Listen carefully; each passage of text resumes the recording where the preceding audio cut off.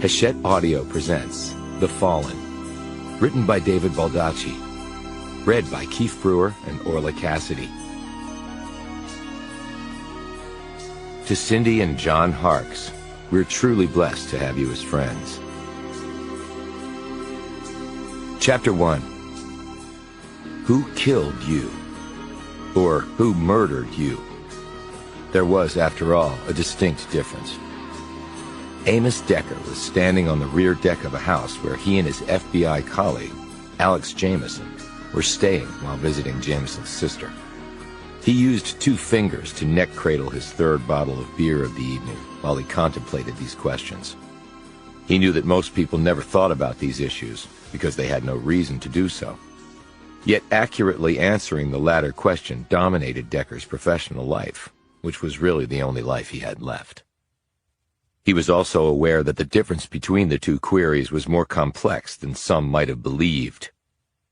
For example, one could kill a person without legally committing murder. There was accidental death. Your car inadvertently slams into another, with death as a result, or you drop a gun and it goes off and the bullet strikes a bystander. Someone was dead, but it wasn't legally recognized as murder. There was assisted suicide. A terminally ill person is suffering and wants to end it, and you help the person do so. The practice was legal in some places and unlawful in others. Again, someone was dead. Unlike the accidental death, the death was intentional, but it was not the same as murder, because it had been the choice of the deceased to end his life. There was justifiable homicide, the best example of which was self-defense. There you intended to harm another, but the law said you had the right to defend yourself. There were varying degrees of murder. If you were negligent in causing that car accident or dropping your weapon and someone died, you could be charged with involuntary manslaughter. A spontaneous bludgeoning, resulting in death, could end with the perpetrator being charged with the more serious crime of voluntary manslaughter. Second-degree murder, a close cousin to voluntary manslaughter, had the element of malice aforethought and possibly recklessness, but not the additional one of premeditation, or lying in wait, as it was often called. Decker sipped his beer as he went through the legal requirements of intentionally ending the life of another. The last one was the worst of all, in his estimation. First-degree murder almost always required the specific elements of willfulness, premeditation, and malice aforethought. You wanted someone dead for your benefit, and you laid out a plan in advance to make sure that death happened. The harshest legal consequences of all were reserved for these heinous acts. Going after these types of criminals was what Decker had done for almost his entire adult life. He took another sip of beer. I catch killers. It's really the only thing I'm good at. He stared out at the night sky over northwestern Pennsylvania, near the Ohio border, in a place called Barronville. He heard it had once been a thriving mill and mining town, owing its very existence to the eponymous Barron family, which had dug the mines and built the mills. However, those engines of commerce were long since gone. What was left wasn't much. Yet people seemed to be getting by in a variety of ways, and with varying degrees of success. A similar pronouncement could be made about many places across America. Inside the house, Alex Jameson was sharing a glass of white wine with her older sister, Amber, and talking to her precocious, soon-to-be 6-year-old niece, Zoe. Decker and Jameson were here on vacation from solving crimes, as part of a special task force at the FBI back in Washington.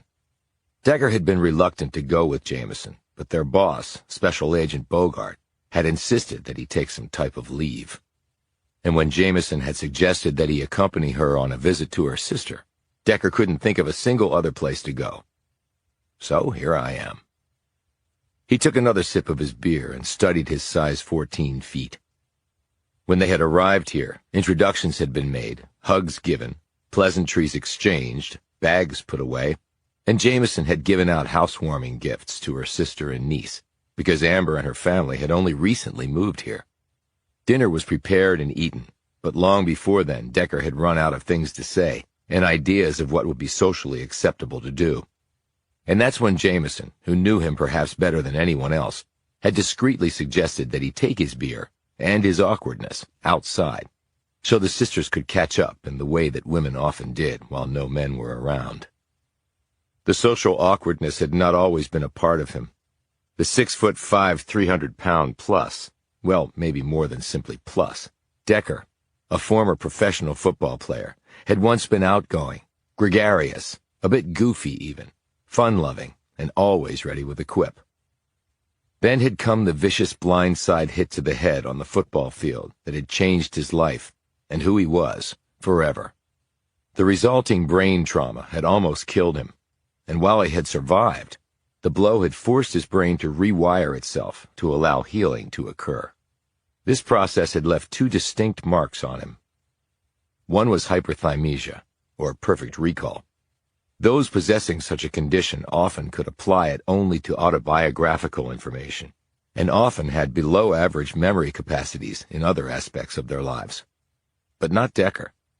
It was as though someone had placed a camera with a limitless capacity to take pictures in his head. He was the memory man, unable to forget anything. Decker had found it a decidedly mixed blessing. The second result of the hit was his developing synesthesia. He associated odd things, like death, with a color. In the case of death, it was a visceral electric blue that could raise the hairs on the back of Decker's neck and make him feel sick to his stomach. Along with his brain change, his personality had been transformed. The gregarious, fun-loving prankster had forever vanished, and in its place is me. With his football career irreversibly over, he had gone on to become a cop, and then a homicide detective in his hometown of Burlington, Ohio. He had been married to a wonderful woman named Cassandra, or Cassie as he always called her, and they had had a beautiful child named Molly. Had. It was all past tense, because he no longer had a wonderful wife or a beautiful child. Who killed you? Who murdered you? Well, Decker had figured out who had taken his family from him, and the person had paid the ultimate price. Yet it was nothing in comparison to the price that Decker had paid, that he would pay every minute until he drew his last breath. And Alex says you can't forget anything. Decker turned from these musings to the source of the query. Zoe Mitchell, twin blonde ponytails, long-sleeved pink shirt with flowers on it, and white shorts showing off dimpled knees, stared curiously at him across the width of the wooden deck attached to the back of her house. My memory's pretty good, yeah, said Decker. Zoe held up a sheet of paper. On it were about a dozen very long numbers. She passed it to him. Can you remember all these? She asked hopefully. Decker glanced at it and then handed the paper back to her. Does that mean you can't remember them? Said Zoe, the disappointment clear on her freckled face. No, it means that I already did. He recited the numbers back to her, in the same order they appeared on the page, because that's what he saw in his head, the page of numbers. She broke into a toothy grin. That is so cool. You think so? Said Decker. Her pale blue eyes widened at his remark. Don't you? Sometimes, yeah. It can be cool. He leaned against the deck railing and sipped his beer while Zoe watched him. And Alex says you catch bad people. We do it together. She's got good instincts. Zoe looked puzzled by his response. He explained. She reads people really well, and she sees things that others don't. She's my favorite aunt. How many aunts do you have? She sighed. A lot. None of them are as cool as Aunt Alex. Zoe brightened. She came to visit because my birthday is almost here. I'm turning 6. I know. She told me we're all going out to dinner for it. Decker looked around awkwardly as Zoe continued to watch him. You're really, really big, she observed. Not the first time I've heard that. You won't let any of the bad people hurt Aunt Alex, will you? She asked, her features and tone suddenly turning anxious. Decker had been about to take a sip of beer. He slowly lowered the bottle. No, I won't. I mean, I'll do my best never to let that happen," he added a bit lamely. There was a low rumble of thunder in the distance. "I guess a storm is coming," observed Decker quickly, looking for any way to change the subject. He glanced at Zoe to find her innocent gaze still uncomfortably on him. He looked away as another guttural growl of thunder was heard. Summer was over, but the thunderstorms often accompanying the segue into fall appeared to be bearing down on them. "Definitely getting closer," said Decker, more to himself than to Zoe. He looked at the rear yard of the house that backed up to Zoe's. It seemed an exact copy. Same footprint, same wooden deck off the back, same patch of yard, same type of maples smack in the middle of the wilting grass. But there was one difference. The lights in the other house were flickering now. On, then off. On, then off. Decker looked to the sky. Despite the rumbles of thunder, there wasn't any lightning yet, at least that he could see. Also, the temperature had dropped some, and there was a low fog building that, along with the gathering clouds, obscured the sky even more. A few moments later, he saw the reflection of red lights zip by overhead. He couldn't see the plane, but it was no doubt trying to make it in or out before the storm hit full force, he thought. He glanced back at the house and watched the lights going on and off, almost like Morse code. It might be the humidity, he thought. Damp wiring could cause flickering. He heard a noise somewhere. Then he heard it again, and another time. The same sound over and over. It was two distinct sounds, actually. One a solid thud, and the other like something scraping against something. Then a car started up. It had to be on the street that fronted the house he was looking at, he concluded. They'd be driving right into the gathering storm. A few minutes passed, and then came the initial lightning spear. It seemed to disappear right into the earth directly in front of him. It was followed by a much louder boom of thunder. The sky was growing increasingly black and ominous. The winds were pushing the system swiftly across the area. "We better go inside," said Zoe nervously. "Mommy says that more people get hit by lightning than you think." "Who lives in that house, Zoe?" Decker asked, pointing to the other house. Zoe had her hand on the door leading back into her house. She said, "I don't know." Decker's gaze focused and then held on a sudden spark of light. It was inside the other house, behind one of the windows. He didn't know if it was a light from inside simply reflecting off the glass, or whether the cause might be something more complicated and potentially dangerous. He set his beer down and hustled off the deck. "Where are you going?" Zoe cried after him. Her voice held a note of panic. He called over his shoulder, "Go inside, Zoe. I just want to check on something." Another crack of lightning was followed by such a deafening explosion of thunder that Zoe bolted inside, while Decker ran the other way. Despite his bulk, Decker had been an elite athlete for many years. He grabbed the top of the fence separating the two properties, neatly swung over the barrier, and dropped inside the other yard.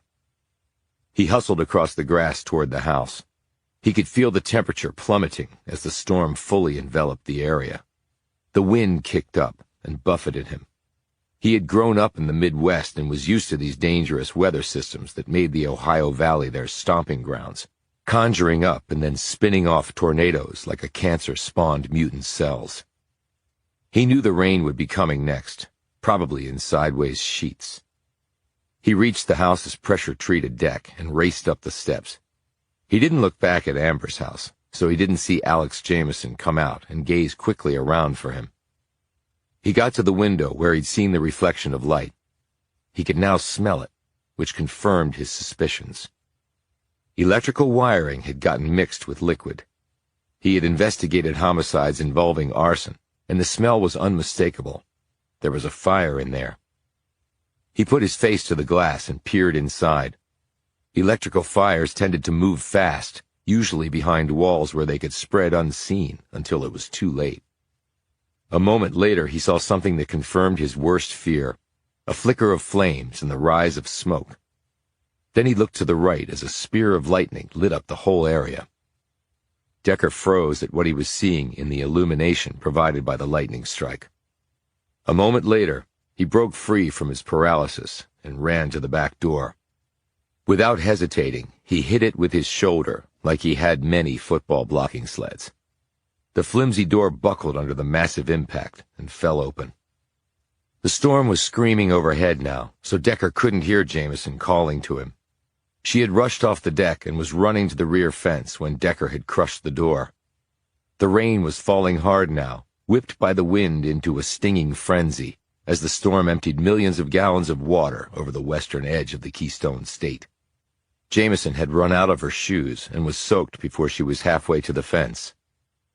A drenched Decker burst into the kitchen and turned right. He had his Beretta out and pointed in front of him. He now wished he hadn't had all that beer. He might need his fine motor skills to be better than they presently were.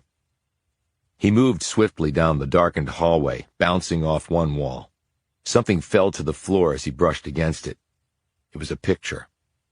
Decker cursed himself because he had just contaminated what was now a crime scene, an act he would have found unforgivable if someone else had done it. Yet it couldn't be helped. He didn't know what was going on here. What he had seen might just be the tip of the iceberg. He cautiously poked first his gun and then his head around the corner. He cleared the space with 2 long visual passes and straightened. Decker now knew what had triggered first the spark and next the flames, and the flickering lights. Exposed electrical wires had indeed been commingled with liquid, but it wasn't water. It was blood. Chapter 2. Decker. Decker peered around the corner to see a drenched, shivering, and barefoot Jameson standing farther down the hall from where he'd just come. "You got your gun?" he asked quietly. Wave after wave of electric blue light was pouring over him. He felt nauseous and dizzy. Jameson shook her head. He motioned her toward him. She hurried forward, turned the corner, saw what Decker already had, and stopped dead. Good God. Decker nodded. It was a fitting expression for what they were both seeing. After all, the man was hanging from the ceiling. A rope had been inserted through a hook that had once held a chandelier that was now lying on the floor. The noose had been placed around the man's neck. Yet death by hanging did not typically cause blood loss. Decker stared down at the wooden floor. The blood had pooled and then flowed toward the wall, where it had encountered the frayed electrical cord of a floor lamp and begun the electrical shorting process. Before Jameson had appeared, Decker had used his foot to tap out the sparks after unplugging the cord. Part of a square of carpet and a dangling strip of wallpaper had caught on fire. He had used his wet jacket to beat out the flames on the wall, and had rolled up the carpet to smother the fire there. Then he'd stepped back so as not to further interfere with the crime scene. It was right then that Jameson had called out. His gaze ran up and down the man's body, searching for a wound that might explain the copious amounts of blood. He saw none, and he couldn't do a deeper probe now. That would have to await the police. But something else couldn't wait. Giving voice to what he'd been thinking, Jameson whispered, Do you think there's anyone else in the house? "That's what we need to find out. Do you have your phone?" No. "Neither do I. And I didn't see one in here. Okay, I want you to go back to your sister's house and call the cops. I'll finish searching the place." Decker, you need to wait for the police. You have no backup.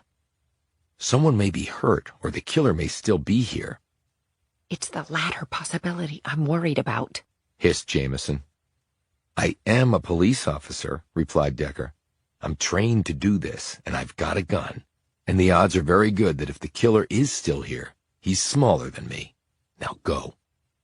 Jameson slowly turned and then ran down the hall and back out into the rain. Decker cleared the first floor. The house had a second story and, if it was a true copy of Jameson's sister's place, a basement. He moved back down the hall to the stairs leading up. He took the steps 2 at a time, feeling his thigh muscles tighten a bit with each upward lunge. While spending 10 years in uniform before becoming a detective back in Ohio, he had gone into homes where people had died. There were procedures you followed to clear spaces as safely as possible, and all of them were grafted onto his brain. Still, it wasn't really like riding a bike, for one very compelling reason. Bikes didn't shoot back at you. There were 2 small bedrooms with closets upstairs, and a Jack and Jill bathroom in between. Decker cleared all of them and found nothing. The place looked abandoned. Maybe there was nothing to find except the hanging dead man on the main floor. He slipped back downstairs and found the door to the basement. There was a light switch at the top of the stairs, but Decker didn't move to turn it on. He didn't know if the electrical short had affected the lights in the rest of the house, but right now, darkness was his friend. He tested each step before fully placing his weight on it. Still, there were some slight creaks, and he winced with each one. He reached the bottom of the stairs without anyone trying to attack him. He looked around. It was quite dark down here, and he couldn't see very clearly, but the space appeared to be unfinished. There was the musty odor that one often associated with unfinished basements. He cautiously moved forward and almost fell to the floor. Regaining his balance, he quickly retreated. He had to risk a light now.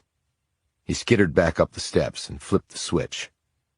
The lights came on. His gun pointed in front of him, he slowly came back down the stairs until he saw what he had tripped over. The face looked up at him as the electric blue pulses once more started drumming against him. It was a man who looked to be in his late 30s. He had dark hair and pale skin and was of a medium build. He appeared to be about 5'10", although it was hard to be accurate about that since he was lying on the floor.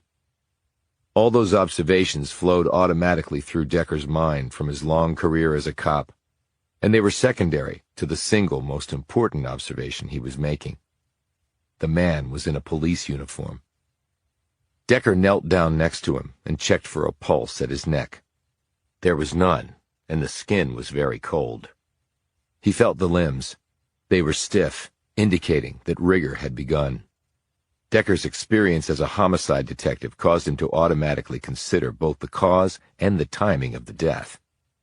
He ran his gaze over the body, looking for wounds, but saw none. He wasn't going to move the corpse. He had already compromised the crime scene enough. He focused on the man's mouth. There was a bit of foaming there.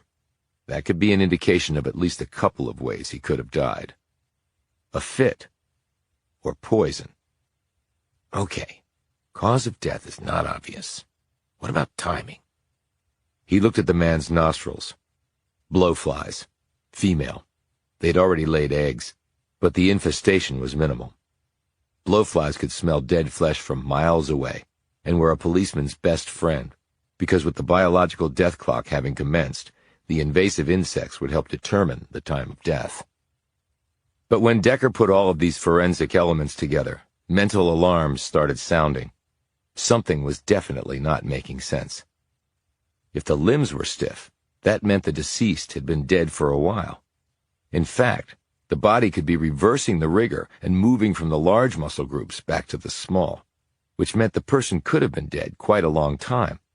And while that jibed with the coolness of the body, it most assuredly did not align with what else he was observing. His thoughts were interrupted by the sound of sirens approaching. He quickly retreated up the stairs, holstered his gun, stepped out onto the front porch, and waited. A squad car pulled up to the house about 15 seconds later. While Decker had been inside, the storm had lessened somewhat, though lightning still crackled and thunder still boomed. At least it wasn't raining sideways anymore. As the police officers exited their vehicle, Decker called out and held up his FBI creds. Both cops pulled their weapons, and one trained his mag light on Decker. "Hands out where we can see him," shouted one cop, who looked young and a little nervous. Since Decker already had both hands up in the air where they could definitely be seen, he couldn't do anything more than say, "I'm a Fed. My partner called this in." The cops advanced until they reached the stoop. The other cop, who looked to be in his 40s, with a trim graying mustache, holstered his gun, took the creds, and checked them. Then he illuminated Decker's face with his light. "What's going on?" he asked. "2 dead bodies inside, one hanging in the living room, one in the basement." Decker glanced at the man's uniform. I don't know if he's a cop or not, but the guy in the basement is wearing the same type of uniform you are." "What?" snapped the older cop.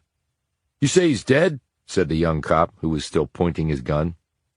Decker's gaze swiveled to him. "Yeah, he is. And could you aim your weapon somewhere other than at me?" The young cop automatically looked to his partner, who nodded while handing back Decker's credentials. "Show us," ordered the older cop. At that moment, Jameson dashed around the corner.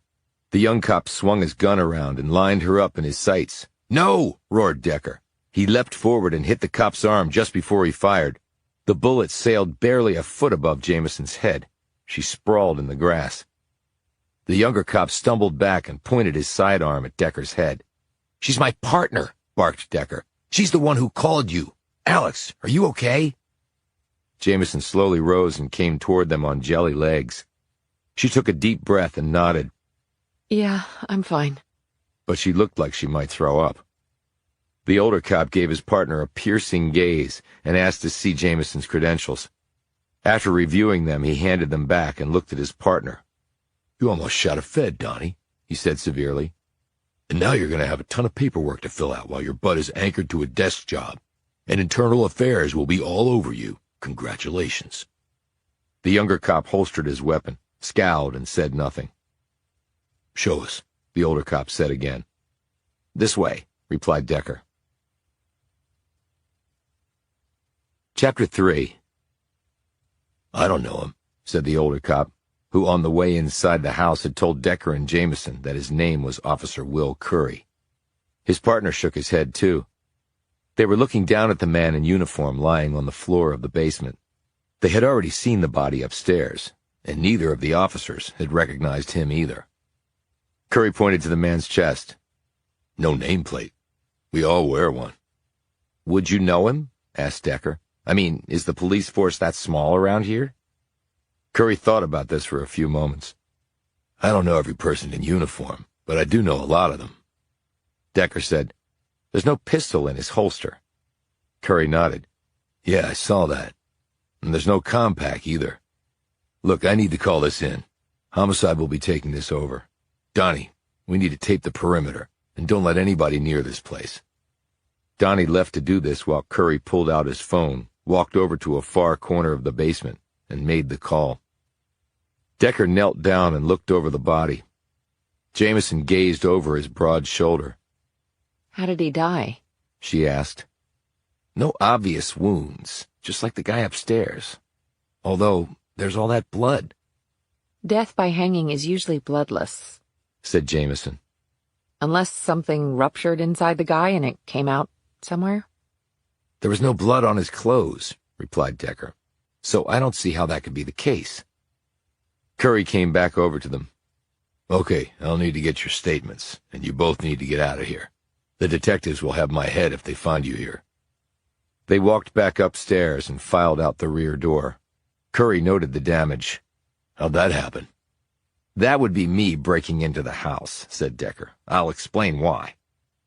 The storm had mostly passed. The skies had cleared some, and a few stars could actually be seen overhead. Curry pulled out his notepad. "Okay, let's hear it."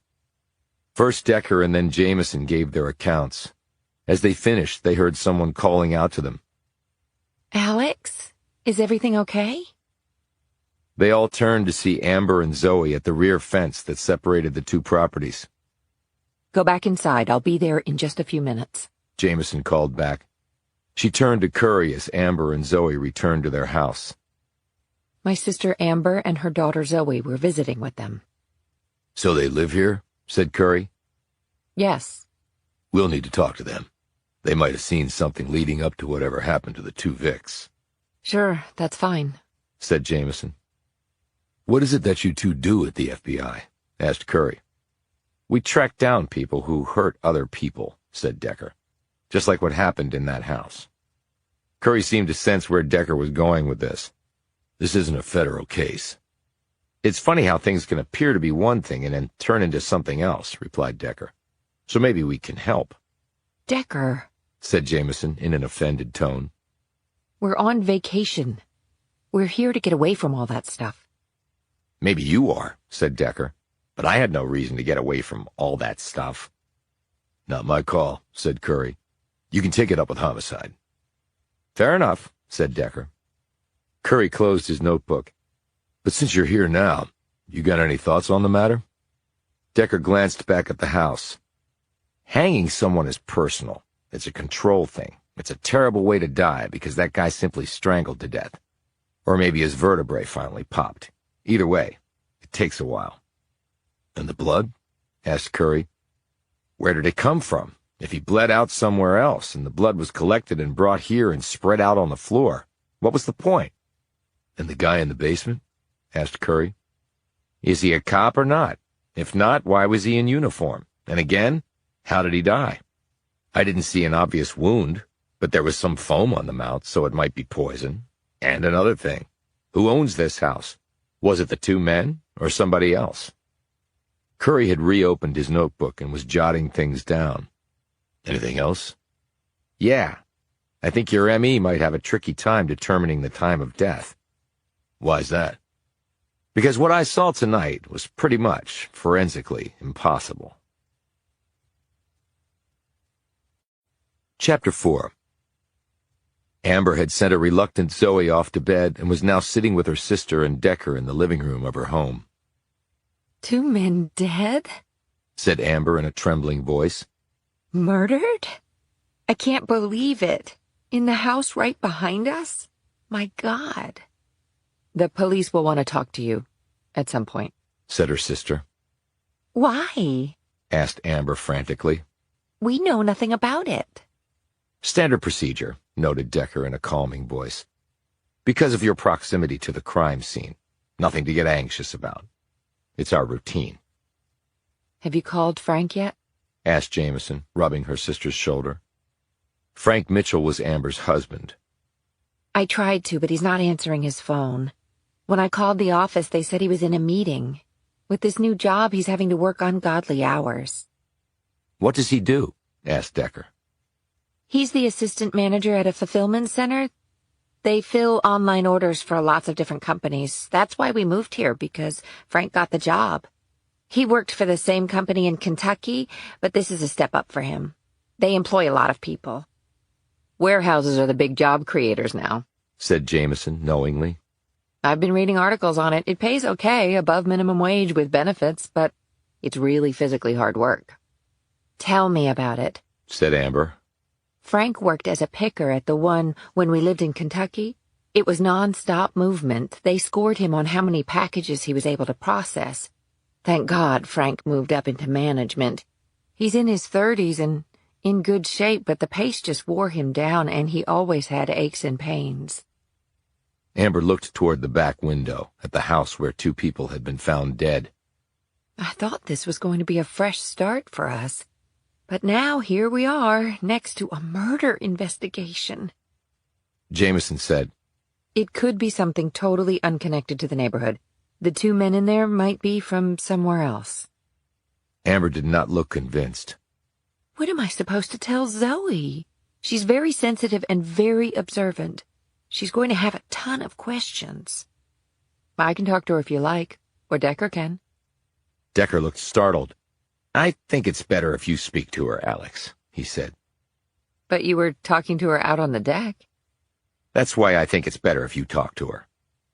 Jameson looked at her sister. Amber is going to be okay. You don't understand. Don't understand what? Asked Decker. These aren't the only murders in Barronville recently. I saw it on TV. What other murders? Asked Decker quickly. Amber was about to reply when someone knocked on the front door. When she opened it, a man and a woman, both grim-faced, were standing on the front stoop. The man was in his 50s, with a full head of gray hair. He was about 5'11", his sloping chest running to a small pot belly that hung over his belt. The woman was petite and in her 30s, about 5'3", with a wiry build, shoulder-length blonde hair, and pretty features. The man wore a rumpled suit. The collar of his white shirt had a small black stain, and his tie was crooked. His teeth were uneven and darkened by nicotine. The woman had on a sleek black pantsuit with a pristine white blouse and 2-inch clunky heels to bump up her height. and her teeth were a brilliant white. They held out their badges and asked to come in. "Detectives Marty Green and Donna Lassiter," said the man. "Do you live here?" he asked Amber. She nodded. I'm Amber Mitchell. Green looked at Decker and Jameson. "Which means you two must have been first on the scene and that you're also with the FBI? Mind if we see your IDs?" Decker and Jameson held out their creds. Green gave them a perfunctory glance, but Lassiter scrutinized them. Green said, "We've read your statements. Now we'd like to hear your story firsthand." They all sat down in the living room. Lassiter said to Amber, Ma'am, could I ask you to wait in the other room while we go over this with them? Thank you. We'll want to talk to you later, of course. Amber quickly rose, glanced anxiously at her sister, and left. The two homicide detectives settled their gazes on the pair. Lassiter said, Your IDs show you're not special agents. We're not, said Jameson. We're civilians working for an FBI task force. Green looked at Decker. "Civilians, huh? I've been a cop a long time, and my nose tells me you're one, too. Burlington, Ohio. Pounded a beat for 10 and then a detective for about another decade before joining the Bureau." Green cleared his throat and opened his notebook. "Okay, let's go over what happened tonight." Decker spoke first, and then Jameson. Green methodically wrote it all down with pen and paper. Decker noted that Lassiter used a small electronic notebook, her fingers flying efficiently over the keys. When they'd finished telling their stories, Decker said, "Did you determine cause of death yet, or ID them?" Green started to say something, but Lassiter got there first. Sorry, but it's our job to ask the questions and yours to answer them. Decker looked at Green. "Do I take that as a no on both counts?" Green said, "We're working on it. There was a lot of blood, but no source that we could find." "Yeah, I've been thinking about that. I didn't see any wounds on the guy hanging, but you'll need to check it against him to see if it was his blood. They could have killed him, drained his blood, and strung him up." Green grimaced.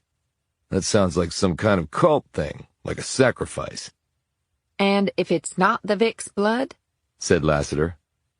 "Then it might be somebody else's, and they might be in a database somewhere." He paused.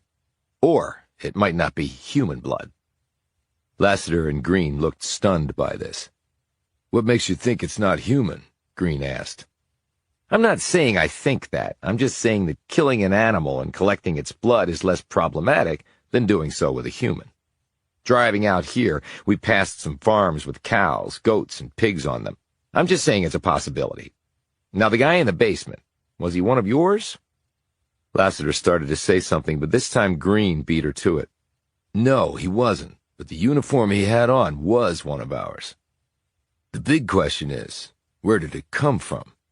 He added, "We're also tracking down the ownership of the house. Neither man had any ID on him."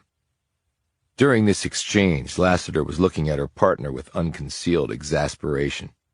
She leaned over to Green, but in a voice both Decker and Jameson could clearly hear, she said, Marty, we haven't ruled these two out as suspects. Green glanced at her, and his expression turned uncertain. He looked at Decker.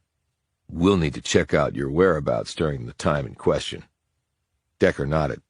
"We only got into town tonight around 6. We stopped for gas right before we arrived here, and the credit card transaction record in the CCTV at the gas station will confirm that. After we had dinner, I came out on the back porch. It was dark by then. Alex's niece joined me a few minutes later. Alex was inside talking to her sister. Around 8:15, I saw the spark and ran to the house and found the bodies.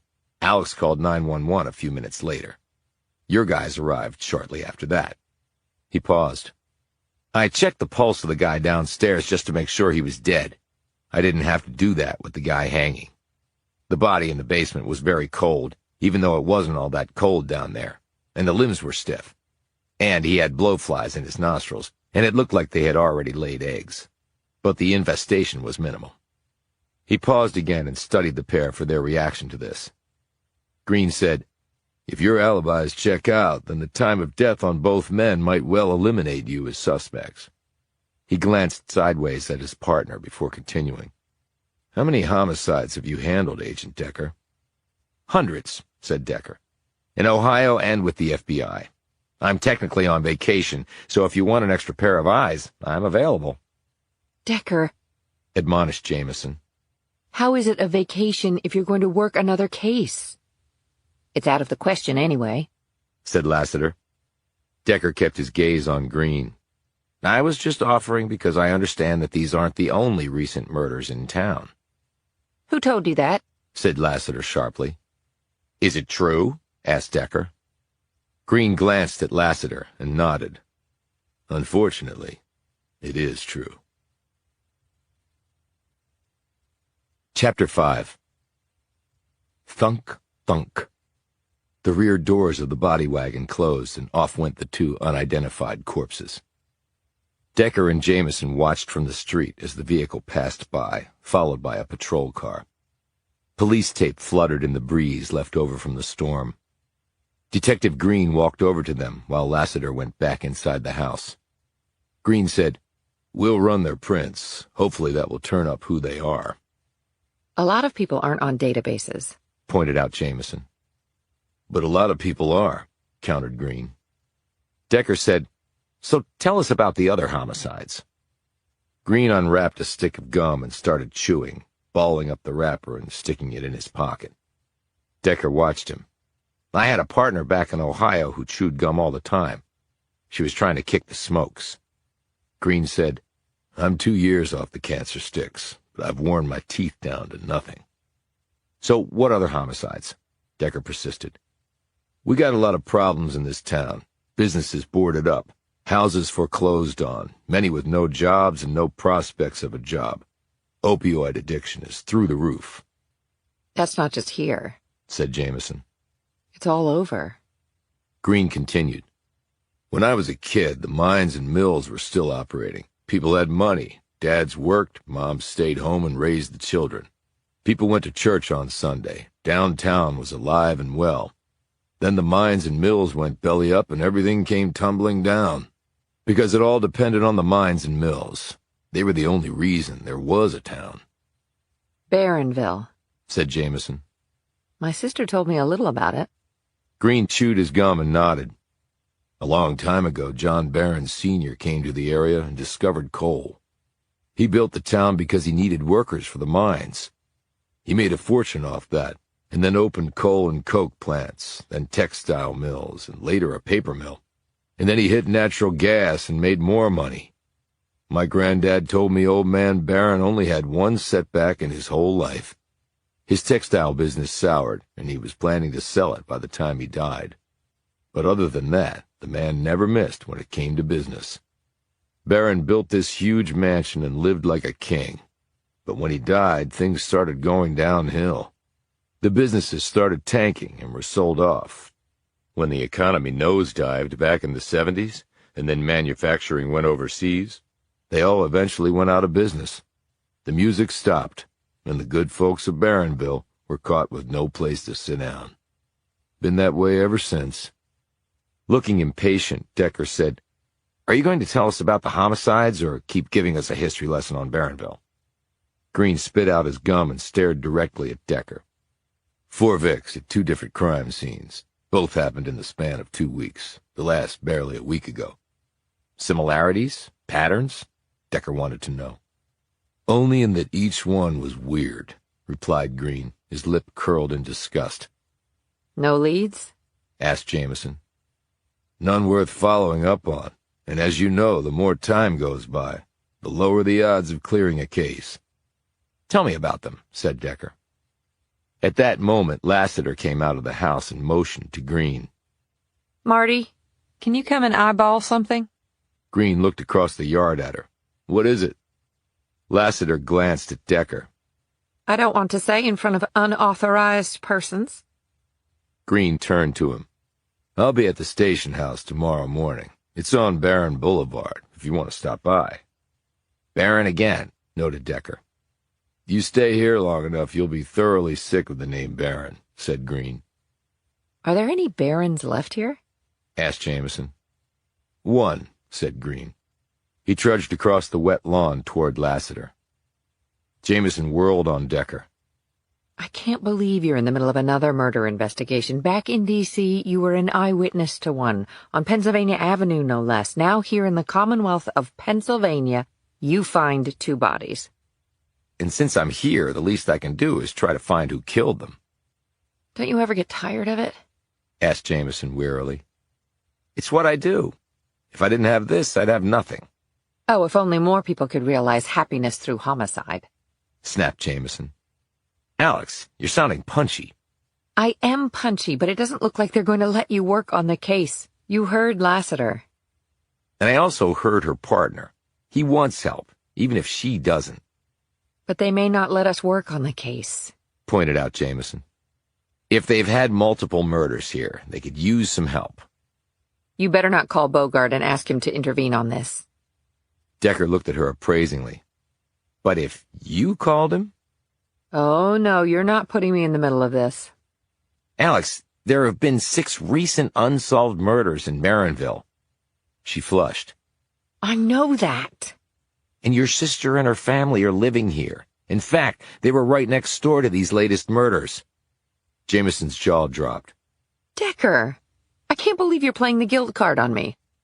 People are dead, Alex. And the police can find out who did it. I'm not sure about that.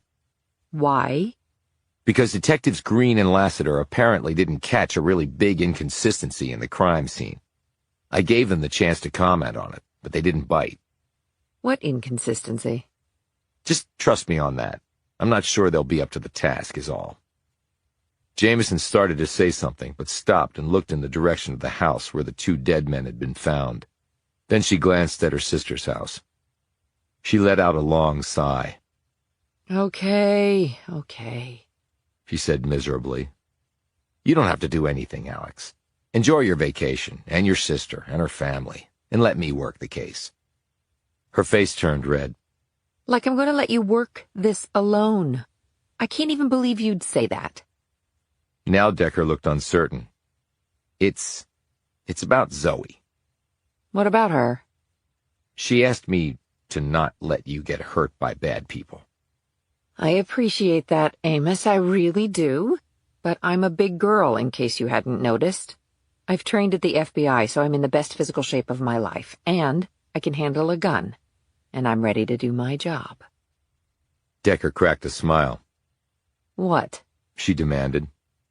I wish I could say I was in the best physical shape of my life. You were in the NFL. I doubt you'll ever be that fit again. But don't worry. What do you mean? Now it was her turn to smile. I'll take care of you. Chapter 6. This is crazy, said Frank Mitchell. He was sitting in his living room with Amber, Decker, and Jameson. It was after midnight, and he had just arrived a few minutes earlier. He had finally called Amber back on the way home and been filled in about the murders. Frank was about 6'1", lean and muscular, with curly blonde hair and long sideburns. He had on a white dress shirt open at the collar with a loosened tie around it and dark slacks. His socks drooped a bit and his black dress shoes were nicked at the toe caps. Amber sat beside him with Frank's arm protectively around her. She said, When I saw them talk about the other murders on TV, I was stunned. Things like that aren't supposed to happen in small towns like this. Now I wish we'd never moved here. Frank looked incredulously at his wife. I got transferred here, Em. It's not like I had a choice. What can you tell us about these other murders? Asked Decker. You mentioned you saw them on the TV? Amber shrugged. I saw a report on the local news. I really didn't pay attention to the details, just that some people had been murdered and the police were investigating. And then I turned off the TV because Zoe came into the room. Frank slid off his tie, tossed it on the coffee table, and rubbed his neck. He smiled ruefully. I'm still not used to dressing up for work. He sat back. Like I said, I could either take this job or keep working the line back in Kentucky. He glanced at Decker. I used to work retail before getting into fulfillment centers, but shopping malls are going down the tubes because everyone wants to buy online. I never finished my college degree, so here I am. Your mom got sick and you left school to help out at home, sweetie, and you're working hard and moving up in the company," added Amber encouragingly. Frank smiled weakly and patted her arm. "Yeah, well, anyway, Barronville is it, at least for a while. The job pays almost double what I was making, and the benefits are a lot better. And it's really cheap to live here. It's why they don't build many fulfillment centers in or around big cities. Land and everything else is too expensive." "Well, areas like this can certainly use the jobs," pointed out Jameson. "Problem is, we can't fill all our positions." "Why not?" asked Jameson. "You'd think people would be banging down the door to get jobs there." "They are, but they can't pass a drug test," said Frank. "We're starting to recruit from other parts of the state, and even across the border in Ohio." Amber said, "We'd better get to bed. Frank's been working all day, and I know he must be exhausted. Did you get some dinner, hun?" "They ordered in pizza. I'm good." He glanced at Decker and Jameson and smiled shyly. "It's good to see you again, Alex, and it's nice to meet you, Amos. I sure wish your visit didn't have to have this awful thing connected to it." Decker looked at him. "I know the police already talked to Amber, but did you ever see anyone in the house behind you?" Frank thought about this. "No, not really. I moved here several months before Amber and Zoe to get acclimated, learn my job, and set up the house and all. I leave early in the morning and get home pretty late at night. That's the way it'll be for a while. It's a big learning curve for me now that I'm in management. I've got to put in the extra time." "You never saw anyone in the backyard there, or at the window or back door?" Frank shook his head and glanced at Amber. She said, "I've never really been out in the backyard. There's too much to do inside. Heck, I'm still unpacking moving boxes. That's the same thing I told the police." "How did the people die?" asked Frank. "The police aren't sure yet," said Decker. "But you found the bodies," said Amber. "You must have some idea how they died." "I do, but it's not something I can share with you." When Amber looked confused, her sister quickly said, "We might be assisting with the case, so we really can't talk about it." "Assisting with the case? But I thought you were on vacation." Jameson glanced sharply at Decker before answering her sister. "So did I. But apparently murder doesn't keep to a schedule. At least, my schedule." Amber involuntarily shivered. "My God, I still can't believe it. A murder right in our backyard, so to speak." She gazed at Decker. "I guess you must be used to this sort of thing." Decker looked back at her. "You guessed wrong." He glanced at Jameson. "Up for a short ride?" She stared at him dumbly, but nodded resignedly. Their vehicle was a rental, principally because Jameson's own car was a subcompact, which would have required Decker to bend his big body nearly in half to get in. And for such a long road trip, that was not a welcome prospect. A Yukon had far more leg and headroom. "You said a short ride," said Jameson. "Gee, let me guess our destination." "Just drive over to the next street, Alex." "And may I ask why, since we've already been over there?" "Just want to see something." "We could just walk." "It'll be easier in the truck." As they pulled down the street, Decker pointed at the sign posted at its entrance. "Dead end. No outlet." "Well, dead end is an appropriate sign for this street tonight," noted Jameson. The police were still there processing the scene, and one of the officers glanced at them as they drove by. Before he could react, however, Jameson had driven past the house. She reached the end of the road, turned around, parked the SUV at the curb a half a dozen houses down from the crime scene, and cut the lights. As they watched, Green and Lassiter appeared at the front door. In the illumination provided by the front porch light, the two detectives seemed to be in animated conversation. "Is that what you wanted to see?" asked Jameson, yawning. Decker shook his head. He wanted to see the street and the cars parked there. The homes here had no garages, only carports and street parking. The only thing was, other than the cop cars and their SUV, there were no cars parked on the street, and none near the crime scene house. Decker looked at the houses up and down the street. None had lights on, but that might be due to the lateness of the hour. Most of these homes don't look lived in. Well, like we've been told, Barronville isn't exactly a hopping place. And that also means there won't be many eyes around that can help us with the comings and goings of the crime scene. They had to get the two men in there, either dead or alive. There's no attached garage on the house to pull into, so they would have been exposed at some point. Or the two guys could have walked in and been killed there. Decker closed his eyes and thought about what he had seen and heard before the lights in the house had started going on and off because of the electrical short. A plane going over. A series of sounds, thuds and scrapes. A car starting up. The plane? Obviously no connection. The weird sounds? Maybe connected. A car driving away after dumping the bodies there? He closed his eyes more tightly. His perfect recall was best with visual things, but it was still far better than average with things of an auditory nature. "What are you doing?" asked Jameson. Decker scrunched up his face as her voice interrupted him while he was trying to precisely conjure the noises he'd heard. "Decker, it's nearly 1 in the morning and I'm beat. We drove over 6 hours to get here. Well, I drove over 6 hours to get here." Decker relaxed his features.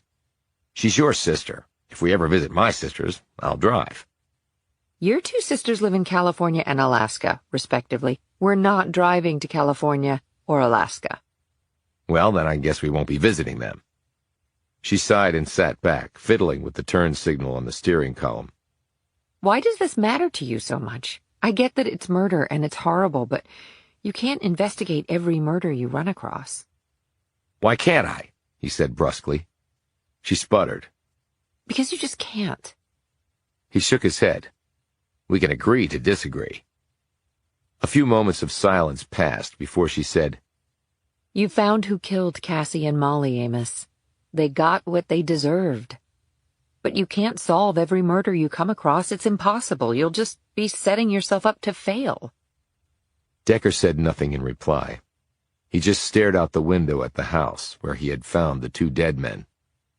Finally, Jameson said, "Can we go back to my sister's house now? Or I'm just going to curl up in the back and go to sleep." "We can go now." She quickly drove off. They were staying with the Mitchells in 2 guest bedrooms upstairs. Amber told them it had once been 1 large bedroom, but they'd converted it into 2. Although Zoe was nearly 6 years old, Amber and Frank wanted more children. Jameson spoke briefly to her sister, who was still up waiting for them, and then said good night. She and Decker walked up the stairs, and Jameson went to her room, and Decker to his. Later, he sat at the window and looked out onto the street. It looked a lot like his hometown in Ohio, half alive and half dead. Maybe more dead than alive, actually. He undressed and lay in bed, staring at the ceiling. In a way, perhaps in a significant way, Jameson had hit it right on the head. I'm trying to catch Cassie and Molly's killer over and over again. And it will never end. Because killers will always be out there. So this is my world, and welcome to it. Chapter 7. Decker had just finished putting on his shoes the next morning when his phone rang. It was Detective Green. "What's up?" asked Decker. "The blood on the floor of the house?" "Yeah." "You were right. It's not human. We'll meet you in half an hour." 35 minutes later, Decker stared down at 2 metal tables on which lay the dead men from the house. Both had been autopsied. The Y incision staples looked like the tracks of giant zippers across their chests. A tired-looking Jameson was on his right, a crisp-eyed Detective Green on his left. The medical examiner was on the other side of the table. Detective Lassiter had not yet made an appearance. "You're sure it's not human blood?" asked Decker. The M.E., a short, balding man with a paunch and a trim gray beard, nodded. "Ran it last night, or early this morning, more precisely, while I was doing these posts." He yawned. "Simple tests. The specific reagent for human blood wasn't there. But it is blood, probably some animal rather than synthetic. I'll do some more tests and see exactly what we're looking at. Green said, So somebody poured out a bunch of, I guess, animal blood under the guy hanging in the living room. And did he die by hanging? Asked Decker. The ME nodded. All signs point to that. Ligature marks on the neck, burst capillaries in the eyes. Petechial hemorrhaging in the sclera, said Decker absently. This comment drew a sharp glance from Green. With the ME's help, Decker moved one of the bodies onto its side. He stared at the man's back. This was the guy hanging? That's right, said Green. Decker laid the body back down and looked at the man's feet, ears, hands, and groin. He frowned. What is it, Decker? Said Jameson. Ignoring her question, Decker said, His hands weren't bound, but no sign of defensive wounds. A guy getting hung is going to fight back, and he was a good-sized man and looked pretty fit. The ME pointed to a spot on the back of the dead man's head. Contusion here, blunt force trauma. I think he was knocked out and then strung up. No need for restraints then. And this one? Asked Decker, as he looked over the second body, also turning it onto its side. There was foam on his lips. Ordinarily, that could mean death by drowning, or some type of poison. We're running toxicology tests on him, said the ME, but there was no water in his lungs, so drowning is out for the cause of death. Could be a drug overdose. God knows we have enough of those around here. The cooler here holds 20 bodies. That used to be plenty. Never got filled up.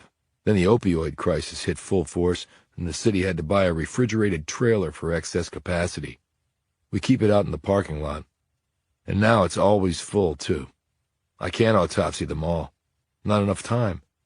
If they come in with a needle sticking out of their arm, that's good enough for me on the cause of death.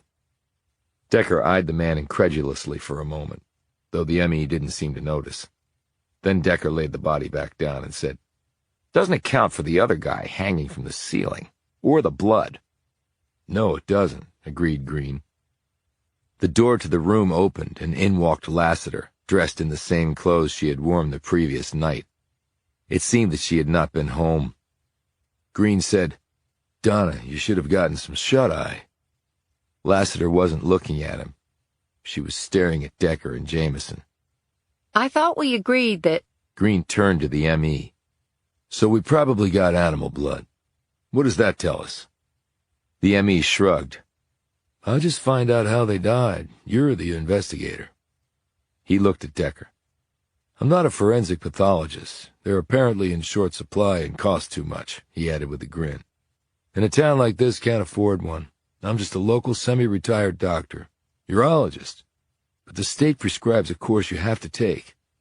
I do this job part-time, and there are continuing education courses you have to take.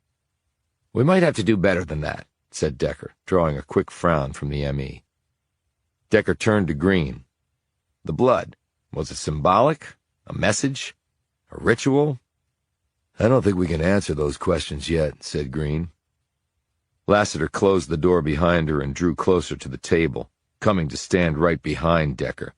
He didn't seem to notice her proximity. How about IDs on these guys? He asked. We ran both their prints through AFIS, said Green. No hits came back. I know AFIS isn't perfect, but if they're criminals, they've never been arrested.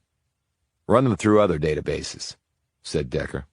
They might be civilians who were getting background checks run for employment and things like that. We're doing that, said Lassiter. Decker turned around to see her standing directly behind him. Even though she was in heels, there was nearly a foot of height difference between them. He looked down at her, and she looked up at him. Good, he said, before turning back around to look at the bodies again. I take it that neither of the men had any connection to the house. Didn't own it? How do you know? Lassiter blurted out. If they had, you probably would have identified them by now, said Decker. But who does own the house? The bank, answered Green. It was in foreclosure. The previous owners defaulted on the loan and left town nearly a year ago. The place has been basically abandoned since then. Decker said, But the place had electricity, or else the blood wouldn't have fried the lamp cord and started a fire. Why would the power still be on after all that time? Well, we have squatters around, said Green. They crash in these abandoned houses for weeks or months, and they illegally tap into the electrical supply. And sometimes the banks rent the houses out to make some money while they're trying to sell them. They would need to have the juice on for that. Was that house rented out at any time? Asked Jameson. Still checking on that, but I don't think so. Decker said, the neighborhood looked pretty much empty. There were no cars parked on the street. Nothing unusual about that around here, said Green. Barronville has lost about half its population. At our peak, when all the mines and mills and plants were cranking, we used to have almost double the people living here now. Nearly the size Erie is now, but no more. Decker said, the point is there won't be many people able to help us with what happened at that house. Green said, there are only 3 houses on that street with people living in them. I spoke to one, and Donna spoke to another, but they didn't see or hear anything. And prior to last night, they had seen no activity at the house in question. Nothing? Said Decker. According to them, no, replied Green. Any reason to believe any of them might have been involved? Asked Jameson. Lassiter answered. Alice Martin is an elderly woman who's lived her whole life in Barronville. I actually know her because she was my Sunday school teacher. The second home is owned by an old man in a wheelchair named Fred Ross. The last house is the closest to the crime scene, but the man who lives there, Dan Bond, is blind. I spoke to Bond and my partner talked to Mrs. Martin. Think we can safely rule out each of them as possible suspects. Decker turned around to look at her again. Why is that? Lassiter blinked. Don't you think it's obvious? Decker glanced at Green. There are some things about a murder investigation that are obvious. Ruling out someone as a suspect after one contact or an assumption is not one of them. Decker could see Lassiter's face flush and her features turn ugly, but he plowed ahead. He added, so Dan Bond and Alice Martin have been interviewed. Why haven't you talked to Fred Ross yet? Green said, he wasn't home at the time. We're going to check with him, though. Any idea how one of your uniforms got on the dead guy? Asked Decker. None. All uniforms are accounted for, as far as we can tell. So maybe the source of the uniforms? Said Jameson. We're checking all that? Interjected Lassiter, who looked like she was barely containing her anger. We didn't just fall off a truck, you know. Decker ignored this and pointed to a spot on the shoulder of the man found in the basement. What's that? The ME said, I noted that in my report. Maybe something was placed there and then removed. Any ideas? Could be any number of things. Pain patch for one, nicotine patch for another. Was he a smoker? Asked Jameson. His lungs showed some damage from smoking, yes. I'm estimating that he wasn't yet 40, so if he had stopped smoking, his lungs most likely would have been able to regenerate. Guess it doesn't matter now, said Green. The ME said, the tox screens should show what was in it, if it was a medication patch. If the drugs are still in the body, that is. If the patch was taken off too long ago, the meds might have worked through his system. Decker eyed the man closely and said, so, the big question. Have you got a time of death determination yet? The ME said, when I got to the house, limbs were stiff on both, so they were in rigor. I'd say they'd been dead about 20 hours or so, or even far longer, since they might have actually been coming out of rigor at that point. I'll know better later. Did you take a core temp? BME said in an annoyed tone. Something went wrong with my equipment. It was registering wacky numbers. Meaning really, really cold? The man looked surprised. Yes. How did you know that? So even without a core temp, 20 hours or even far longer is your final verdict. You sure about that? The ME looked indignant that Decker seemed to be challenging his conclusion. He said stiffly, Yes, I am. Well, that they were dead at least 20 hours. Why? And are you sure the bodies weren't moved after they died? The ME shot a look at the corpses and then glanced back at Decker. Yeah, I'm pretty sure. Why? I think you might want to take some additional forensics classes beyond the minimum, or maybe better yet, try another line of work that doesn't involve performing post-mortems. The man said furiously, What the hell is that supposed to mean? I thought I was pretty clear. Decker turned to Green. So, are we good to go on this investigation? Working it together? Green looked at him curiously for a moment and said, You have to keep us looped in on everything. No exceptions. Agreed, said Decker quickly. From a practical point of view, how do you want to do this? Asked Green. There's a lot of ground to cover, so I say 2 and 2, replied Decker. That way we can each hit a crime scene. Lassiter interjected. Good, I'll go with you and your partner can go with Marty. Jameson looked surprised by this. Why? You have your team and we have ours. Because that way we'll be apprised and up to date on both sets of investigations, said Lassiter. There won't have to be any long, drawn-out reports or multiple explanations. Saves everyone time and trouble. Works for me, said Decker distractedly, which drew a quick glare from Jameson.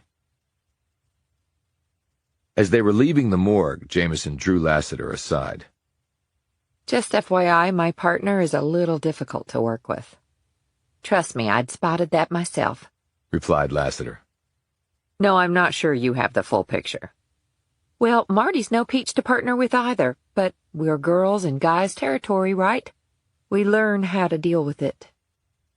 This unexpected comment drew a smile from Jameson. I think that's the first thing you've said I agree with. Let's hope there's more in the future. Chapter 8. Crime Scene Number 2. At least that was how Decker had designated it in his mind. It was an auto repair facility, an unexpected place for a murder, but then again, most everything about a murder was unexpected. He and Lassiter climbed out of her car, a pale blue 4-door Prius with limited legroom, at least for someone as tall as Decker. It was her personal ride. The department didn't have money in the budget for cars for their detectives, she'd told him on the drive over. Decker said, FYI, I saw at least 6 drug deals going down on the way over here. 7, replied Lassiter. You might have missed the soccer mom with the little girl in the rear seat. Mom was getting her pop from the dude at the last traffic light before she dropped her kid off at daycare. And you drove right past? Said Decker. If I stopped every drug deal I saw, I wouldn't have the time to eat, sleep, or use the bathroom. I happen to know the woman. She won't take the pop now. She'll do it later at home when her hubby is there. He'll take care of her and the girl. What's the drug of choice around here? Used to be OxyContin, and then fentanyl. Now it's heroin, even though fentanyl is far more potent. Must be impacting your crime rate. People burglarize their neighbor's house so they can sell the stuff for cash to service their addiction. Or a son embezzles his mom's bank account to do the same. Or a granny steals from her granddaughter's piggy bank. It's seriously demented stuff and happens every day. And heroin is popular because you get a gram of it for about $50 and it'll last you a lot longer than fentanyl or OxyContin, which runs about, $80 a pill on the street? Hell, you don't have to buy it on the street anymore. They'll deliver it right to your house like pizza. Or they get it from pharmacies or the local Boy Scout troop leader. Or it comes down one of the drug pipelines around here. They crush and snort it, inject it. They even chew on fentanyl patches instead of putting them on their skin to get the pop. Maybe that mark on the dead guy was a fentanyl patch. She nodded. Could be. Our OD rate is up nearly 70% from last year, and the last 10 cases we've investigated have been people over 65. Some people call it Rust Belt retirement. I left being a cop in Ohio before the opioid crisis really got going. But even back then, we started calling it the zombie apocalypse. It's why we all carry Narcan with us.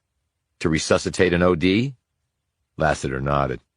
And the city enacted Good Samaritan laws so you won't get in trouble if you report an overdose, even if you might be doing drugs as well. The woman we passed, her husband keeps a Narcan kit at home. Rehab place in town started to give them out. Some say it's enabling. I say until we get this figured out, it's better to keep people alive. We got an army of addicts and a 20-bed rehab center. Tell me how that makes sense. I think the town's just sick of it. They don't want to spend tax dollars they don't have on people they don't think give a damn. They hear methadone treatment center and think it's what meth addicts take to get their high and not the drug used to treat that addiction. They don't want these people around them, not coming to grips with the fact that these people are often members of their families. Some say let 'em die, and good riddance. But not you? It's hit pretty close to home with me, Decker, so no. I don't say good riddance to a human being. Your family? He asked. Not going there, she replied curtly. As they reached the door of the repair facility, Decker said, I take it since Mrs. Martin taught you in Sunday school that you grew up here? I did, though I went to college in Philly. Criminal justice degree at Temple. Then I came back here, joined the force, was a street cop for 4 years, passed my exams, became a sergeant, and then moved up to detective. Pretty fast track for you. I worked my ass off for it. I'm sure you did. More than the guys had to. That's pretty astute of you, Decker. Did you guys shut the repair facility down after the crime, or did it close on its own?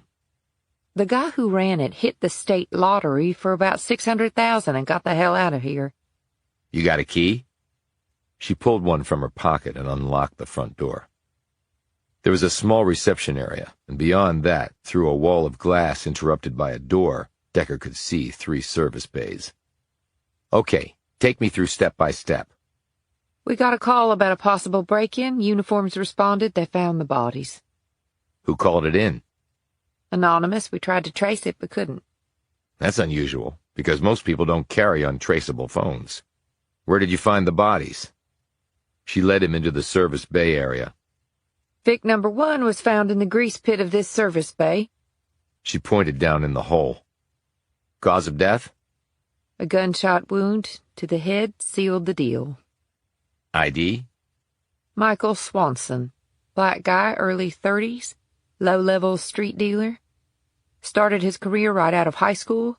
He'd been arrested before on petty stuff. Did some short stints twice in the local lockup, but nothing too serious. Last address we had for him was an apartment on the outskirts of town. Very low-rent district. The second body? She led him over to a machine that was used to lift engine blocks out of vehicles. He was found wrapped in chains and hanging from this. Cause of death? Same as Swanson, but he had a mark branded into his forehead. What sort of mark? You ready for this? I guess. It was a flame, but it was turned upside down. A torch, you mean? That's the symbol of the Greek god of death, Thanatos. Lassiter's jaw slackened. How did you know that? I read a book once, with pictures. Who was he? Bradley Costa. White, age 35. He was a fairly recent transfer here, worked at Barronville National Bank. A senior vice president. Pretty big title for a guy in his 30s. He came here from Wall Street and had a lot of experience. Those types don't show up here every day. He was described as a real go-getter. Any connection to Swanson? Not that we can prove. He might have been a customer of Swanson's. Wouldn't be the first time a banker did drugs, and because of Costa's line of work, money laundering or some other financial shenanigans come to mind. But we couldn't get any traction on that angle either. And I don't think Swanson generated enough cash to need a money launderer. And yet both had their lives ended in this place, said Decker, looking around the space. How did they get here? We don't know. Costa didn't have any family that we know of, but his boss at the bank reported him missing. No one reported Swanson missing. I guess he moved in circles where he went missing a lot. Definitely out of the mainstream. The mainstream as it used to be, corrected Decker. Right. Any useful trace? No prints, no spent cartridges, no tossed cigarette with DNA on it. Only blood belonged to the Vicks. And we're sure they were killed here? Blood spatters say yes, and the ME said there was enough blood present to account for the shots and the bleed-outs to have occurred here. Was it the same ME I met today? Yeah, Charlie Duncan. Why? Decker didn't answer. She said, And what did you mean that he should take some courses or get out of the business of autopsies altogether? Do you think he was wrong on the time of death call? I know that he missed 2 big inconsistencies. He turned to her. But then you and your partner missed them, too. Like what? She said defensively. A body in a dank basement that's been dead longer than 20 hours and in full rigor is going to have a lot more than a few flies and a few unhatched eggs on it. Blowflies can locate a dead body and arrive within minutes of the death. The body hanging upstairs had no blowflies on it that I could see. The one in the basement only had a few. Each blowfly can lay over 200 eggs, and those eggs hatch within 8 to 24 hours into first-stage maggots. That's what I meant when I told the first officer on the scene that what I had seen was forensically impossible. A stiff corpse with only minimal insect infestation and not a single egg hatched? Your ME should have seen that right away. But he just focused on the rigor and not the entomology, lack of body decomp, and core temp factors. And he just assumed that his instrument was out of whack with the core temp instead of digging deeper to see why the body would be that cold, namely below ambient temperature. A competent ME has to look at the total package. Everything impacts everything else. Otherwise, you screw up, and a bad guy gets to walk. Lassiter looked taken aback by his comment. Okay, she said slowly. I get where you're coming from, but the bodies were found inside. Wouldn't that have made a difference with the flies? It can, but you'd be surprised at the places blowflies can get into. And here we had an empty house with an old basement probably filled with cracks and holes. Trust me, they would have gotten to it if the body had been there for 20 hours or longer. What was the second inconsistency? Hypostasis, otherwise known as livor mortis. Once the heart stops pumping and the internal body decomposition commences, vessels get porous and the blood reacts solely to gravity and heads for the lowest spot. With a guy hanging, that means he'll have blood collecting in his fingertips, earlobes, and feet. He might even have a death erection. What? A death erection? Because when you die vertically, the blood also pools in the groin, like a balloon filling up with water. Heart's no longer circulating, so there's no way for the blood to leave the spot once it gets there. In the morgue, when I checked out the body of the guy hanging, the staining was on his back. That means he didn't die by being strung up and left there for 20 hours. Then he might have been killed elsewhere and brought to the house? Decker nodded. Your ME didn't mention anything about the livor mortis inconsistency. He either didn't know about it, or he just flat out screwed up. I'll have to go back and check with him. Good luck on that. So, why kill them here? It was abandoned. It had grease pits, equipment to hang someone. I was actually thinking about a broader question. What's that? Why Barronville? Chapter 9. Two people at a dining room table shotgunned to death. That's what Green had just told Jameson. Talk about a last meal. They were in a house that seemed much like the residence where they had found the two dead men. Damnedest thing I'd ever seen, said Green as he chewed his gum. Sitting right there, and bam, they both died instantly, the ME said. Close quarters with a shotgun usually has that effect. Did the Vicks live here? Not that we know. No one lived here legally. The bank owned it too, like the other place. Any connection between the two people? Green consulted his official notebook. None that we could run down. Different walks of life. No known ties. Tell me about them. Joyce Tanner was white and 53 years old. She worked at J.C. Penney before it closed. She was unemployed at the time of her death. She was divorced with no kids. Her ex left the area a long time ago. We're still trying to track him down, but there's no basis right now to believe he had anything to do with it. Toby Babbitt was white and 40 years old, on disability because of a work-related injury. Babbitt have any family? Never married, no kids that we could find. Were they from Barronville? No. Babbitt moved here from Pittsburgh about 6 years ago and worked at a plant building air conditioning units. Plant closed down. Then he did some miscellaneous work. And Tanner? Her parents were killed in a car accident in Connecticut. She came here to live with her aunt and uncle about 40 years ago. They raised her here, and then they died too. Natural causes, he added. Any idea how the pair ended up here? No. We canvassed the neighborhood after it happened. But you can see for yourself there aren't that many folks around who could have seen something. So we got no leads at all. Were they eating dinner when it happened? No, it was like they were made to sit in the chairs and then they were shot. Anything else about the deaths that was curious? Asked Jameson. Green pointed to the wall that still bore the bloodstains from the homicide. Their killer wrote something there with a Sharpie. We cut it out and collected it as evidence. What? A Bible verse. Which one? Not one of the well-known ones. I'm a good Methodist, go to church every Sunday, and I still had to look it up.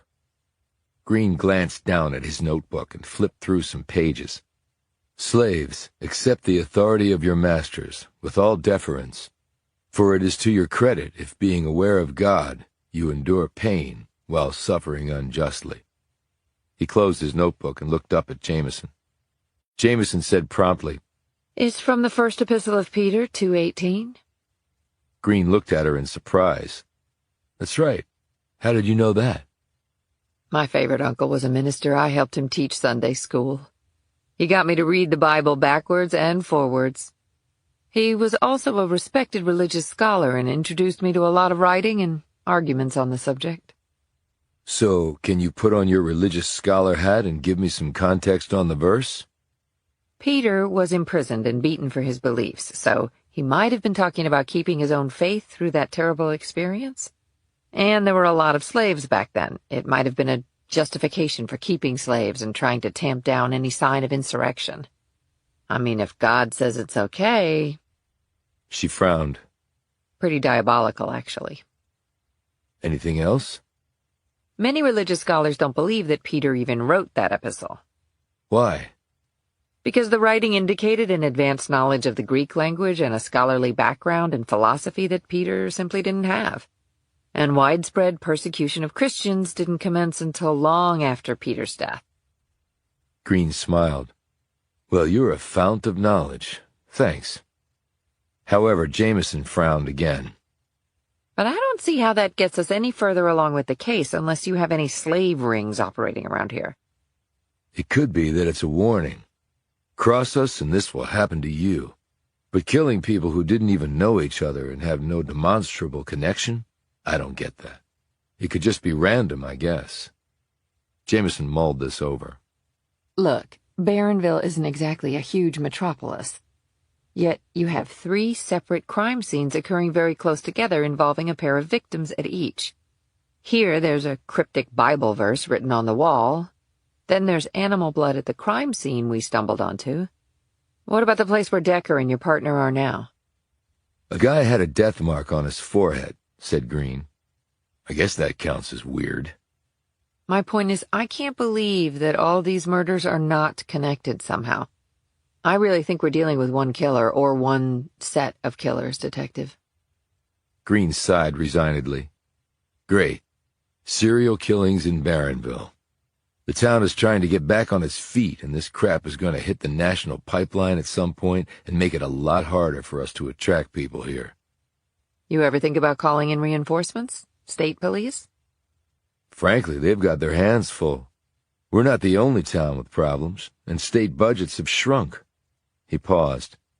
Decker sounds like he's good at this, though. He's the best I've ever seen. I think he's the best the FBI has ever seen. Well, then maybe we have a chance. Despite a few biting comments he's made, Decker seems easy enough to work with. Oh, just give it time, said Jameson, hiding a smile. Chapter 10. Not hungry? Jameson stared across the table in the restaurant where she and Decker were eating dinner. They had each filled the other in on the respective crime scenes they had visited that day, and he had also told her that Lassiter was going to brief Green on Decker's doubts about the ME's time of death determination. Decker, who had been picking at his meal, which had prompted Jameson's query, set down his knife and fork and picked up his glass of beer. 6 murders, he said. People with no clear connections, no obvious similarities, but maybe they're still all part of the same jigsaw puzzle. And we have to somehow make those pieces fit, said Jameson, who had put down her fork and knife, too. She had chosen a glass of Merlot over beer. She picked it up and took a sip. And if they don't, he said. She set her wine down and fiddled with her napkin. But I told Green that I think these cases have to be connected. I mean, 6 weird murders in a place like this? What are the odds of them not being connected? Which means the 2 we found are tied to the other 4. But we don't seem to be making much progress. Decker, we haven't even been working the case for a full day. It takes time. You know that better than anyone. We don't have that much time, Alex. We only have a week of vacation. Damn, I forgot about that. And something tells me this sucker is going to take longer than that. What do you want to do? Work the case hard for now, but if we start bumping up against the end of our vacation, we'll need to talk to Bogart and have him extend it, or let us work the case on behalf of the FBI. Jameson frowned. Somehow, I don't think it's that simple, Decker. Well, it should be. 6 people are dead who shouldn't be. I get that, she said nervously, as Decker's raised voice made several people at other tables look around at them. She added quickly, So I told you what I learned at the house, the 2 victims, the Bible verse on the wall. Right, said Decker absently. What do you think about it? I think it's a little much. Jameson looked perplexed. What does that mean? I asked Lassiter a question, and now I'll ask you. Why Barronville? Why Barronville what? 6 unusual and inexplicable murders in this town. What's so special about this place that it garners that much unusual homicidal activity? Even towns like this have their share of bizarre crimes. Well, that's true, but there's something about this one that just seems off. But you do think they're connected? She asked. He nodded. They're not copycats, because most of the critical details are different. I think we're looking at the same person or persons doing this. So was your perfect recall any use today? I have nothing to remember that would be helpful. Really? Nothing? He said, Actually, I heard a car drive away a few minutes before I saw the sparking from the electrical short. Jameson sat straighter in her chair. You told me that before, but did you see the car? No, there was no clear sight line from where I was. Well, only 3 elderly people live on that street, so maybe they don't even drive. And there weren't any cars on the street when we drove over there. You think it could have been the killer leaving the house after dumping the bodies? Could be. Blowflies can find a body very quickly. Outside, it had started to rain and the temperature had dropped, bleeding off the earlier warmth of the day. She said, I told Green we'd come in tomorrow morning and share any ideas. How did you leave it with Lassiter? I didn't leave it anyway with her. She dropped me off at the house and that was that. Besides, I don't have any ideas. Some might come to you in the night. Doubtful. Hey, you're the one who wanted to work this case, Decker. Barked Jameson. So stop whining and start doing your job. Decker glanced sharply at her, only to see that she was smiling at him. He grinned sheepishly. You're right. I'm being an idiot. Wow. I can count on one hand with fingers left over the number of times you've said that I was right. You're right more often than you think. Her expression changed. Zoe told me what you said. About my ability to read people and to see things others don't. Don't let it go to your head. She smirked. Thanks. Green said they'd have all the files ready for us to go over tomorrow. Decker brightened at this comment. Good. Maybe something will jump out. They fell silent for a few moments. Talked to Melvin lately? Asked Jameson. No. He and Harper are traveling on vacation somewhere. The Mediterranean, I think. Why? I know how close you and Melvin are. I guess you could have gone on vacation with them, but might have been awkward with the 3 of you, especially in the romantic med. Decker stared absently at his plate of food and didn't answer. FYI, there's a park near my sister's house with a jogging trail. Noted Jameson. He glanced up at her. And why do I need to know that? I know you've been working out, and you have dropped a lot of weight. Just want you to keep it up. You know, it's harder to get back in shape than it is to stay in shape. Thanks for enlightening me on that. He glanced out the window onto the darkened street. A few cars rolled past, and there were a couple of pedestrians. Other than that, downtown Barronville was relatively quiet in the gathering storm. for now. What are you thinking about, Decker? He continued to stare out into the dark. I'm wondering, who's going to die next? Chapter 11. It had once been a mansion, perhaps beyond compare. Now it was old, falling down, and possibly no longer salvageable. It was from an era when money flowed freely, no income taxes were due.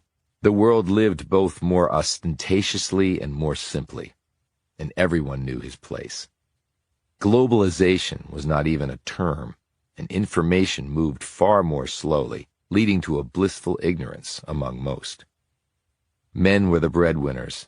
They came home from work, spent time with their families, smoked their cigarettes, drank their beer, listened to the same radio programs and later TV shows as the rest of the country, went to bed, and got up to do it all over again, while women did the same on the home front. John Barron looked out over what had once been the exquisitely landscaped rear grounds of his home, but was now merely dirt with weeds topping it. He was a tall man, over 6'3", with broad shoulders and a lean waist. He was physically strong and fit and always had been.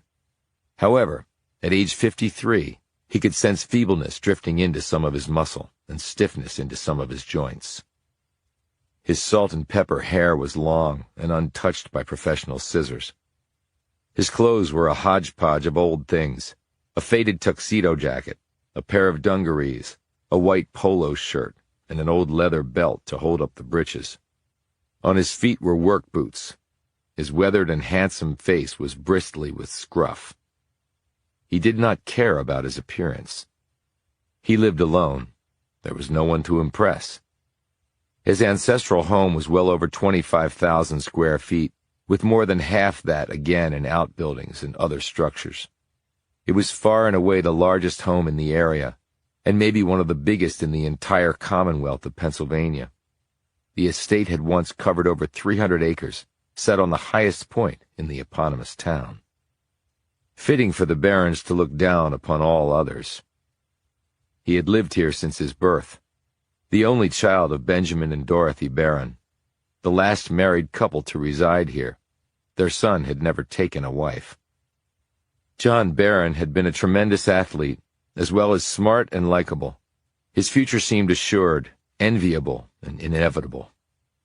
Until his parents had died on the same night, victims of a horrible accident, or perhaps something else.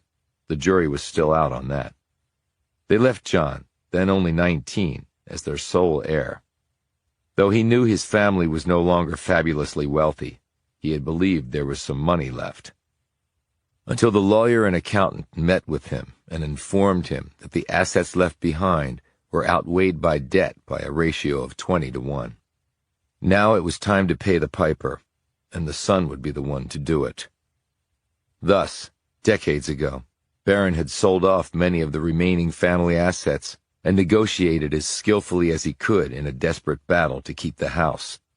However, the estate was buried under such a large mortgage that now most of his income simply went to pay the interest.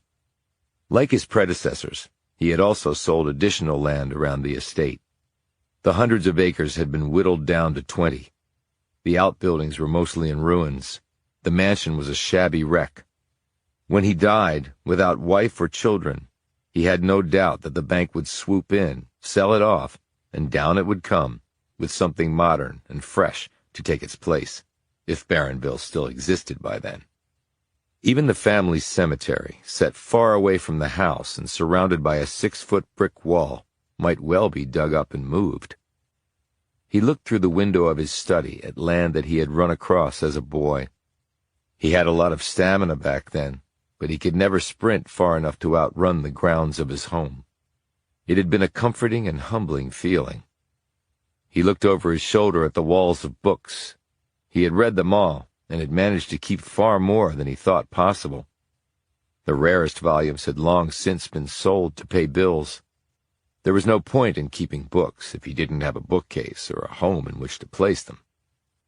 He rose, walked over to his desk, and sat down in the chair there. It creaked and groaned under his weight. Everything in this house creaked and groaned when touched. I creak and groan simply by being alive. By any measure, it was a miserable existence, and one he would have to endure for the rest of his life. He had had to come home from college to take care of affairs after his parents died. Then he had returned to school on his athletic scholarship, only to blow out his rotator. That was pretty much the death knell for a baseball pitcher. The next year his scholarship was revoked, and having no funds to continue, he had left without a degree.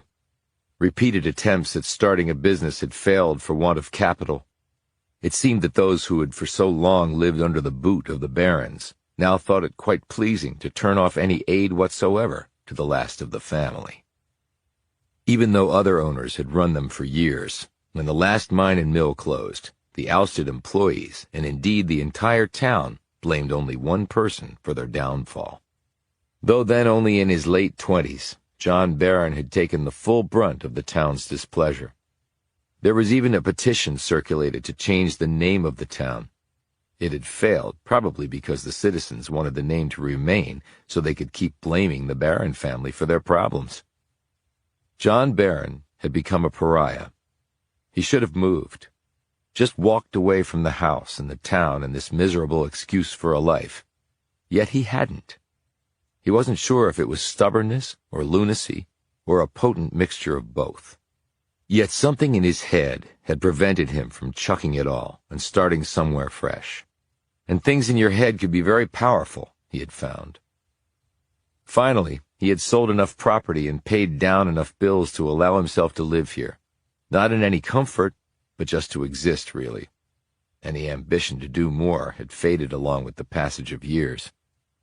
As he stared out into the night time, he was thoroughly cognizant that he had royally screwed up what had commenced as a promising life. And the town had faded right along with him. Once occupied homes and businesses sat empty. The mighty mills and mines his ancestor had erected were gone. Barronville had come into existence as part of John Barron, the first's dream for riches. Now the dream had become a nightmare, for all of them.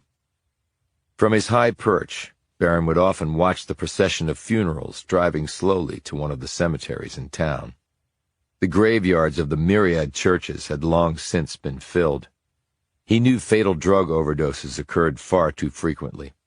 With no hope, people were turning to needles and pills for something to make them forget how desperate their lives had become.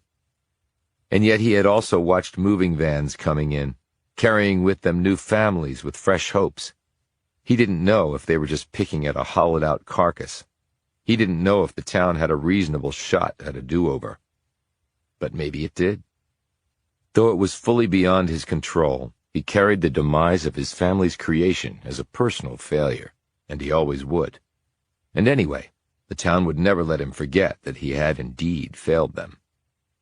He rose from behind his desk. It was too early to go to bed, and he had somewhere he wanted to go.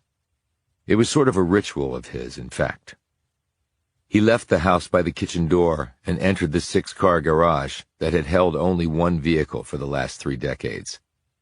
It was the old gardener's pale blue 1968 Suburban. Barron had had to let go all of the few remaining household staff after his parents' deaths. Yet he had managed to hold on to the gardener, because there was a lot of property still to keep up. After the land was sold, however, that changed. The gardener, nearly 90 by then, had left his truck to Barron and gone to die in a nearby nursing home, having outlived his wife by several years. It was fortunate that Barron had been an engineering student in college, with a mind that seemed to know intuitively how any type of mechanical apparatus worked. He had been coaxing life out of the Suburban all this time, yet, after 5 decades, he wasn't sure how much life it had left. Or how much I have left. He climbed into the Suburban and drove out of the garage. The overhead doors no longer functioned, so he kept them open, with the key to the truck under the visor. He wound his way down the hill, past the neighborhoods that had sprung up from barren land, and that held the best views in the city, other than his. At least the homes that were still occupied did. He reached the main road and sped up. He had money in his pocket. He intended to spend it.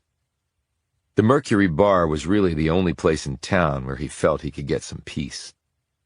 He pulled into a parking space on the street and got out. He left the tuxedo jacket in the truck. He knew that he was an easy enough target around town without looking too eccentric. He was a baron, the last one. And if his health remained intact, he had maybe 30 more years of this crap to endure.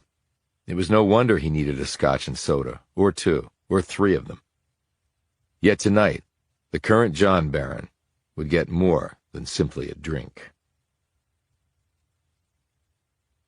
Chapter 12.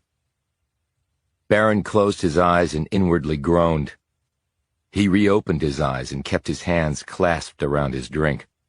It was his, well, he couldn't remember how many he'd had. The previous ones had felt great going down, though. This one was even better. And then they had come along to spoil it. "You that dude John Baron, ain't you?" Baron looked over at the 3 young men who were standing next to his seat at the bar. The young female bartender nervously wiped out a glass and watched the confrontation. Baron lifted the glass to his lips, took a sip, and let the smooth scotch work its way down his throat. He set the glass down and said, "I am. Is there an issue?"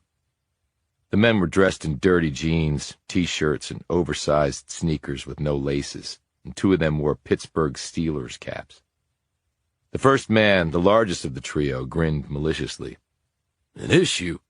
Man, we ain't got issues, but maybe you got some stuff hanging over you." "Such as?" "Your damn family screwing this whole town." "And exactly how did they do that?" "Close the mines, shut down the mills." "After running them for decades and providing employment for much of the town? Probably for your parents, and grandparents, and great-grandparents." He took another sip of his drink. "Thus, I see no evidence that we screwed anybody." "You ain't give me no job," said the man. "I didn't know it was my job to give you a job," replied Baron. The second man spoke up. "You live up in that big house on the hill. Think you're better'n we are." "I can assure you that not only do I not think I'm better than anyone, I know that I'm not. As for the big house, looks can definitely be deceiving. My mom says you got old coins and jewels up there. She said you just pretend to be poor." Baron turned to look at him. "Pretend to be poor? Who the hell would do that? Would you?" He looked at the other 2 men. "Or you?" "Mom says you folks are inbred, marry your sister and stuff, screws up your mind. So maybe you would pretend to be poor." "Well, I don't have a sister, and I'm not married, and I'm not pretending to be poor. So, strike 3 and you're out." "Don't think so," said the first man. He shoved Baron so hard he nearly toppled from his stool. The bartender said, "Hey, don't make me call the cops. Leave him alone." "You gonna let a girl fight your battles?" said the second man in a sneering tone.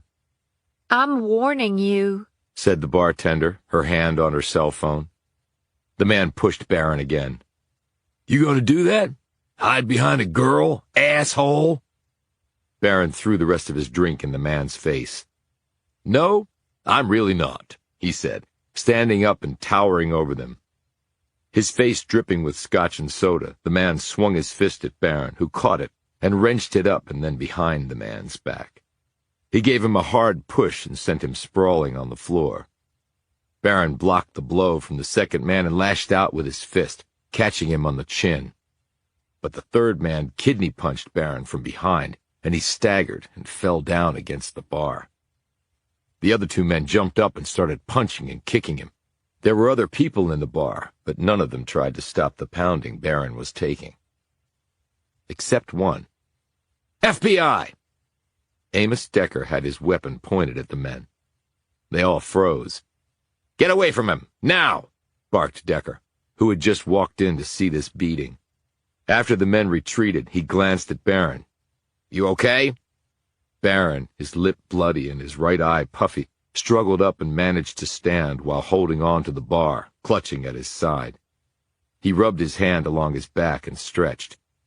No permanent damage, it seems, he said, though he did wince in pain. He threw his drink in my face, said the first man. He started it. The bartender said, No, he didn't. You jerks did. Decker snapped, And it's 3-on-1, and you guys are half his age? You needn't detain them, said Barron. What? Said Decker. Barron next looked at the bartender, who had started to punch in 911 on her phone. You don't have to do that. These young men are obviously a bit intoxicated. I'm sure they meant no harm. I'm pretty sure they meant a lot of harm, countered Decker. To you. Barron held up his hand. Nevertheless, it really won't do any good to have them arrested, and it might do far more bad. You sure? Quite sure, thank you. Decker glared at the men. You so much as think about touching this guy, your asses are mine. Do you understand? The largest of them glared at Decker as he wiped scotch from his eyes. Whatever. Decker holstered his gun, marched forward, grabbed him by his shirt, and slammed him up against the wall. No, not whatever. Do you understand?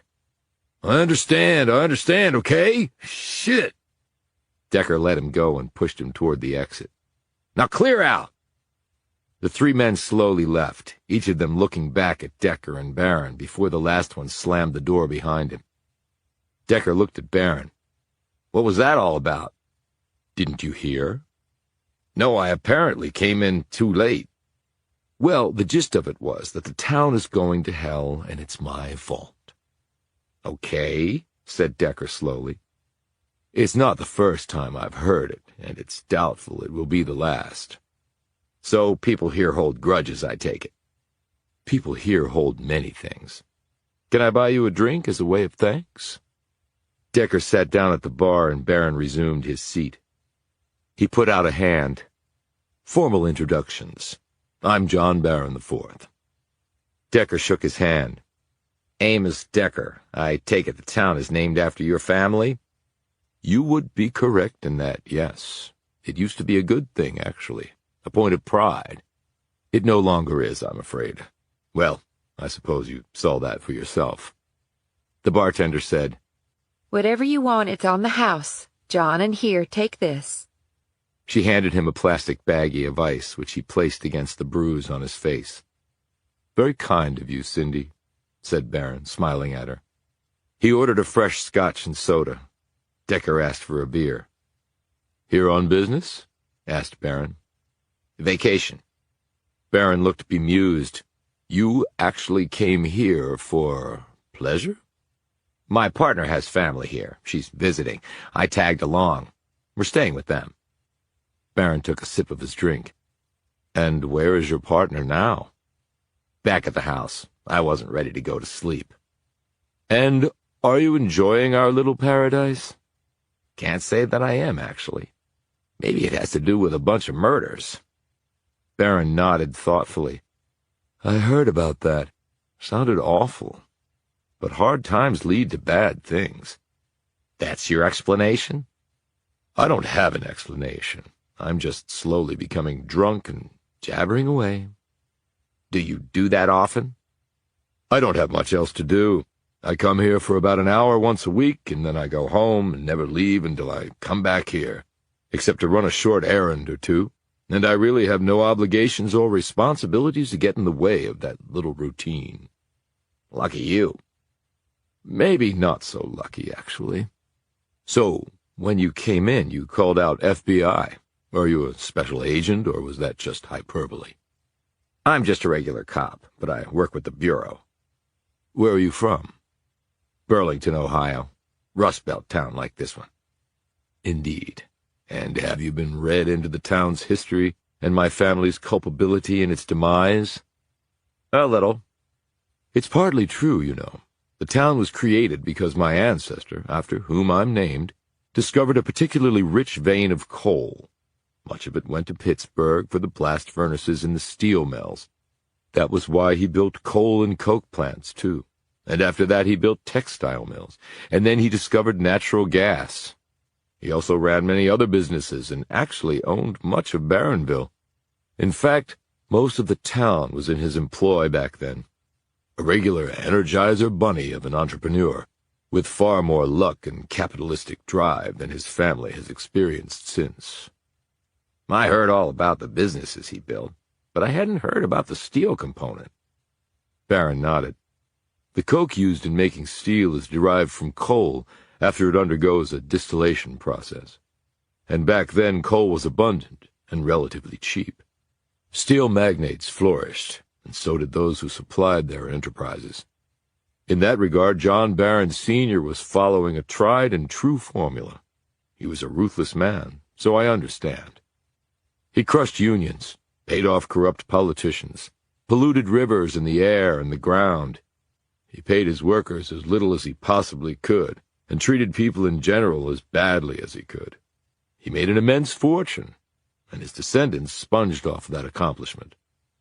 But then it all came tumbling down? It almost always comes tumbling down. America in general doesn't like economic dynasties. Families like the Rockefellers are the exception rather than the rule. We each pull ourselves up by our own bootstraps, or at least that's how the theory is supposed to work. I guess there are enough people on the Forbes list who inherited their money to lay waste to that supposition. But your family still had money? Some. At least for a time. Did you know any of the people murdered? Barron looked over at him with a curious expression. That's quite an abrupt segue. Why do you ask? I'm a cop. I ask questions in the hope of solving crimes. Who were the victims again? Decker told him. The last two have not been identified yet. I can't say that I know any of them. However, Decker noticed the man's hesitation. You sure about that? Barron held up his drink. I'm hardly ever sure of anything, especially in the Mercury Bar. Decker glanced at the bartender, who was listening intently to their conversation while pretending to wipe down the bar. She was quite beautiful, with shoulder-length blonde hair and a tall, lean figure outfitted in black jeans and a sleeveless blouse revealing wiry, tanned arms. Decker looked back at Barron. You really come here once a week? There's hardly any other place to go. He glanced at the bartender.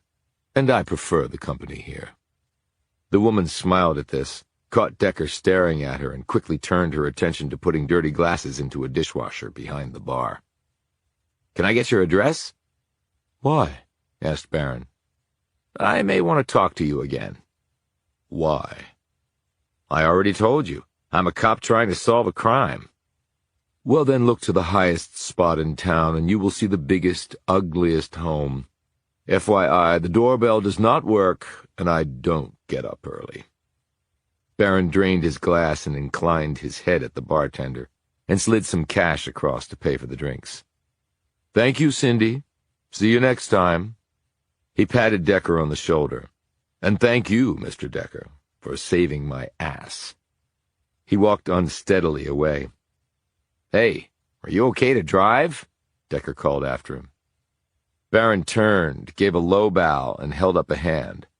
I am absolutely not okay to drive, but I will make a valiant attempt regardless, considering the odds are very good that whatever I might hit will have my family's name engraved upon it, which will lessen my legal liability.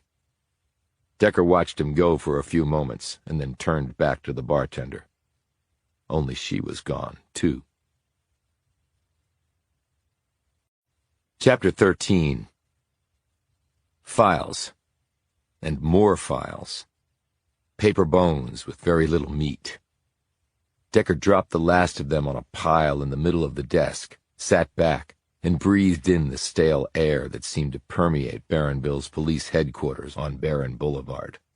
Right next door was Barronville City Hall. Jameson sat across from him, taking notes. Decker, with his perfect memory, never needed to do that. He idly watched her pen gliding over the paper. The door opened a moment later, and Detective Green came in. Any luck? He asked as he popped a stick of gum into his mouth. Jameson finished the sentence she was writing and looked up. Decker closed his eyes. Joyce Tanner and Toby Babbitt were unemployed.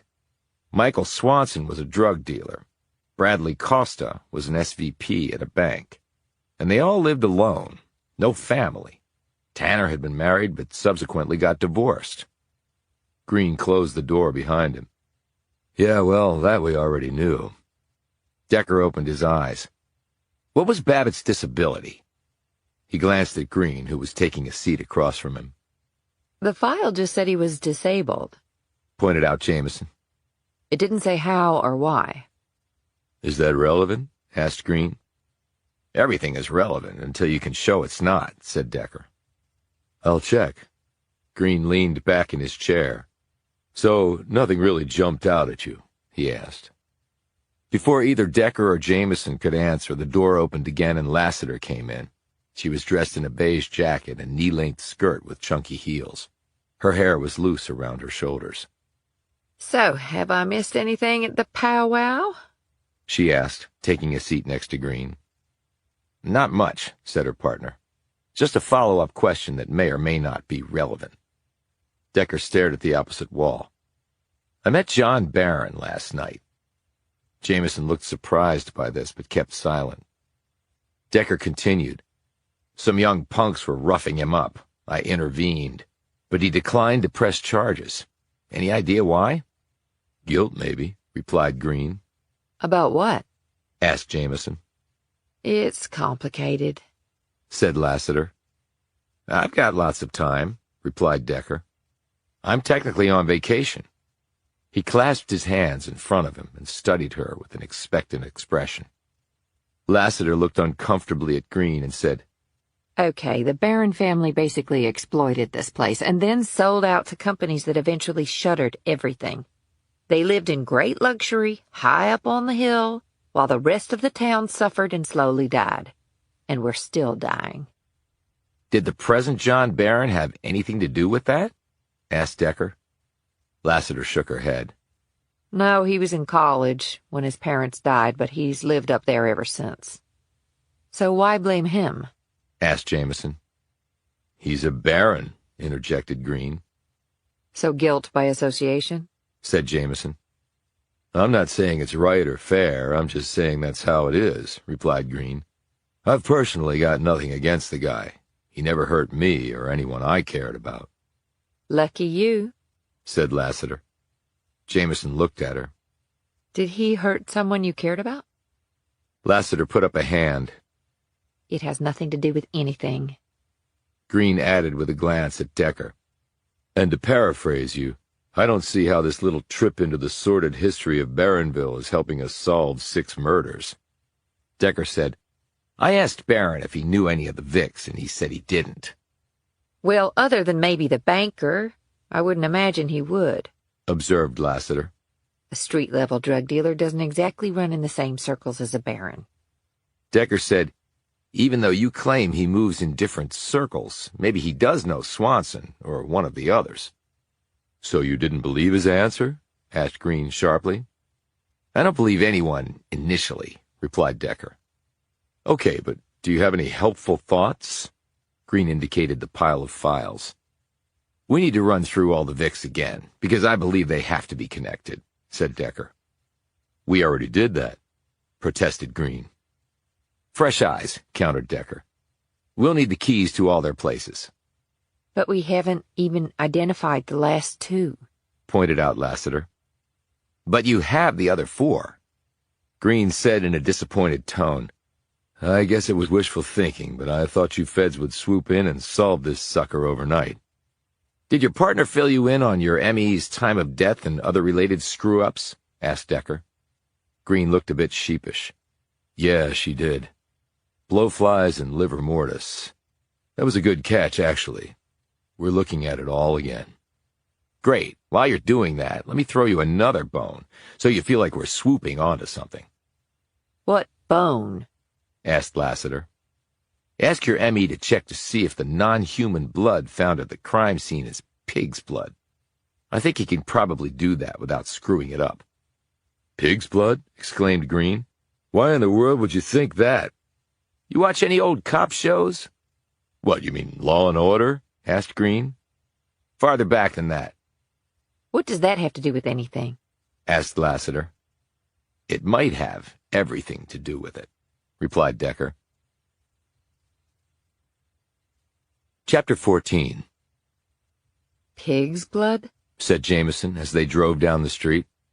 Just a shot in the dark. Let's see how it plays out. You didn't tell me you met with John Barron last night. Well, now you know. What was he like? Tall, lean, thick graying hair, in his 50s. Good-looking guy. Elegant, like a movie star or a model. An erudite with a formal way of speaking. But he's handy with a quip. And even though the punks were a lot younger than he was, it looks like he tagged a couple of them before they got the upper hand. So the guy can fight. He was really attacked at the bar? 3 idiots who apparently have a grudge against the Barons.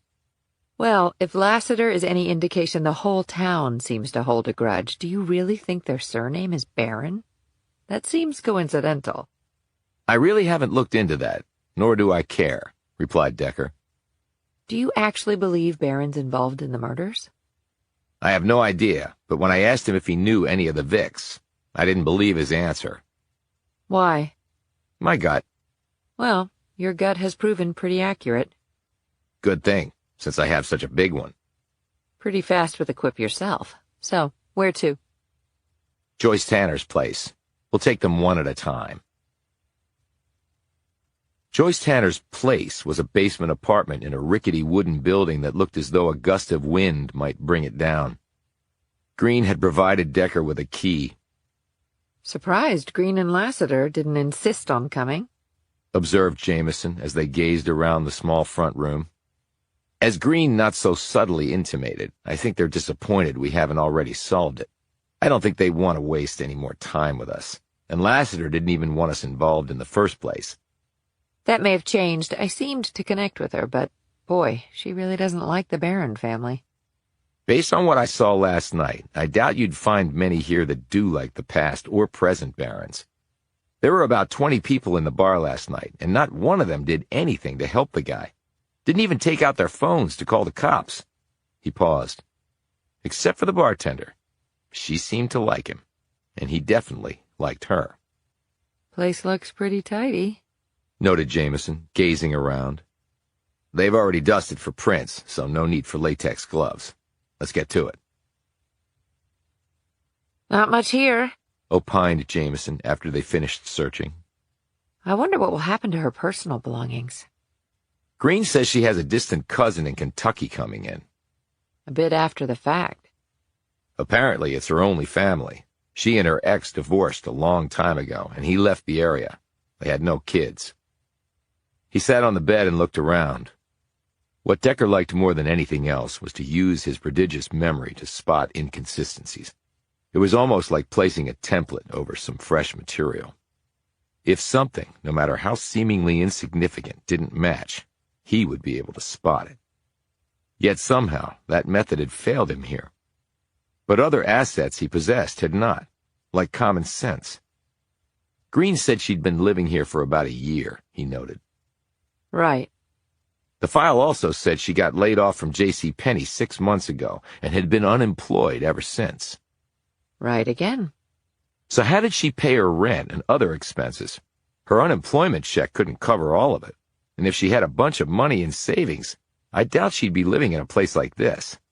And the file said her retail job offered no severance. And she had a car, so there was gas, insurance, and expenses like that, added Jameson. You think someone was helping her? Well, I don't know that someone wasn't helping her. And this looks like the sort of place that if your rent check was late, your ass is out on the street. Trust me, I've lived in places like that. So have I. Let's check out her ride, Decker said. The vehicle, a 12-year-old gray Nissan, was parked on the street. Decker used a key that Green had given him to open the car door.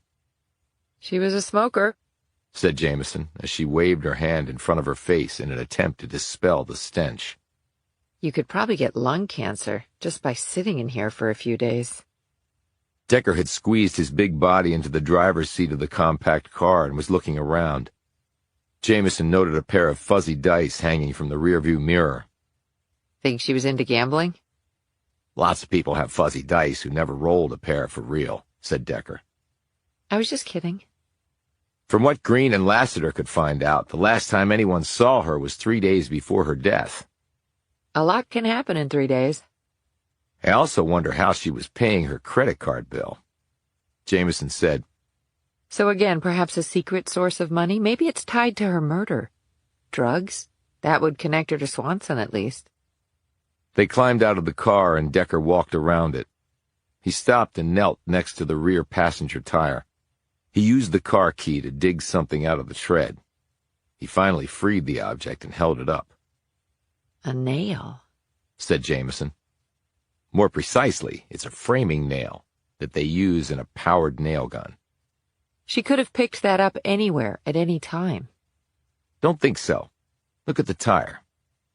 With the nail removed, it was already deflating. They could hear air escaping. It's not rusted or anything, and if it had been there a while and she had driven on it, the nail would have worked itself through the surface of the tread, and the tire would have started leaking and then gone flat. And this tire looks newer than the others. The inspection sticker on the windshield shows that she had it inspected this month. I bet the tire didn't pass inspection, and she had to replace it with this one. Okay, but she still could have picked up the nail anywhere, like the parking lot of a hardware store. Possibly, but these nails are set in a strip carrier, like an ammo belt on a machine gun. They don't just fall out. Jameson took a picture of the tire and nail with her phone. Anything else? Tanner's car is here, so that means she got to the house where her body was found another way, unless whoever killed her drove it back here. Maybe she went in her killer's car? Or did she go separately, maybe with Toby Babbitt? Decker, the police can show no connection between those two. You're wrong. They have one very strong connection. What's that? They died together. Chapter 15. Before he was murdered, Toby Babbitt didn't live in a house or an apartment. He resided in an old dented mobile home trailer a few miles outside of town. The road in was gravel and dirt, and the small plot of grass surrounding the trailer was encircled by trees. Jameson pulled their SUV to a stop in front of the trailer and they got out. Decker immediately pulled his gun. "Someone's inside," he whispered to Jameson, who also drew her weapon. Decker had glimpsed a shadow pass in front of one of the trailer's windows. Do you think there's a back door? Asked Jameson as they approached. The next moment they heard someone running away from the rear of the trailer. "I guess that answers that," said Decker as he raced toward the dwelling, Jameson hard on his heels.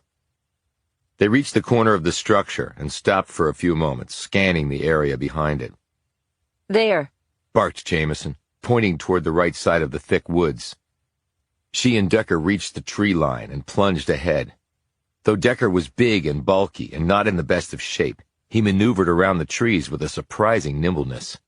Only he had lost sight of the person and stopped so abruptly that Jameson ran into him. Gasping, Decker looked around. The sounds of the person running seemed to echo from all directions. Where did he go? Said Jameson. Decker shook his head. Lost him. They heard a car door slam shut and an engine roar to life. Decker once again sprinted forward, yet he broke free of the trees only in time to see twin taillights disappearing down another gravel road. Jameson joined him a few moments later. They were both bent over, sucking in air. Regaining her breath, Jameson said, I will never pull your chain again about not being in shape. Decker straightened and muttered, Well, I wasn't fast enough to catch the person. I couldn't even see if it was a man or a woman. And I got zip on the vehicle. Not even a letter on the license plate. He kicked a rusty old can lying on the ground. Decker, we did all we could.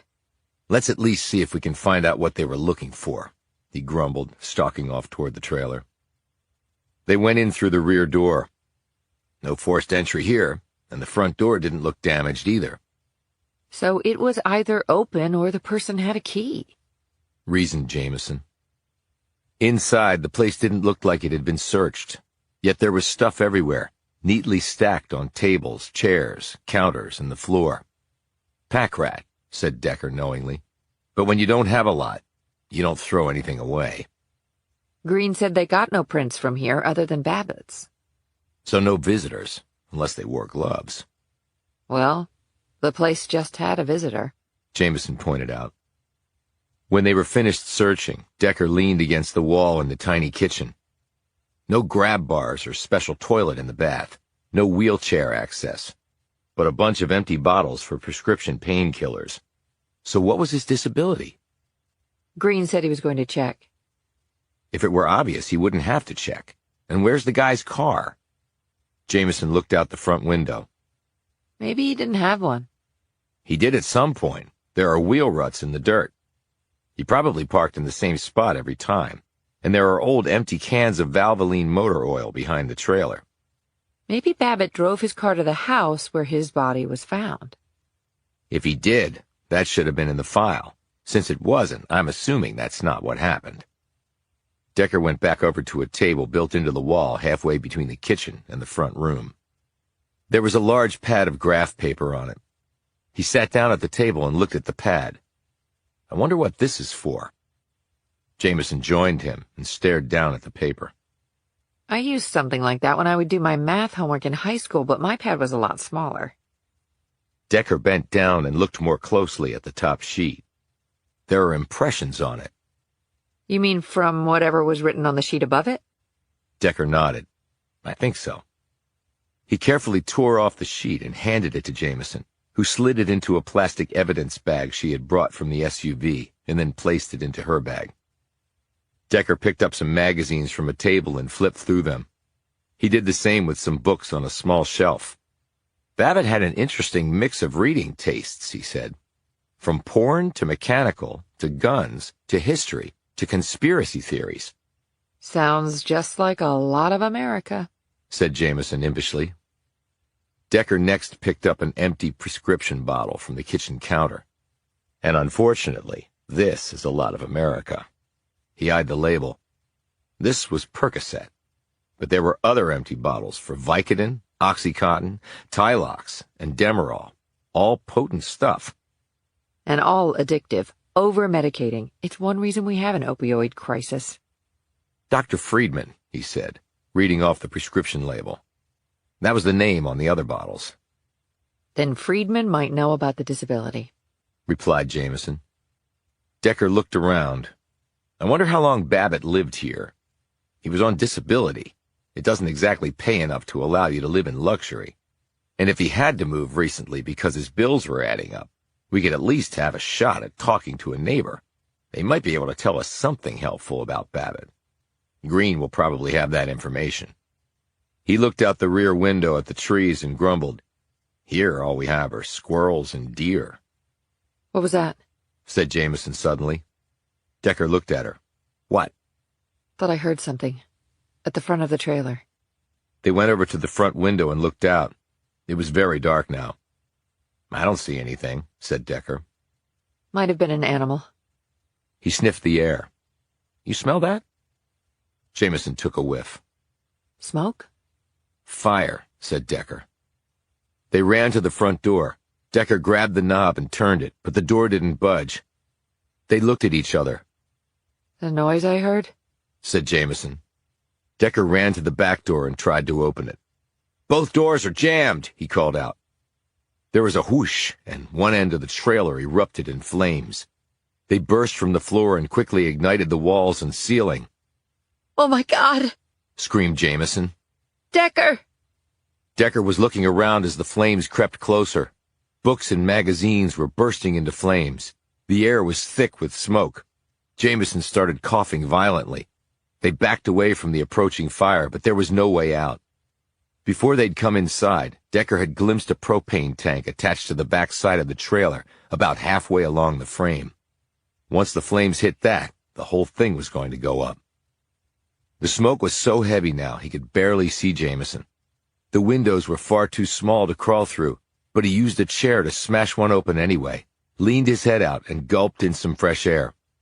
He pulled his gun and shot out the front door lock. He tried the door. It still wouldn't budge. Alex, get on my back. What? Gasped Jameson. Piggyback, now! She jumped onto his back and locked her legs around his waist. Keep your head down, he bellowed. He backed up, got a running start, and smashed right into the door. It buckled and partially gave way. He put his shoulder down, set his legs into a squat, and erupted forward again. The door came off its hinges and fell into the yard.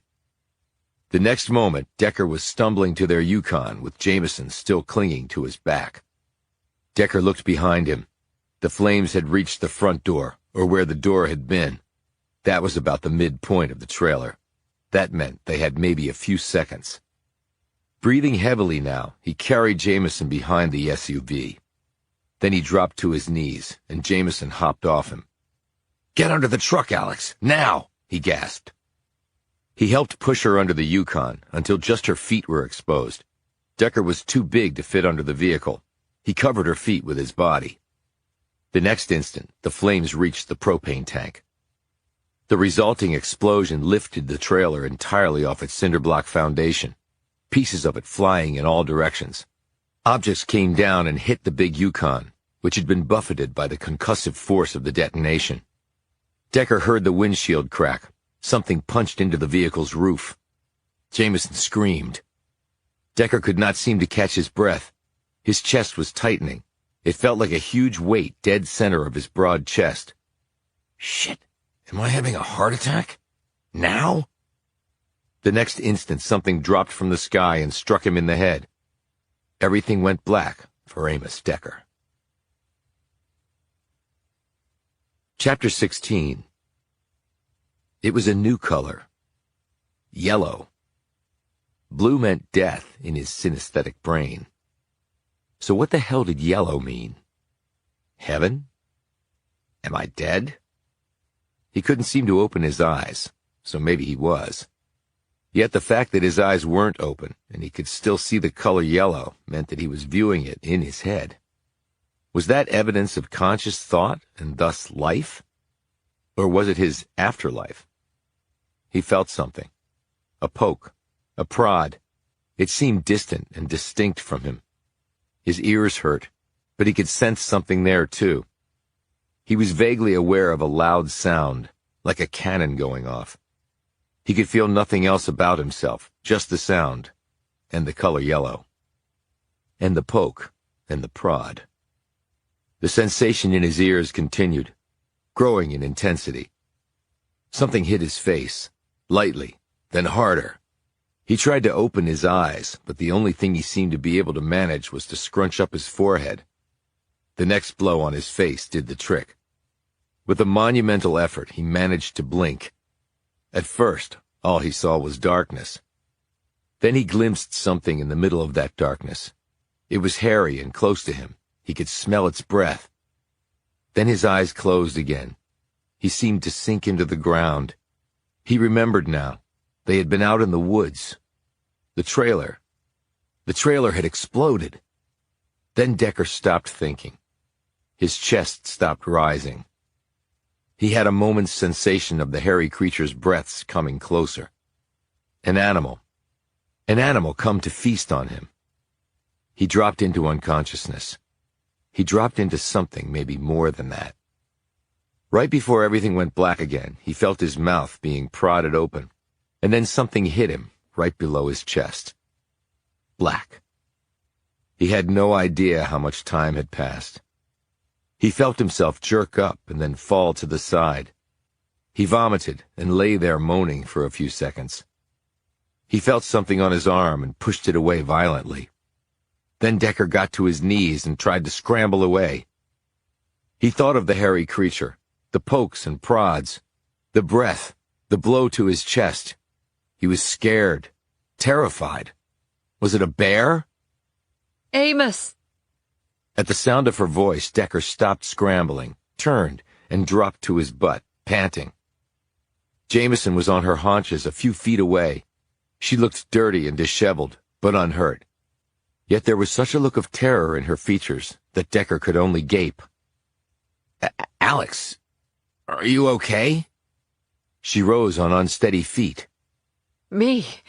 You stopped breathing. I had to perform CPR.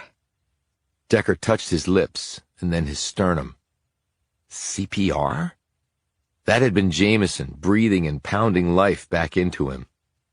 "That was you? I just saw hair. I thought it was an animal. A big, hairy animal." Jameson frowned and pushed her thick hair out of her face. Well, that's the first time I've been acquainted with a big hairy animal. Her features softened. Are you feeling okay now? Decker took a deep breath and rubbed the back of his head. When he took his hand away, it was bloody. I felt something hit me back there. I guess it did some damage. Oh, no, exclaimed Jameson. She took out her phone, engaged the flashlight feature, and examined the back of his head. It's cut, a deep gash. You need medical attention. She pulled some tissues from her bag and pressed them against the wound. Here, hold that there. Decker did so. I thought I'd had a heart attack, but I don't think that's possible. I'd be out for the count. He slowly rose to his feet and looked around. The trailer was gone. Their Yukon was heavily damaged. You saved my life, he said. Well, you certainly saved mine. She pointed at where the trailer had been. That would have been our crematorium. He nodded and took a series of long, deep breaths. It must have been all that smoke in my lungs, and then running. With me on your back. And then your head wound. It must have been debris from the explosion that hit you. I wish you could have fit under the car. Even when I was thinner, I really never could have fit under even an SUV. We need to call an ambulance. We need to call somebody if we want to get back to town. He looked at the two front tires of the Yukon. They were flat and the wheels were pushed in. And the fire department needs to come out here and douse those flames before the forest catches on fire. Jameson pulled out her phone and called Green, succinctly explaining to him what had happened. The detective promised a response ASAP. She put the phone away and looked back at the trailer. Somebody really wanted us dead. That's actually a good thing. What do you mean? She said, looking horrified by his words. It means we're making somebody nervous, which means we're heading in the right direction, which is a good thing. It wouldn't be so good if we were dead, snapped Jameson. Do you have the graph paper? What? The graph paper from the house. My God, Decker, we were nearly killed, and you apparently did die, and all you can think about is the case? When he didn't say anything, she sighed, pulled out the graph paper from the evidence pouch in her bag, and handed it to him. With the tissues stuck to his head, Decker laid the paper on the ground and used the flashlight feature on his cell phone to go over it. He held the light an inch from the paper and still had to squint to make things out. See anything? She asked. Just impressions from the pencil or pen he used to draw something on the sheet above this one. It looks to be pretty large. It covers most of the sheet. I'll take a better look at it when we have some decent light. He clicked off the phone light, handed the paper back to Jameson, rose, and leaned against the truck bumper. Jameson said, Do you think whoever it was we chased came back and tried to kill us? I don't know. Could be. But that would have been a risk. So maybe somebody else. Do you think we were followed? Decker looked back at the dirt and gravel road. It would have been hard for anyone to follow us here without us seeing them. She looked back at the trailer. Good thing we went over that before it disappeared. Though we didn't find anything, really. We found some things. Like what? He suddenly clutched his head and groaned. Decker, what is it? Asked Jameson anxiously. Just the mother of all headaches. A few minutes later, 2 police cars, an ambulance, and 2 fire engines showed up. The firemen dealt with the trailer, dousing it in the surrounding area with water. 2 EMTs checked out Jameson and Decker. She had some bumps and bruises and some smoke inhalation. They treated her and gave her oxygen. They did the same with Decker, but after examining his head wound and testing his cognitive responses, they insisted that he go to the hospital for an X-ray and other tests. I don't have a concussion, said Decker. At least not a bad one. Jameson admonished. Decker, you stopped breathing, so you're going to the hospital. I'll ride with you in the ambulance. As they drove off, Decker lay back on the gurney with a bloody bandage wrapped around his head. Jameson had wiped her dirty face and tried to get some stains off her clothes with a clean, wet cloth that one of the EMTs had given her. I'm going to have to get some new clothes. When packing for this trip, I didn't account for being nearly drowned in a monsoon and then almost blown up. She leaned back against the interior wall of the ambulance and closed her eyes while Decker stared at her from the gurney. Decker said quietly, "So, Alex, are you enjoying it?" She opened her eyes and gave him a bewildered look. Enjoying what? Your vacation. Chapter 17. Green said he had a metal plate put in his head from an industrial accident. Decker was in the process of being discharged from the hospital. Despite his protests to the contrary, he had suffered a concussion. They had determined that his heart had stopped due to a combination of the blow to the head and smoke inhalation.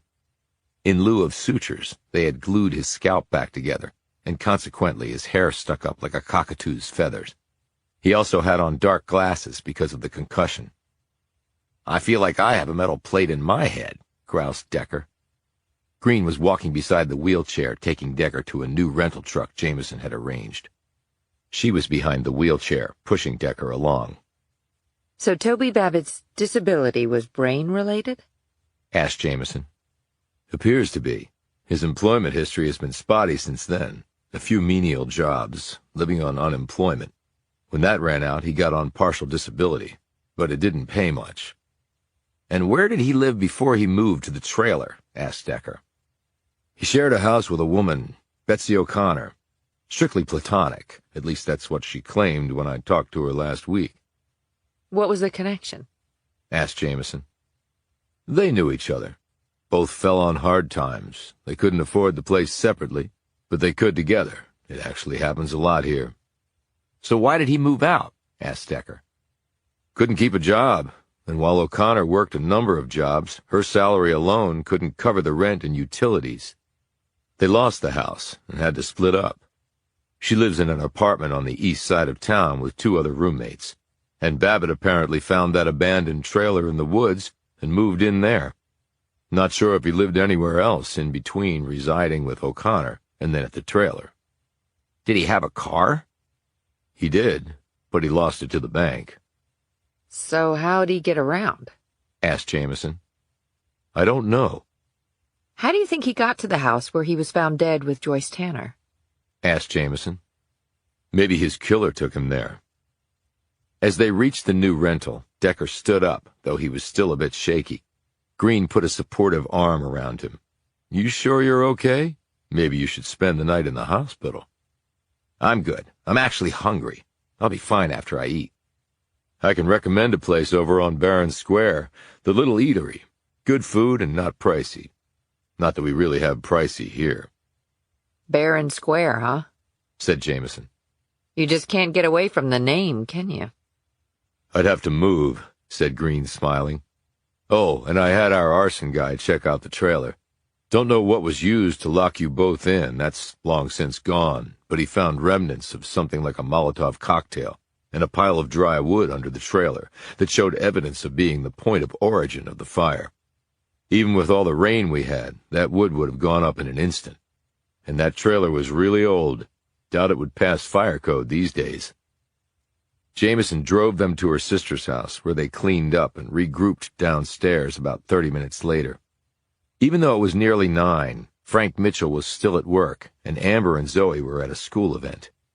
Jameson had not told her sister what had happened to them. She checked her watch. It's getting late. I hope they're still serving.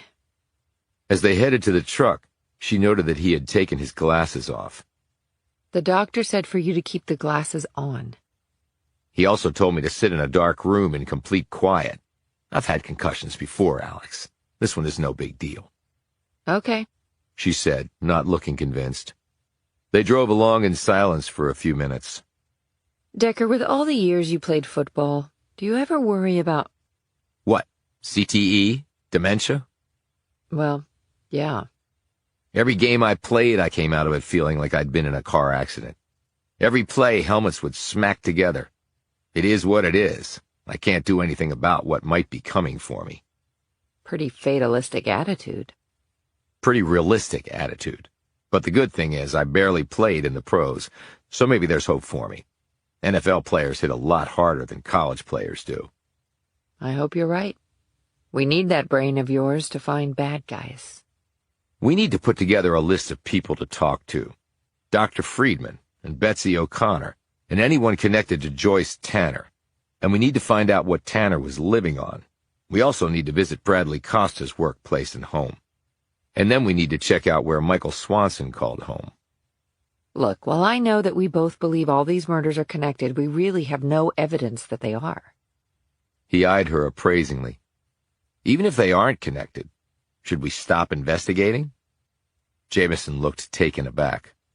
No, of course not. I'm just saying that if there is one murderer or more than one murderer, working together or separately, they still deserve to be held accountable for their crimes, because I don't know any other way to approach it. Jameson sighed and nodded. I get the logic, but it's a long list of people. Could take a while, longer than a week. She pointed out. Could be. You should call Bogart and tell him we might need to extend. No, you can call him. This was your idea. I just wanted to come here and visit my sister and my niece, not get involved in another murder investigation. Decker didn't say anything. We were almost killed tonight, added Jameson. Yeah, I know. I was there, Alex. Whoever did it might try again if we keep going on this. I told you I could do it, that you could just hang with your family. And I wouldn't sleep a wink if I wasn't doing it with you. So where does that leave us? I guess it leaves us investigating a bunch of either separate or connected murders. Together. Decker turned to her. I'm going to do all I can to keep you safe, Alex. I know. You promised Zoe. No, you're my partner. We have each other's backs, remember? You told me that before. I remember, Amos. And you've already saved my life a bunch of times. But I have to rely on myself as well as you, and the same for you. No argument there. The little eatery was still open, and they ate their meal in a half-full dining room where they continually caught people stealing glances at them. Word apparently travels fast in Barronville, noted Jameson. Word travels fast in every small town, replied Decker, swallowing the last piece of his steak. We have a dead guy with a metal plate in his head living on disability in a trailer in the woods that just got blown up. We have Joyce Tanner, unemployed from J.C. Penney, living on who knows what. And 4 more dead. Decker looked down at his phone, which had just buzzed. He frowned and put down his fork. What is it? Asked Jameson. Someone else dead? No. It's a text from Green answering my question. Which one? Whether it was pig's blood. Was it? Yes. So what does that mean, since you never bothered to tell me? She said, clearly irritated. Decker didn't answer. He punched in a phone number and stared at the ceiling while it rang. Then the person answered. Detective Green, this is Decker. I just got your text. Right. Pig's blood it is. What made you think of it? It was a long shot, and I wish I had been wrong. This means we need to check another database for the 2 dead men in that house. We checked all the criminal and civilian databases we have access to. I don't think they're civilians or criminals. Then what do you think they are? Cops. Chapter 18. Why cops? Asked Jameson as they were driving to police headquarters. You're too young to know it, but in the 60s and 70s, pig was a commonly used derogatory term for police. That's why I mentioned the old cop shows on TV. So the Vic in the policeman uniform coupled with the pig's blood starts to make some sense. And that might mean we're talking killers from a certain generation. Maybe not, countered Jameson. The term's obviously made a comeback. It's being used by other groups now. Okay, but we have to find out first if the 2 dead men we found were cops. I could be totally off base with my theory. God, this is like a horror show. I never ran into a murder that had any positive elements, Alex. Decker looked out the window. If they are cops, you have to wonder where they're from. They would have been identified by now if they were local. From another state, then? Why would they be here? I'm assuming they were performing in some professional capacity. Local cops almost never cross state lines. He stopped speaking and stared off once more. Wait a minute, Decker. Are you thinking what I think you are? They could be feds, Alex. Green and Lassiter were waiting for them at the station.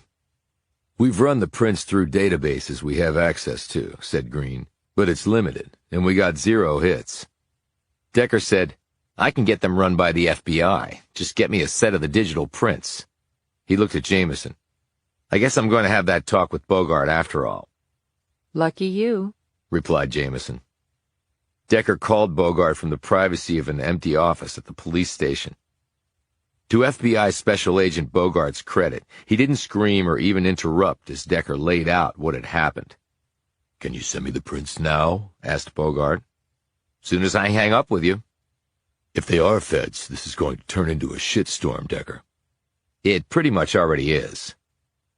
Decker and Jameson waited at Green and Lassiter's desks, which were situated next to each other in the open room of the detectives section of the station. There was one other plainclothesman working at another desk. 30 minutes passed, and then Decker's phone buzzed. He and Jameson stepped into the empty office to answer it. It was Bogart. Decker put it on speaker so that Jameson could hear. "We ran the prints through our own employee database and got nothing. Then we provided the prints through our liaison office to sister agencies." "And did they get a hit?" "No. We heard back from all of them except one." "Which one?" "DEA." "Okay, did you contact them when they didn't get back to you?" "We did, and found out that a DEA Special Ops team is going to be arriving in Barronville in about 2 hours." So the dead guys were with them? asked Jameson. "That's the thing. They'll neither confirm nor deny that." But if they're sending a team... "That could mean a lot of different things. But I've got a buddy over in the D.C. office at DEA. I talked to him before I called you. He said this has gone right up to the DEA director's office. Look, I can jump on an agency plane and be up there in about 2 hours." "No, you have enough on your plate." "And you two are supposed to be on vacation." "I was wondering when you were going to get to that," said Decker. I tried to talk him out of it. Chimed in Jameson. But you know Decker can't resist a good murder. "Seriously, there is something going on here that I don't like," said Bogart. "There are a lot of things going on here that I don't like. Principally a bunch of murdered people, and me and Alex almost ending up roasted." "I'm going to monitor the situation from here. When the DEA show up, they're going to want to talk to you." "I just don't know how much I have to tell them. It's pretty early yet." "The point is the DEA will play things close to the vest." Just like all our alphabet agency friends, noted Jameson. Remember the DIA? Talk about zipped lips. Bogart said, "And if the dead men are 2 of theirs, they're going to want to take the lead. There might be a turf battle." Decker said, "I'm just here to find the truth. Somebody else can play the politics." "Which is why I'm asking you, Alex, to play the counterfoil to the DEA. They're going to come in like a tank brigade. They're going to run right over the locals for sure. Just don't let them do that to you. You have the right to be there. You were asked to join the investigation. They can't force you out." "I'll do my best," she said. "And if the dynamics on this shift, I can inject the Bureau into the situation, and we can go toe-to-toe with anybody. Good luck." Decker put his phone away and looked at Jameson. He grumbled, "Turf battles and office politics. I hate that crap." She smiled and said, "So, Decker, are you enjoying your vacation yet?" Chapter 19. The 8-person DEA team blew in with the intensity of a Cat 4 hurricane. It was led by Special Agent Kate Kemper.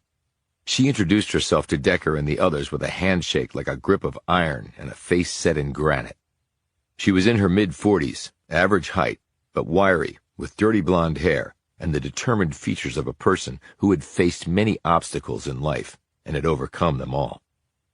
"I need to see the bodies," she said firmly. Green nodded. "They're in the morgue. Are they yours?"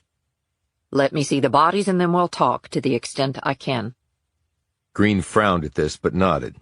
"Let's go for a ride."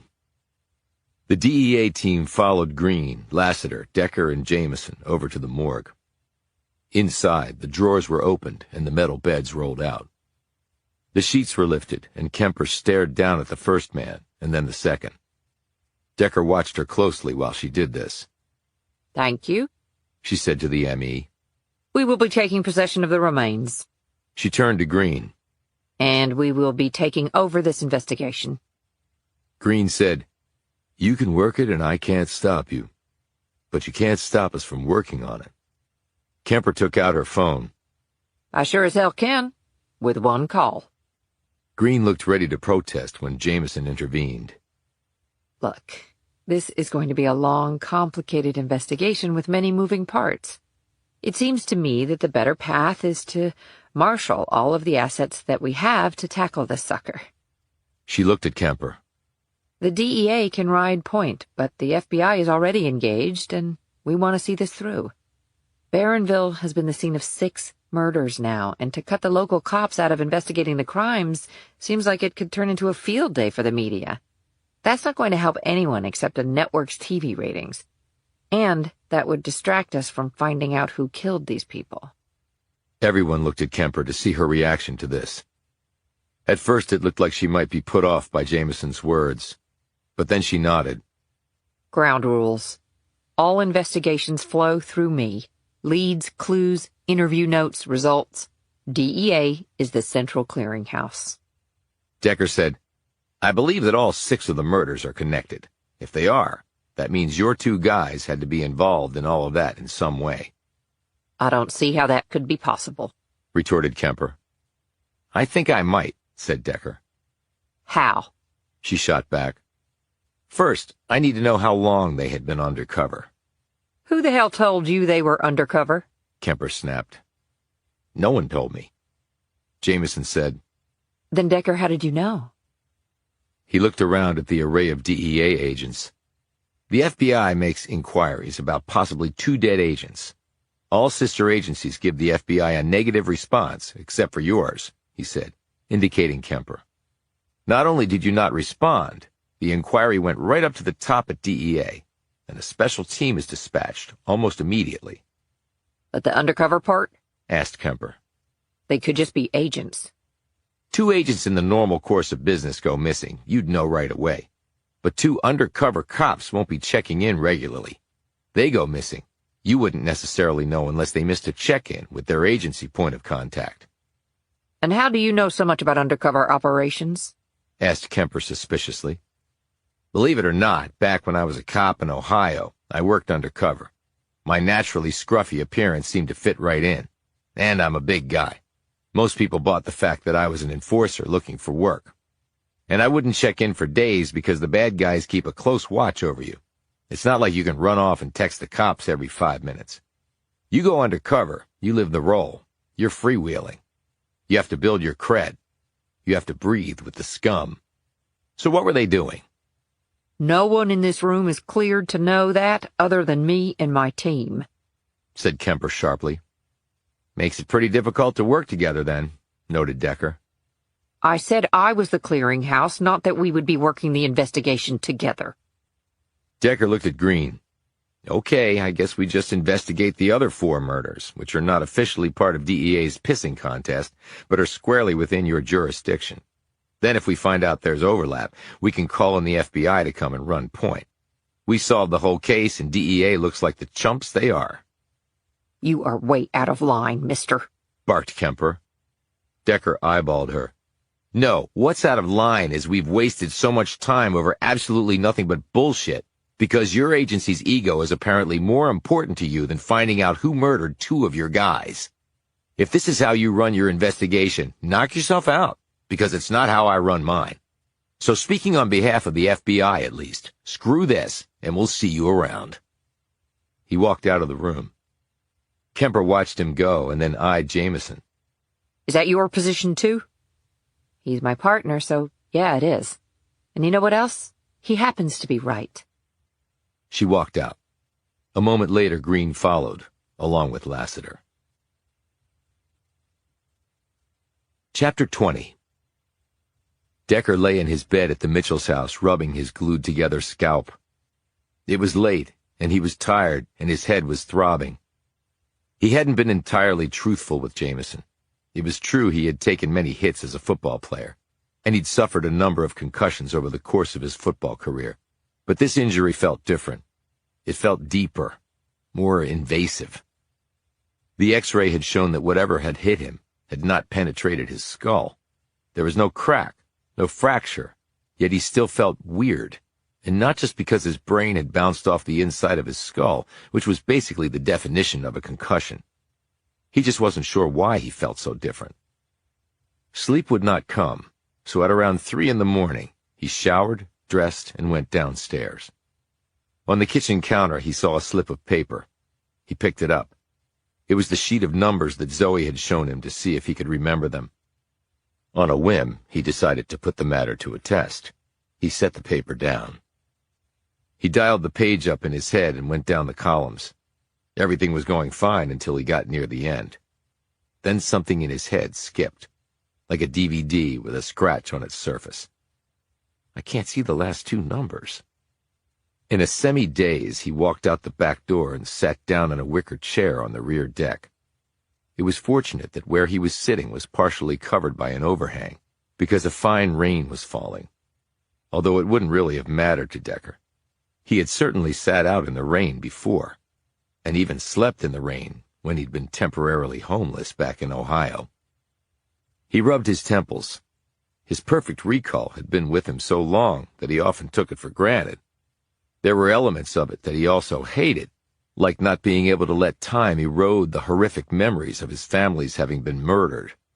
But still, he had come to count on his remarkable gift to help him solve crimes. And if it was now becoming fallible? He closed his eyes and brought the page of numbers back up. This time he could see the last 2 numbers, but not 3 in the middle. They were fuzzed over, like someone had smudged the ink in which they'd been written. Well, that's great. He stared across at the house that had been the genesis of the current investigation. If he hadn't been standing out here having a beer and looking around, he and Jameson would never have been involved in any of this. Who murdered you? Decker wanted to know the answer to that question more than any other. Are you okay, Mr. Amos? Decker turned to see Zoe Mitchell standing in the doorway of the house in her pink PJs. She was holding a neon green blanket, and her thumb hovered near her mouth. She looked anxious. I'm fine, Zoe. And Alex said you hurt your head. It was nothing, just a bump. You can't sleep? She walked out and sat cross-legged on the deck next to him, her blanket held tightly to her chest. Sometimes I just wake up, then I go get some milk, but Mom forgot to get it today. She stopped talking and stuck her thumb in her mouth. When Decker looked down at her, he was suddenly seeing another little girl, his daughter, Molly. Does your blanket have a name? He asked quietly. Zoe shook her head. My daughter had a blanket, too. She named it Hermione. You know, from Harry Potter. Hermione Granger. My mom won't read the books to me or let me see the movies yet. She says I'm not old enough. Well, when you are old enough, you'll love them. What's your daughter's name? Molly. Is she older than me? Decker looked away, a sudden catch in his throat. It had been stupid to bring up Molly. He nodded. About 6 years older than you. How come she didn't come here with you? Yeah, a really bad idea. She had school. Oh, so her mom is with her? Yes, they're both together, that's right. Zoe gazed over at the house where the 2 men had been found. Are you and Aunt Alex doing stuff with what happened over there? We're helping the police look into it. Zoe put her thumb back in her mouth and sucked on it, her eyes wide and her brow furrowed. Mommy said people died in that house, she mumbled. Look, Zoe, you don't have to think about any of that, okay? It has nothing to do with you or your family. Aunt Alex is my family, and you said you were helping the police. This caught Decker off guard. Right, I know that. I mean, his voice trailed off as Zoe looked up at him hopelessly. You should go back to bed, Zoe. It's really late. Why aren't you in bed? Sometimes you have so much going on inside your head, you just can't sleep. This helps me, Zoe said, holding out her blanket for Decker to take. He smiled at this kind gesture by the little girl. He touched the blanket and said, "Thanks, but I think you and your blanket need to stay together. It's just better that way." Zoe cuddled with her blanket, stood, and walked back to the door. She turned and said, I hope you don't get hurt anymore, Mr. Amos. Decker looked at her. "I'll try not to." After she went back inside, Decker stared again at the house behind them. He closed his eyes and let his memories unspool like film across his mind. His eyes popped open, and for good reason. Normally, his memories came back to him just as he had seen them.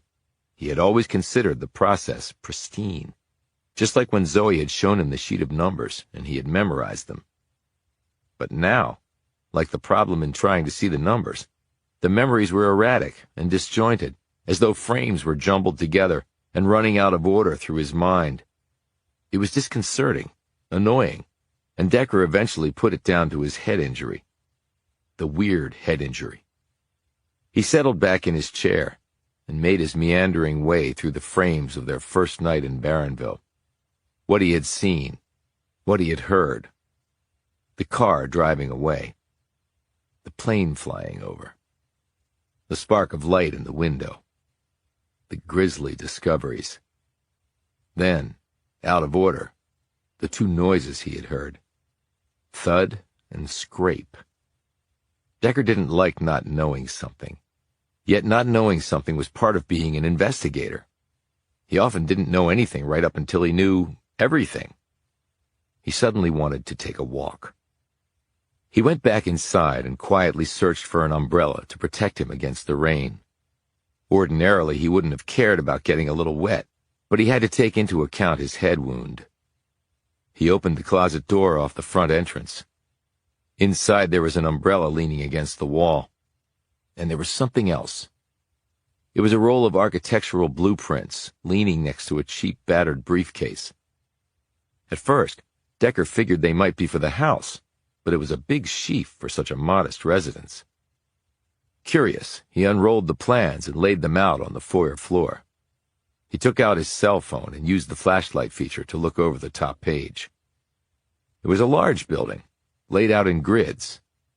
Decker noted the writing at the top. It was the fulfillment center where Frank Mitchell worked. That made sense. He was in management there. The facility was relatively new. He rolled the plans back up and put them away. He stepped outside, put up the umbrella, and started to walk down the street. He reached the end, turned the corner, and walked over to the next block. He wanted to see something. The murder house, as he now termed it. There were lights on in the house, and a police cruiser was parked in front. Behind the cruiser were parked two black SUVs. As he watched, an officer in a yellow slicker got out. A guy in a DEA windbreaker climbed out of one of the SUVs and joined the cop on the property patrol. Kemper was clearly relying on the locals for nothing. Decker ran his gaze over the house, the plot of land, the few parked cars on the street, and all the dark houses up and down it. He looked up at the sky where the plane had flown over. Then he looked down the street again. That was odd. He checked his watch. 3:40. There were lights on in one of the houses about 6 doors down and on the opposite side of the street. He headed in that direction. Chapter 21. "You're up late, young fella, or else up early." As Decker approached the house with the light on, he saw an old man sitting on the covered porch in his wheelchair. He also noted the wooden ramp leading up to the porch. The wood-shingled house was small and in disrepair. The sole tree out front was full of dead leaves. The small lawn had gone to weeds. Everything had a wasted look to it, as though it were all just waiting to die. Parked in the carport next to the house was an old passenger van. Decker stopped in front of the house. "So are you." The man was wrinkled and sunken in the wheelchair. His head was bald and covered with brown splotches from sun damage. He wore wire-rimmed spectacles. He shrugged. "Get to my age, what's time matter?" He tugged his sweater more tightly around him and shivered slightly. Though it was humid with the rain, he had a blanket over his legs. The man must have noticed that Decker was looking at the blanket. Summer, winter, hell, it don't matter. Still get the chills. Docs say it's a circulation problem. I say it's my pipes getting clogged with living too long. See, that's a reason to not be around too many years. Everything falls apart. So you live here? What's it look like? You're Fred Ross? Who wants to know? Ross snapped. Me. I'm Amos Decker. Amos? Haven't heard that name in a long time. Reminds me of that show Amos and Andy, long time ago. Hell, everything's a long time ago. Goes with being old. I'm 85. Most days I feel like I'm 185. Some days I wake up and wonder who the hell I am. How'd that old man get in my body? It ain't no fun. Decker drew closer to the porch. The rain had ceased, so he lowered his umbrella. Were you here 2 nights ago, Mr. Ross? Lassiter had said that Ross had probably not been home, but Decker wanted to hear this for himself. Ross looked down the street. You mean when whatever happened there happened? Yeah. You a cop? Yeah. Saw them go in earlier, Ross said, pointing down the street. Looked like feds to me. How do you know that? I watch TV. So were you here that night? Ross shook his head. Hospital. Had a breathing problem. I'm okay now. I get lots of breathing problems. Folks at the emergency room know me on a first-name basis. Ain't nothing to be proud of, I can tell you that. If you're old and rich, that's one thing. But old and poor, I don't recommend it, Amos. I'm sorry to hear that. Had the police been by to see you? No. I just got back today, see? Or yesterday now, I guess. You live alone? Ross nodded. The missus died, nearly 20 years ago now. Smoking. Don't never smoke, Amos, unless you want to die in a god-awful agony. You ever see anybody around that house, Mr. Ross? Anybody at all, even if they seemed innocuous, or anything that seemed odd, out of place?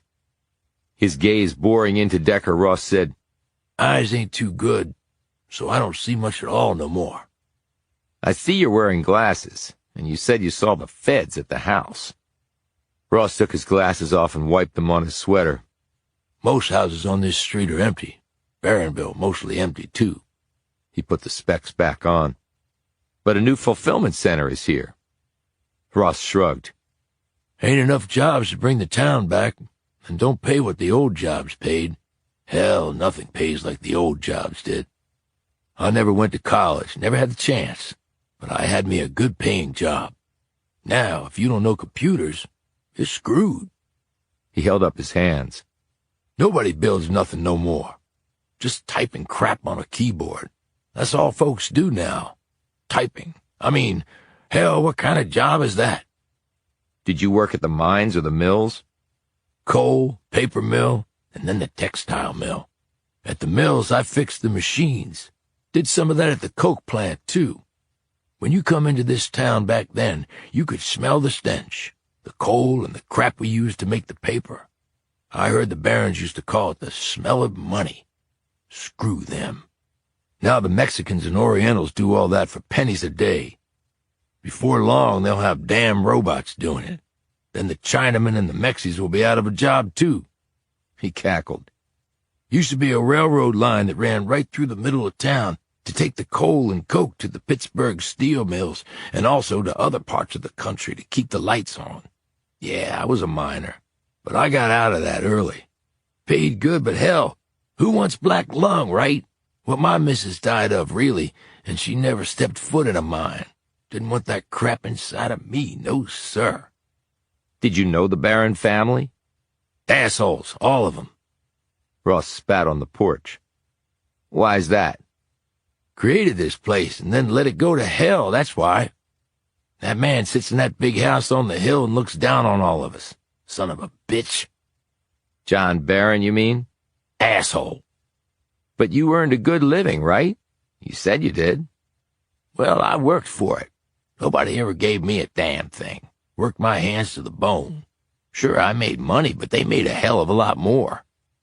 Do you have any family? One son who never comes to see the man what brought him into this world. Screw him. Decker eyed the wheelchair. What happened to you? Behind the glass lenses, Ross's eyes seemed to shrink to the size of black pellets. What happened to me? Hell, life happened to me. All you need to know. Okay. Did you ever see anyone around that house? You say you're a cop. How do I know that? I'm old, so I'm skeptical of everything and everybody. Decker approached him and held out his creds. FBI, huh? Said Ross, his small eyes gazing from puckered sockets over the identification card. He looked down the street. Feds all over the place. Why's that? 2 dead bodies in that house, the TV said. Why's that federal stuff, I wonder? Lots of stuff is federal stuff, replied Decker. Too much, snapped Ross with another dollop of spit delivered to his porch. Government is into every damn thing we do. I'm sick of it. So you're into every person for themselves.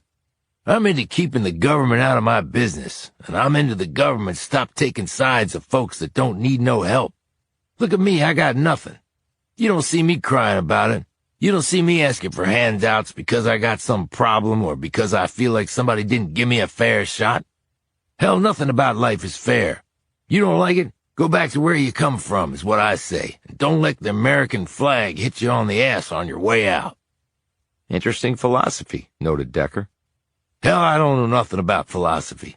I just see the world with my own 2 eyes, for what it really is. And what is the world, really? Not nearly as good as it used to be for people like me. Decker decided to shift the discussion. So, you maybe saw people around that house, you said?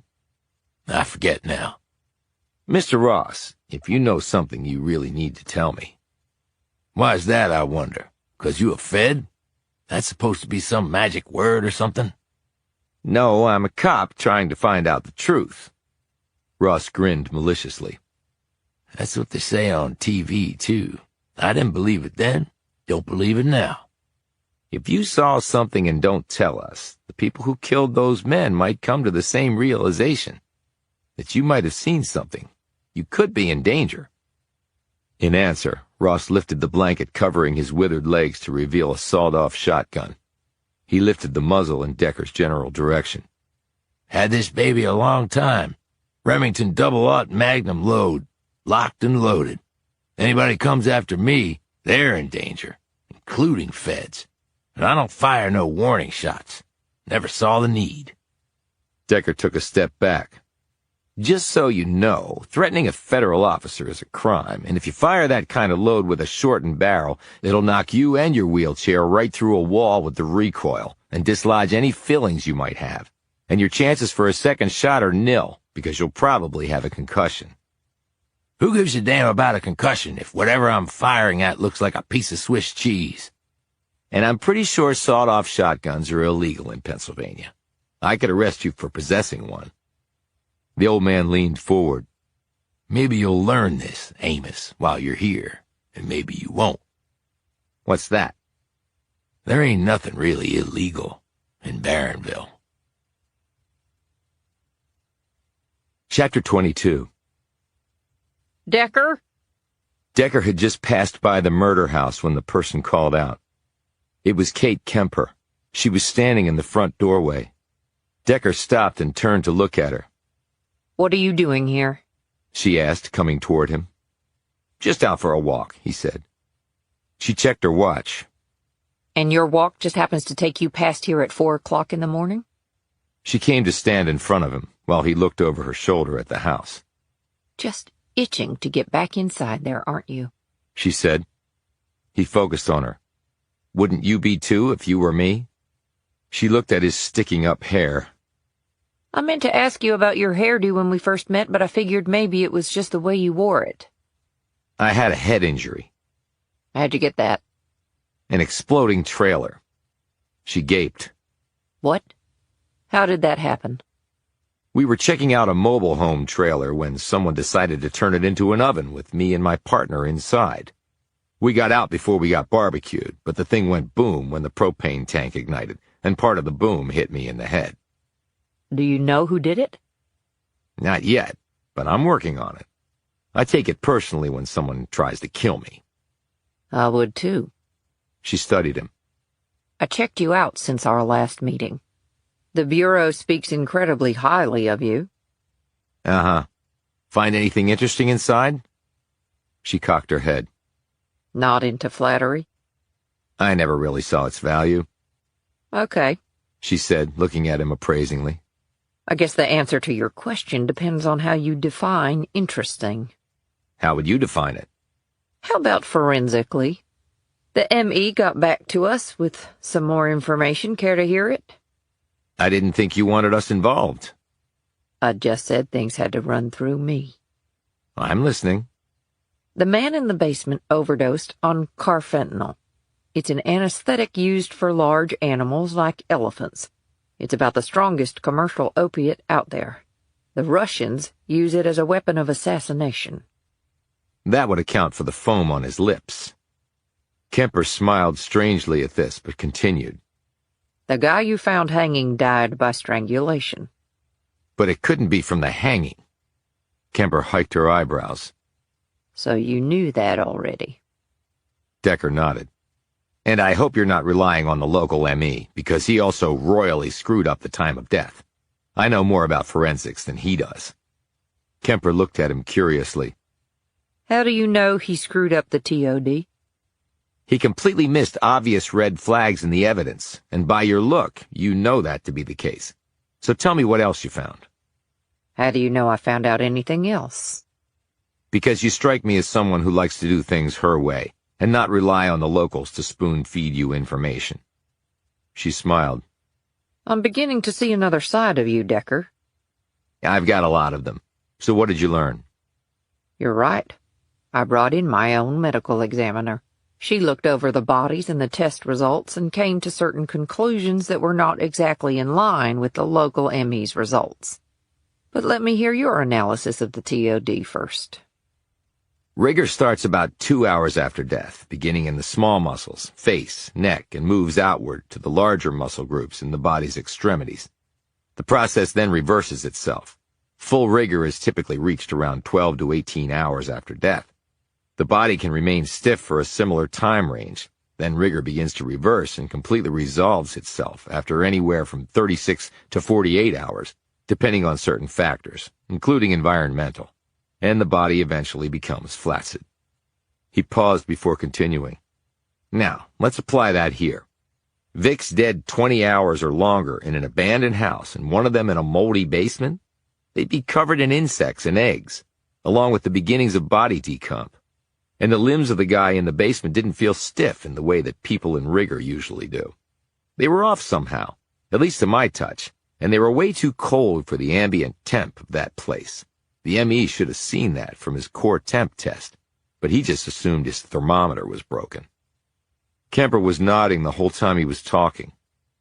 Now let me tell you what my person thinks. She thinks the Vics were killed around the time the local ME thought, but under a very different scenario.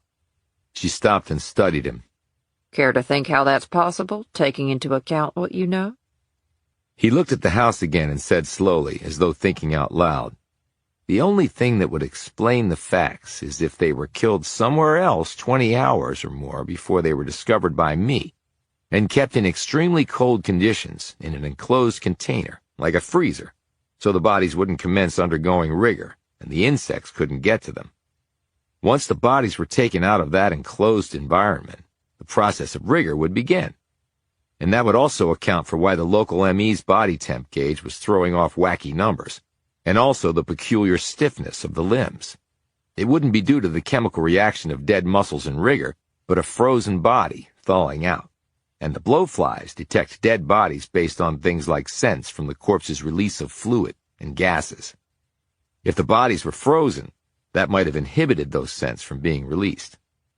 And if the bodies were only there for a short while, the insect infestation wouldn't have been all that much, which matches the facts of the crime scene." He paused. "But if that was the case, there wouldn't have been foam on the guy's lips. It would have long since disappeared." Not if they placed a concocted residue there when they laid the body out. because they knew the tox tests would show the drugs in his system, and that the foaming would probably be present if he'd just been left there right after he died. Does your ME think the bodies were moved after death?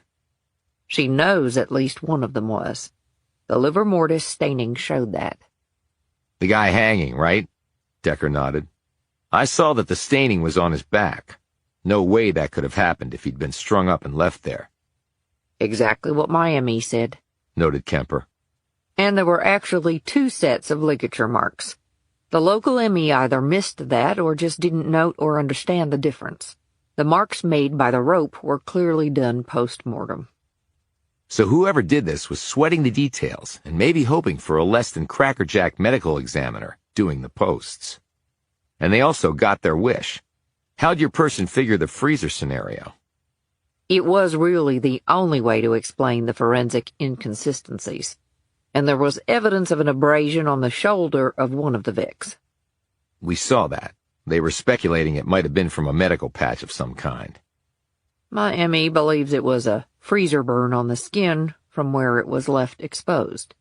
She said she was pretty certain it occurred post-mortem, but she made a point of telling me that her TOD was a guess, really, because if the bodies were placed in a freezer right after death and then put in that house, that precludes making an accurate calculation for the time of death. So whoever did this wanted to make sure that we would not be able to show precisely when the guys really died. And by doing that, they take away a key tool of any homicide investigation.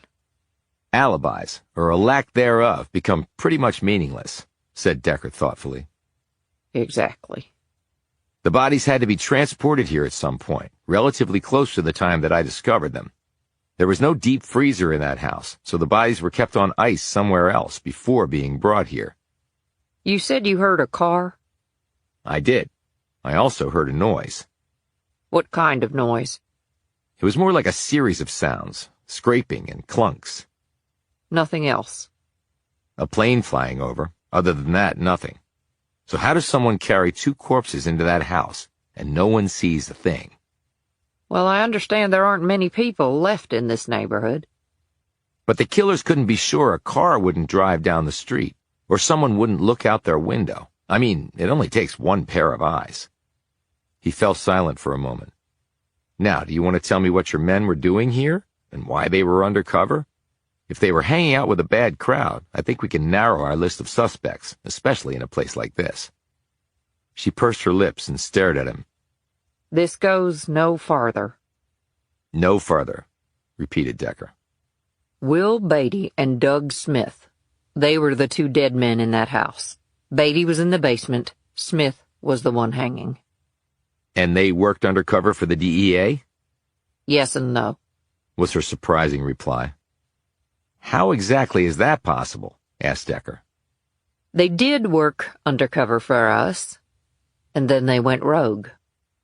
How do you know they went rogue? Maybe their cover just got blown. We entertained that possibility until something happened to disabuse us of that notion. What was that? They were working with a guy named Randy Haas. Was he DEA too? No, he was a bad guy who we had on a short leash feeding us info. He was working with Beatty and Smith. If he screwed us, he was going to prison for life. What happened with Haas? He was given a fatal dose of morphine, but with his dying breath, he pointed the finger at Beatty and Smith as his killers. Did he say why? No, just that it was them. Why would they kill him? Don't know. And you believe Haas's statement? Dying declaration. What reason would he have to lie? And on top of that, we'd been unable to get hold of Beatty or Smith. Whoever killed Beatty and Smith knew they were cops. They dressed one as a cop and poured pig's blood around the other one. But the fact is they'd gone over to the dark side. Well, some folks just aren't very forgiving, said Decker. Especially those already on the dark side. Chapter 23. After only 3 hours of sleep, Decker went downstairs to find Zoe finishing her breakfast in the kitchen before going to school. He poured himself a cup of coffee and accepted a toasted bagel from Amber. who was rushing around the kitchen packing Zoe's lunch, and also handling the laundry in a small room adjacent to it. Frank, he was told, had already left for work. Decker wearily sat down across from Zoe and drank his coffee and munched on his bagel while she spooned cereal into her mouth. When he looked over at her, he found the little girl staring at him. "You went out last night," she said. "I saw you from my window." "I couldn't sleep, like I told you. But why were you still up? I thought you went back to bed." Zoe shrugged and tapped her spoon against her bowl. "Zoe, hurry up," said her mother from the laundry room. "We have to leave in 5 minutes, and you still need to brush your teeth and comb your hair. And do you have your book bag, young lady, and your flute?"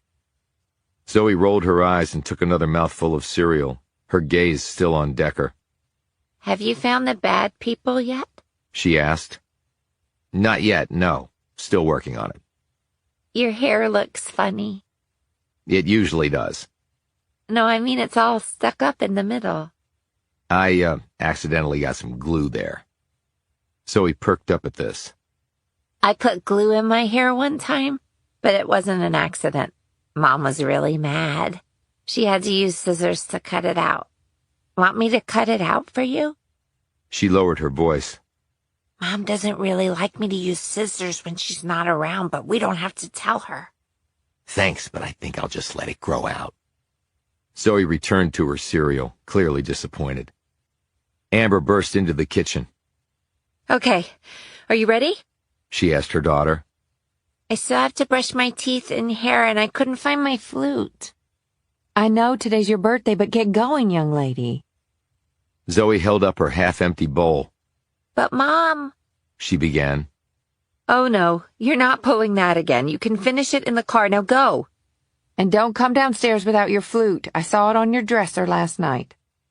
Zoe slowly rose and weakly waved goodbye to Decker. "Happy birthday, Zoe," said Decker. After she left the room, Amber took a few deep breaths. "Kids." "Yeah," said Decker. I've never had a son, but they can't be harder than girls. "I never had a son," said Decker. "Just a daughter." Amber stiffened and slowly sat down across from Decker. She said nervously, "Alex told me about." "Yeah," said Decker. "I'm so sorry." "Yeah," said Decker. When he said nothing else, Amber rose and said awkwardly, I have to get Zoe to school." "Yeah," said Decker, staring down at the table. A few minutes later, Jameson joined him and poured herself a cup of coffee. "I saw Agent Kemper last night, or early this morning, depending on how you look at it," he said. She sat down open-mouthed across from him. "Where?" "At the house where we found the dead guys." "What were you doing over there?" "Couldn't sleep. Took a walk past the murder house. Met Fred Ross, the neighbor who Green and Lassiter haven't spoken with yet. He's a hard-ass prick with a sawed-off shotgun under his blanket.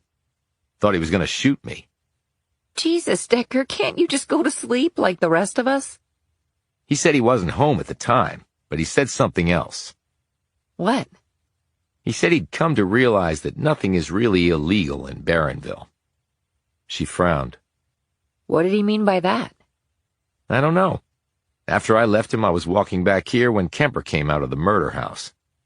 "Did she cop an attitude?" "No, she seemed to have mellowed out, actually. She told me something about the two dead men. They were DEA agents, Will Beatty and Doug Smith. Beatty was the one in the basement, undercover, like I thought. Only she said they had gone rogue." "Gone rogue? What does that mean?" "They allegedly killed a bad guy they were working with, a man named Randy Haas. And it looks like Beatty and Smith were killed earlier and put on ice to screw with the TOD calculation. Kemper brought in her own medical examiner because she didn't trust the local one." "Well, neither did you. I guess this proves you right." Beatty died from a massive drug overdose of a super-powerful opiate, obviously forced into him. Smith was strangled, but not by the rope." "So they were brought to that house already dead?" "Appears so." "Why go to all that trouble?" "No idea." "That was a big risk, bringing 2 dead guys to that house. Someone might have seen something. I know. That part is inexplicable. So Beatty and Smith had gone bad then. That's what Kemper thinks. And you, what do you think? I don't know enough to think anything, really. I'm still collecting information. So what do we do? We keep digging. Next up is Bradley Costa, the banker. We're going to his place of business first, and then his house. After that, we check out Michael Swanson.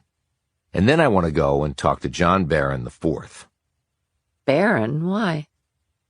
Like I said before, I think he was lying about knowing some of the victims. Anyone who lies about something like that, I want to get to know him better. From what you said, he seems like an interesting person. He is an interesting person, but that doesn't mean he's not involved in this. He added thoughtfully, I wonder why he stays in a town that hates his guts. Maybe he's a sucker for punishment. Or maybe there's another reason. Decker reached over and snagged the page of numbers off the counter and held it up.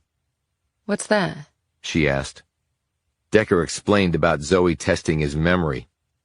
I think Zoe is really intrigued by you. Not the point. I looked at the page again after my concussion, and I couldn't remember the last two numbers.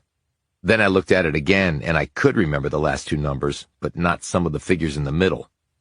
You think it's connected to your head injury? I don't know. It's possible. Maybe probable. He looked so glum that Jameson said, Decker, your having a phenomenal memory is awesome. But it's not the only thing that makes you great at what you do. You've been a cop for over 20 years. You see stuff. You figure stuff out like no one else I've ever seen. And you don't give up. Maybe. There's no maybe about it. Thanks, Alex. I appreciate that. Wow. Maybe that concussion had some positive results. What do you mean by that? She sighed. Never mind. Jameson looked up at him, fingering her coffee cup. Is Kemper really okay with us working this? I think so. But even if she weren't, I'd still be doing it. You never worry about the politics or optics of a situation, do you? When it comes to murder, I never saw a reason to, replied Decker. Chapter 24. Decker looked around and frowned. He didn't like banks. Not since they had foreclosed on both his house and his car back in Burlington, leaving him with no roof over his head and no wheels under his butt. Bradley Costa's office at Barronville National Bank was spacious and filled with mementos from local events. The bank had sponsored everything from high school debate squads to Little League baseball teams, as well as the local Kiwanis and VFW branches. The key to the city lay on his desk. There were no family photos because Costa had been single, with no kids. They learned he had been born in New York, in Queens, gone to college at Syracuse, gotten his MBA at NYU, and worked on Wall Street before moving to Barronville. Jameson studied the pictures on the wall. Photo ops with the governor, the mayor, the town council, the police chief, and over there, the local historical society, the ladies' garden club, and the Daughters of the American Revolution. He was definitely a schmoozer. Decker's gaze swept around the room.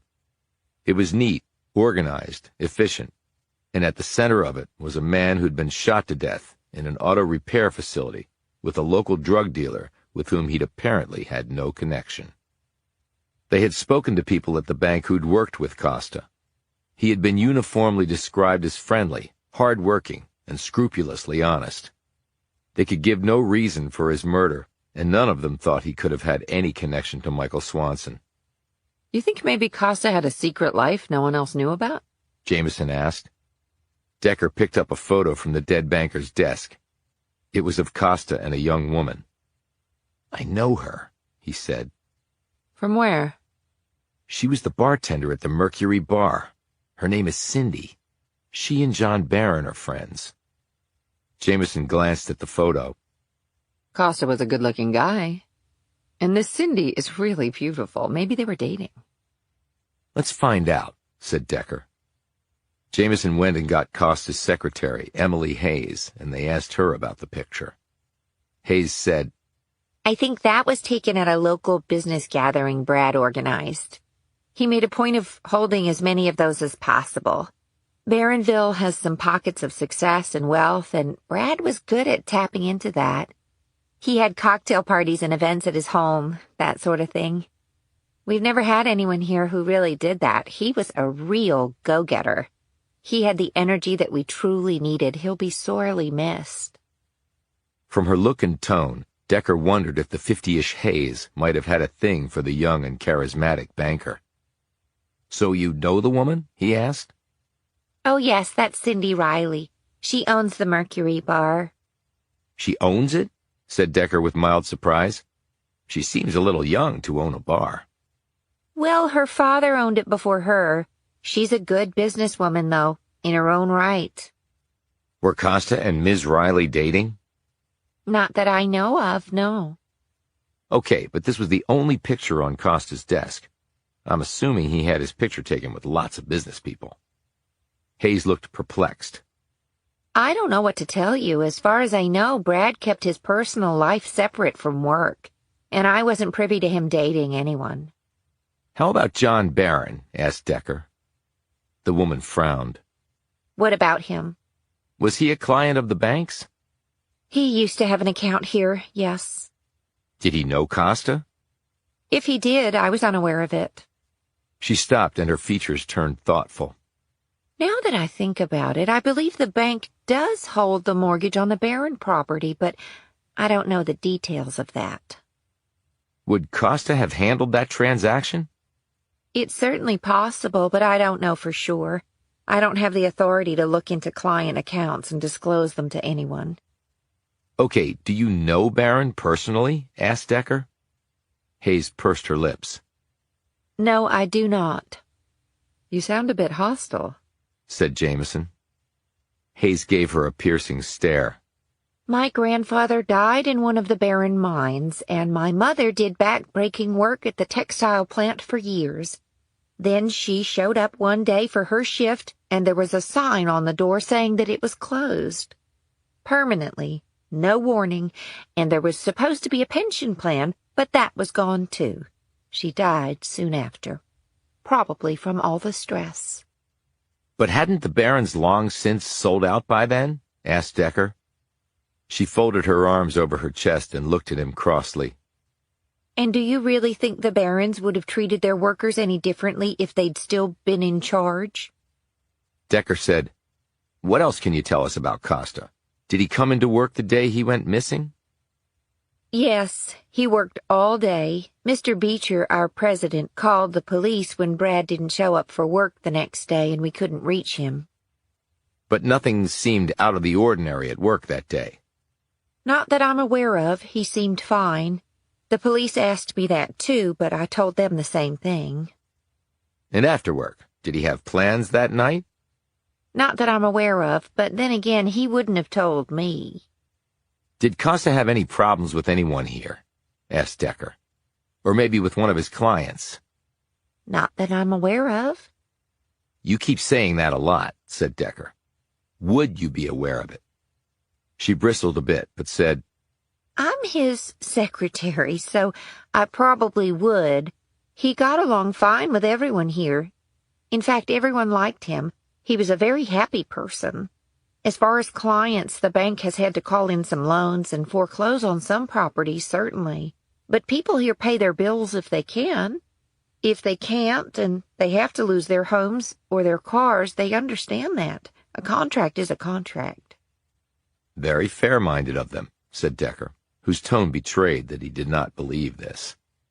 Will you be going to Mr. Costa's residence next? Hayes asked. Why? Said Decker. You might want to water the flowers is all. So you've been there? Said Decker.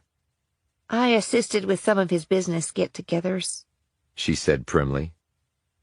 After they left the building, Jameson said, Well, she was tight-lipped, but maybe she doesn't know anything either. Or maybe she was just lying, replied Decker. Chapter 25. Well, the flowers do need watering, observed Jameson. They were standing in the middle of Costa's loft in downtown Barronville. It was open and airy, with exposed brick walls, and decorated with a flair that might have come from the combination of a deep wallet and professional design assistants. "It's nice," said Jameson as she looked around the space. "No expense spared, I'd say. There was a plaque downstairs that said this was one of the old textile mills. At least the Barron family left something to the townspeople." "Well, Costa won't be enjoying it anymore," noted Decker. He glanced at a shelf built into one wall. On it were various framed photos. He went over and studied them one by one. "Look at this." Jameson joined him. He was pointing to a photo of a Little League baseball team holding a banner. "So what? We saw from his office that the bank sponsored baseball teams." "Right, but look at the coach." Jameson ran her eye over the tall, lean man smiling back in the picture. "Good-looking guy. Who is he?" "John Barron." "What? You're kidding." He looked at the date engraved on the frame. This was taken a year ago. So Barron coached a team sponsored by the bank, but doesn't know Costa, one of the bigwigs there? "Well, I guess that's possible. I mean, you don't have to meet the coach to sponsor a team. You just have to write a check." "But this is the only business-related photo here," said Decker. "The rest are of mountains and rivers and the sights of the area. Costa might have been an amateur photographer, but why only this one photo here? The other Little League team pics are in his office." "I don't know." He walked over to the window and pointed. That must be John Barron's place up there, on the hill. Jameson joined him at the window. "Wow. Even from here you can tell it's huge." And apparently falling apart. "Well, I can only imagine the upkeep. It must cost a fortune just to heat the place." "I don't think Barron has a fortune. Not anymore." "He might only live in a portion of it." "It wasn't cheap to furnish this space," said Decker, turning his attention back to the apartment. "I guess Costa's job paid relatively well, and I would imagine the cost of living here is pretty low. And he probably saved some bucks from his time in New York." "Granted, but why here?" "What?" "He worked on Wall Street. Why come to Barronville and work in a bank? Last time I looked, they had banks on Wall Street. This is like the exact opposite of what the guy was used to." "Some people want change," replied Jameson. "That much change? You come to a dying town? With what expectations?" "That you'll have an opportunity and things will turn around. Like his secretary said, he was happy. He was generating business. He had this place." And he ends up dead from a gunshot, hanging from a chain in an auto repair facility with a brand on his forehead. Some opportunity. "Decker, he couldn't have known that would happen," pointed out Jameson. Decker didn't answer her. He just kept looking around. Jameson said, "Green told us that Joyce Tanner was laid off from JCPenney. Nothing suspicious there. 5 other people were laid off at the same time. And then the store ended up closing. No ties to Costa, at least that we can see. And none to Babbitt. We haven't checked into Michael Swanson yet. Maybe they were all buying drugs from him." "We didn't find any drug paraphernalia at Babbitt's place. And none was found here or at Joyce Tanner's apartment. And no one we talked to mentioned that they had seen signs of illicit drug use by Costa, Tanner, or Babbitt." "But drugs might still be involved somehow. Babbitt was on heavy painkillers, and the DEA is here, after all." Decker tapped his finger against the wall of glass overlooking the city. "Maybe they have no connection to each other," he said. "Meaning their deaths were random?" "Not necessarily." "Well, if they don't have a connection to each other, then by default, doesn't that mean their deaths were random?" "Not if the 4 of them all had a connection to another person, but not to each other. The spider in the web, the hub of the wheel, that person might be the common denominator." Jameson sat down in a chair and mulled this over. "But who could that person be?" "Well, if I knew that, I'd be able to solve the case," said Decker. "Let's go." Jameson jumped up. "Where?" "Michael Swanson's last digs." The last known address for Swanson, given to them by Detective Green, was a motel in an area of Barronville that was about as run down as either Decker or Jameson had seen so far. Looks like where I used to live, said Decker, as he stared around the small room with a communal bath down the hall. They had been told by the manager of the motel that Swanson had left there 2 months ago. There was no forwarding address. They went back to the manager's office after looking over the empty room. Did the police come by? Asked Jameson. The manager, a grizzled, reedy man in his 50s, nodded. And I told them the same thing I told you. Mike left here about 8 weeks ago. Haven't seen him since. Well, you won't see him again since he's dead, noted Decker. Hell, everybody knew Mike sold drugs. You live in that world, you die in that world. What else can you tell us about him? Asked Jameson. He was actually a nice guy. Not too much in the upstairs, if you catch my drift. But he helped out around here. Assisted some of the other residents. But for the drug stuff, he would have been okay. I'm actually sorry he's dead. So you let him stay here even though he was into drugs? Asked Jameson. The man shrugged. Hell, lady, if that were the case, I wouldn't be able to rent to about half the people in Barronville, including my own mother, and she's in her late 70s. Anybody ever visit him here? Asked Decker. Not really. I don't think he had many friends. Did you see him shortly before he went missing? Truth is, I hadn't seen Mike since he left here. Did he have any enemies? Asked Jameson. Not so's I know, but he sold drugs, so he might have. Did he have a car? No, but he had a bike. He took it with him when he left. Do you know what it looked like? Asked Decker. Yeah, it had 2 wheels. They walked out of the place not knowing much more than when they'd walked in.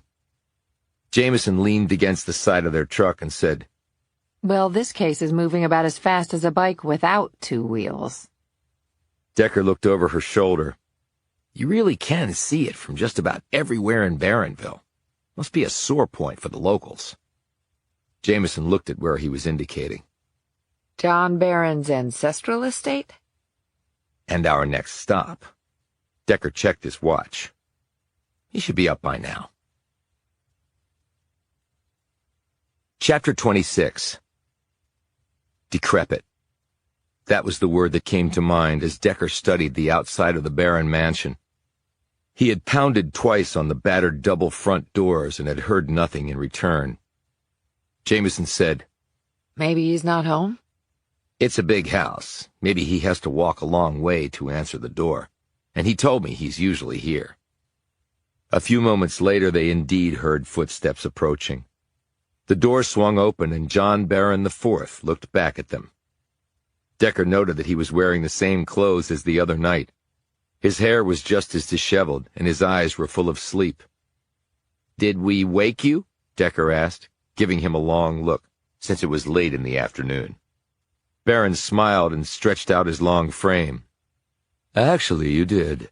I was up before, of course. Rolled out of bed right around noon, as usual. This was just a refresher nap before I go to bed tonight. He glanced at a wide-eyed Jameson. And who do we have here? He said. We have here Alex Jameson, said Jameson. I'm Decker's partner. Lucky you, Decker, said Barron. Now, to what do I owe the pleasure of your visit? We're investigating the murders, said Decker.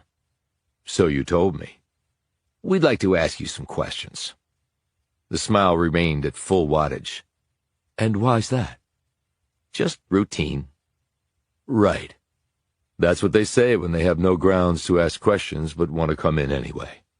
Well, I would be delighted, but only if the charming Alex here gets to ask questions, too. He backed away and waved them in. They stepped through and he closed the door behind them. Jameson immediately shivered, because there was a chilly draft in the hall.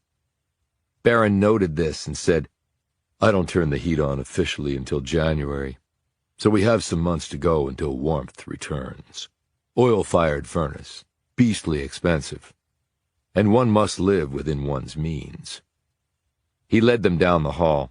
As they passed open doorways on both sides of the grand passage, they glimpsed rooms of immense size, with decorations and furnishings from many decades ago. The atmosphere in each was one of decay. Quite a place, said Jameson. Actually, the craftsmanship was abysmal, and the materials were the cheapest available. "Why is that?" asked Decker. "Because Baron the First was loath to part with a dime. I think his role model was Ebenezer Scrooge, but he wanted a symbol of his wealth on display for all the town to see, and this was the result." "And the workers? They weren't any good?" "Oh, I heard they were excellent, but they hated their employer, and so they did crappy work. At least that's the family gossip." He pointed through an open doorway. "The gun room." He led them inside a space about 20 feet square. On 3 walls were rows and rows of gun racks, but they only contained a few long guns, 1 antique over and under shotgun, 3 hunting rifles, and an elegant-looking flintlock.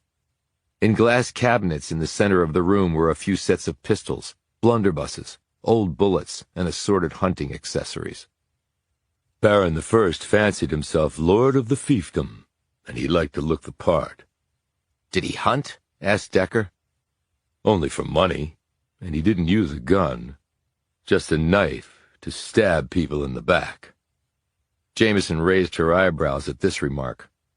There were obviously a lot more guns in here at one time, she observed. "There was a lot more of everything here at one time. As for the guns, I sell them off occasionally to help pay the expenses on this place. But as you can clearly see, I'm running out of assets. Now on to my little inner sanctum." Baron ushered them down the hall and into what looked to be a large study straight out of an early 20th century period piece. There was an enormous partner's desk set near the rear wall. Resting on it was an old computer, which still looked out of place with all the other antiquated trappings. Bookcases, low tables stacked with books and papers, an ancient freestanding metal globe, and a leather couch that sagged nearly to the floor were set around the room. Against one wall was a heavily carved credenza, upon which sat a line of half-empty bottles of alcohol, with cut crystal glasses set in front of them. There were 2 other upholstered chairs in the room across from the desk, which Baron waved them into as he settled himself down behind his desk and moved some stacks of papers and books out of the way. Decker's chair creaked ominously with his weight, but it held. Behind Baron were dark green drapes that were heavily stained. Decker eyed the boxy computer. "So, what is it that you do for a living?" "How do you know I don't live off an immense fortune left to me?" asked Baron, but his grin showed that the question was not serious. He pointed to the computer. "I actually do research for a number of professors at Penn State and UPenn. It doesn't pay all that well, but I can do it from here, and it provides some income." What sort of research? asked Jameson. "Mostly history. I like looking into the past. Allows me to forget my present circumstances and leaves me no time to dwell on my possible future prospects, or, more accurately, the lack thereof." "Have you researched your own family history?" asked Decker. "Just what's been passed down from generation to generation. It's nothing you haven't seen with other friendly neighborhood robber barons." Speaking of barons, said Jameson, I was wondering if that was really the family name, or if it was chosen by John Baron the First. "As far as I know, it's our real name, though I would put nothing past my ancestor in pretty much any department." He put his hand behind his head, sat back, placed his long feet on the desk, and said, "Okay, I'm ready for your routine questioning." Jameson took out a recorder. When Decker didn't do likewise, Baron said, "Does your partner docket everything for you?" "No, I have a pretty good memory." "I'm sure that comes in incredibly handy." "Yeah, it can." "So, the routine questions?" "I asked you before if you knew any of the victims." "I vaguely remember that." "And do you vaguely remember telling me you didn't?" "Possibly." Either you do or you don't, Mr. Baron, interjected Jameson. He looked at her and smiled disarmingly. "My dear Alex, normally I would answer such a question without hesitation, but at the time it was asked by your colleague here, I had imbibed quite a bit of alcohol. In other words, I was drunk. I should have walked home, As it was, I nearly drove my truck into the river. But may I say your query was exceptionally well phrased and spot on with its content." Jameson looked taken aback. Oh, okay. Barron turned back to Decker. "Now that I'm reasonably sober, shall we try again?"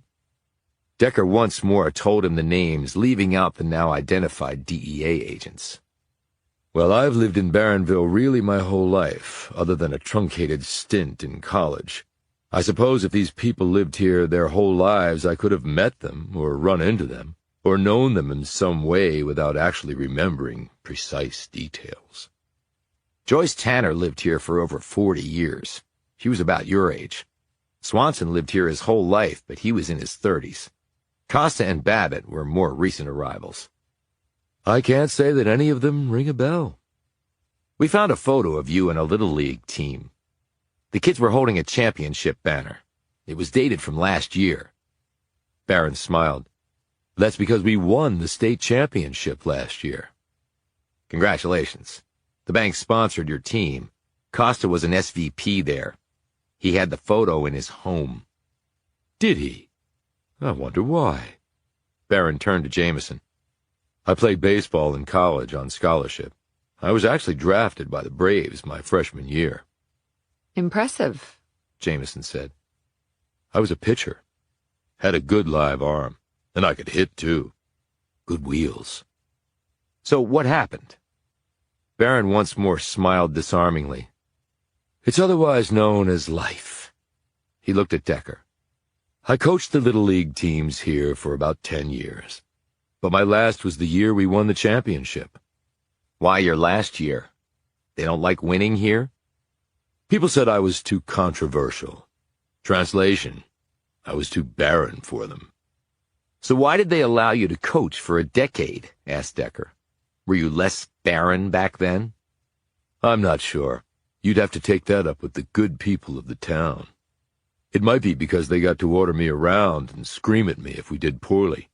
So to play that theory out to its logical conclusion, maybe they were pissed off that I coached a state championship team, and that's why when I showed up for the season spring training this year, I was politely told that my services would no longer be required." "Who told you that?" "I don't remember the gentleman's name, just that his tone was gleeful." "Why do you stay, Mr. Barron?" asked Decker. "Why stay and take all this crap every day?" Barron took his feet off his desk and sat forward. Though his look was more serious, there was amusement still in his light blue eyes. "It may sound a bit masochistic, but I've come to enjoy the duel. And if I leave, that means they won. And besides, where else would I go?" "Hell of a way to live your life." "Isn't it, though? Still, it is my humble life, after all." "So you still say you don't know Bradley Costa?" "Can't say that I do. I just coached the kids. The bank paid for the uniforms, baseballs, and juice boxes." He abruptly stood. "I'd show you around the house, but you might need a tetanus booster first. How about I take you both on a tour of the grounds?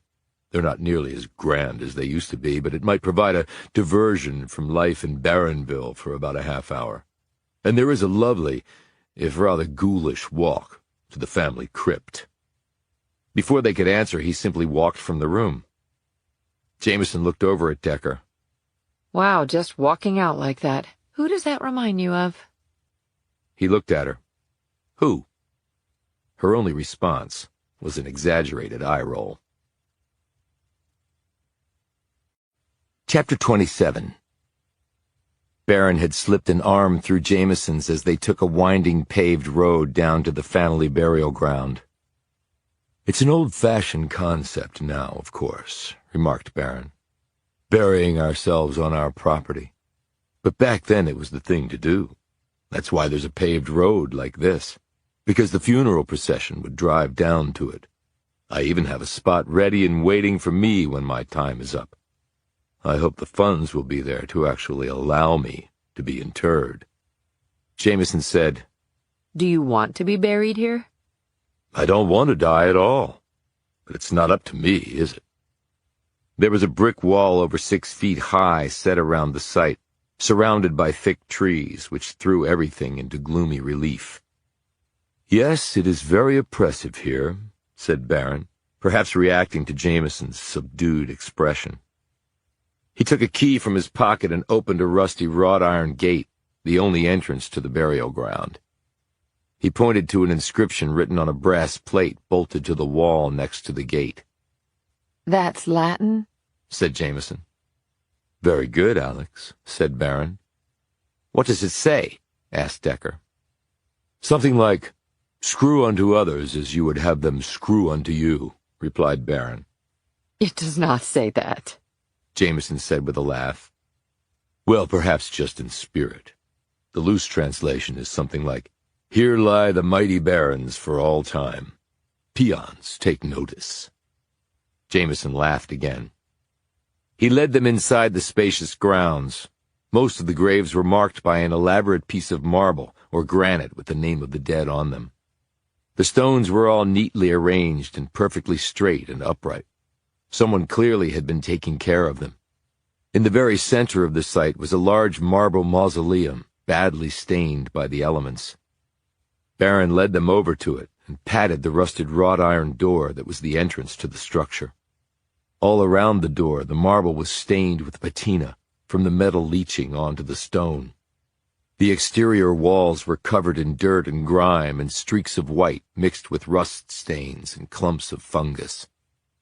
"In here lies our founder and benefactor, the aforementioned John Quarles Barron I," he announced. "He, along with his wife Abigail, and their children reside in there, along with other family members who died after them." "It must be spacious inside," noted Decker. "It represents another bone of contention with those living in Barronville, that the Barron dead here are housed better than they are." Decker noted that on one side the mausoleum had sunken a few inches into the ground. "Structural problems?" he asked. "I think we can blame it on his being cheap, even with this final resting place," "It's pretty grimy," observed Jameson. "I come down here from time to take care of the grounds and the other grave markers, but I don't bother with this one. You can't power wash this thing or use acid. It would just damage it or cause the marble to disintegrate. And I'm not scrubbing it by hand. I wouldn't do that even if I had loved Barron I, which I don't." He held up another key. "Would you like to see inside?" Jameson immediately drew back, but Decker said, "Sure." Barron unlocked the door and pushed it open. He led the way inside. Decker followed, and Jameson reluctantly brought up the rear. On either side of the space were crypts set in long shelves on the walls. In the very center was a large granite crypt stained with age and moisture. Barron led them up to it. "My ancestor, if not in the flesh, at least in the bone. He, of course, had to take center stage." Decker and Jameson gazed down at the last resting place of John Barron I. "Impressive," said Decker. "Is everyone in here a Baron?" Barron shrugged. "I haven't actually been in here since I was a little boy and my grandmother died.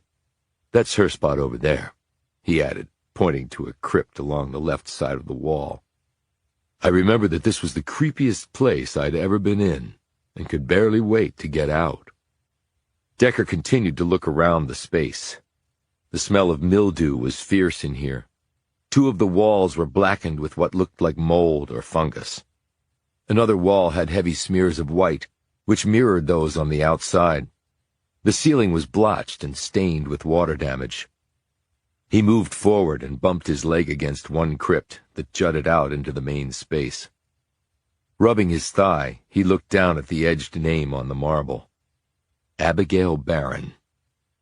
Barron noted what Decker was looking at and said, "The man obviously wanted his eternal life all to himself, with even his wife shunted off to the side." He looked around. "It's full now, so no more admissions are possible. My spot is outside." "I can see why you wanted to get out of here when you were little," said Jameson, slowly looking around. "I mean, it's all about death." Barron led them back outside and locked the door. Jameson stepped off to one side of the mausoleum and inspected what looked to be the newest graves on the grounds, though from the dates on the tombstones, they were over 30 years old. Are these your parents? She asked. Barron slowly turned from the mausoleum and looked at the twin tombstones. My father, Benjamin, and my mother, Dorothy. Dearly departed, as they say. Decker walked over and read the information on the grave markers.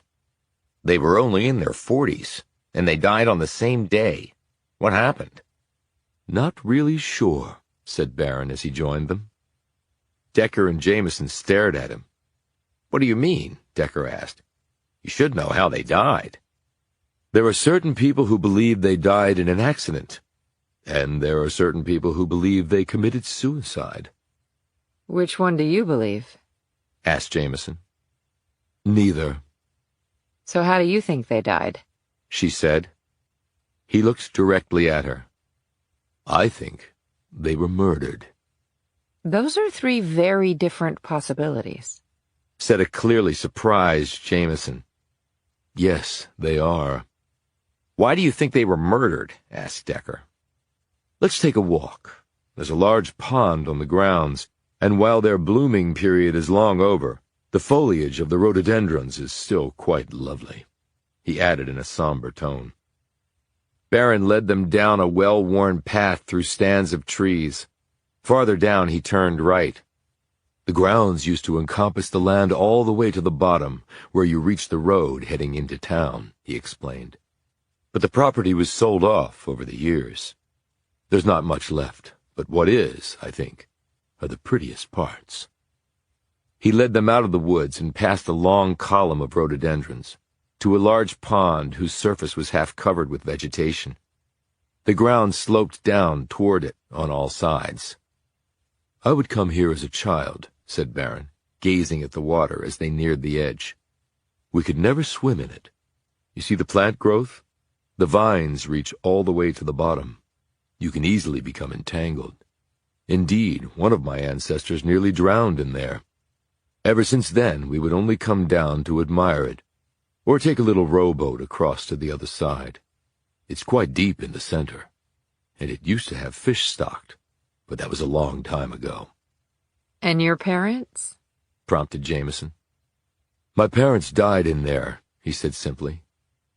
But you just said no one went swimming in there. They weren't swimming. They were in their car. Decker said, How did a car get here? Back then there was a road leading from the house to here. A long time ago my great-grandfather had it put in. That was when money was more plentiful. They would drive their cars here and picnic. They'd spend the whole day here, I was told. When I was a child, I remember my father bringing me and my mother down here, though we never had the luxury of an all-day picnic. But it was still very nice. Some of my happiest times here were with my parents. He sat down cross-legged on the grass. Decker and Jameson remained standing. Now I come here sometimes just to think, and look at the water. And drink, Barron added. I was in college at the time, just beginning my second year, when I got a call from the police. They had found my parents in their car at the bottom of the pond. They were quite dead, of course. My God, said Jameson. Barron looked up at her. I doubt God had anything to do with it. He glanced back at the water. What did the police say at the time? Asked Decker. They were convinced it was either an accident or, more likely, some sort of suicide pact. Even back then we were paupers, though I didn't know it. My parents were feeling the strain of keeping up the barren image without the financial resources to do so. You see the house the way it is now. Back then it was better, and we could still afford help, both in the house and with the grounds, but it was difficult. My father was a good man. He could see the handwriting on the wall. He went to college and law school. He made a good living as an attorney, but it wasn't nearly enough to maintain all that the barons had accumulated. My mother brought some money to the marriage, but it wasn't enough either. So why not sell the house and grounds and move? Asked Jameson. Even back then, the house was crushed under a mortgage, which really made it unmarketable. And there were tax bills and other debts, all of which accumulated interest. It seemed like the harder my father worked to pay them off, the faster the debts grew. He kept going, but he ended up robbing Peter to pay Paul. I know they were thrilled when I received a baseball scholarship to college. He could have declared bankruptcy, suggested Decker. To him, it was a matter of honor. He was not going to walk away from it. So he might have felt desperate, observed Jameson. Barron abruptly stood, not desperate enough to kill himself. And even if he had come to that decision, he certainly would never have suggested that my mother join him in the hereafter. He paused. I would like to think that the subject of their only child might have come into any such decision-making process, and that my parents would not have wanted to leave me all alone. Could it have been an accident, then? Said Jameson. I don't see how. You couldn't accidentally drive your car into the pond. It had to have been deliberate. But you think it was deliberate murder? Said Decker. Did your parents have enemies? They had enemies simply by being barons. What did the police conclude? I'm not sure they ever officially concluded anything. They did tell me that they suspected my parents had died either accidentally or intentionally by their own hand, but no suicide note could be found. Decker nodded. Could they have been incapacitated first and then placed in the car? With the slope, all someone would have to do was put the car in neutral and it would roll right into the water. I asked the police that. And what did they say? That it was still an ongoing investigation and they couldn't provide those details. And when the investigation no longer was ongoing? Asked Jameson. Apparently it still is, because the police never released a definitive finding one way or another, and they still won't answer any of my questions. You still ask? Said Jameson. About once or twice a year. I used to write letters or make phone calls. Now I do it by email directly to the police commissioner. And does the commissioner answer you? With language that would be inappropriate to use in front of a lady, replied Barron, with a glance at Jameson. And now, unless you have anything further, I really need to get back to that nap. He abruptly walked off. Jameson turned to Decker, who was still staring at the pond. Now that is one complicated man, she said. Shooting one-liners 1 second and then telling us his parents were murdered the next. Decker glanced back in the direction of Barron, who was just disappearing into the woods. Decker, did you hear me? He nodded. Do you think his parents could have been murdered? I'm in no position to say one way or another, and that's not why we're here. We have 6 recent murders to investigate. He turned back to look at the pond. But you are curious, aren't you? I can tell. Decker turned and walked past her. Wait a minute, where are you going? While Barron is napping, I want to look around. Chapter 28. Decker, we can't just barge into the man's house while he's here. We don't have a warrant. She was hustling after Decker and caught up to him after he cleared the tree line and the mansion and other buildings came into view once more. I just want to look around the grounds and maybe in some of the outbuildings. We still need a warrant to do that. Do we? You damn well know we do. Ignoring this, he kept walking until he reached the garage, which was not attached to the house but was separated by a lumpy brick courtyard. The garage had 6 bays, and all 6 were wide open, allowing them to see clearly inside. Just the one Suburban, observed Decker. Looks pretty old. The truck sat a bit crooked in the bay closest to the house. I don't see anything that jumps out, said Jameson. Decker stepped into the garage and examined one of the walls. Look at this, Alex. She drew up next to him and looked at the hole in the wall. It's a hole. So what? Decker pointed around. There are holes over there, and I noticed some in the house when we were passing down the hall. And they were in his study, too. Jameson's face screwed up. That's weird. Do you think he has rats? And they opened the walls to check for that? Or mold? That might be it. I would imagine a place like this is overrun with vermin and mold. Great, and we've been breathing it all this time. Well, he's been breathing it all his life. Decker glanced over her shoulder. Maybe we'll have better luck with that building over there. He headed off to a one-room structure set about 100 yards away. Jameson hurried after him, glancing back at the house to see if perhaps Barron was watching them. Decker reached the building. It had stone walls, a tin roof, and a thick wooden door, with a pair of windows bracketing the front portal.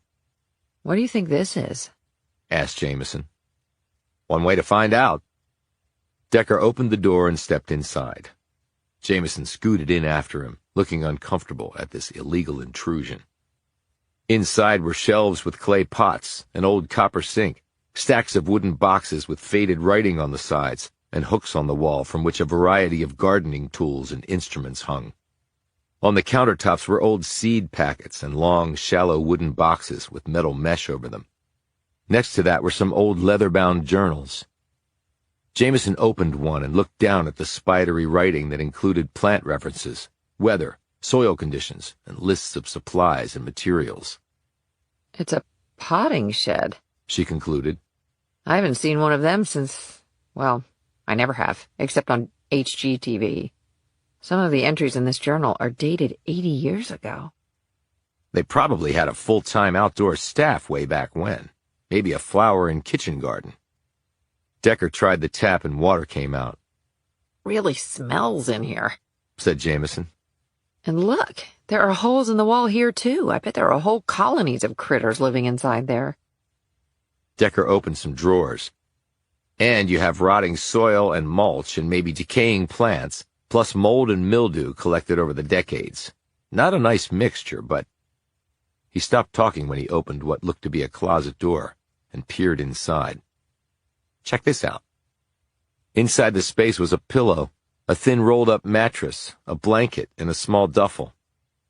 Jameson peered over his shoulder. Do you think someone was staying here? Maybe. Decker pulled out the duffel, set it on the counter, and opened it. Inside were a couple of threadbare shirts, a dirty pair of men's dungarees, sneakers, and a rolled-up canvas fanny pack. When Decker unrolled it, Jameson said, Damn. They looked down at a trio of syringes, 3 needles with corks on the tips, a few vials of liquid, a spoon, a crack pipe, a length of elasticized rubber, some plastic baggies containing white powder, a Bic lighter, 4 joints, and a clasp knife. Basically, your classic druggie's survival pack, said Decker. You think this belongs to Barron? Decker held up the pants to his legs. Barron is about 2 inches shorter than me. These pants are for a guy under 6 feet, so no, I don't think so. Some squatter, then? That's more likely. You think Barron knows about it? Decker stared out the window at the main house. I don't know. There's a direct sight line from here to there, unless whoever it was came and went at night. Well, they probably would if they were here illegally.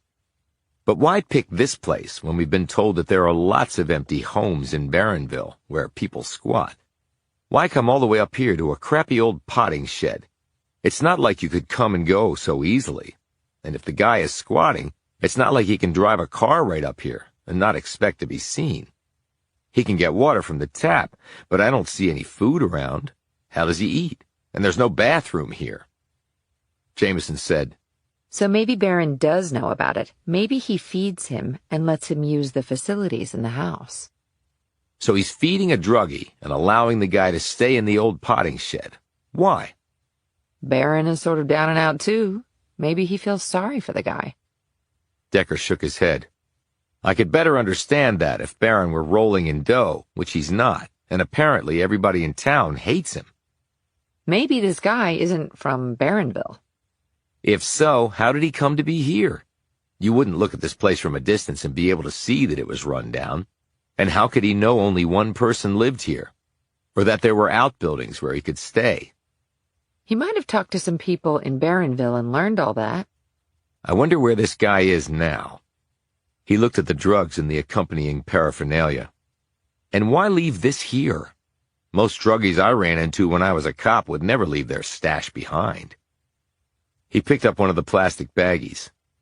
Nickel bag of coke, about a gram's worth. These vials are probably heroin, $3 to $4 a pop in a metro area. Maybe more in a place like this. The elastic band is used to pulse the vein for the injection site. The lighter and the spoon are to make crack from the cocaine. Water and a pinch of baking soda. You stir off the residue, then you smoke the liquid coke in the pipe. He looked closely at the 3 syringes. Never seen 3 needles for one druggie, though. Maybe he's trying to avoid infections. You mostly get that if you're sharing needles with someone else. After a thorough search, they turned up a few more items. A bottle of antiseptic wipes, 2 cell phones, a list of phone numbers written out on paper, and cleverly hidden behind a cutout panel under the sink where the pipes went into the wall, they found the pot of gold. Or drugs, rather. 50 baggies of powdered coke, 20 vials of liquid heroin, and 10 rocks of crack, along with a roll of cash rubber-banded together, and a loaded Sig Sauer 9mm with the serial numbers filed off. Decker, this guy's not a user. He's a dealer. Decker didn't answer because he was staring at something on the floor. Jameson looked at the spot. It's a narrow line in the dust, she said. Like something was dragged over it. Decker got down on his knees to examine the mark more closely. He stood and looked at Jameson. What do you want to bet the person staying here won't be coming back? What do you mean? That mark isn't from something being dragged over the floor. It's from a bike tire. I think we just found Michael Swanson's final place of residence. Chapter 29. They had taken photos of what they had discovered in the potting shed and then put everything back. Since they had no warrant, anything they found would not be admissible in court if it ever came to that. They drove off and wound their way back down the hill to Barronville. "Do we tell Green and Lassiter what we found?" asked Jameson as she steered the vehicle. Decker shook his head. No, they'd be pissed about what we did, and there's no need to fight that battle right now. And we have no idea if that stuff really belongs to Swanson. It's just a hunch. But his old landlord did say he rode a bike. Long ride up here and back. Hey, if it's the only wheels you have. So where does that lead us? To the possibility that John Barron is lying to us. He says he didn't know Costa. I'm convinced he did. Come on, Decker. Lots of businesses sponsor Little League teams. You can't expect a bank bigwig to know all the coaches.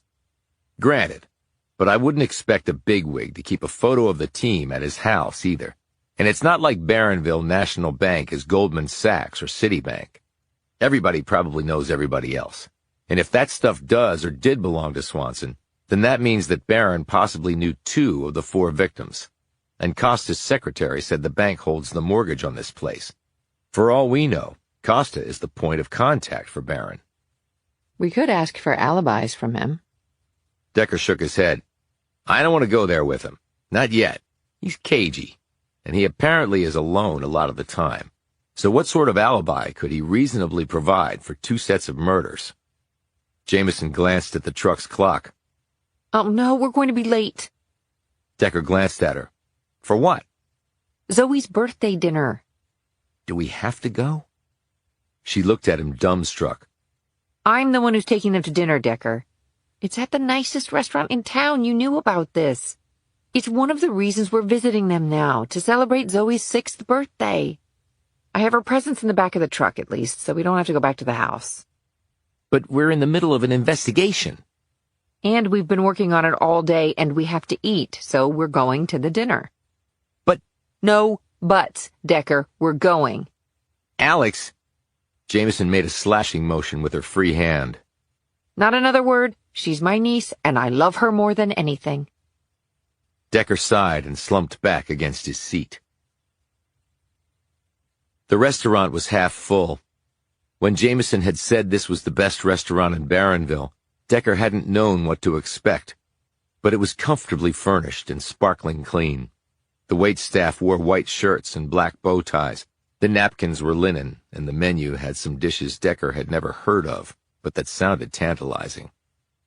Amber and Zoe were in dresses, and even Decker could tell that Amber had taken time with her makeup and her daughter's hair. This was apparently a big deal. Decker's mind took him back to his own daughter's birthdays. They were big deals. He glanced at Jameson, who gazed adoringly at her niece. "Did you have a good day at school, Zoe?" she asked. "It was okay." Amber said, "It's always tough starting in a new school, but you'll make friends, Zoe. You always do." "Yeah," said Zoe, staring dejectedly at the tabletop. Decker studied her. There was something in his head he wanted to say, but for some reason he couldn't make it come out. Then it occurred to him that he had superimposed his dead daughter's face over Zoe's. He looked away, rubbing at his temples. "Okay, Decker, that is definitely not healthy." "Where's Frank?" asked Jameson. Her sister made a face. "Work. Something came up. He should be here soon, though." "Sounds like a tough job," said Decker. "Well, at least it's a good-paying job," said Amber. "and one that's not back-breaking, even though we already did some renovations on it. Once Frank gets established here, we're thinking about selling our current house and buying a larger place. There are some beautiful old homes here sitting empty. They just need some TLC." Zoe looked at her mother in a betrayed fashion. "Does that mean we'll have to move again?" Amber looked nervous. "It won't be for a while, sweetie." Despite this assurance, Zoe slumped back in her seat, looking sad. Noting this, Jameson said, "How about you open your presents now, Zoe?" She pulled 2 boxes from her bag and set them in front of her niece.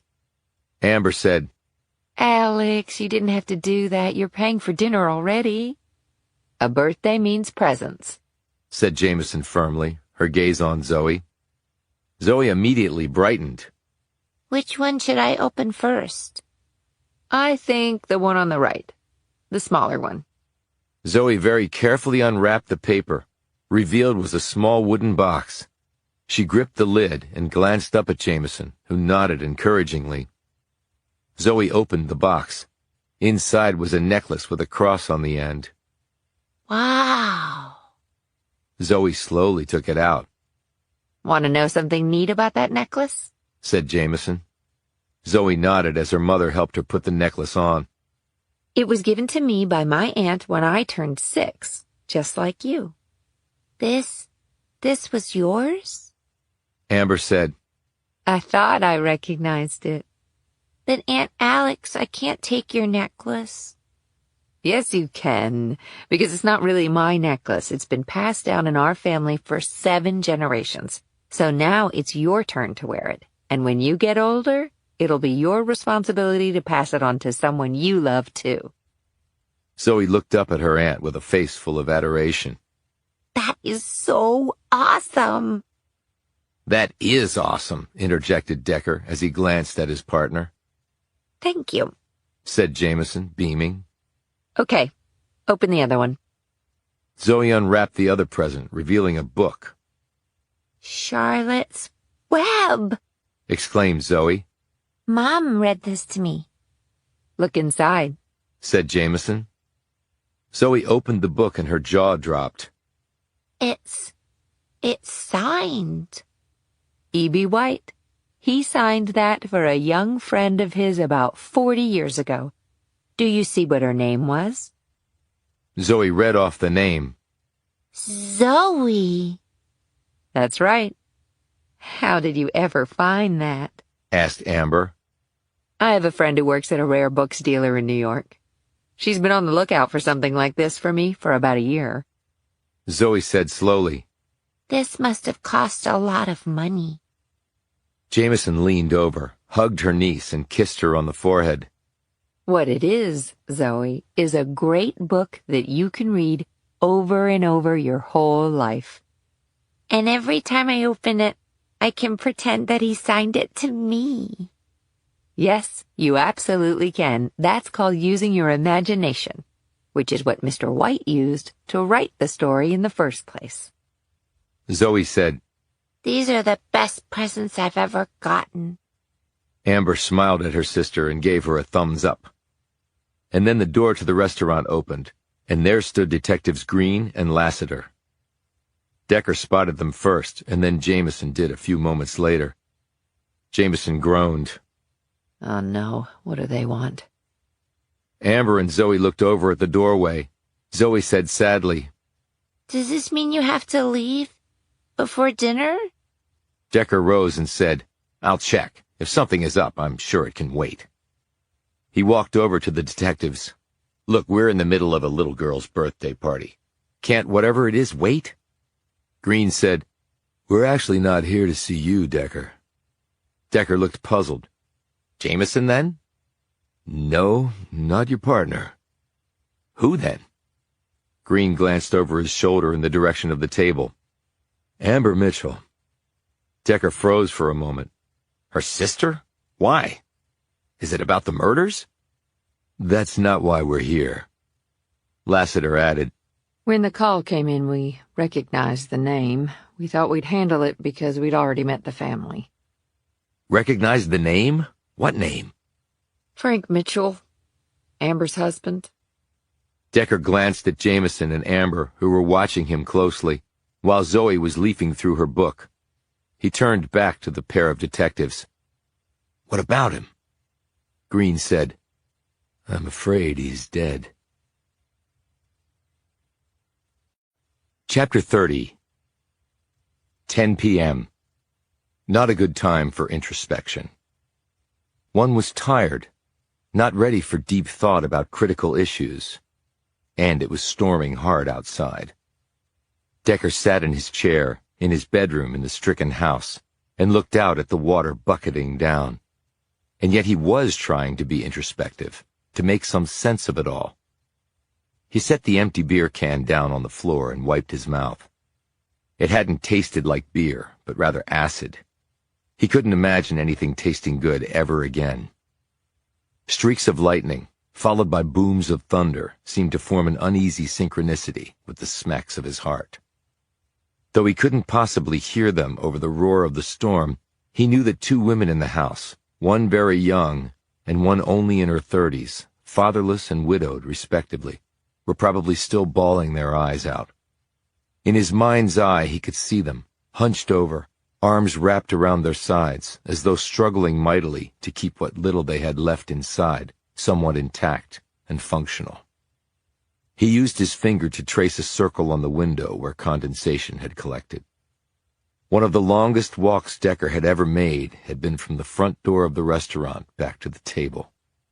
He had asked Green and Lassiter for permission to go and get the Mitchells and escort them out. He did not want the news that awaited them to come in a public place. He didn't know why he had thought of this. His old self would have done so instinctively. To be sensitive and compassionate had been reflexive with the old Amos Decker. Then the blindside hit on the field had left him pretty much the polar opposite of what he had been. It was, to say the least, unsettling to occupy the same body but be a totally different person. Yet still, he had thought about having them be told of the loss in a private place, and he had acted on that thought. That's something, isn't it?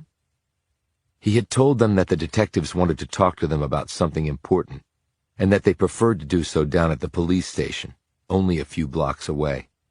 He had told them that it couldn't wait. It had to happen now. He had seen an alarmed look in Amber's eyes that made him believe she knew that what was happening would be quite personal to her.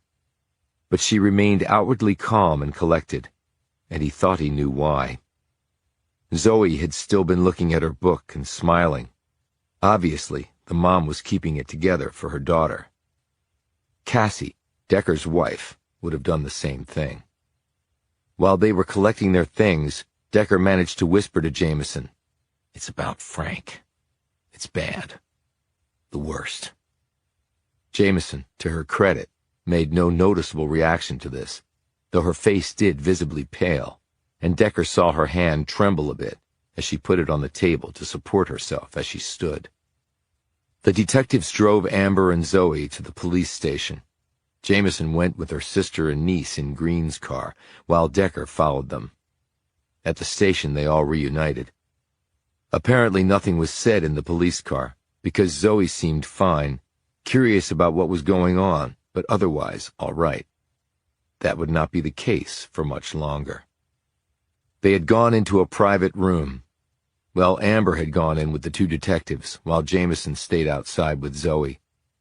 Surprisingly, Amber had asked Decker to accompany her into the room where they had her sit, while Lassiter and Green stood facing her.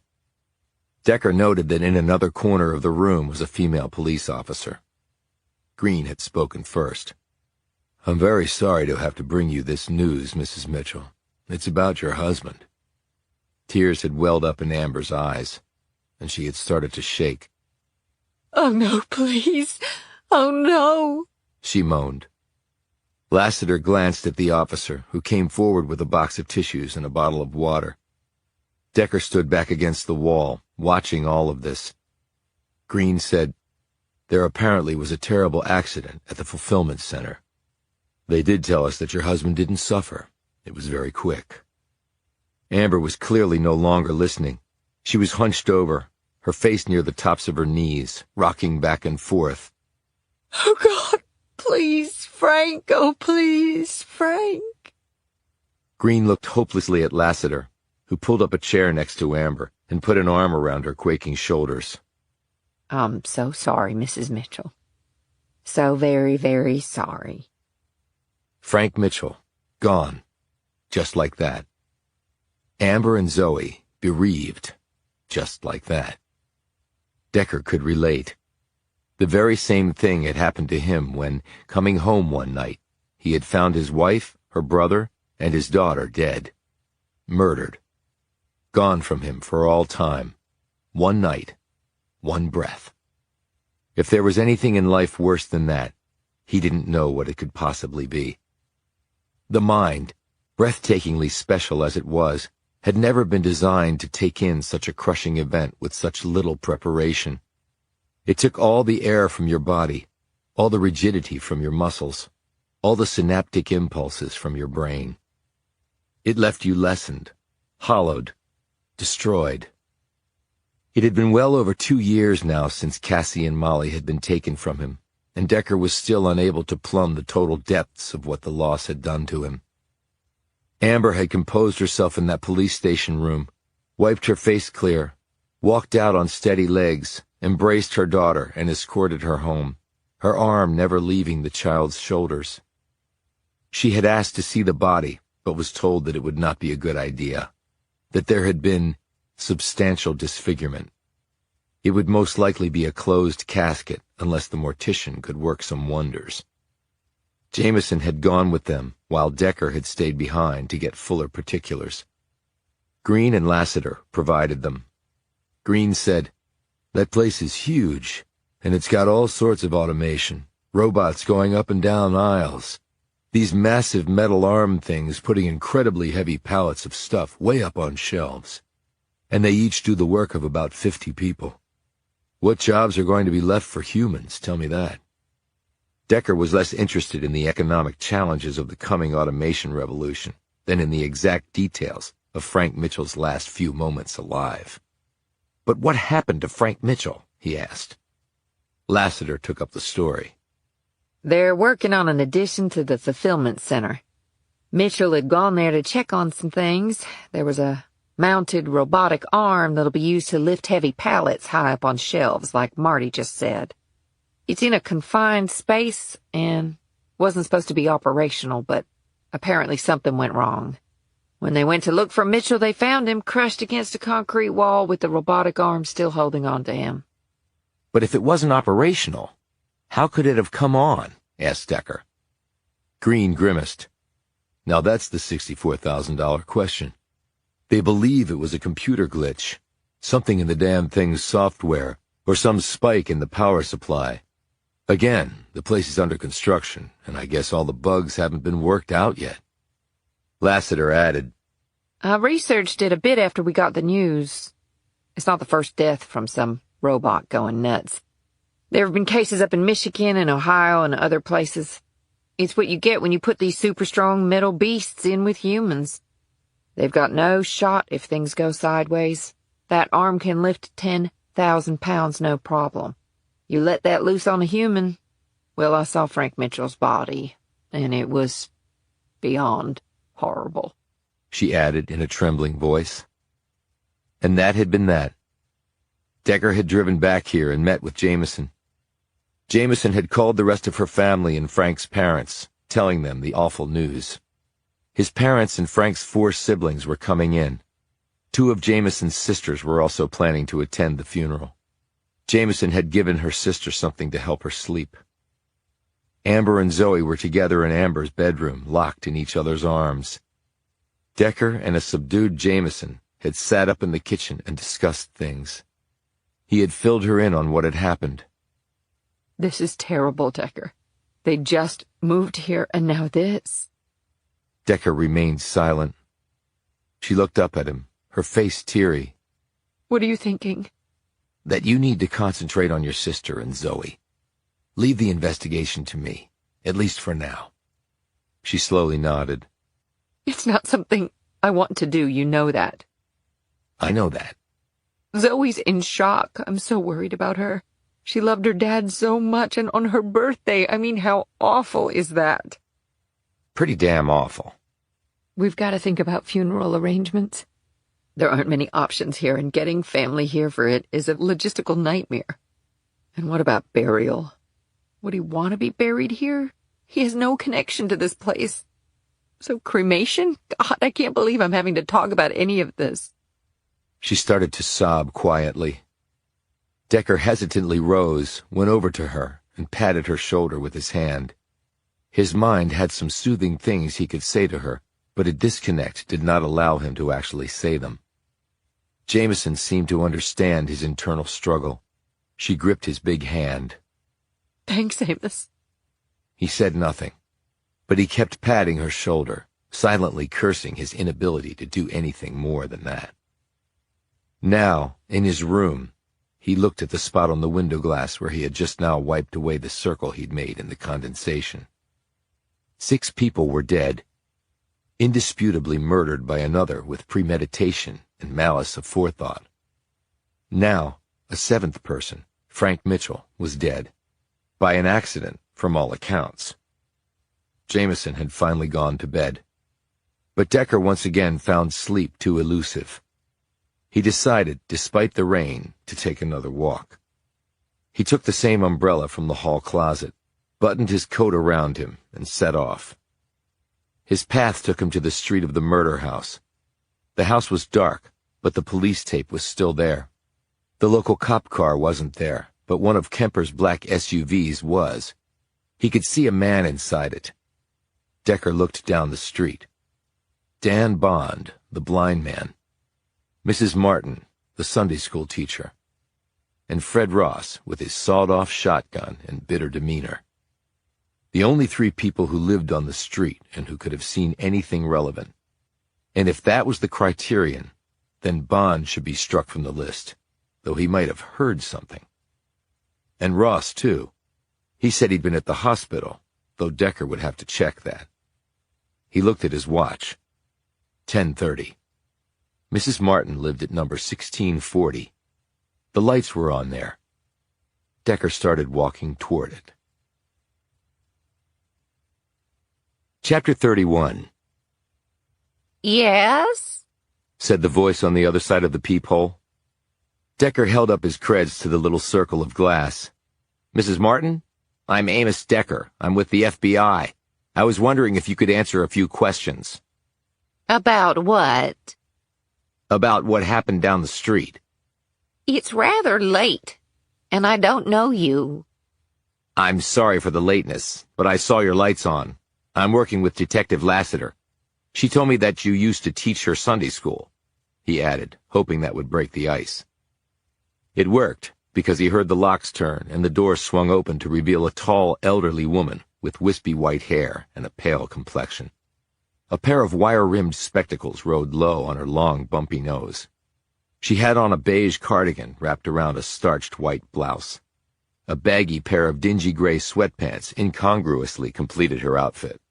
A sturdy pair of white orthopedic shoes were on her feet. "Thank you, Mrs. Martin. I appreciate it." Would you like some hot tea? It's so damp out. She shivered. Gets in my bones. Decker didn't really feel like tea, but he figured it might buy him some more time with her. That would be great if it's not too much trouble. No trouble. I've nothing else to do, and I was thinking of having another cup myself. Oh, there's Missy. This was in reference to a sleek silver and black tabby that glided out from behind the couch in the front living room. It sidled up to Decker and rubbed itself against his leg. "Nice kitty," said Decker awkwardly to the cat. Oh, she's a pain in the butt. But it's just her and me now. Decker looked at one wall where a deer head was mounted. "6-point buck," he said. My late husband, he had that mounted, it was almost 40 years ago now. But unlike some hunters, he ate what he killed. That buck gave us enough venison to last a long time. She turned and put a hand against the wall to steady herself. Decker spotted a quad cane, so called because it had 4 sturdy feet for firm support, standing in a corner. "Do you want me to get your cane?" he asked. She shook her head. I need to get the darn thing fixed, she said. Can't use it inside. It scratches my hardwood floors. She led Decker into the kitchen, continuing to steady herself with a hand against the wall as she went. The house, Decker estimated, had been built in the 50s, so the kitchen was small but functional. There were little frilly curtains around the window over the sink, and a wooden table with 2 ladder-back chairs. On the wall was a landline phone, with a long flex cord dangling from it. Next to the phone were large numbers written in pencil, with some names next to them. Martin glanced at where he was looking and smiled. I don't have one of those smartphones, and I've no memory for numbers, so I write my important numbers down there. I call it my phone number wall. Good system. Do you have a memory for numbers? Apparently not as much as I used to. Martin put the kettle on the stove and lit the gas with a long match. Then she took cups and saucers from a pine cabinet with a sheen of lacquer finish over it. She opened a plastic storage container and said, Would you like some cookies? They're oatmeal raisin. I made them myself. That sounds great, thanks. So you're with the FBI. That is so exciting. But don't FBI agents wear suits? They do on TV. She put a hand to her mouth as she looked over Decker's rumpled appearance. Or are you undercover? You look like you could be an undercover agent. Decker took all this in and said, I did some of that, but now I'm here helping the local police with what happened at the house down the street. Yes, it was awful. Martin shivered again. I mean, I know the town has hit bad times, but we've never had a murder on our street before. She set out the plate of cookies along with paper napkins. Do you take milk and sugar in your tea like the British? Not that you're British. Are you British? You don't sound British, but I always like to ask. I'm from Ohio, and no, just tea, thanks. It's peppermint. Very good for your throat and sinuses. I'm sure. I had a friend from Ohio, Toledo. Have you ever been there? Yes. I liked my visit, but that was in, 1965. Has it changed much? I expect so, yes. Most places change, don't they? Like Barronville? Asked Decker. She gazed at him, and this time the look was far less like a scatterbrained old lady. I've lived here all my life, she said. Back when times were booming, there were certain elements that were not all that nice. Care to elaborate on that? She looked up at him over her cup of tea. Water under the bridge. Now, what can I do to help you with your case? We're looking for anyone who might have seen something strange at the house in question. Have you talked to anyone else on the street? Just one, Fred Ross. At the sound of the man's name, Martin's face screwed up. That man, she said derisively. You two don't get along? My husband loathed him until the day he died. Fred is very hard to get along with, hateful, prejudiced, manipulative. The first two I understand, having met the man, but manipulative? Martin didn't answer until the water had boiled and she had poured out the tea. She handed him his cup and sat down opposite him. Fred's wife died, it's been 20 years ago now or more, about the time my Harry passed. She was a nice lady, but he never gave her a moment's peace. If his dinner wasn't ready and to his liking, or she'd gone over her grocery budget, or the house wasn't spick and span, he would just abuse that woman no end. It was awful. Did she ever call the police? Martin took a sip of her tea and set the cup down before answering. Now that's where we get to the manipulative part. He would never raise his hand against her, never scream or threaten. What did he do then? He would just keep picking away at her, little by little. How she looked, how she dressed, how she should be ashamed she couldn't be a good wife and mother like the other ladies on the street. He just played all these mind games with the poor woman, convinced her that everything was her fault. He was quite good at it, the sick bastard. And Fred was cruel to his son, too. I think that's why they don't have much of a relationship. Decker drank some tea and nodded. I could see how Ross would be like that. Always handy with some reply. Turning things against you. He did that with me. Martin pointed at him. Exactly. Exactly right. Turning everything, even your own words, against you. They fell silent for a few moments. Martin said, But you wanted to ask me about that night? Have Detectives Lassiter and Green been by to see you? A Detective Green did come by to talk to me, and then earlier today Donna came by. Not in her official capacity, she said, just to visit and see how I was doing. I hadn't seen her in years. I was surprised she was with the police. I thought she would go on to be a doctor or something. Always very bright and, well, gung-ho. Nothing would stop her. Well, you have to be pretty tough to be a cop and homicide detective, noted Decker. Oh, of course. And I'm very proud of her. She's come a long way and overcome a lot of obstacles. What do you mean? Well, I suppose you know about her father. No, I don't. Perhaps I shouldn't say anything. I wish you would. It could be helpful. Well, that's really why I was surprised Donna went on to become a police officer. Why is that? Because her father was convicted of a crime. What crime? Asked Decker. Of killing someone. Who?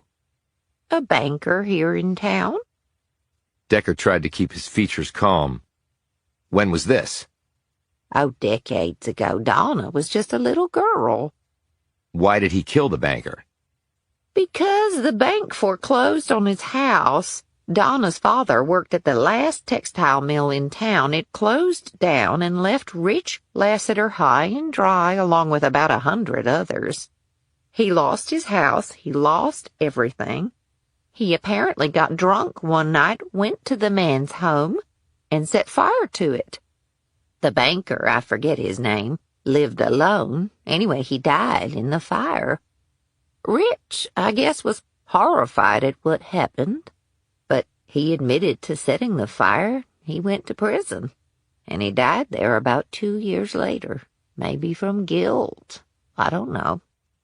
So Lassiter would have still been a little girl? She was a very sad little girl after what happened to her father. I think she turned to religion to help her through the tough times.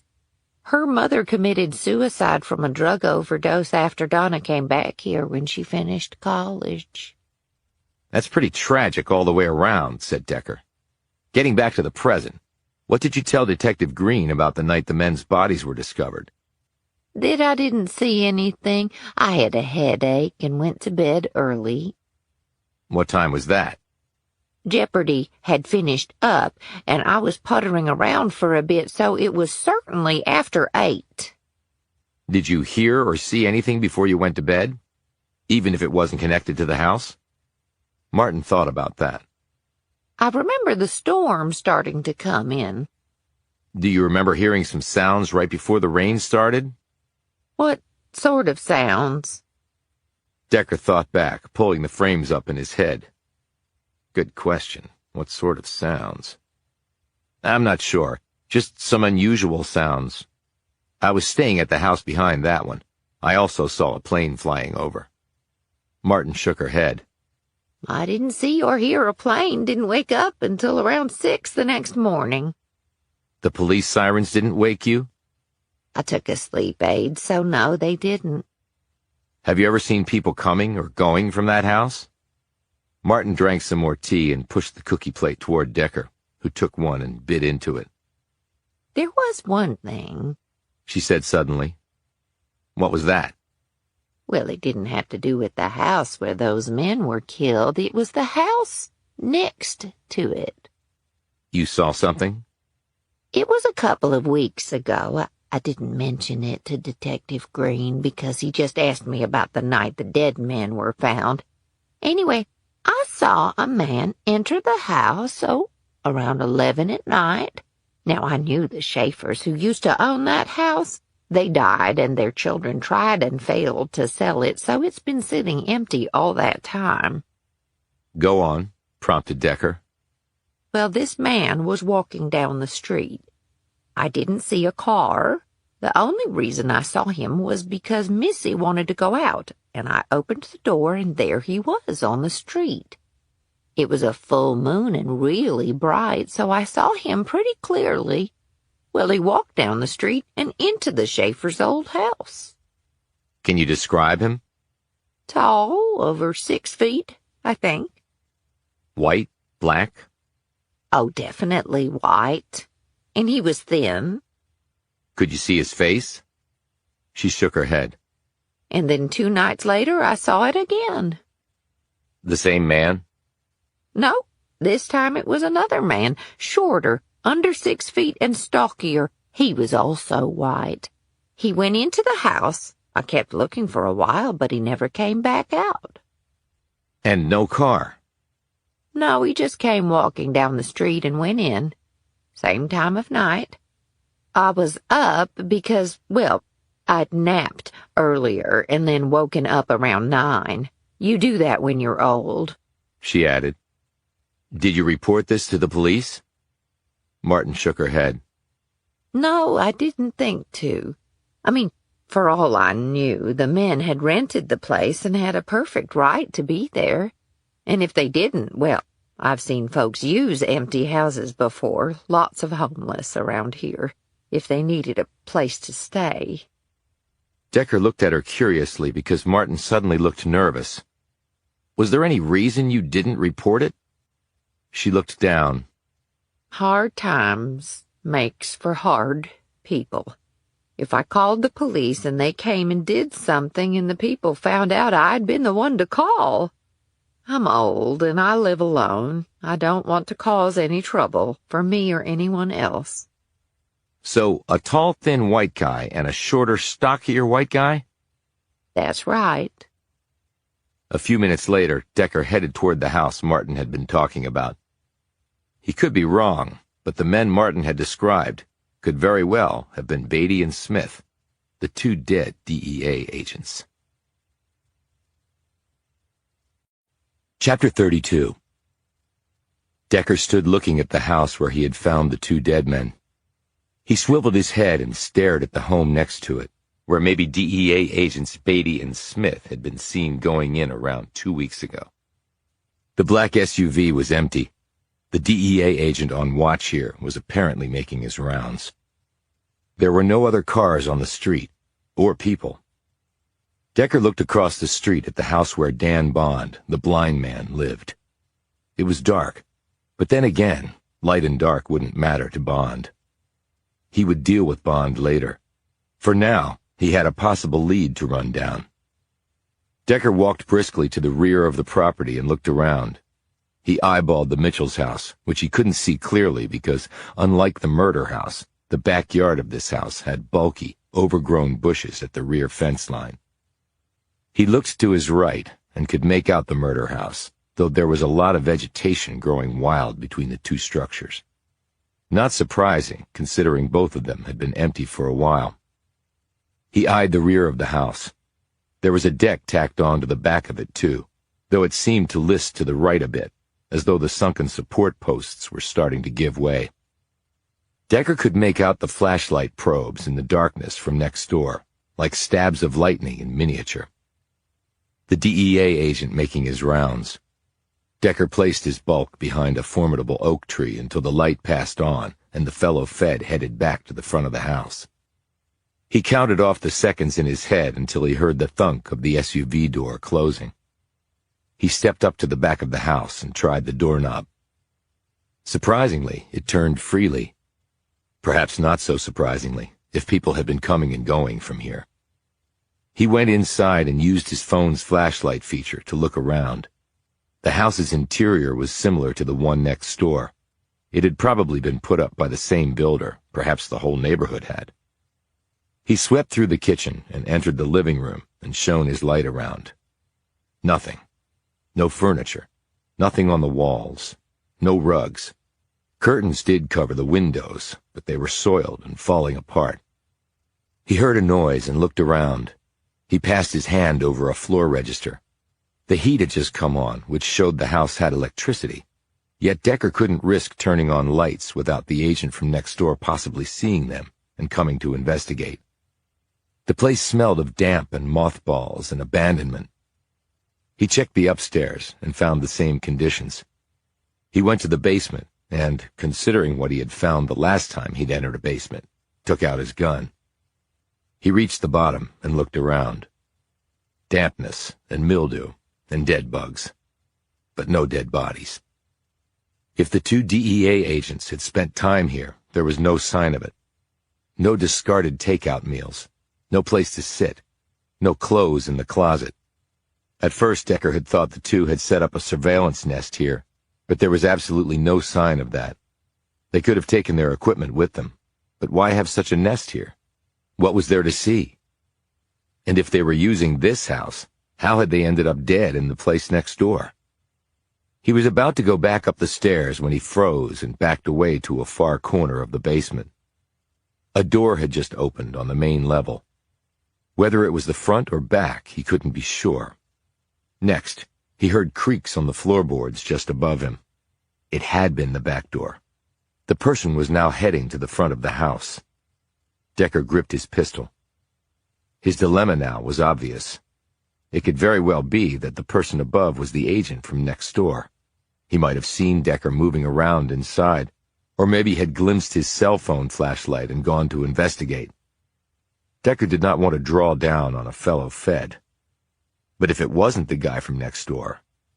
The footsteps headed up the stairs. Decker waited until they returned to the main level a minute later. He didn't hear any sirens. He couldn't see outside. Had the guy called in backup? Then he heard what he knew he eventually would. The basement door opened. Keeping to the back corner of the basement, Decker called out, "Amos Decker with the FBI. Identify yourself." DEA agent Stringer from next door, said the voice immediately. Decker didn't move. "I'd like to believe you, but I need to see some ID." Thinking the same thing. How do you want to do this before I call in reinforcements? "Don't you recognize my voice?" said Decker. "I was pretty vocal with Agent Kemper when we were at the morgue." "I just got to town this morning with a new shift of agents." "Okay, toss your creds down the stairs and I'll toss mine up." "Look, I'm supposed to be here and you're not, and I don't know who the hell you are, so toss your creds up right now." Decker took his time pulling out his creds. He slipped his gun inside his waistband and with his free hand dialed a number on his phone. "Give me a sec to get them out," he called up the stairs. Kemper answered after 2 rings. "I've got a situation," whispered Decker. "Is an agent named Stringer assigned to the house tonight?" No, Jenkins has the night shift, 8 to 8. Never heard of an Agent Stringer. "Okay, get some guys over here now. I'm in the house to the left of the crime scene when facing it from the street. I'm in the basement with a guy pretending to be one of yours." Before she could say anything else, he clicked off and looked down at his phone. "You got 2 seconds to toss them up or this is going to get ugly," said the man calling himself Stringer. Coming right now." Decker crept forward and approached the staircase from the side. He put his thumb on the screen of his phone and readied himself, flicking the flashlight on at the same time as he tossed the phone in front of the stairs, with the light shining up them. 4 shots were fired instantly. 4 suppressed shots. The bullets hit the floor and ricocheted off. Though he hadn't been hit, Decker let out a yell as though he had, so the other guy would let down his guard. A moment later, he fired half his mag up the stairs in an arc wide enough to cover the entire width of the doorway. He heard an impact, and then another, and then a grunt. He stepped out of the way as something came rolling down the steps and landed in a heap at the bottom. Decker retrieved his phone and shone the light on the bundle. It was a man. A dead man now, thanks to Decker. As he stared down at the corpse, Decker felt himself audibly gasp. Normally, when he was confronted by death, Decker's synesthesia would kick in. The hairs on his neck would rise, as though an electrical current was running through him. He would feel dizzy and nauseous, and most significantly, he would see the most vivid shade of electric blue. It would assail him from all angles, suffocating him. Yet he wasn't experiencing any of those things. He just saw a body. It was as though his synesthesia had simply vanished. And then he heard the sirens. And then heavy feet clattering on the front porch. Agent Jenkins from next door, he was certain. The cavalry was here. Decker slumped down on the bottom step and waited. Chapter 33. Okay, you need to stop going out at night, and I damn well mean it. These words came from Jameson, who was standing in front of Decker in a long t-shirt and sweatpants. She was barefoot, and her matted hair evidenced that until very recently she had been asleep. They were in the living room of the Mitchells' home. Amber and Zoe were asleep upstairs in Zoe's room. Decker had called Jameson from the basement of the house where he'd shot and killed a man. He had explained matters to the first responders, and then to Kemper, and finally to Green and Lassiter when they had shown up, including how he had gotten there in the first place. The real surprise had come when Kemper had seen the dead man lying on the floor with 2 of Decker's bullets in his chest. "That's Brian Collins," she had said. "And who is he?" Decker had replied. "He's a drug dealer." "Do you think he knew Michael Swanson, or maybe worked with him?" "Doubtful. Collins was a heavy hitter. He's wanted in several states for distribution and murder." Green had asked, "But what was he doing here, and why try to kill you?" "He must have seen me go into the house," said Decker. "He might have been watching the place." "Okay, but why take a chance on going after you when a DEA agent is right next door?" asked Green. "I take that as a good sign," said Decker. "That means they're afraid we're getting closer. Like when they tried to toast me and Jameson inside Toby Babbitt's trailer." "So, are you getting closer?" Green had asked. Decker had looked down at the body. Maybe too close. Now Decker looked up at the very pissed-off Jameson. "I didn't know anything like this was going to happen, Alex. I just couldn't sleep and decided to check some things out. I talked to Martin, and that led me to the house." Jameson slumped down next to him. "Decker, I know you may not get this, but my sister and my niece just received horrible news. Frank is dead. This is going to affect them for the rest of their lives." "I know all that, Alex." "I know you know the facts, but sometimes you miss the stuff beyond the facts." "What exactly is your point?" "One tragedy is enough right now. Please don't add yourself to that tally. I don't think any of us could take that. I know I couldn't. Now, unless you're going to do something else incredibly dangerous and stupid, I'm going to bed before my head explodes. I suggest you do the same." She trudged off upstairs, and Decker slowly followed. He washed up and undressed. He glanced down at the hand that had pulled the trigger that had ended Brian Collins's life. He didn't feel bad about that. Collins had tried to murder him, so he got what he deserved, which still did not explain why a man he didn't know had tried to kill him tonight. A heavy-hitter drug dealer, wanted in several states. The DEA. Rogue agents. 6 murders, 4 of which seemed to involve unrelated parties. Was it all about drugs? Lots of people had died due to drugs. And by all accounts, Barronville was in the grips of the same opioid crisis that was terrorizing other areas of the country. And he and Jameson had apparently run smack into it. And what about Lassiter's father burning down a banker's house and going to prison for it and then dying there? And her mother later committing suicide? He could now see why Lassiter had a beef against the current John Barron, unreasonable as it might be. And lastly, what the hell was happening in his head? Why hadn't the electric blue color come? And the nausea, and the hairs rising off his neck?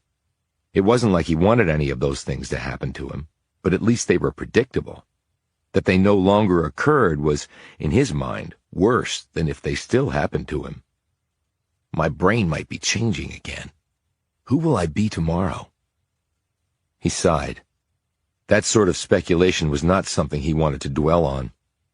And then a thought occurred to him. Thankfully, it was tied to something about the case.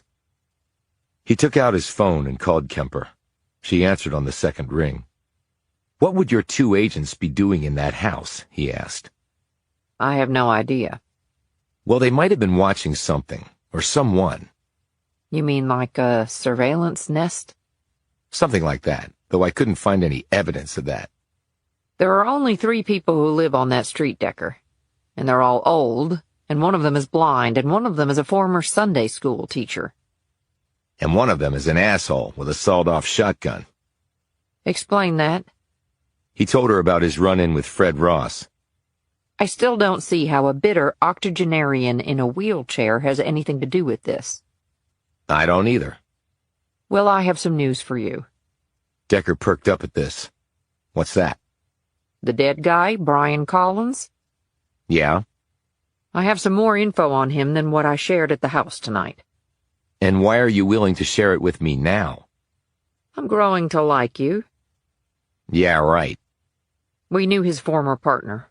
Kemper said. Who was that? Randy Haas, the dead guy who fingered my 2 agents as rogues. Chapter 34. She wants us to do what? Decker stared across the breakfast table at Jameson.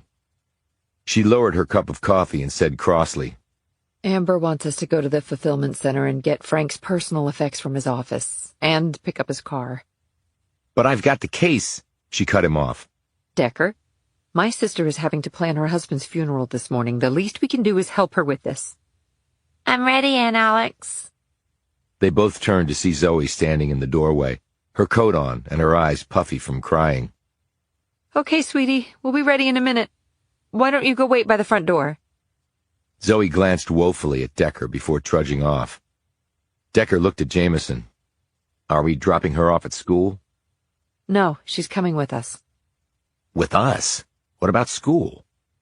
Decker, her dad just died. She's not going to school today. She's in kindergarten. Her missing a few days is not going to determine if she gets into Harvard.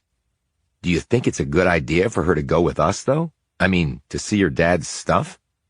There's really no other way. Amber doesn't know anyone here well enough to feel comfortable leaving Zoe with them, especially now.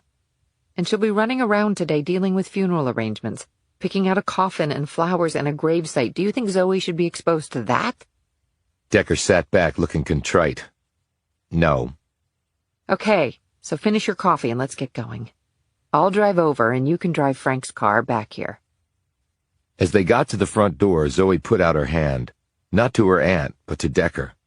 Looking surprised and with a quick glance at Jameson, who nodded at him, he took the little girl's small hand in his enormous one, and they set off.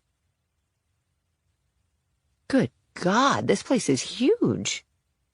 They had just pulled into the parking lot of the Maxis Fulfillment Center when Jameson made this remark. The place was truly vast, and the parking lot was filled with cars. On the rear side of the building, they had seen fleets of semis loading and unloading their trailers at a seemingly endless line of loading docks. And they're adding more to it, noted Decker, pointing to the construction on the western side of the building. Jameson found a parking space a long way away from the entrance, and they walked through a sea of vehicles toward the front doors of the building. Zoe said, Is this where my dad worked? Jameson said, Yes, it is, honey. We're going to get some of his things. Mommy told me that. And his car, too. That's right. Zoe peered up at her aunt. Is my daddy really dead? Jameson stiffened and seemed incapable of answering. Before she could get a reply out, Decker bent down, lifted Zoe up in his arms, and pointed to the building. You see how big this place is? Zoe nodded. Well, your dad helped run this whole thing. Look at all these cars and all the people who work here. It was very important what he did. Taking care of this building and all these people, they all counted on your dad, and he did a really good job. Zoe put her thumb in her mouth and her eyes turned watery. Decker continued, So we just need to go in and get his stuff, because his stuff belongs at home with you and your mom, right? Zoe nodded vigorously while sucking anxiously on her thumb. Decker walked on with the little girl in his arms, a stunned-looking Jameson hurrying after the pair. Inside, they were directed to the office of the person who managed the facility. The nameplate was on the wall next to the office door. Ted Ross, read off Decker. Interesting. Through the gap in the blinds covering the window looking into the office, they could see a middle-aged man in a dress shirt and tie, with thinning gray hair, sitting behind his desk and on the phone. 3 of the walls were white-painted drywall, but the rear wall had been gussied up with wood paneling trimmed with moldings and medallions. A boxed Pittsburgh Steelers jersey with a terrible towel suspended inside was hanging on one section of the wall. Why is it interesting? Do you know him? Asked Jameson. I might have met his old man. They knocked on the door and they could see Ross glance up, finish his call, and cross the room to open the door. He looked up at Decker, then Zoe, and his features turned somber. I'm Ted Ross. Thanks for coming in. We didn't know what to do with... He stopped and glanced uncertainly at Zoe. Jameson said, We were glad to come by. Amber is my sister. I'm Alex Jameson, and this is Amos Decker. You're both with the FBI, I heard. That's right, said Jameson. And this is Zoe, Frank's daughter. Ross put out his hand for Zoe to shake. Hello, Zoe. It's very nice to meet you. Zoe nodded and shook his hand, but said nothing as her thumb was still firmly planted in her mouth. Is your father Fred Ross? Asked Decker. Ross looked surprised. Yeah, why? I met him the other night. Sorry, said Ross tightly. He's a real piece of work. One way of putting it, replied Decker. Anyway, let me show you where the things are. Ross led them down a long hallway. How big is this place? Asked Decker.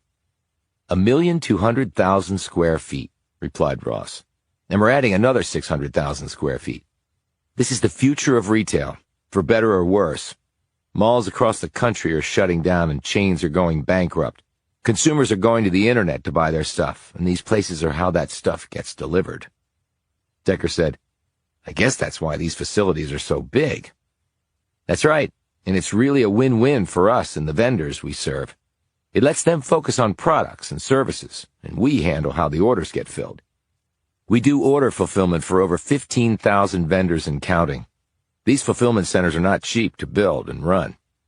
So companies that want to sell online but can't afford to build a distribution site outsource that function to companies like Maxis.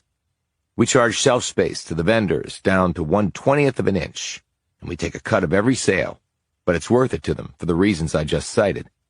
This is our 10th center, and there are plans for 10 more to be built pretty much simultaneously in the next 5 years. Business is booming. We literally can't keep up. I guess that's a good problem to have, said Jameson. Yeah, but they'll work you to death if you let them.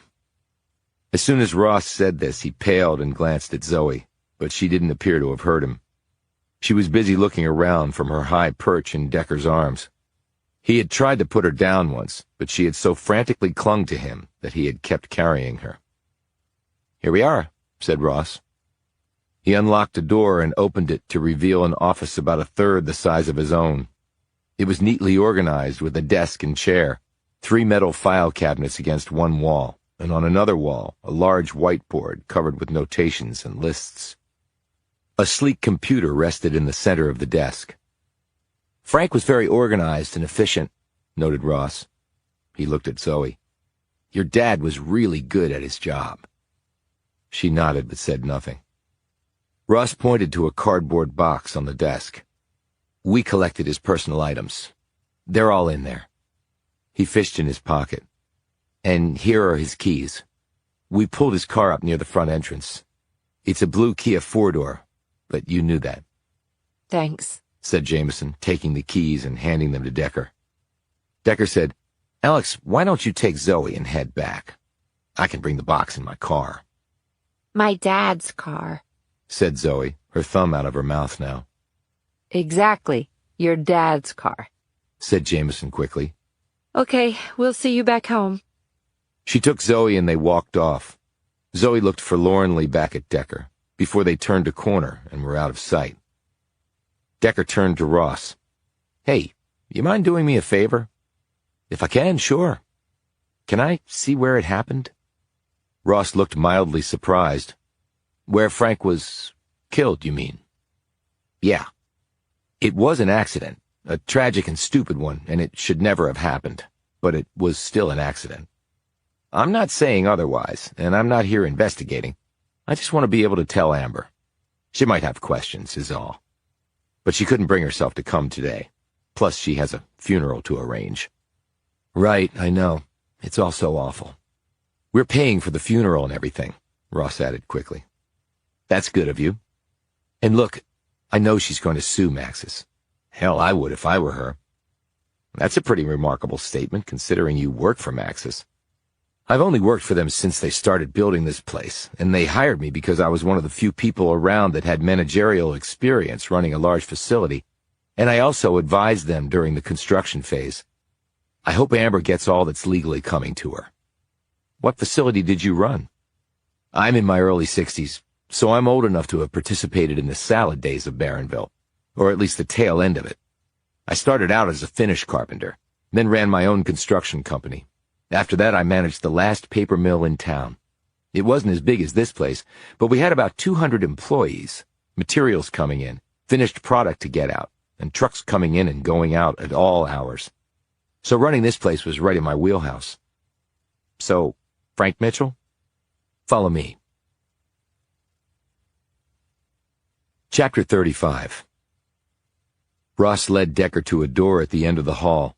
It opened up to a mezzanine with a bird's-eye view of the vast main floor. I have that window in my office so I can keep an eye on people coming and going in the management section, said Ross.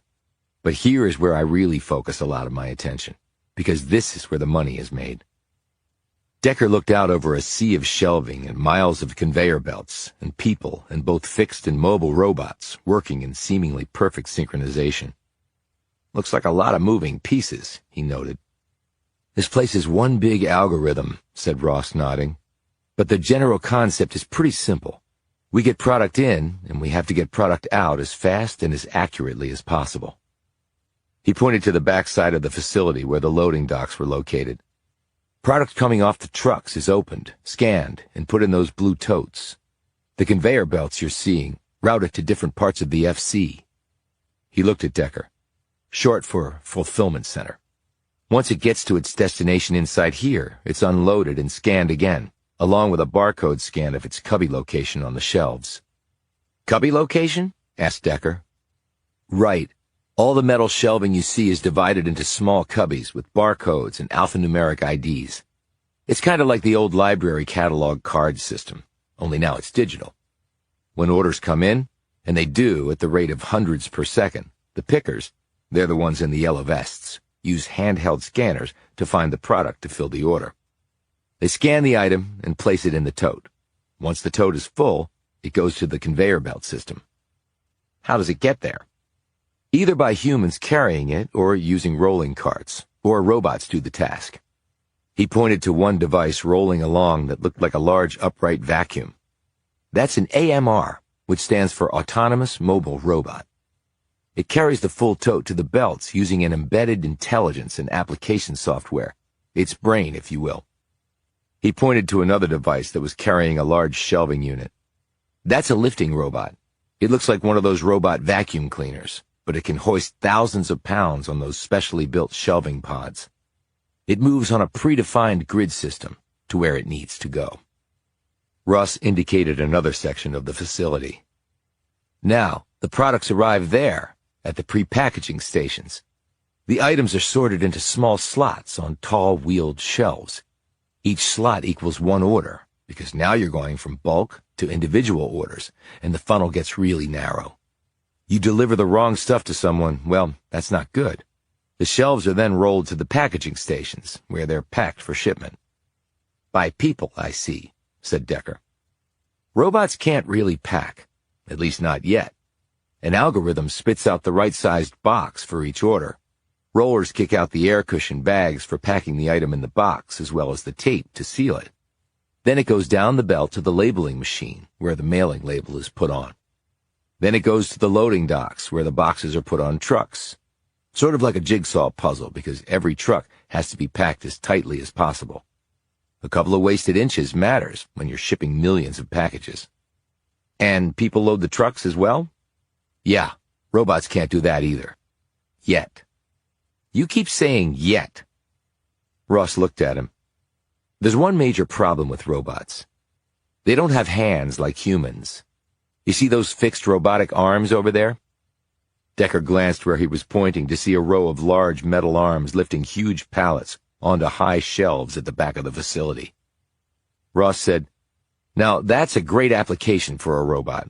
Weights that humans can't lift safely. One direction, one spot to place it on. It does not require fine motor skills, only brute strength. Humans can feel things with their hands and work in small spaces in ways that robots can't right now. They can make snap judgments about moving something an inch here or there because it works better. They can also recognize new products they may never have seen before and be able to deal with them on the fly. Right now, robots can't do that reliably, but the industry is working on it. In fact, the holy grail in the FC business is something called reliable grasping mechanisms, which is a fancy term for making robots act more human when they're picking up things and putting them in specific places. It'll get solved one day because people get sick, take bathroom breaks, eat lunch, get tired and need a vacation and health care insurance. With robots, all those things go away. So you're saying one day this place will just have robots? Businesses don't give a crap about creating jobs. They care about making money. With robots, you'll just need some tech guys to maintain and repair them. But if people don't have jobs to make money, who's going to buy all the stuff on those shelves? Asked Decker. Ross grinned. I don't think the rich guys have thought that one through. Probably leaving it for the government to figure out. God help us if that's the case. Decker pointed to a set of doors along a far wall. Are those magnetometers? Yes, that's the employee entrance. We call our employees associates. Anyway, as with any business, you have to deal with theft. They have to go through the magnetometers and also have their bags searched. Does everybody have to go through it? Asked Decker. Yep, me included. I understand the physical demands of working here are pretty tough. We have to fill about 400 orders a second, so it's non-stop movement. A picker's handheld device will receive a ping every time an order is placed, and the system directs the picker to the shelf where that item is. And the process starts. The workers here have to be able to lift about 50 pounds and walk or stand for up to 12 hours a day. And you'll probably end up walking 15 miles in a shift. But hey, walking is good exercise, right? I make my rounds every day at the same time, checking on things. He looked at his watch. In fact, I'll be heading out in about an hour to do just that. I get to hobnob with the workers, and it's good for them to see management out there on the floor. But it's not all fun and games. I have other managers on the floor, and their job is to make sure the work gets done. We ride the people pretty hard because upper-level management rides us pretty hard. We don't hit our quotas, we're looking for another job. And this place is so big, it could hold over 20 football fields, so there's a lot of ground to cover. We sometimes even ride bikes or three-wheelers to get to places faster and cover as much ground as possible. And with the new addition, it'll be half again bigger. And we have a climate control system, but it can still get pretty hot. Well, obviously people want to work here. The pay is good. Pickers start out at $10 an hour, plus health care and a 401k plan. You're here 5 years, you're making $16 an hour. And we give out a decent amount of overtime. And during big crunch periods like Christmas, we have mandatory overtime, where they'll work 55 to 70 hours a week. With the overtime, a lot of people here earn 40 grand a year or more. These days, that puts you in the middle class, especially if both husband and wife work here. And we have a lot of those. And hell, in this town, that could even make you rich. But Frank Mitchell told me you had trouble finding workers. And he probably told you why. We have about 1,000 employees, but we always need more. And we'll definitely need more with the new edition coming online. Problem is, hundreds of the applicants couldn't pass a drug test. Hell, it's like that all over the country. Kids, parents, grandparents, all hooked on crap. He paused. There you have it, the world of the FCs. Now let's go to the world where Frank Mitchell lost his life, said Decker. Ross led Decker down a set of metal steps to the main floor and then down a long concourse to where the addition was being constructed. He had to unlock a door, and they stepped into a cavernous area that largely resembled the space that they had just left. Only there were no people here, and no products on the towering shelves. Normally there would be lots of construction workers here, but the police have closed that down while they investigate. I hope they let them back in soon. I've already gotten calls from management. They're not happy about the shutdown. We're on a tight time frame to get this piece done. Cops don't care about construction schedules. I know that. I was on the phone with management when you showed up. I mean, I'm sure they're sad that Frank died. Nobody deserved what happened to him, but it's still a business. Right, said Decker, looking around. So where did it happen? Over here. Ross led him to an area on one side of the addition. There was a column of robotic arms located here, although the tall shelves they would be lifting boxes onto were not yet in place. It was only concrete walls.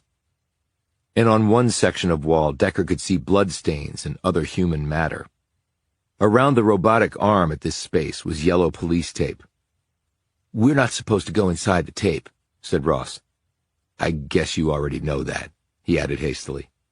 Have the police gone over the area? They were in yesterday and early this morning, photos and diagrams and measuring stuff and dusting surfaces. Pretty routine for something like this, noted Decker. Has anyone checked that robotic arm to see what happened? The company that installed it is sending a team in to go over it with a fine-tooth comb. We have to get this figured out. I mean, this cannot happen again. No way. When Frank was found, the thing still had a hold of him. He was smashed up against that wall. The arm can move in slow motions, or it can do rapid movements with enough force to rip your head off. Why was Frank here last night? Part of his job was to oversee things in the addition. He would normally make rounds through here right before he left for the day. The construction workers get in at 7 and knock off around 5. I wasn't here when it happened, but I got a call telling me about it. Who called? Marjorie Linton. She's in operations. She and Frank worked together. She knew that he had gone to check some things out. When he didn't return, she tried his cell phone, but he didn't answer. Then she went to look for him and found his body. And then she called you? Yes. She was hysterical. I was the one who called the police after I got her to calm down so I could understand what she was saying. Decker looked at the murderous robotic arm. So he would have been here inspecting the robot? Sure, he could have been. Frank knew how the different robots functioned. So the thing was operational? Well, it was powered up, but it wasn't on. We had tested it, or the company that manufactured it had, on site about a week ago. Everything was good to go. So how did it kill him? That's why the robotic company is sending a team in. We won't know until they do their diagnostic. But will they be able to tell? To give a definitive answer? Ross shrugged. I don't have the technical expertise to answer that. I hope so, because like I said, we have to make sure this never happens again. Decker looked at the bloody wall. Well, once is one time too many. They walked past a large table on their way back to the fulfillment center. Decker noted the unrolled sheaf of papers on it. What's that? He asked. Ross walked over to the table. Construction drawings for the addition. It's pretty much the existing one, just halved in size. Why? Decker stared down at the drawings, the mental frames flowing past in his head, until he arrived at one and then moved on to a second one. When he put the two together in his head, it literally clicked inside his brain. At least his memory seemed to be working okay now. No reason, he said. Chapter 36. Decker, what are you doing? Decker had pulled out the construction drawings he'd seen earlier in the Mitchell's front closet. He had sat down at the kitchen table and was unrolling them as Jameson had come into the room. He flattened out the drawings and looked up at her. These are construction plans for the Maxis FC. Jameson sat down across from him. So what, and why did you stay behind? I wanted to see where Frank died. Jameson looked dumbstruck. Why? It was an accident. Decker looked over her shoulder at the doorway to the kitchen. Where are Amber and Zoe? Amber's still out, and Zoe's taking a nap. I don't think she slept much last night. She could barely keep her eyes open on the drive back here. Decker refocused on the drawings, leafing through the pages until he got to the one he wanted. Hang on a second. He jumped up and ran out of the room. Jameson began and then stopped, shaking her head. She glanced over the plans but had no idea what she was supposed to be looking for. A minute later, Decker returned with a folded piece of paper in his hand. He opened it on the table, smoothing it out. What is that? Jameson asked, as Decker rummaged in a couple of kitchen drawers until he found a pencil. He didn't answer, but sat down at the table and started making lines on the paper. As Jameson studied him, she said, That was the piece of graph paper we found in Toby Babbitt's trailer. Yep. What are you doing with the pencil? Filling in the indentations on the paper. Remember, whatever he drew was done on the piece of graph paper above this one in the pad, but his marks were carried onto the paper because of the pressure he was applying. Okay, I get that. Probably many a marriage has ended because a cheating spouse didn't know that the bottom page carries impressions made on the top page. But what does that have to do with anything? Again, Decker didn't answer. He kept filling in the lines and then sat back when he was finished. Jameson looked down at the paper. Compare it to this page on the construction drawings for the FC, said Decker. Jameson looked between the two documents and her jaw dropped. They're the same, just on a smaller scale. She looked at Decker. Why would Toby Babbitt have been recreating the construction drawings for the Maxis Fulfillment Center? I don't know, but I want to find out. Decker picked up the piece of graph paper. When I saw the plans for the addition, it jogged my memory of the plans I'd seen in the closet here. He held up the paper. And then it struck me that the marks on this looked very close to the marks on the drawings in that closet. Well, I think your memory is as good as ever, then, said Jameson. But I don't really see why we should waste time on this. Because somebody tried to kill us while we were in Babbitt's trailer, Alex. Maybe he wanted to kill us, or maybe he wanted to get rid of some sort of evidence. He tapped the graph paper. Like this. But evidence of what? Decker sat back. I don't know. He could have just taken it. Why burn the place down? He might have meant to do that, but we interrupted his search. He might have been afraid we'd find it, or something else that Babbitt might have had. So he torched the place, with us in it. 2 birds with 1 stone. Jameson folded her arms over her chest. What did you find out about Frank's accident? He told her what Ted Ross had said. She shook her head and scowled. A renegade robot. Great. Makes you want to chuck all this technology and go back to hammers and shovels. She eyed her partner as he stared at the wall opposite him, obviously lost in thought. Decker? He didn't answer. Decker, you're not thinking that Frank's death was something other than an accident, are you? He finally came out of his reverie. Just because someone told us it was an accident doesn't mean that it was an accident. But the alternative would be... Decker, Frank had no enemies here. Why would anyone want to kill him? He looked over at her. How do you know he didn't have any enemies? Why? Because they hadn't been here that long, and he was such a sweet guy. I didn't know there was a certain time period one needed to create enemies. and even sweet guys can make an enemy of someone not nearly as sweet. What I do know is Toby Babbitt had the plans for the FC in his trailer. Someone burned down that trailer, and now Frank dies at that FC because a robot arm that's not supposed to be on suddenly went berserk and killed him. How could those two things possibly be connected? I don't know if they are connected, but they could be. But we already have 6 other murders we're investigating.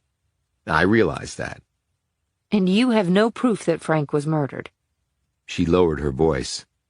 And you cannot go around telling people, especially my sister and Zoe, that Frank might have been murdered, Decker. They're traumatized enough. I have no plans to tell anyone that. But then how are you going to investigate it? The company that built the robot is sending a team in to see what happened. I'm sure they'll give a copy of that report to the cops, and we can get it from them. At the very least, they'll have to share it with Amber, so we could get it that way, too. How quickly will the report be done? No idea, which is why I'm not waiting. I'll make inquiries. He added hastily when he saw Jameson about to object. I'll discreetly make inquiries about the fulfillment center.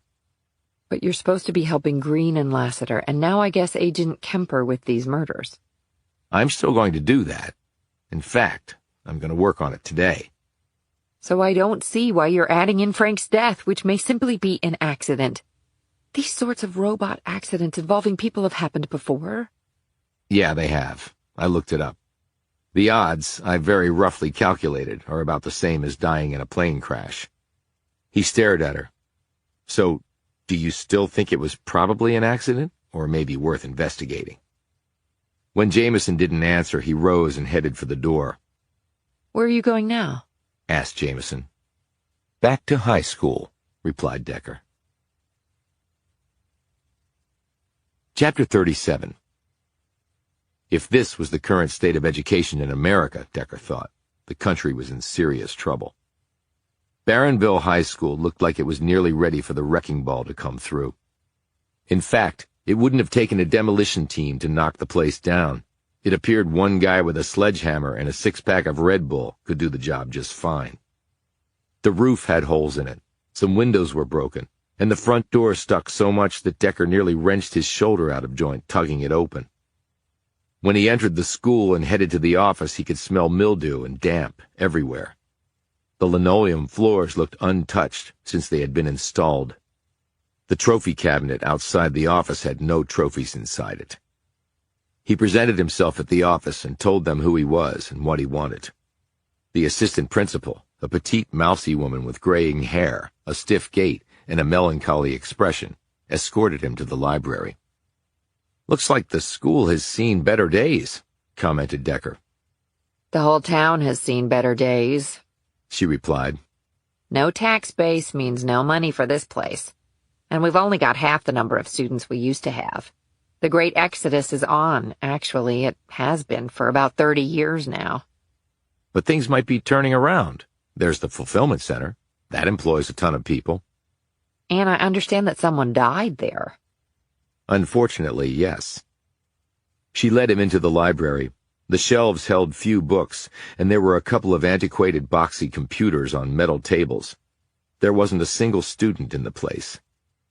The yearbooks are over there, she said, pointing to a far corner. If I have any other questions, can I just ask the librarian? The woman went over to the door and looked back. You could if we had a librarian. We lost her in the last round of budget cuts. We can spend $1 billion on a sports arena, but we can't drop a dime on our kids. Decker just stood there and stared at her awkwardly. She said quietly, If you need anything else, Agent Decker, you can come and get me. I'd be glad to help. Thanks. She left, and Decker walked over to the yearbooks and scanned the volumes there. He pulled out 4 of them from the span of time he needed to check, sat at one of the rickety tables, and opened the first one. He found the students he wanted in the freshman year. John Barron IV looked so young, and he was, barely 14 at the time. He was still growing into a body that would become long and lean. His Adam's apple stuck out prominently from the photo, along with his toothy grin. Decker ought to have been surprised that the elite Baron would have been sent to a public school. but he had learned that Barron's parents had actually been pretty much broke when their son was growing up. A free public education may have been their only route. Decker turned the pages until he got to another alphabetical section. Joyce Ridge, who had become Joyce Tanner upon marriage, looked back at him. She was exceptionally pretty, with long blonde hair and soft blue eyes. Decker had seen her autopsy photo with this same face torn apart by a shotgun blast. He had learned Tanner's maiden name during the course of his investigation. He flipped through some more pages to find that Tanner and Barron had been members of the school's honor society. He turned to the sports section of the yearbook and saw that Barron, despite being a freshman, was a starter on both the football and baseball teams. His stats as a quarterback and pitcher were listed and would have been impressive for a senior. Tanner was on the tennis team and was also a cheerleader. Decker went through their sophomore and junior yearbooks and saw the pair grow up in the photos. Tanner was voted most popular as a junior, and Barron's athletic career was on a tear. As a junior, he was All-State in both football and baseball. Decker next picked up their senior yearbook and slowly went through the pages. Barron was now at pretty much his full height and handsome, with strong features, thick dark hair, and a pair of bewitching eyes. An article in the sports section of the yearbook reported that Barron threw for nearly 3,000 yards and 30 touchdowns as a quarterback. And as a pitcher on the baseball team, he was undefeated and had tossed the only perfect game in school history. He was one of only 2 high school athletes named first-team All-State in 2 sports that year, and subsequently had been named Athlete of the Year for the Commonwealth of Pennsylvania. He had also signed a college baseball scholarship, the yearbook reported, evidencing both his athletic and academic prowess. Joyce Ridge had grown into a beautiful young woman. She was tall, athletically built, captain of the tennis team, and head cheerleader. Her future seemed limitless, though there was no mention of her going to college or receiving a scholarship. Decker turned to the prom pages and saw that she also had been voted homecoming queen. But Barron was not homecoming king. Another young man, named Bruce Mercer, a wrestler and president of the Spanish Club, had been chosen to walk the field with Joyce. She didn't look happy about this, Decker concluded as he studied the pair on the field. At the edge of the photo was Barron, his football helmet off. He was staring at the pair with such a desolate expression that it moved even the normally stoic Decker. Decker looked back at the sports team photos from all 4 years. In each, Barron, though clearly the star of both the football and baseball teams, had been shunted off to the side. Decker knew from experience that your best players, and certainly your seniors, were given prominence in team photos. That was just how it worked. Yet even in Barron's senior year, when he was setting all sorts of records, he was in the back row and off to the right. His being a head taller than anyone else around him was the only reason that he stood out. The same for the baseball team, where the pitcher of a perfect game was relegated to the fringe of the photo. He should have been captain of both of the squads, Decker felt, but he wasn't. And Decker certainly knew why, and also why the young scholar-athlete had not been voted homecoming king. He was a Barron. For the seniors, there were short biographies on each. With Joyce, Decker learned that her uncle was a pastor at Barronville Baptist Church, and that Joyce taught vacation Bible school in the summer, was a lifeguard at the community pool, and volunteered to tutor freshman students in math. She also competed in dance and was quoted as wanting to work with the handicapped. With Barron, Decker found that he had started up a Greek mythology club, could read Latin, and wanted to play Major League Baseball as well as start his own business one day. They certainly seemed to be impressive people, Decker thought. Maybe a little too perfect. When he'd been in high school, all he had pretty much focused on was football and girls. But then again, Joyce had lost her parents at a young age and was being raised by her aunt and uncle. And he knew Barron's life wasn't perfect, and maybe Joyce's wasn't either. Perhaps they strove as hard as they did to compensate for negative elements in their personal lives. Decker next turned to a few other photos that he had found in the yearbooks. Each showed Tanner and Barron together. In the way they looked, or held hands, or rubbed shoulders, Decker could easily see that the young couple were deeply in love. So, what had happened? Barron had gone off to college and his girlfriend had stayed here and done nothing with her life, ending up fired from a J.C. Penney, living in a ratty apartment, being murdered next to a man with whom she apparently had no connection. Decker closed the books and replaced them on the shelves. He sat back down and mulled over what he had discovered. His coming here had been a hunch based on a few facts, the paramount one being that Tanner and Barron were the same age and probably had attended school here at the same time. So Joyce Tanner and John Barron had a connection dating back to high school. Barron had lied about that because he'd said he didn't recall if he had known her or not. Then there was the Bible verse found on the wall behind the bodies of Tanner and Babbitt. Was that somehow tied to Tanner's religious background? And was the Thanatos symbol found on Costa's forehead connected to Barron's founding a Greek mythology club? There were other possible connections. Michael Swanson may have been living in John Barron's potting shed. Bradley Costa's bank had been a sponsor of Barron's Little League team, and the murdered man had a photo of the team and Barron in his home. And the bank held the mortgage on Barron's property. Decker had made inquiries at the bank about whether Costa had worked on the mortgage, but had received no answer as yet. But what about Toby Babbitt? Did he also have a connection to the man? If not, 3 of the 4 did. That brought it outside the realm of coincidence, at least in Decker's mind. So what do I do now? He left the school, trudged down the steps, and headed to his truck. And stopped. The pale blue Suburban was parked on the street, and John Barron IV was leaning against the front fender, his arms folded over his chest, as he watched Decker leaving his old school. Chapter 38. Barron said, "Tired of busting bad guys? Looking for a teaching job?" Decker walked over to him.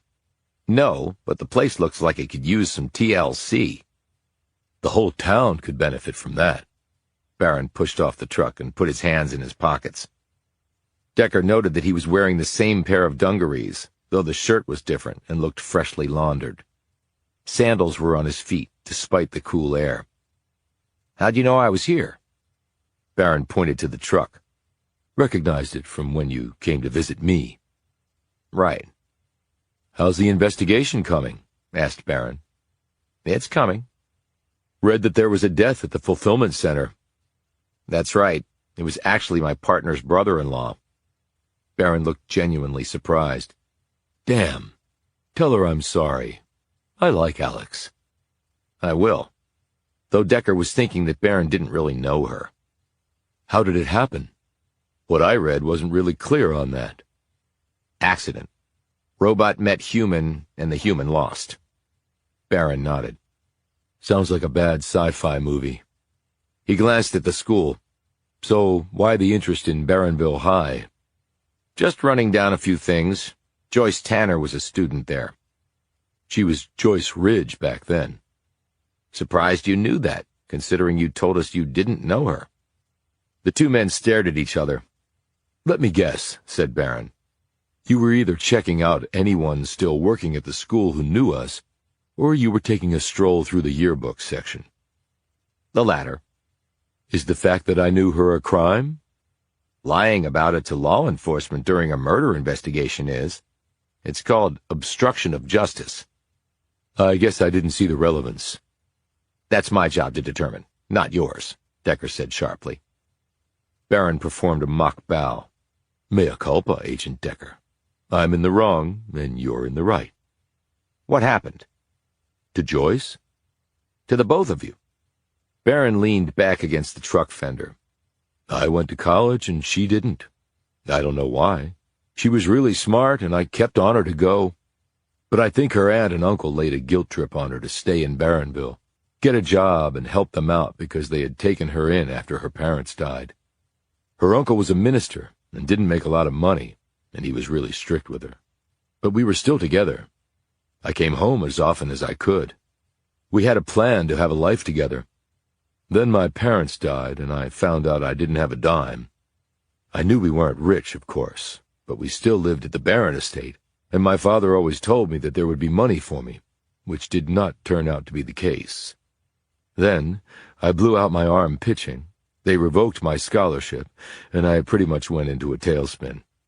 I didn't have the bandwidth for Joyce or anything else. I could barely keep myself together. He looked down at his clothes and then at the ancient truck. And some would argue that I failed miserably at that anyway. I saw in the yearbook that she taught Bible school and that you were into Greek mythology. I barely remember any of that. It was a long time ago. Still into mythology? I have a hard enough time dealing with real life. So what happened with Joyce after she graduated from here? I dropped out of her life because of my own problems. About 4 years after graduation, she married a guy named Rick Tanner, and she had a couple of miscarriages. He was a jerk. He drank too much and beat her up. They finally got divorced. By then, she was a totally different person. No confidence, no ambition. She got into drugs. She got a series of lower and lower paying jobs, injured herself at one of them, and got hooked on painkillers, like a lot of people in this place. You seem to know a lot about her. Did you two keep in touch? We were still friends. Neither of our lives turned out as expected. That worked to bring us together, I guess, especially after she was divorced.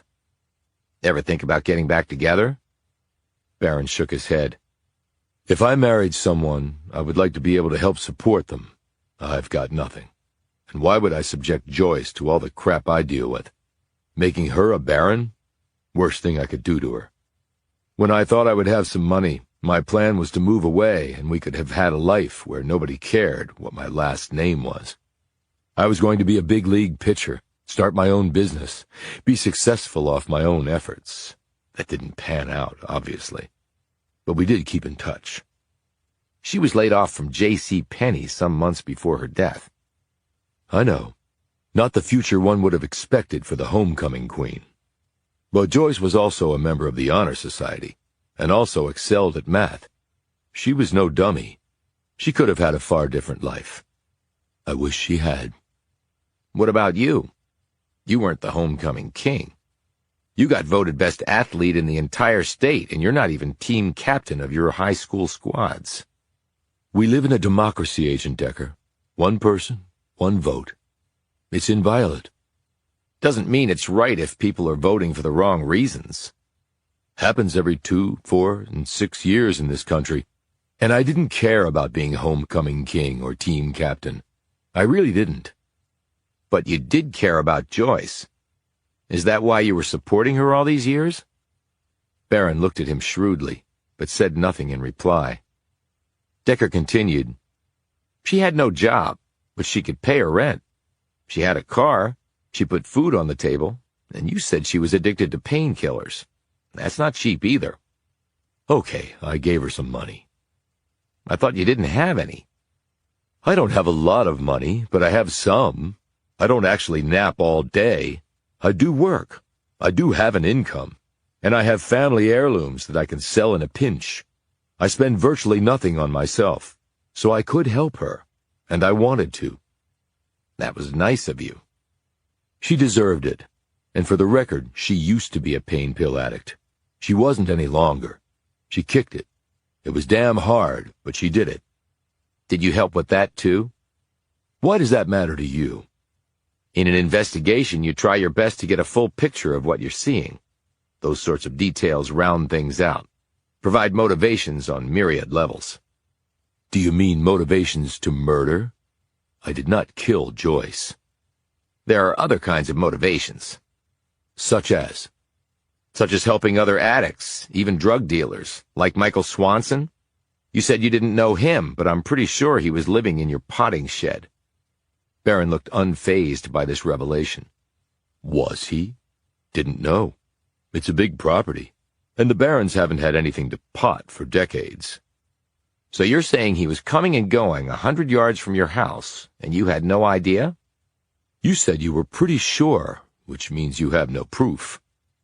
Are you saying you had no inkling someone was squatting in your potting shed? Someone, an inkling.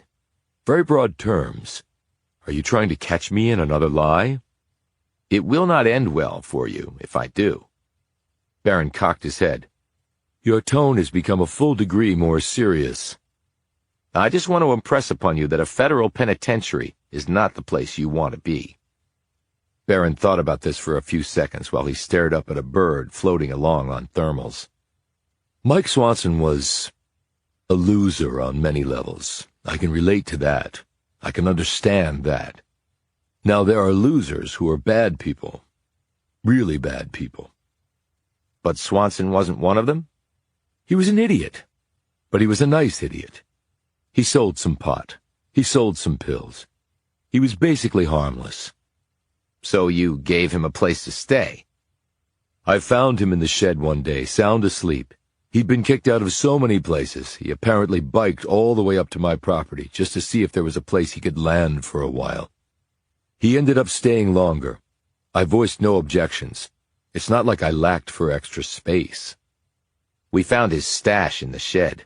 It wasn't just pot and pills. It was harder stuff than that. And he had a gun and a big roll of cash. Barron spread his hands. I didn't condone it. But if I cast out everyone who sold drugs around here, well, I'd be as lonely as I apparently am, if that makes any sense. Okay, you knew Swanson and Tanner, after you told me you didn't. And Costa, the banker with the picture of your Little League team in his home? Under penalty of perjury and going to that federal pen you mentioned, I did not know him. What I have in cash and other negotiable instruments, which I keep hidden at my home. Is that wise? I don't know, but it's how I do things. The banks did not treat me or my family very well when we needed some help. I had no reason to entrust them with the little I had left. So you can think of no reason why Costa would have that photo of you and your team in his home? Other than he was proud we'd won the championship? No. What about Toby Babbitt? Barron shook his head.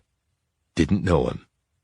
He was on disability, had a metal plate in his head from an industrial accident, lived in a ratty trailer because he couldn't afford anything else. He's not alone in that, in Barronville. His place got torched while Jameson and I were inside it. Barron's eyes widened. Someone tried to kill you? That's usually the case when you try to burn down a structure with people inside. Why would someone do that? Maybe you could tell me. Barron thought about this. When did Babbitt suffer his industrial accident? Several years ago. Here in Barronville? Yeah. That's strange. Why? What industry do we have here where someone could have that kind of an accident? Now Decker looked surprised. That's a fair point, and you've given me something to check out. What's that? How broadly someone defines the term industrial. Chapter 39. So, my gut was right. Decker was in the Mitchell's kitchen staring down at a report on Tony Babbitt's accident that had required the insertion of a metal plate in his head. When the industrial accident had happened, he'd been working on the construction of the Maxis FC. He'd been driving a forklift that had collided with another piece of heavy equipment. Babbitt hadn't been wearing his safety harness and had been thrown clear of the forklift, resulting in the head injury, a fractured skull. He had health insurance through his job, so his medical bills had been covered, but apparently alcohol had been found in his bloodstream at the time of the accident. Thus, any lawsuit he might have filed against the company was problematic. However, the company might have been hedging its bets, because they had allowed him to stay on for a few months in an office capacity before letting him go. Decker heard the front door open. A few moments later, Amber appeared in the doorway. She looked so pale and shaky that Decker didn't know how she was able to stay upright. Do you know where Zoe is? She asked. Alex took her to run some errands for you. She nodded. How are you doing? Decker looked embarrassed that she would be worrying about him at a time like this. I'm fine. Can I, get you anything? No, I don't need anything. Thank you for getting Frank's car and personal items. It was really nothing, Amber. We were glad to do it. Her lips trembled. I got Frank a really nice coffin. Decker felt his skin turn cold. He wanted to get up and give the woman a supportive hug, but the thing in his head stopped him from doing that. Tears beginning to slip down her cheeks, Amber said softly, I'm going to go lie down. All Decker could do in response was nod.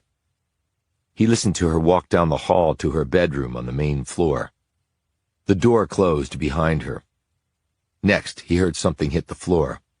Shoes, and then the squeak of bed springs. Amber flopping on the bed. And then came the sobs that easily reached all the way to the kitchen. Unable to endure the cries of the bereaved woman, Decker quickly rose and went out onto the rear porch, where all of this had begun. He felt himself shaking all over. What Amber was experiencing was what he had experienced. And seeing someone who had lost someone to violence had brought all those memories flooding back. You can't go there, Decker. If you do, you're no good to anybody. He forced himself to focus on the house behind them. The spark of electricity, the fire, the discovery of the bodies, all that had followed. He sat in a deck chair and continued to stare at the place, even as his thoughts wandered to other facets of the investigation. And then he arrived at one particularly disturbing one.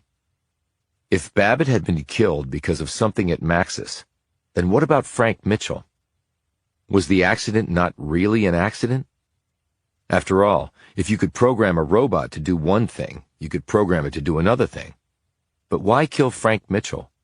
What would have been the motivation?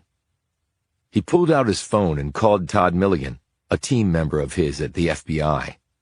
He asked Milligan to check out anything he could find on the Maxis Corporation. Milligan knew Decker well enough to not ask any questions. He simply said, "On it." Decker put the phone away and continued to stare at the house where the bodies of 2 DEA agents had been left. They had been killed elsewhere, that was now clear, but Decker had no idea why, or why that house had been chosen as the location for their bodies. He closed his eyes and let his memory flash back to the first time he'd met Frank Mitchell. They had been sitting in the living room after Frank had gotten home from work. Frank had been naturally upset at 2 murders having taken place almost in his backyard. He'd been curious about the killings, but that was normal too. It would have been unusual if he hadn't been curious. Then Decker moved on to another image. It was a photo of a Little League baseball team, and maybe something more than that. He met Jameson on his way out. She was holding Zoe's hand as they came up the front walk. In her other hand was a bag of groceries. Where are you going? She asked him. Just back out to check on a few things. How's it going? It's going. Don't do anything. She stopped and glanced at Zoe. You know. I know. As he hurried away, Zoe called after him. Mr. Amos, you're going to come back, right? Decker stopped and slowly turned. I'll be back, Zoe. I promise. He drove over to Bradley Costa's apartment and used the key Lassiter had given him to let himself in.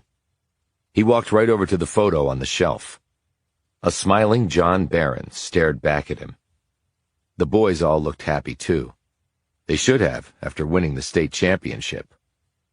What had been bugging Decker ever since he'd found out about Bradley Costa was one question.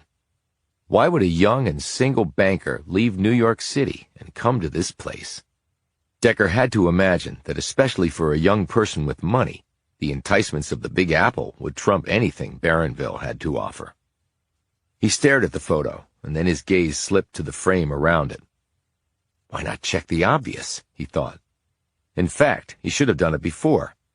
He picked up the photo, turned it around, and flicked off the little metal tags that held the back of the frame on. He took out the cardboard backing and then the photo itself. Damn, he muttered. There was a name and an address written there. Stanley Nottingham, he read off. Underneath the name was an address in New York City. Decker slipped the photo into his jacket. Who was Stanley Nottingham in New York City, and why would Costa have this information written down on the back of the Little League photo? He thumbed a text to Todd Milligan, asking the FBI agent to look into this for him as well. If Decker had to travel to New York to talk to Nottingham, he would. The man might be able to explain why Bradley Costa had come to Barronville, and that information might lead to something else. And then the case might finally start to make sense. Criminal investigations usually involved minutia piled on top of minutia, until something clicked with something else, or sometimes contradicted something else. Either way, it could lead you in the right direction. And Decker desperately needed something to go right. He left the apartment, got back into his truck, and set off for his next stop. Betsy O'Connor, Toby Babbitt's last known roommate. Chapter 40. It was beyond horrible what happened to him. Decker was sitting at a coffee shop. Across the table from him was Betsy O'Connor, who worked as a waitress there. She was about 5'5", with a blocky build. Her graying hair was cut short, and a pair of eyeglasses dangled on a chain around her neck. Decker had gauged her age at closer to 50 than 40. He spooned some sugar into his coffee and said, "So you lived with him for a few years?" Yes, it was totally platonic, she hastily added. My husband was an ass who liked to beat me when things went wrong in his life. I dated a couple of guys after my divorce and found them to be much the same, so I've chucked men, at least for the foreseeable future. But Babbitt was different. Look, Toby had his issues, but he was basically a good guy who'd had a crappy life. That's why we were living together. We had to. We couldn't make ends meet otherwise.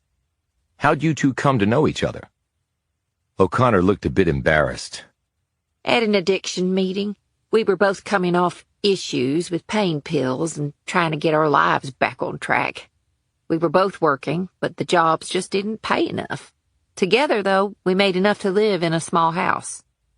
I understand that he'd been in an accident, had an injury to his head. That's right.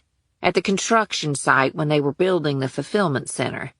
That was such a rough time for him. At first the company was helpful, but then they got nasty and cut him off. I understand there was an issue with alcohol, said Decker. That was trumped up.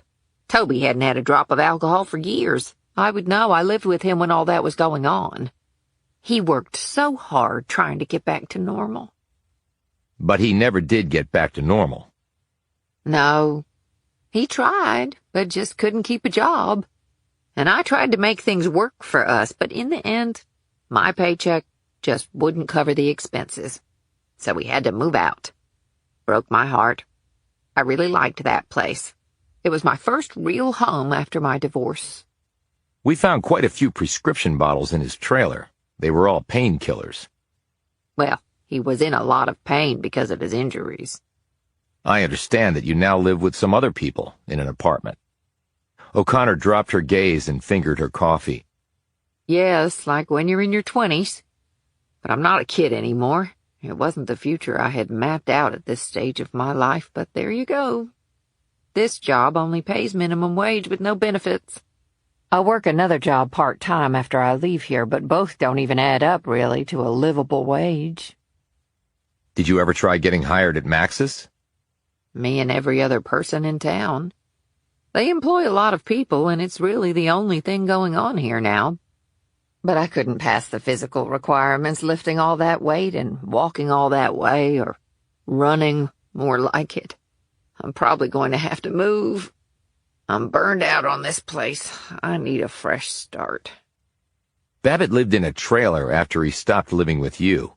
Did you ever visit him there? O'Connor nodded. Several times. I'd bring him some home-cooked food, give him a few dollars. I hated that he was living in that trailer. It didn't even have electricity or running water. Somebody burned the trailer down. O'Connor looked alarmed. What? While my partner and I were in it. Dear God! Decker pulled out the sheet of graph paper that he had penciled in. Did you ever see this while you were at Babbitt's trailer? She examined the page. No, what is it? It's basically the construction plans for the fulfillment center. Why would Toby have had that? I was hoping you could tell me. Did he ever mention working on the center? Before he was injured, he seemed to like the construction work. It paid pretty well, and he didn't have to lift stuff. He drove a forklift and other heavy equipment. Maybe this paper relates to the work he did there. But I don't know why he would bother to replicate construction drawings on graph paper. Did he say anything about the center after he was injured? Not much until they turned against him. Then he was angry. How angry? Well, since he's gone now, I guess it doesn't matter. He said he was going to get back at them. How? He never said. She paused. You don't think he was planning to, I don't know, maybe bomb the place? Would that be why he would have made those drawings? It's possible. Do you think he was capable of that? Before his injury, no, but after, he changed. Head injuries can change you. Did you know that? Yeah, I've heard something like that, Decker said dryly. So you think it was possible for him to be violent? I don't want to think that. He never was with me. But I guess it was possible. They really had screwed him. Anyone in particular?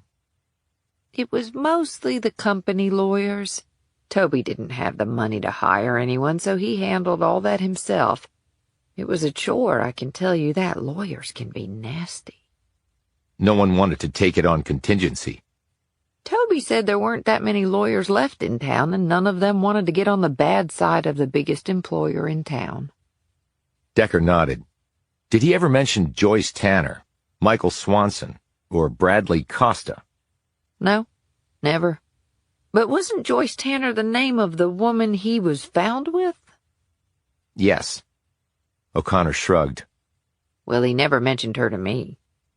How about John Barron? She frowned. He lives in the mansion on the hill. Yeah, although I've been up there and I wouldn't call it a mansion anymore. Well, it's a lot more than I've got. But did Babbitt ever mention John Barron? Asked Decker. Not that I can recall. I'm not from here, but Barron's not very well liked, is he? Not very. O'Connor said, I've heard some people say he's really rich, that he has money stashed away up there. And he lives like a pauper because why? I know, I could never figure that out either. There was a Bible verse written on the wall of the room where Babbitt's body was found. O'Connor looked curious. The paper said something about that. Does that ring any bells for you? Was Babbitt religious? Toby never went to church as far as I know. So nothing else you can remember. She thought for a few moments. I really don't think so. Toby was a good man who just got dealt a bad hand. I guess that could describe a lot of us. But then again, our life is what we make it, right? Bad choices. You can't blame others for that. I guess not. Decker rose to leave. Mr. Decker, do you think you can find who killed Toby and the others? That's what I'm trying to do. He didn't deserve to die like that. I can't really think of anyone who does. Chapter 41. Back in his truck, Decker took out the piece of graph paper and studied it more closely. Then he lifted the paper so it was only a few inches from his face. He had drawn in all the lines, but he had missed some indentations that had appeared at the bottom right-hand corner of the paper. He took a pencil from the glove box and ran it over the indentations until something appeared. As he examined it more closely, he concluded it was the scale to which the drawings had been done, an inch per a certain number of feet. He put the paper in his pocket and drove off. On the way, he called Detective Green and asked for an address for Dr. Friedman, the physician who had prescribed all the pain pills for Toby Babbitt. He's in prison for being a pill mill doc. Over prescribing pain meds to people like Toby Babbitt? You got it. How long has he been in prison? Nearly a year, so I don't think he has anything to do with what happened. Decker didn't necessarily agree, but he didn't argue the point. Where in prison? It was a federal crime, so he's out of state. Indiana, I think. No rhyme or reason how the Bureau of Prisons allocates prisoners. Thanks. How's it going with your investigation? It's going. Decker clicked off and studied the road. If he couldn't talk to Friedman, he'd try someone else on his interview list. He turned the truck around and headed back toward the Mitchells. Before he got to their street, he turned and pulled to a stop in front of the residence across from the murder house. This place belonged to Dan Bond, the only person who lived on this street with whom Decker had not spoken. He knocked on the door and immediately heard footsteps. A voice called out, "Yes, who is it?" "I'm Amos Decker, Mr. Bond. I'm with the FBI. I just wanted to ask you a few questions about what happened across the street." "I don't like to open my door to strangers." "I understand that, but I just need to ask you a few questions." "You have a badge?" "I do." "Can you put it through the cat door?" Decker looked down and saw the small hinged opening. He took out his badge and put it through the slot. He heard noise on the other side, and after about 30 seconds his badge was passed back through the pet door. He picked it up and looked at it. There were fingerprint smears all over it, and also what looked to be flour. He rubbed the badge off on his jacket and put it back in his pocket. Then a few moments later he heard 3 separate locks being undone. The door opened a few seconds later to reveal a small, shriveled, elderly man standing on shaky legs. "Mr. Bond?" "Yes." Dark glasses covered Bond's sightless eyes. Over his shoulder, Decker could see the man's white cane hanging on a wall hook. "Can I come in?" "I suppose so, yes. I felt your badge. It seemed legitimate." "That's because it is." "You can never be too careful." "I agree with that." He stepped back and Decker passed through. Bond closed the door behind him, walked slowly over to a chair in the front room, and sat down. Decker assumed the man must know intimately where every stick of furniture was in his house. Decker sat down opposite him. The house smelled strongly of cooked kale and mothballs, but also of freshly baking bread. "Sorry if I interrupted your baking." Bond waved this off. "I was already done. The loaf's out of the oven now. It's one of my few pleasures left. I bake at all hours of the day and night. I don't need much sleep. Never did, actually." Bond was completely bald, with a pink flaky scalp. He was dressed neatly in khaki pants and a short-sleeved blue shirt with a white T-shirt underneath. He had on black orthopedic shoes. "Do you live alone?" asked Decker. "Yes, ever since Dolly passed. She was my cat. That's why I have the pet door. Had a wife, too, Betty. She died 21 years ago last week. Cancer. I'm 91, and I look every day of it, even if I can't see myself." Bond cracked a smile at this quip. "You look fine. Nice house." "It's old, just like me. I'm not going to get another cat. I won't outlive it, and who would take care of it?" "Does someone come here and help you out?" "Used to, yes, and there used to be a lot more neighbors. But the ones I haven't outlived have moved away for the most part. Sad to see, but just the way it is. Price of sticking around too long." Decker looked around. "How do you get to the store and the doctor?" "I walk with my little cart to the store. It takes most of the day. Sometimes my youngest son comes, but he lives in Pittsburgh, and I don't go to the doctor anymore. I don't see the point. They just give you more pills to take." "Have you lived in Barronville long?" "All my life." "What did you do?" "I was an accountant." He touched his glasses. "I wasn't always this way. Macular degeneration. Started in my 60s. Went totally blind about 10 years ago." "I wanted to ask you a few questions about the night the 2 men were discovered in the house across the street. Were you home?" "Oh, yes. At night, I'm always home." "I assume the police have already been by to talk to you." "Yes. A Detective Lassiter. She asked me a lot of questions. I don't think I was very helpful." "Well, I might ask you the same ones. What do you remember about that night?" "Sirens." I mean before that. Remember the storm? It was a doozy. Anything else? Bond sat back in his seat and scratched his chin. I remember a car starting up and driving off. Decker said, I heard that too, and I also saw a plane go over a few minutes before the storm blew in. Surprisingly, Bond shook his head. No, that wasn't a plane.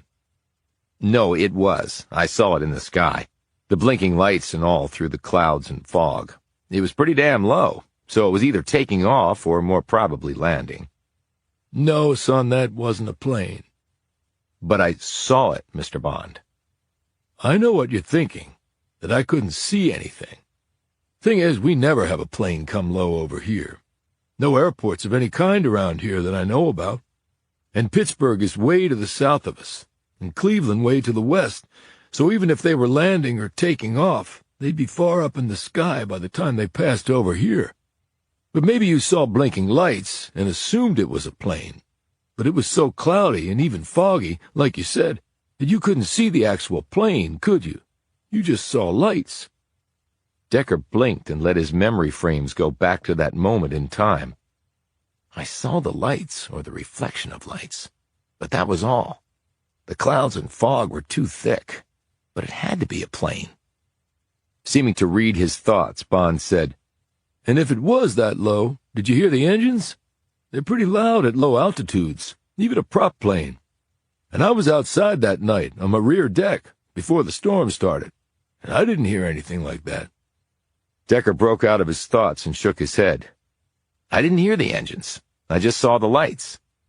Bond chuckled. You just assumed. That's okay. Perfectly natural. So if it wasn't a plane I saw up there, what was it? Well, it does make me think of my grandson Jeremy. Your grandson? How so? Asked Decker curiously. When he came to visit one time, he brought it along to show me. Well, show me relatively speaking. I could hear it when he started it up. Hear what? Exclaimed Decker, because he needed the elderly man to get to the point. His drone. He's got one of those big ones. He uses it to take aerial photos for his real estate business, and he also shoots amateur movies and uses it to get some neat shots from the sky. A lot cheaper than renting out a chopper. I think that's what you probably saw that night. One of those big drones. Decker's jaw dropped. A drone? Wait a minute. Can you even fly a drone at night? Oh, sure, Jeremy does it. In fact, he flew his around here last time he came, and that was at night. I'm sure there are rules and regulations about doing it. You have to have lights on the thing and all, I would imagine. And if you're in a flight path or near an airport, you probably have to get some sort of permission or waiver. And you have to be careful about what you're taking pictures of. Right to privacy and all. I think you'd have legal problems if you flew over someone's backyard and started taking pictures of them there, or through their windows. At least I think that's what Jeremy told me when I asked him about it. Okay, but what would a drone be doing here? Bond shrugged. I don't know, but I know it wasn't Jeremy's. He wasn't here that night. He lives in Maryland. I know it wasn't Alice Martin's, because she doesn't have one. I doubt she's ever even seen one. And Fred Ross?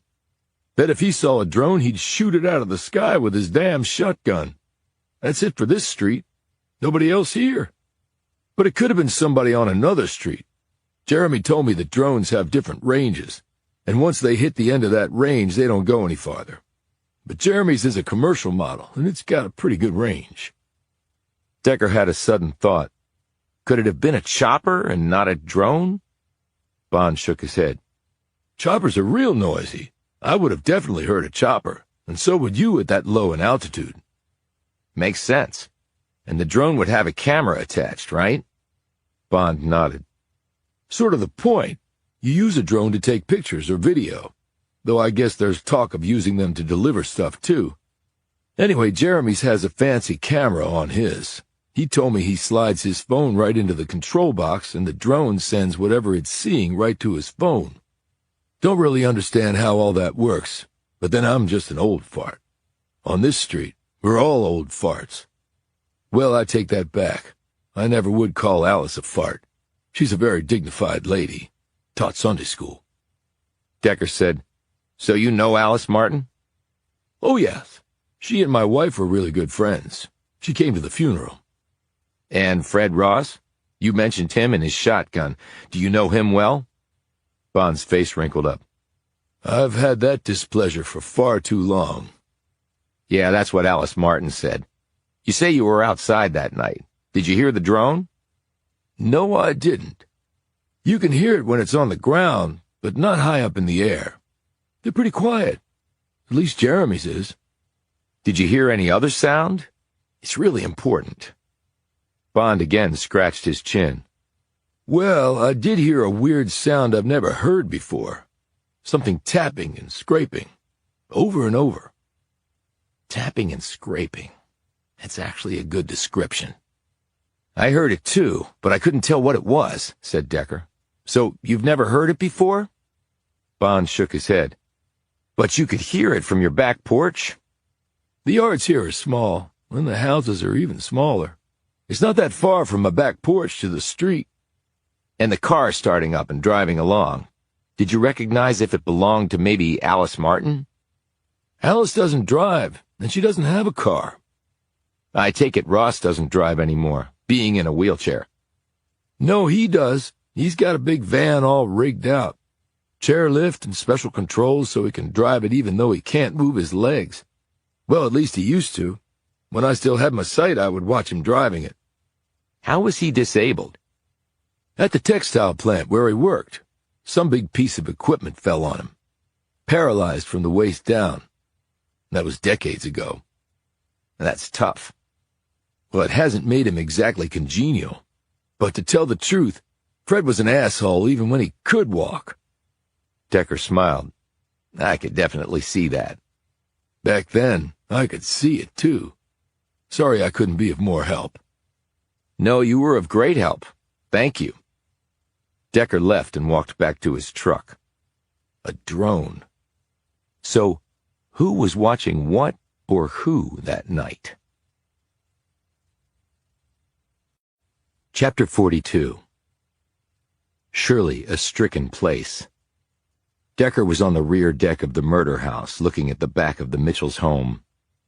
He had been gone all day. He had covered a lot of ground, but didn't feel as though he had made much progress. Unfortunately, that could be the textbook definition of being a homicide detective. There was still a DEA agent on duty at the murder house, but the flashing of Decker's credentials had allowed him admittance per Kate Kemper's instructions. As he watched, the rear door of the Mitchells' house opened and Jameson stepped out. Behind her was another tall young woman who was holding Zoe's hand. They all sat down around the outdoor table. While Decker had never met any of Jameson's sisters other than Amber, he assumed the woman was one of them. She had the same long, lithe build and facial features as her sister. She had obviously traveled in for the funeral of her brother-in-law. A moment later, the door opened and Amber stepped out. Even from this distance, it seemed to Decker that the woman had aged 20 years. She was not so much walking as shuffling along. He drew back into the shadows so they wouldn't be able to see him. He didn't quite know why he did this. Well, maybe he did. He didn't want to have to be with them right now because he wouldn't know what to say or do. And he didn't want to blurt out something that would embarrass his partner. He continued to watch as Zoe curled into her mother's lap and put her thumb in her mouth. Decker knew that every time Zoe celebrated her birthday, the agony of her father's death on the same day would be front and center. Every present she opened, every piece of cake she bit into, every candle she blew out would bring the memory of her father's last day alive. It wasn't fair, it wasn't right, and there was also nothing anyone could do about it. The guilt at times would be simply overpowering, ripping the smile off your face and the laughter from your throat. Decker knew this, because almost the very same thing had happened to him. And this thought both enraged and energized him, the twin emotions combining to further fuel his desire to discover whether Frank Mitchell had been murdered or not. The air was cool, and the sisters were wearing jeans and thick sweaters, while Zoe had on a sweatshirt with purple tights. Decker watched as Jameson went back inside and then came out carrying a tray. She poured out cups of tea. There was also a platter of food, and this sight made Decker's stomach grumble. It was well past 7, and he hadn't eaten since breakfast. Yet watching the group of bereaved women, he felt guilty about his hunger. He looked to the sky. Bogart had given him the name of a contact at the FAA. Decker had called the person, and she had checked on flight arrivals and departures on the night in question in the Barronville airspace. She confirmed that there would have been no planes passing that low over Barronville. The blind man Dan Bond had been right, and Decker wrong. A man who could not see had seen far more than Decker had. It was a humbling experience, and one he would never forget. Now, he wasn't jumping to conclusions and assuming that it was a drone, but he couldn't really think what else it might have been. Decker left the house, got back into his truck, and drove off. His destination was the Mercury Bar. The last time he'd been there, he'd seen that they served a full menu of food as well as drinks. Before he got there, his phone buzzed. It was Milligan. "How's Alex doing?" he asked. "As well as can be expected, I guess." "Give her my condolences." Decker heard some paper rustling on Milligan's end of the line. The FBI agent continued. "Okay, I got some answers for you. Max's is a publicly traded company. Been in the FC business for about 20 years. Couldn't find anything unusual about them. They're big. They service lots of companies. They're profitable. Their management is all above board. No ties to ISIS or anything like that. They are exactly what they appear to be." "Okay, what about Stanley Nottingham?" "He's in his 80s, and while he used to live at the address you gave me, he recently moved to a nursing home in New Jersey." "What's his background? Ties to Barronville?" "None that I could find. He grew up in New York and worked in the fashion industry until he retired." "His parents?" "From New York, too. Dad owned a deli in Brooklyn. Mom was a seamstress. Both deceased." "Nottingham have any kids?" "Nope. Never married." "How'd he get to the nursing home?" "I couldn't find that out." "How long had he lived at the address I gave you?" 40 years. But here's the other thing we've confirmed. Bradley Costa lived in the same building before moving to Barronville, which means they were neighbors." "That makes sense. But I take it you thought there would be a connection between Barronville and Nottingham." "I thought Nottingham was the reason Costa came here." "Well, I couldn't find anything about that." "Thanks, Todd. Email me the contact information for the nursing home." "Will do, and keep me posted. I can come up if things get hairy, or hairier." Decker clicked off.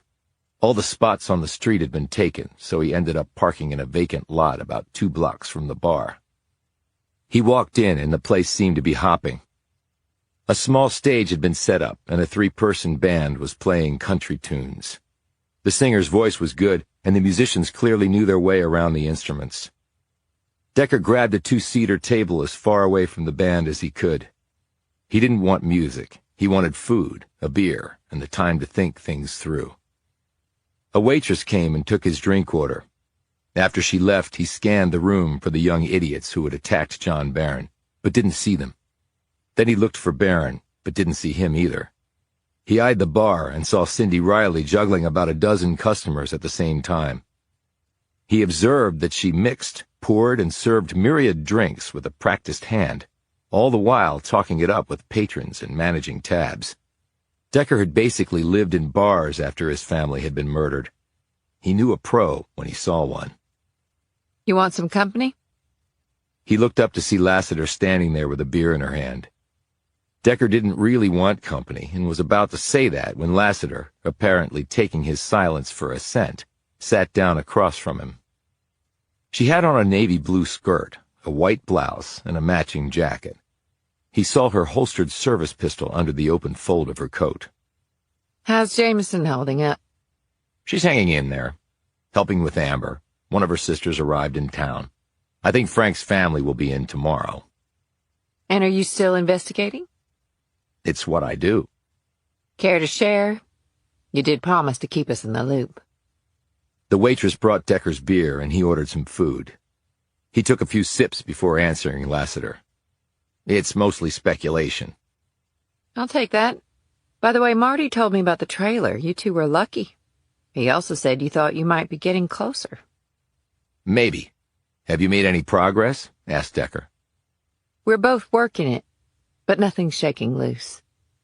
Same with me, said a voice.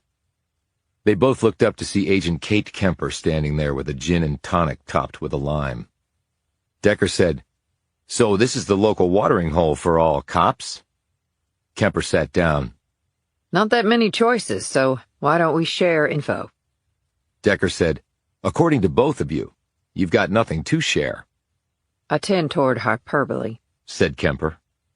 He looked at Lassiter. "And do you tend toward bullshit too?"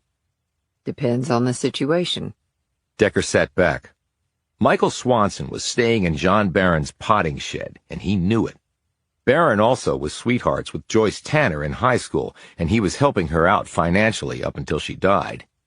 He was also into mythology, which might tie under the Thanatos mark on Costa's forehead. And Tanner taught Bible school, which might explain the biblical verse on the wall behind where she was killed. Lassiter looked surprised. How do you know all this? He gave her a severe look. "I investigated." Kemper said, I know my jurisdiction doesn't extend to these local murders, but if they're connected to my case, I want to know about it. So this Barron guy knows 2 of the 4 dead Vics. What about the other 2? "He says he doesn't know them," He says he doesn't, noted Lassiter. Why didn't he come forward when Tanner and Swanson were killed? Asked Kemper. "If he killed them, the answer to your question is obvious," replied Decker. Did he ever mention knowing my guys? Asked Kemper. "I didn't ask him because I didn't want to reveal that information," said Decker. Since Tanner was found with Babbitt and Swanson with Costa, that would mean if Barron was behind it, he killed all 4. Observed Lassiter. And if he didn't kill them? Said Kemper. Why not come forward? Decker said, "The town hates him. I doubt he would want to get scapegoated for something he didn't do." Lassiter snapped. That's not how we do things here, Decker. He looked at her. "I know about your dad."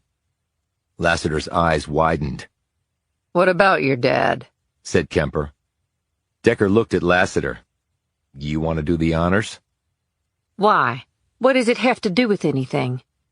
Decker said, "He was convicted of burning down a home with a banker inside. A banker who'd foreclosed on his house after he lost his job at a company founded by the Barons." Again, it's not relevant, said Lassiter. "It is, because you and this whole town have a grudge against the Barons, so don't try to sugarcoat it and say that no one here might have it in for him." Kemper was about to say something when Decker's food arrived. A thick steak, rare, fries, and a small salad. Why bother with a salad? Noted Kemper wryly. "Veggies are important, and technically fries are potatoes." As he ate, Kemper said, So do you have anything else to share? Toby Babbitt was injured on the construction site for the Maxis Fulfillment Center, and he had a piece of graph paper in his trailer. It had marks on it from the paper he'd made drawings on. Drawings of what? Asked Kemper. The Fulfillment Center construction plans. Wait a minute. Where did you find that? Asked Lassiter. In his trailer. And you didn't tell us this, why?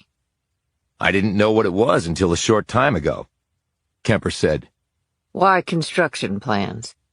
I don't know. Maybe he was thinking of suing Maxis, although you'd think he would have done it by now.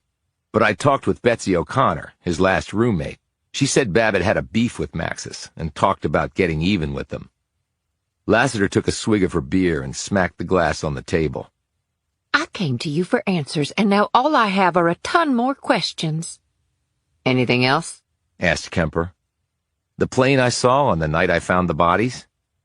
You're not going to tell me that was a drug runner's plane landing in western Pennsylvania, said Kemper.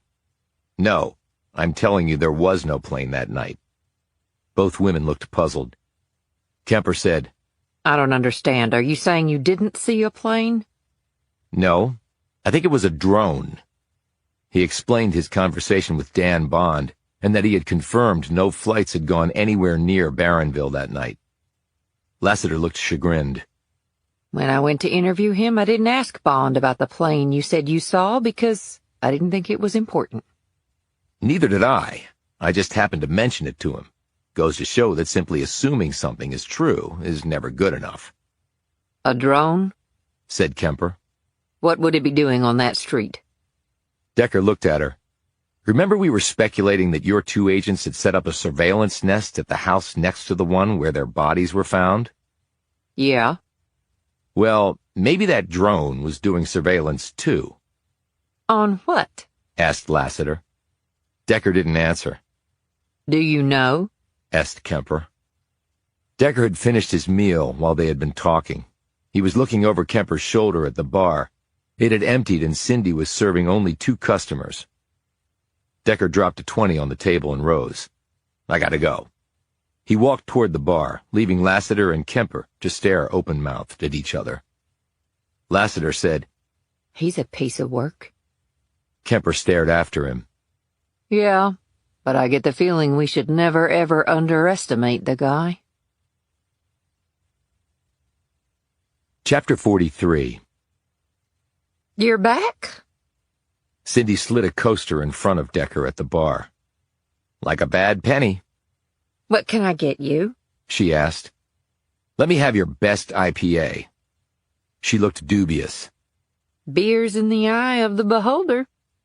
I trust your judgment. She bent down and pulled out a bottle of beer from a small fridge under the bar. Decker studied her. She was wearing a black shirt with the top button undone, allowing a glimpse of a tan bra and cleavage.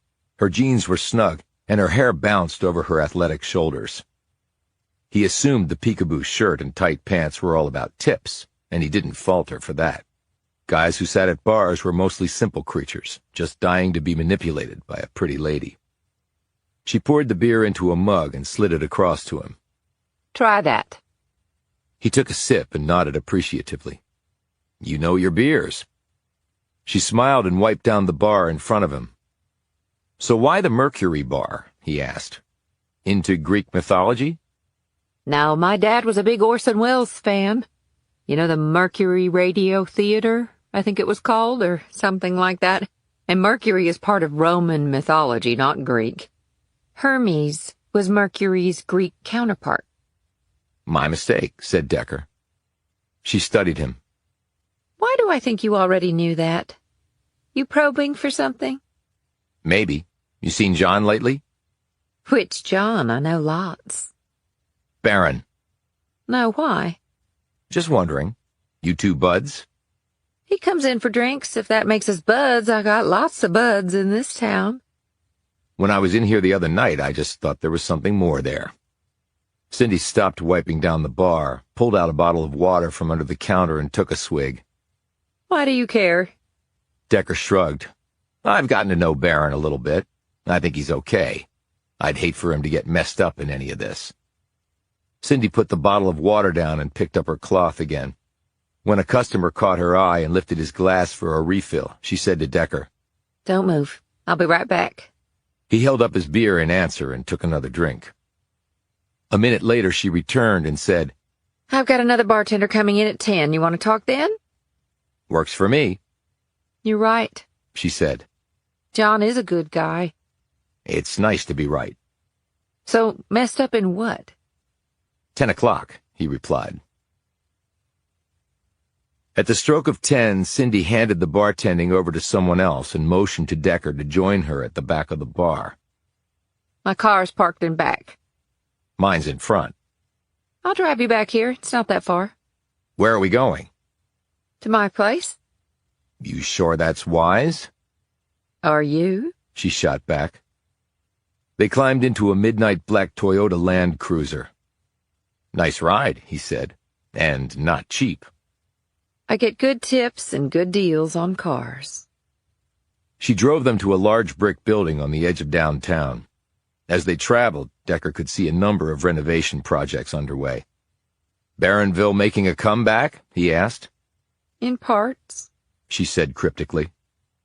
They arrived in an underground parking garage, and she pulled into a numbered space.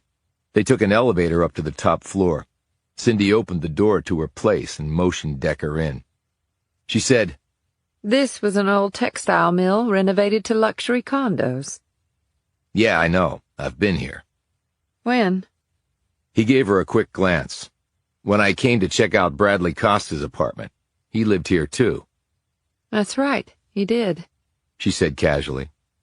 He looked at the sleek furniture, expensive-looking rugs, and stainless steel kitchen appliances set against exposed brick walls. In a far corner was a well-appointed exercise area, with dumbbells, a chin-up bar, a rack of slam and medicine balls, an elliptical, a Peloton bike, and other machines that seemed designed to strengthen as well as torture. No wonder you're in such good shape, he said.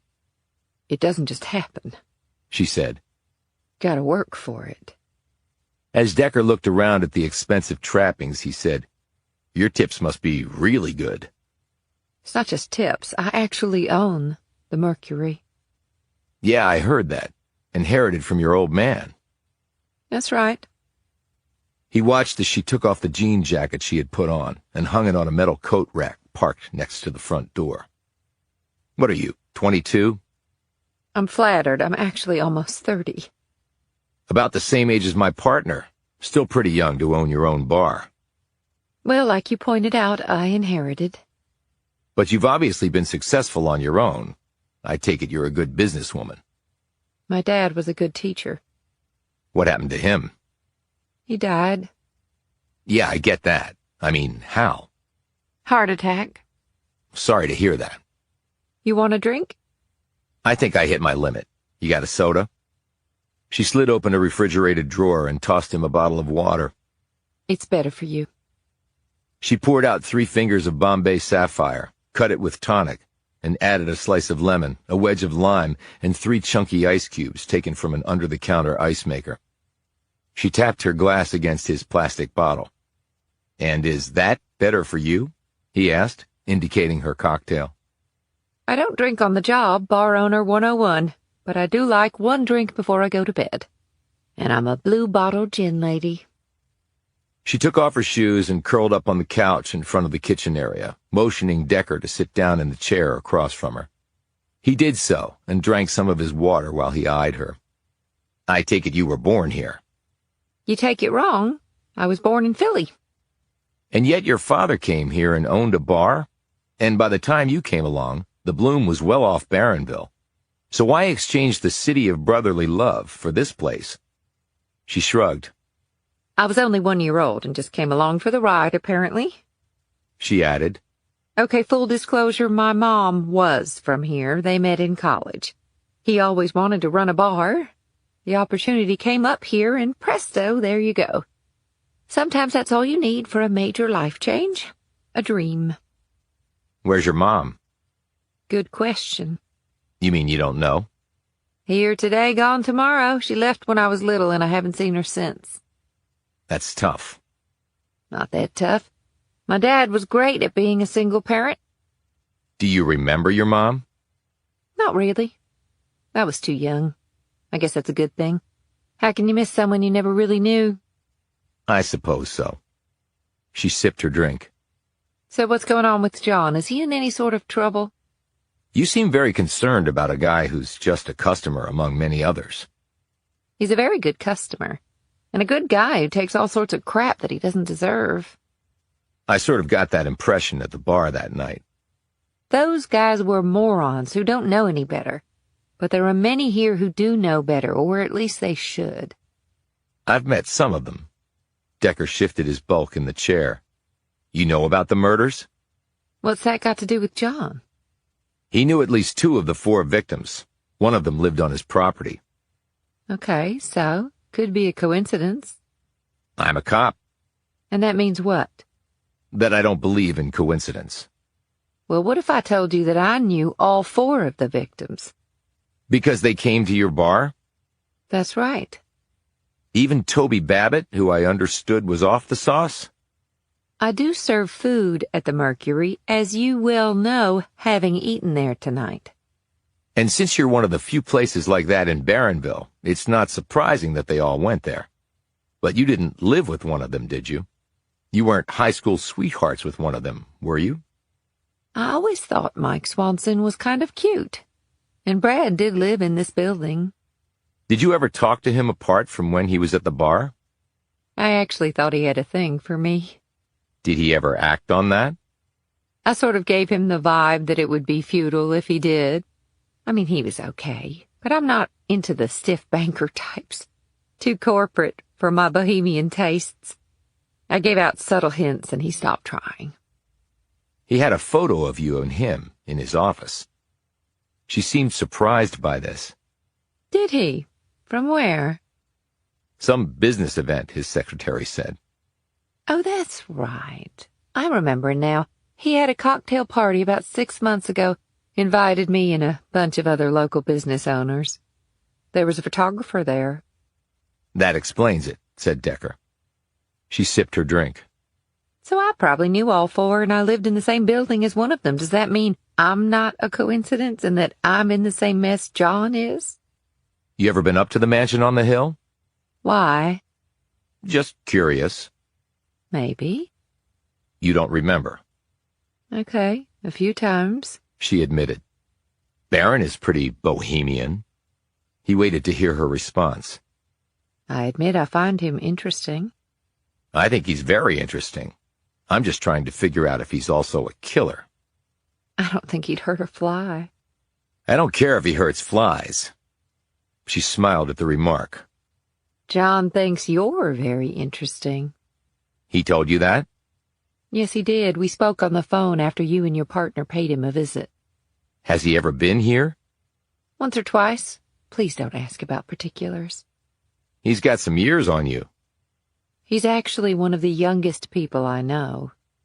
You mean in spirit, he said. She nodded. He's also kept himself in great shape. He was an athlete. You look like you were an athlete. I was, about 100 pounds ago. Don't you check for alibis? We do. Well, does John have an alibi for when those people were killed? The timelines were pretty broad on the 4, but we'll check that. Will you be providing him alibis? Depends on whether I was with him at the time in question, doesn't it? Yes, it does. You don't believe he did it, do you? It doesn't matter what I believe. It matters what the facts are. He cocked his head at her. Why do you stay here?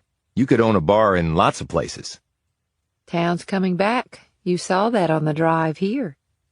Yes, but you said it was only coming back in parts. Better than not at all. I've kind of studied the economics of places like this. In any downturn in a small town, you always see mom-and-pop operations start up because people lose their jobs, but not their spirit. Local restaurants, fitness centers, tattoo parlors, pawn shops, mani-pedi places, local movie theaters, bakeries, pet shops, stuff like that. People get by, they do what they have to do to survive. You look at Pittsburgh. They turned it around, from steel mill town to a health and financial services kind of place. Barronville is not Pittsburgh. We don't need to be Pittsburgh. And we have the fulfillment center. It's helped my business, I can tell you that. I'm up about 30% year over year for each of the last 3 years. Because after people work their butts off in that place, they need a drink. Bingo. And food because they're too tired to cook for themselves. All the development we saw heading over here, that's all mom and pop stuff? Looks like it involves more money than that. She frowned. I've lost several friends to overdoses. But the one good thing was they had life insurance. Their families got the money after they died, and many of them have opened businesses with it, or used some of the proceeds to invest in the town. The renovation of this building came about because several beneficiaries decided to pool their funds to get it done. And now it's almost all sold. That's great, turning a negative into a positive. But 6 unsolved murders, that's not good for the town. Her grin faded. 6? 2 more in an empty house. I found those. I think I read something about that. No real details, though. Can you enlighten me? No, I really can't. Are they related to the other 4? No idea. You seem to have far more questions than answers. She noted. That's usually the case this early on. You ever been to Costa's place here? Once, he had a dinner there to drum up banking relationships. You ever ask him why he would leave New York to come here? I did, actually. He was a good-looking guy, obviously smart. He had money and a good career there. So what did he say? Something about following his dream. What kind of dream? I didn't push it, and he didn't elaborate. Did he know Barron? I know you believe that he did, but not that I know of. I don't think John has much use for banks. But he has a mortgage on his home with that bank. Does he? She said innocently. Yeah, he does, but he failed to mention that to me. Decker pulled the photo of Barron and the Little League team from his pocket and held it up. You ever see this in Costa's condo? She took it and looked at it. Yeah, it was on a shelf with a bunch of others. Barron was the coach. I can see, Decker, she said sharply. He led the team to the state championship and then got canned by the powers that be. He told us that. Do you know why? I think it made him look too good, and they couldn't stand that. She caught the writing on the back. Stanley Nottingham. Who's that? I don't know. You ever heard of him? She shook her head. It's funny, though. What is? She handed the photo back. I only know this because John mentioned it to me once. Even showed me a picture. Of what? No, of whom? Stanley Nottingham? Said Decker, looking perplexed. No. She took a moment to search her memory. Not Stanley. Yeah, it was Nigel. Can you believe that? Nigel. You've lost me. John showed me a photo of Nigel Nottingham. That's why I remembered it. Don't hear those two names much anymore. I mean, can you get any more British than that? But I guess it fit. You've still lost me, groused Decker. Nigel Nottingham was Barron's butler. John's butler? No, John can't afford a butler. I'm talking about the original John Barron. He apparently wanted a full-fledged British butler, and Nigel Nottingham fit the bill. Decker jumped up from his seat. I gotta go, thanks. He was out the front door of the condo before Cindy even got to her feet. But Decker, I drove you over here, she called after him as the door slammed shut. Chapter 44. What in the world are you doing? Why are you packing? Jameson was standing in the doorway of Decker's bedroom as he stuffed some clothes and his toiletry bag into his duffel. I gotta go somewhere. Go where? Back to D.C.? No, New Jersey. She gaped. New Jersey? Why? I've got a lead, a good one, just happened a bit ago, from Cindy Riley. She looked at him incredulously. Decker, Frank's funeral is the day after tomorrow, and you're leaving? There's so much to do. I'll be back in time. I'm leaving now. I'll get there early in the morning, do my thing, and be back late tomorrow. But my sisters are here now, and Frank's parents and siblings will be here in the morning. I thought you could pick his parents up from the bus station. And one of his sisters, too. She's coming in by train. The others are driving directly here. Decker stopped his packing. I'm sure your sisters will help out. And just so you know, I have to take the rental. Wait a minute, you're driving to New Jersey? Only way, really. I looked at flights. First one out of Pittsburgh is 10 o'clock tomorrow morning, and it isn't even direct. I have to connect through freaking Charlotte, if you can believe that. And there's no train schedule that works, and no bus service that does either. The quickest way is to drive it. I can be there in under 7 hours. Okay, but do you realize what time it is? When exactly do you plan to sleep? I'm good. The adrenaline is pumping, and I'll get some shut-eye when I get there. Decker, this is not smart. I've got to go, Alex. I found out something tonight that I need to check out. She sat down on the bed. You said you had a lead from Cindy Riley. What is it? He told her about Stanley and Nigel Nottingham and finding the name and address on the back of the photo in Costa's condo. He handed the photo to her, and she looked it over. So let me get this straight. This Nigel Nottingham was Barron the First's butler? Yeah, and I'm betting Stanley is his, I don't know, great-grandson or something. That's why Todd didn't find a connection to Barronville. He only went back as far as Stanley Nottingham's parents. He lived in the same building as Bradley Costa in New York. They were neighbors. She handed back the photo. So what exactly is your theory? That Stanley Nottingham told Costa something about Barron and this town that made him pull up his roots in Manhattan and come here.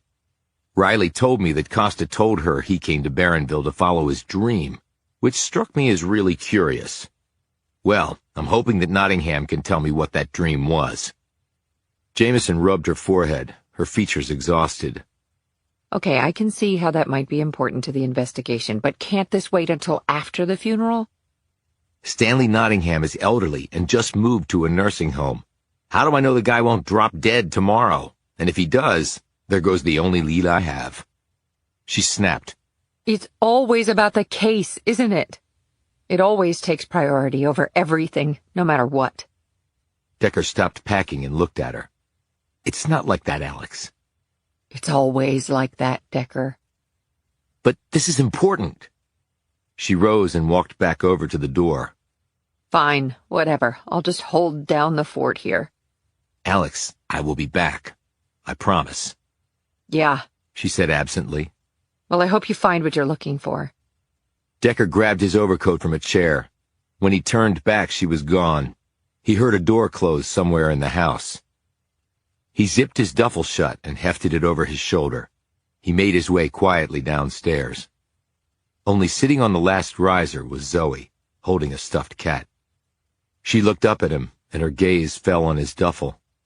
Are you going somewhere, Mr. Amos?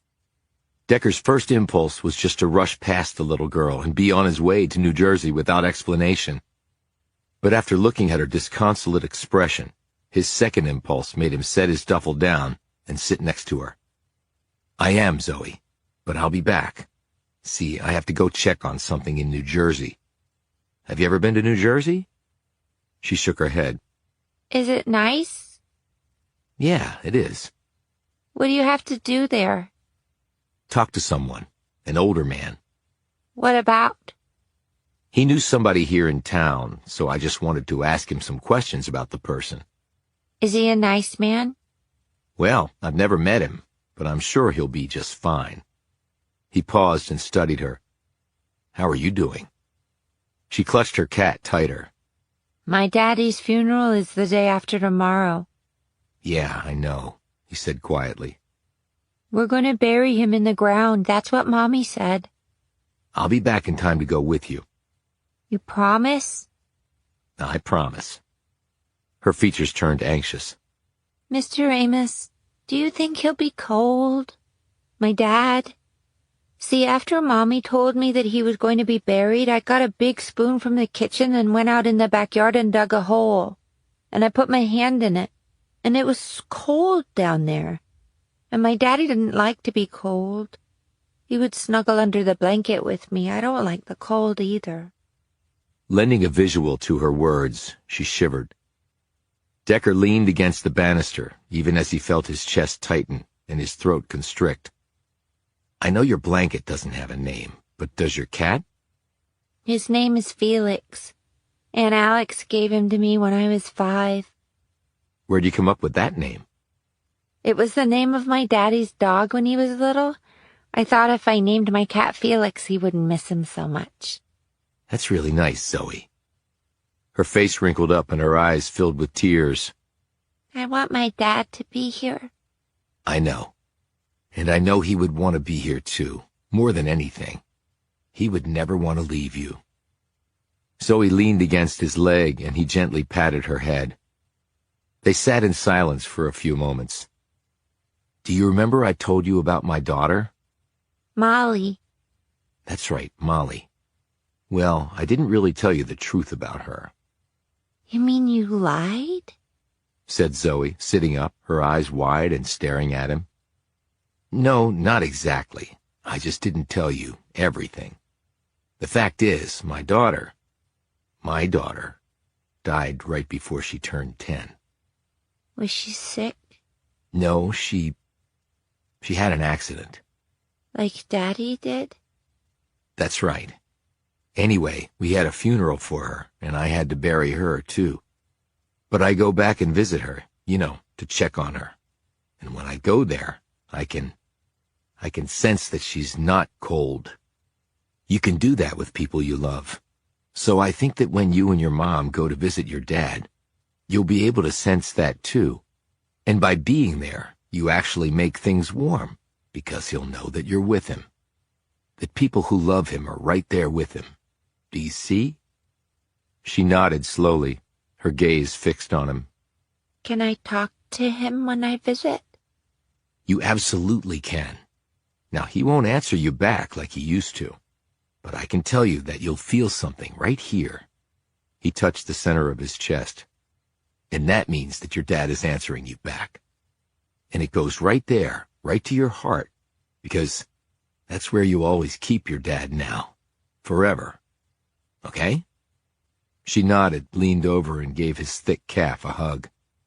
I'll see you when you get back, Mr. Amos. You can just call me Amos. Okay, Amos. Decker lifted his duffel and left. He did not see Jameson standing at the top of the stairs. She had heard the entire exchange and was quietly sobbing while holding onto the railing to steady herself. When Zoe started up the stairs, she saw her aunt and ran up to her and flung her arms around her legs. As Jameson continued to shake, Zoe said, And Alex, are you okay? Are you sad? Jameson stroked her niece's hair. With tears streaming down her face, she managed to say, I'm okay, Zoe. I'm really okay now. Chapter 45. At 9 o'clock in the morning, Decker's phone alarm went off.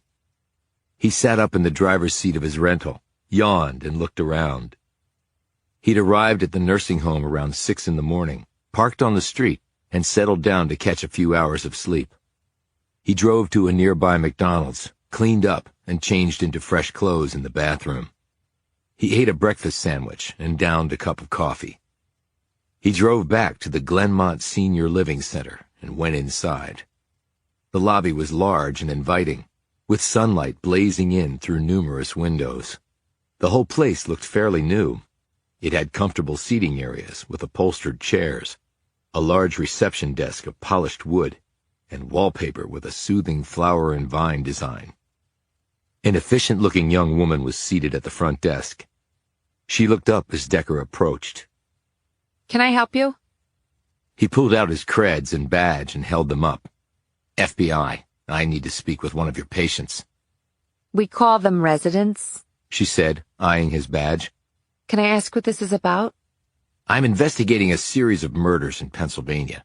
It's come to our attention that one of your residents, Stanley Nottingham, may have known one of the victims when he lived in New York. I think I need to get my supervisor. Do what you have to do, but don't keep me waiting long. I'm on a deadline.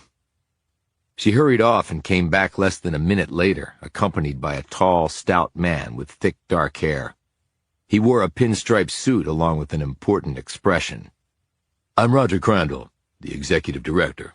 What seems to be the issue? Decker explained why he was here. Don't you need a warrant or something like that? Asked Crandall. No, I don't.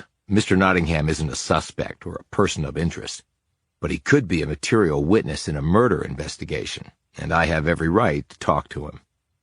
I think I might have to call the company lawyer on this. Can you come back another time? In response, Decker took out his notebook. Is that Crandall with 2 L's? I've seen it spelled with 1 and just want to make sure. It's with 2, but why are you asking? My boss at the FBI gets pissed when anyone misspells a name on the arrest warrant.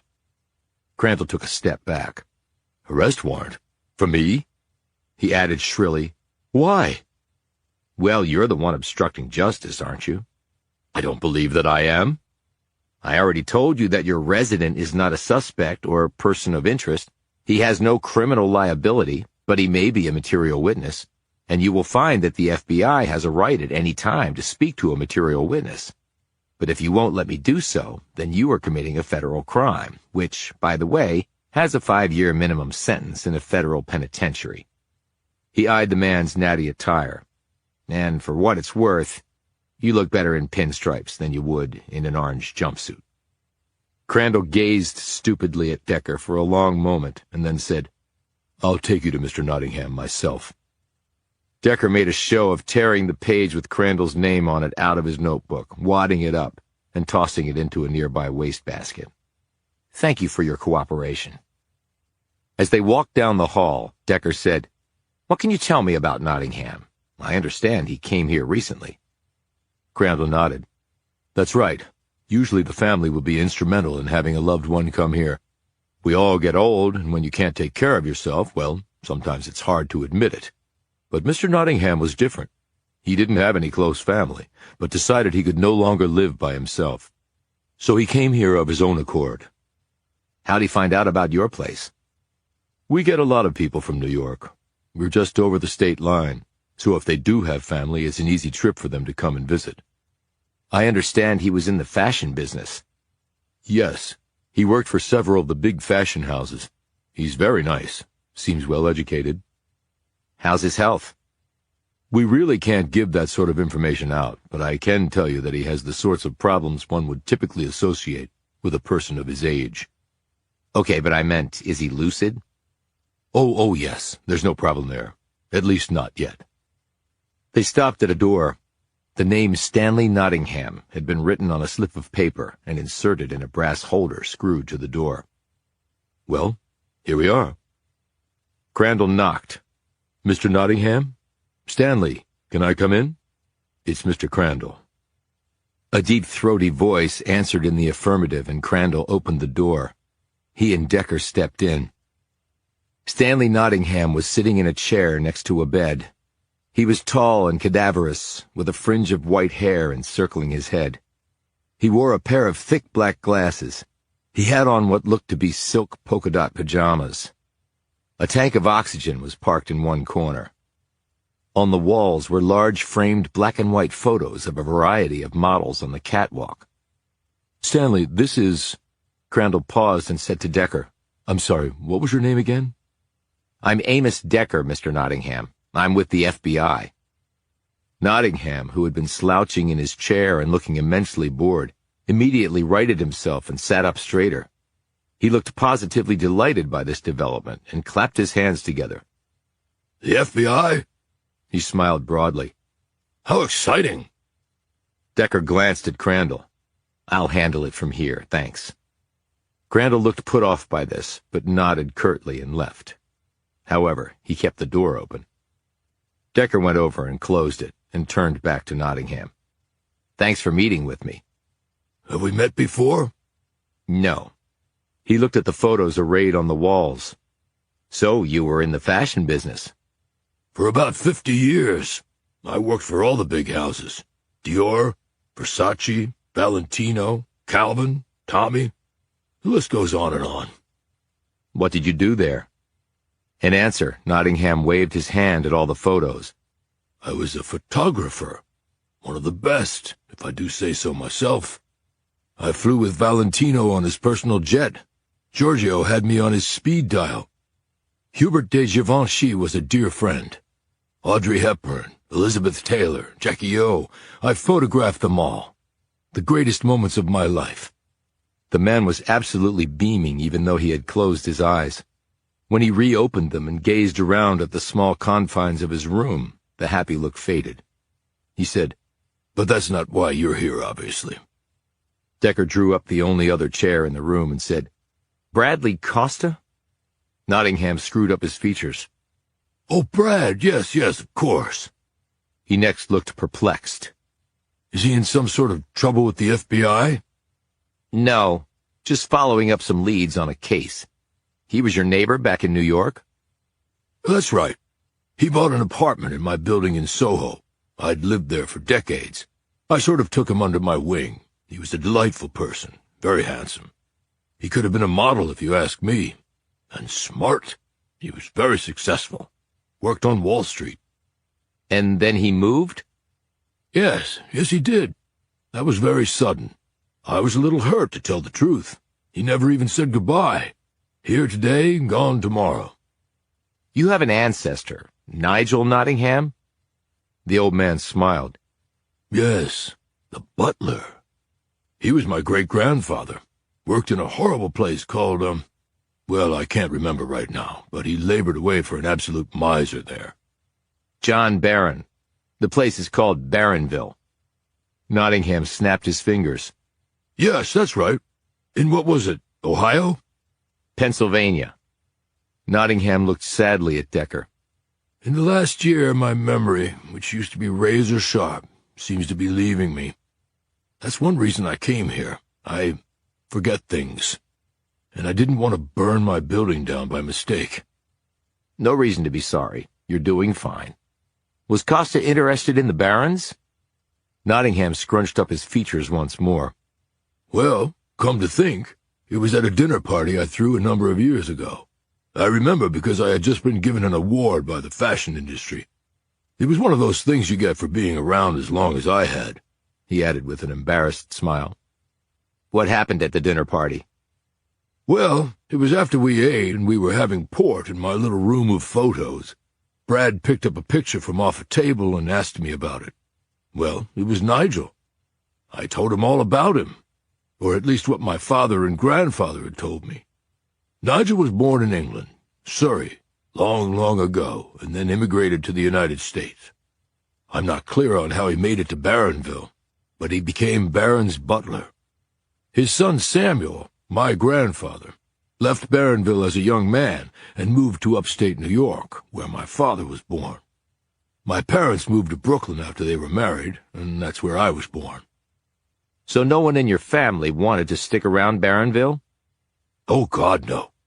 From what I remember being told, it was this dreary piece of dirt where they had coal mines and filthy factories, and people were worked to death. My grandfather actually told me that he left because he hated the place, wanted to get away as soon as he could, and he did. Thank God for that. I doubt I would have had the same career if I had been born and raised there. What about Nigel? Nottingham thought for a few moments, tapping the chair arm with his long fingers. That's right, I remember now. He stayed on with the Barons until he died. He paused. In fact, I remember my grandfather telling me that he went back for Nigel's funeral. It was actually funny. What was funny? Not his father dying, surely. Oh, no. It was funny because his father had died on the very same day that Barron did, the one who started the whole town and named it after himself. They died on the same day? I didn't know that. Yes. Apparently they were the same age, master and servant, till the day they both died. Then who cares about titles and who has more money, right? Would it surprise you to learn, then, that Brad Costa moved to Barronville? Nottingham slumped down in his chair. Oh, my God, you must be joking. No, I'm not. In fact, he was murdered there. As soon as he said this, Decker realized it had been a mistake. Nottingham started having trouble breathing. He was gasping, grabbing his chest and pointing at something. Finally, Decker realized what it was. The oxygen. He quickly rolled the tank over and helped Nottingham get the nasal cannula inserted correctly. The elderly man drew several deep breaths and slowly calmed down. Decker sat back, relieved. I'm sorry, Mr. Nottingham. I shouldn't have just dumped that on you. Nottingham took another series of deep breaths while he waved off this apology. He said slowly, I have COPD. Damn cigarettes. Then the anxiety kicks in. I take it from your reaction that you had no idea Costa moved to Barronville, or that he was dead? Nottingham shook his head. None. How did he die? You said murdered? How horrible. The details aren't that important, and I don't want to upset you again. But he was murdered, and I'm trying to find out why. My God, poor Brad. Do you have any idea why he would exchange a place in Soho and a job on Wall Street for Barronville? Nottingham slowly took the cannula out of his nose and set it aside. About a week after I told Brad about Nigel and the Barons, he came back and asked me some more questions. Like what? You first have to understand a bit of family lore that was handed down from one generation to the next. What sort of family lore? About the Nottinghams or the Barons? Both, really. My grandfather told me about it when I was just a kid. You see, the original Baron, the one who started the town and everything, as I told you, was a miserable old cuss. My grandfather lived in the servants' quarters there growing up. He hated the place, and while he only had a few encounters with the elder Baron, he thought him an awful person. If he was that bad, why did Nigel hang around? Asked Decker. Good question. However, I got a sense from what I was told that Baron didn't actually treat Nigel badly. On the contrary, he seemed to treat him more as an equal. That seems strange, treating a butler as an equal. Well, he was Baron's age, and Nigel started working for him before he built the big place on the hill. I've only seen pictures of it. What a monstrosity. I've been there. It hasn't aged well. But you were talking about family lore? When Baron died, I'm not sure anyone else in his family was interested in actually working for a living. They just wanted to sponge off the old man? Yes, and that leads me directly into the family lore. Baron was cheap, but he loved money, and was loath to let a penny of it go, if he could help it. He paid his workers next to nothing, and never gave a dime to charity. He was rich beyond anyone's wildest dreams, and yet apparently it still wasn't enough. Sounds like a real peach, commented Decker. Well, anyway, he also didn't have a high opinion of his sons, who would be next in line to run the businesses. As I said, they weren't all that interested. From what I was told, they loved spending money far more than making it. That's why the family eventually became poor, said Decker. Did they? Well, well. And now comes the interesting part. The family lore part is that before he died, Baron hid a fortune somewhere at his home. And I mean an absolute fortune. In what? I don't know. Jewels, rare coins, cash, negotiable instruments, stocks, bonds. But it would have represented a very large part of his fortune. It seems that he didn't want his family to have it. And you told Costa this? Nottingham nodded. He was interested, I would say very interested, and peppered me with questions. I even showed him some of the old letters my grandfather and father wrote to me. I also had letters that Nigel had written my grandfather. In the letters, were there any clues as to where he might have hidden it? None, at least that I could see. My grandfather and father speculated about it, but they didn't know. And even if they did, what would it matter? They didn't own the barren property. They would have had no way to gain access to it, to even search. But presumably the Baron family would. I suppose. And if they were becoming poor and thought there might be a fortune lying about, well, I would look for it. I'm sure if my grandfather knew about the possibility of a hidden fortune, the Baron descendants would have as well. I think they did look for it. How do you know that? Decker was thinking about all the holes in the walls back at the Baron mansion. Just something I saw. Nottingham sat up a bit in his chair. Do you think Brad went to Baronville to look for the treasure?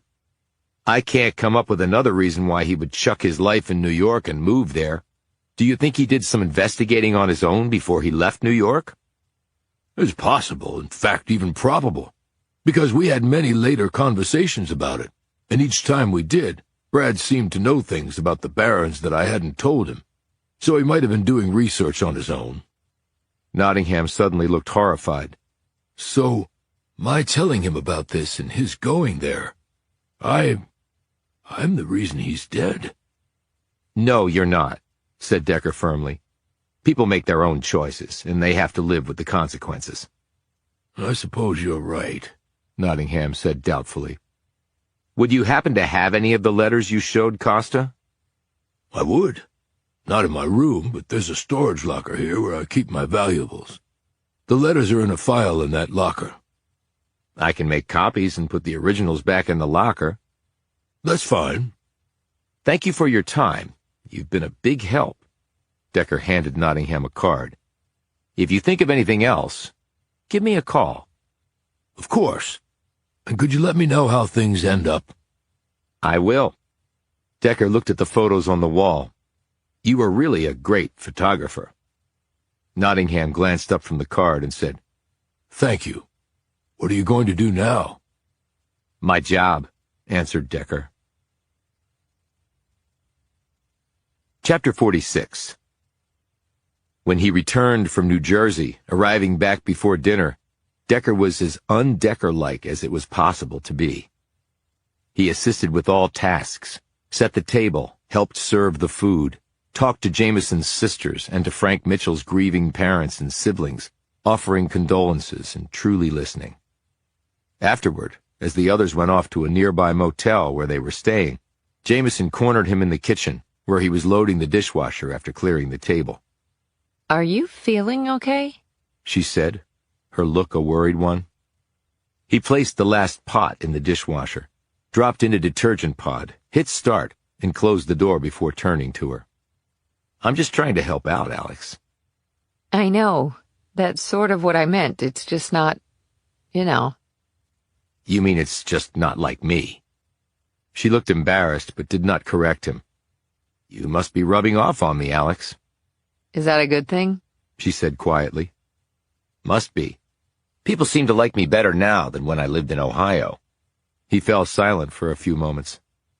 "I know I'm awkward in social situations, and I know I have something in my head that makes me unable to say what I want to say in certain situations. Like when people need, I guess, comfort. But just because I don't say it doesn't mean I'm not thinking it." She rubbed his arm. "I know that, Amos. I really do." "But I am trying. It's just not as easy as it once was." She smiled. "I think you've come a long way, and it's a two-way street. You've made me a better person. Certainly I'm a far better investigator. When we first teamed up, I had no idea what I was doing." He nodded, leaned against the counter, and studied his feet. "I remember when Cassie and Molly died. Family came in. There was a lot to do. Everybody was crushed, and I couldn't really do anything. I just sat there like a lump." "But that's understandable. It was such a horrible loss for you." "Lots of people have horrible losses every day, and they manage to keep going." Well, what you did today was much appreciated. You really helped out a lot. Amber was very grateful. He didn't respond to this, but simply rubbed the top of his head. "How does it feel?" she asked. "Funny," was all he would say. "Any more memory glitches?" "Not like before, no." She nodded, but still looked apprehensive. "What did you find out in Jersey?" He told her about his conversation with Stanley Nottingham. "A treasure?" she said. "Do you believe that?" "I think Bradley Costa believed it. Why else would he come here?" "But just based on some third-hand gossip, he would pick up and leave New York for this place? It doesn't make sense." "It would make sense if Costa did some digging on his own. Nottingham told me that he seemed very well informed during their later conversations. That means Costa apparently had done some of his own research. Guy was on Wall Street. They're used to doing due diligence. And there's something else." "What?" "Remember Costa had joined all the local organizations, Kiwanis, etc.? "Yeah, we saw all those photos, so nothing strange there." But he had also joined the local historical society." "You think he went there and did more research and maybe found where the treasure might be? Or what it is?" "It's certainly possible." "What about John Barron? Do you think he knows about the treasure rumors?" "I don't know, but I think his predecessors looked for it. That would account for the holes in the walls. And while the grounds are now overgrown, I saw lots of lumpy earth where people might have been digging for it." "But you don't think Barron knows where it is?" she asked again. "If he did, would he be living like he is?" "True. So what are you going to do now?" "I've got to follow in Costa's footsteps and see what he found." "But why would someone murder him?" "If he discovered the location of a treasure, that would be a motive." "And the 3 other Vics?" "I don't know." "Look, once the funeral is over, I can start helping you again." "You don't have to do that. Your family will need you." "I'm a woman, Decker." He looked confused. "Yeah, I know. So what?" "That means I can multitask." she replied with a smile. He nodded. "Okay, but let's keep in mind we've got some violent drug dealer involvement here. I checked out Brian Collins through an FBI database. The guy was a stone-cold killer. If there are more like him out there, this is going to get hairy." "Hey, it's what we do, right?" He stared at her so intently that she said, "I know. You don't want anything to happen to me, but I signed up for this. I'm all in. I have your back, you have mine, right? He nodded. There's one more thing, Decker. What's that? She said hesitantly. I overheard your talk with Zoe on the stairs before you left for New Jersey. Decker glanced away, his brow crinkling. It was really nice what you told her. I know that it helped her, and I so appreciate your doing it. Still looking away, Decker said, "She's just a kid. She shouldn't have to go through this." But if she does, it's good that she has a friend like you. "And an aunt like you," he replied. He rubbed his head again, trying to smooth down the still sticking up hair. You're worried about something, I can tell, she said. It's not the case, is it? He shook his head. What is it, then? At the institute in Chicago, where I went after my brain injury, they told me a lot of things, but one of them stuck with me. What was that?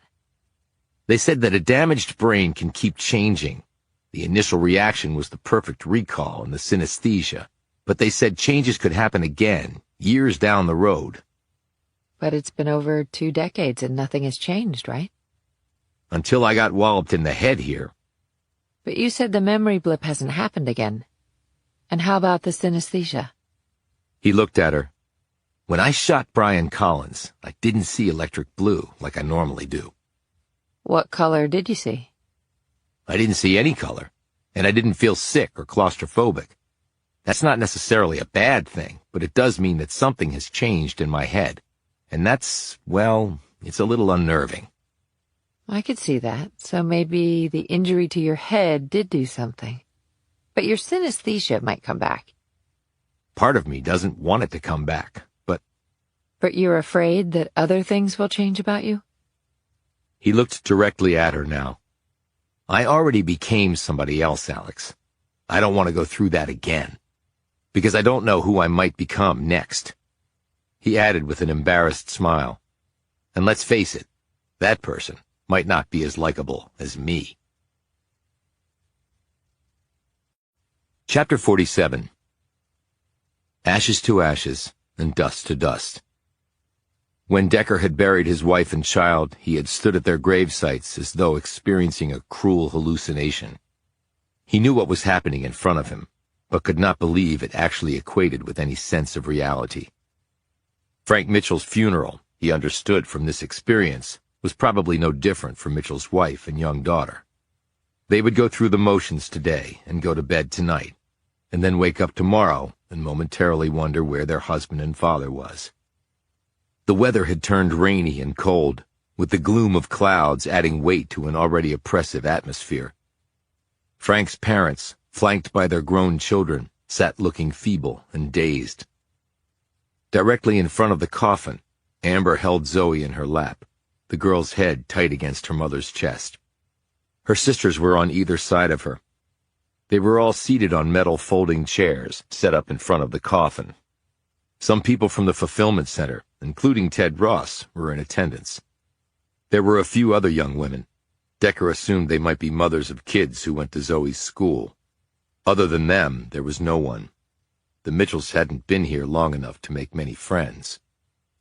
Decker had had no suit to wear to the funeral, and getting something quickly for a man of his size was out of the question. Thus his khaki pants, sweater, and overcoat had to suffice. He stood in the very back, almost clear of the tent that had been put up against the inclement weather. Lumpy green turf carpet was under his feet. Rain blew in on him from the rear of the tent, but it didn't bother him, and he didn't try to move in closer. He wasn't part of the family, and he wanted to give the bereaved their space. His gaze had met Ross's, and the men had flicked a hello at each other. He thought it was good of Ross to be here. While he stood there, the man sidled over to him. "I hope no one minds that I'm here," Ross said quietly. "You came to pay your respects. Nothing wrong with that." Ross dug into his pocket, pulled out a card, and handed it to Decker. "What's this?" "For what it's worth, he's one of the best lawyers in Pennsylvania. He'll take Maxis for every penny he can." He pointed over to Amber and Zoe. "They deserve it. And then they should just leave this place and find a nicer one to live in." Decker said, "Thanks, but why are you being so nice? You work for the company that will have to pay out big time." You told me you met my father? I did. He's an asshole. I wouldn't disagree with that. He was terrible to my mother, and to me too, truth be known. I never forgot that, always being on the receiving end of that crap, always being the underdog. It leaves its mark on you. I can understand that. Ross said quietly, So when the little guy can punch back, you gotta take your shot. He pointed to the card. Have her call him. I will. Ross walked away. A few minutes later, the preacher eulogized a man he didn't know. Some hymns were sung, and then a final prayer was given. After that, the man of the cloth went over and said some private words to the widow and patted Zoe on the head. The little girl recoiled from the stranger's touch, while Jameson put a supportive hand on her niece's shoulder. And that was that. A life of roughly 3.5 decades ground down to about 30 minutes. That was what constituted Frank Mitchell's exit from this earth. That's about what most of us will get, thought Decker. And then we just live on in memories and fading pictures set on tables and hung on walls. If that doesn't depress you, nothing will, he concluded. The funeral party began to disperse as the burly men who had dug the grave came forward to lower the coffin and finish the job of placing the deceased in the ground and shoveling dirt on top. And Barronville would be Frank Mitchell's final home for eternity. That thought nearly made Decker sick to his stomach. He walked back to the rental alone while Jameson joined her 2 other sisters, who had formed a protective ring around Amber and Zoe. Hey, Decker. He looked over to see Kate Kemper standing next to a black SUV, parked at the rear of the line of cars that had been part of the funeral procession. She walked over to him. "Didn't expect to see you here," he said. I didn't know them, but a young guy dies and leaves behind a young widow and a kid. I just thought I'd come to pay my respects. At least from a distance. I didn't want to intrude. Nice of you. I lost my father last year. My mom passed away when I was in college. I'm an only child, so I'm next at the turnstile. "I think you have a ways to go," noted Decker. Tomorrow is guaranteed to no one, especially in our line of work. No arguments there. Last time I saw you, you were heading out with the bartender from the Mercury Bar. "I remember," he said. So anything to report? Decker leaned against his truck. "How about you enlighten me on one point first?" What would that be? "You never told me what your agents, Beatty and Smith, were doing in the area." Yes, I did. They had gone rogue. "According to Randy Haas's dying declaration?" Yes, I told you that too. "But before they went rogue, where were they assigned?" Kemper said, Why? "I'm investigating the case. I need information to do that." Okay, there was some work to do in this area, not in Barronville specifically, but in the general vicinity of northwestern Pennsylvania. "What sort of work? Feel free to be as specific as possible." Kemper looked around.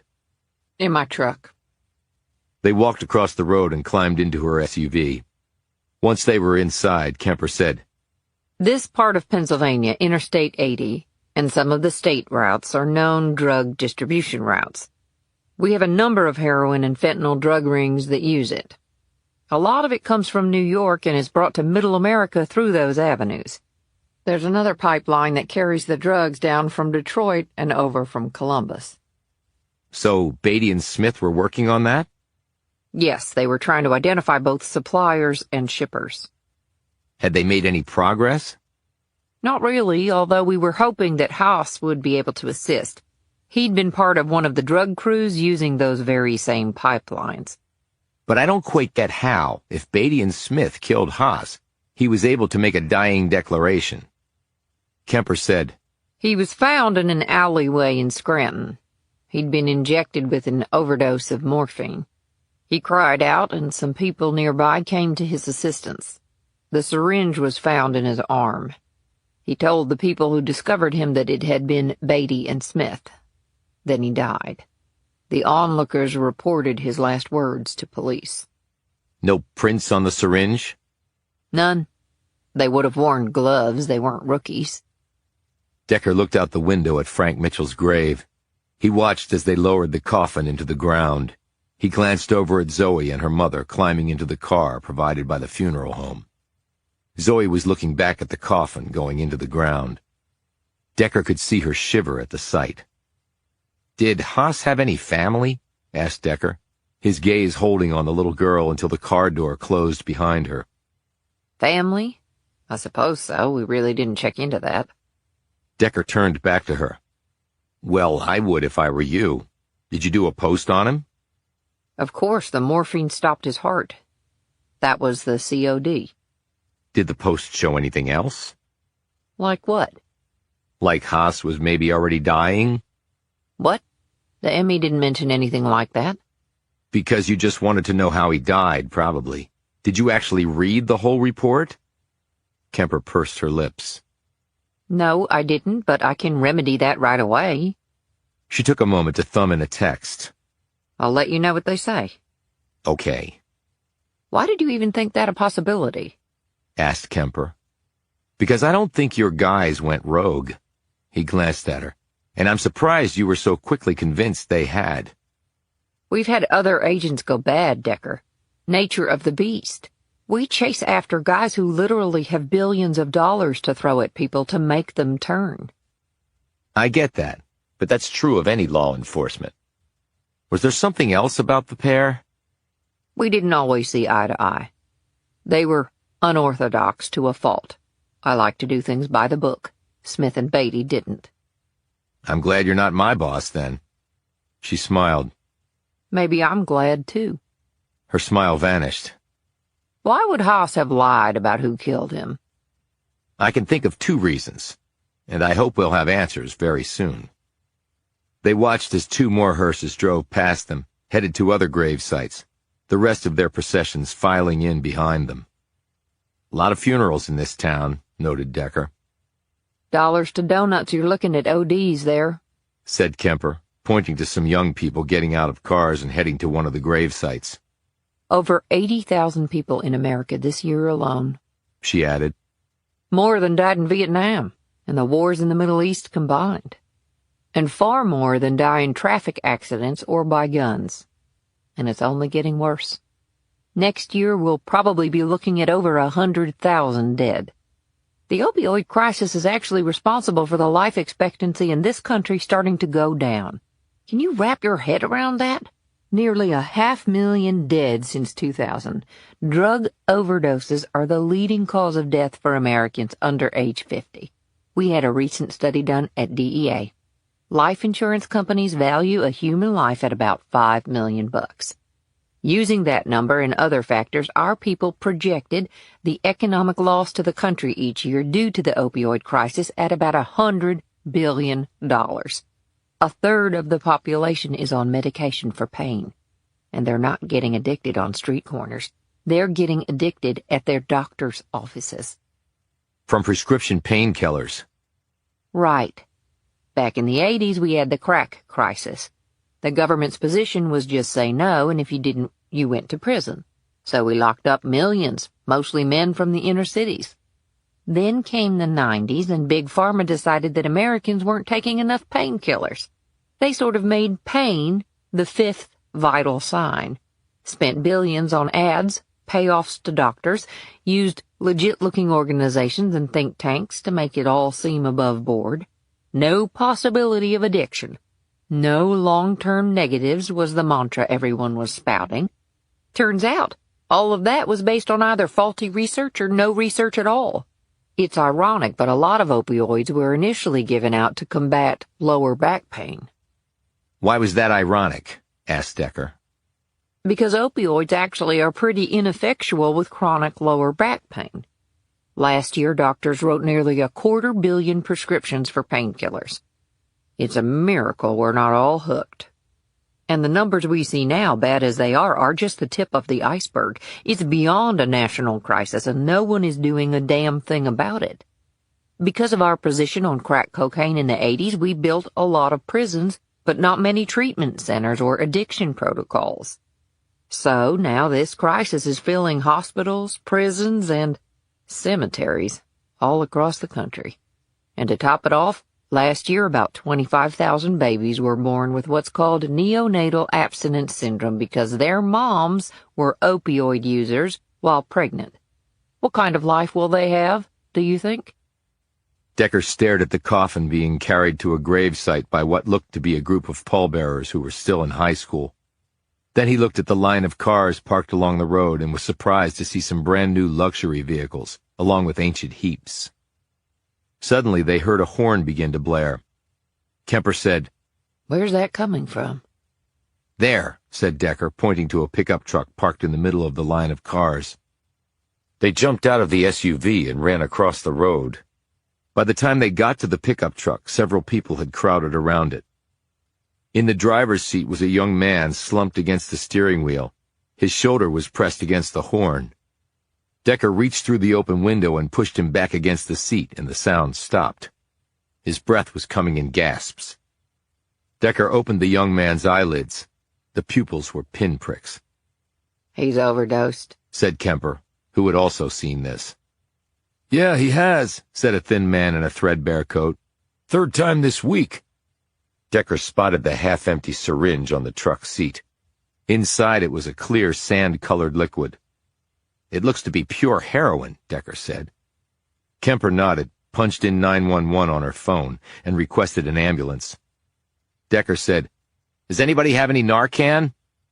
I got some, said a woman standing next to the man. "Give it to me," said Decker, as the young man in the truck gasped again.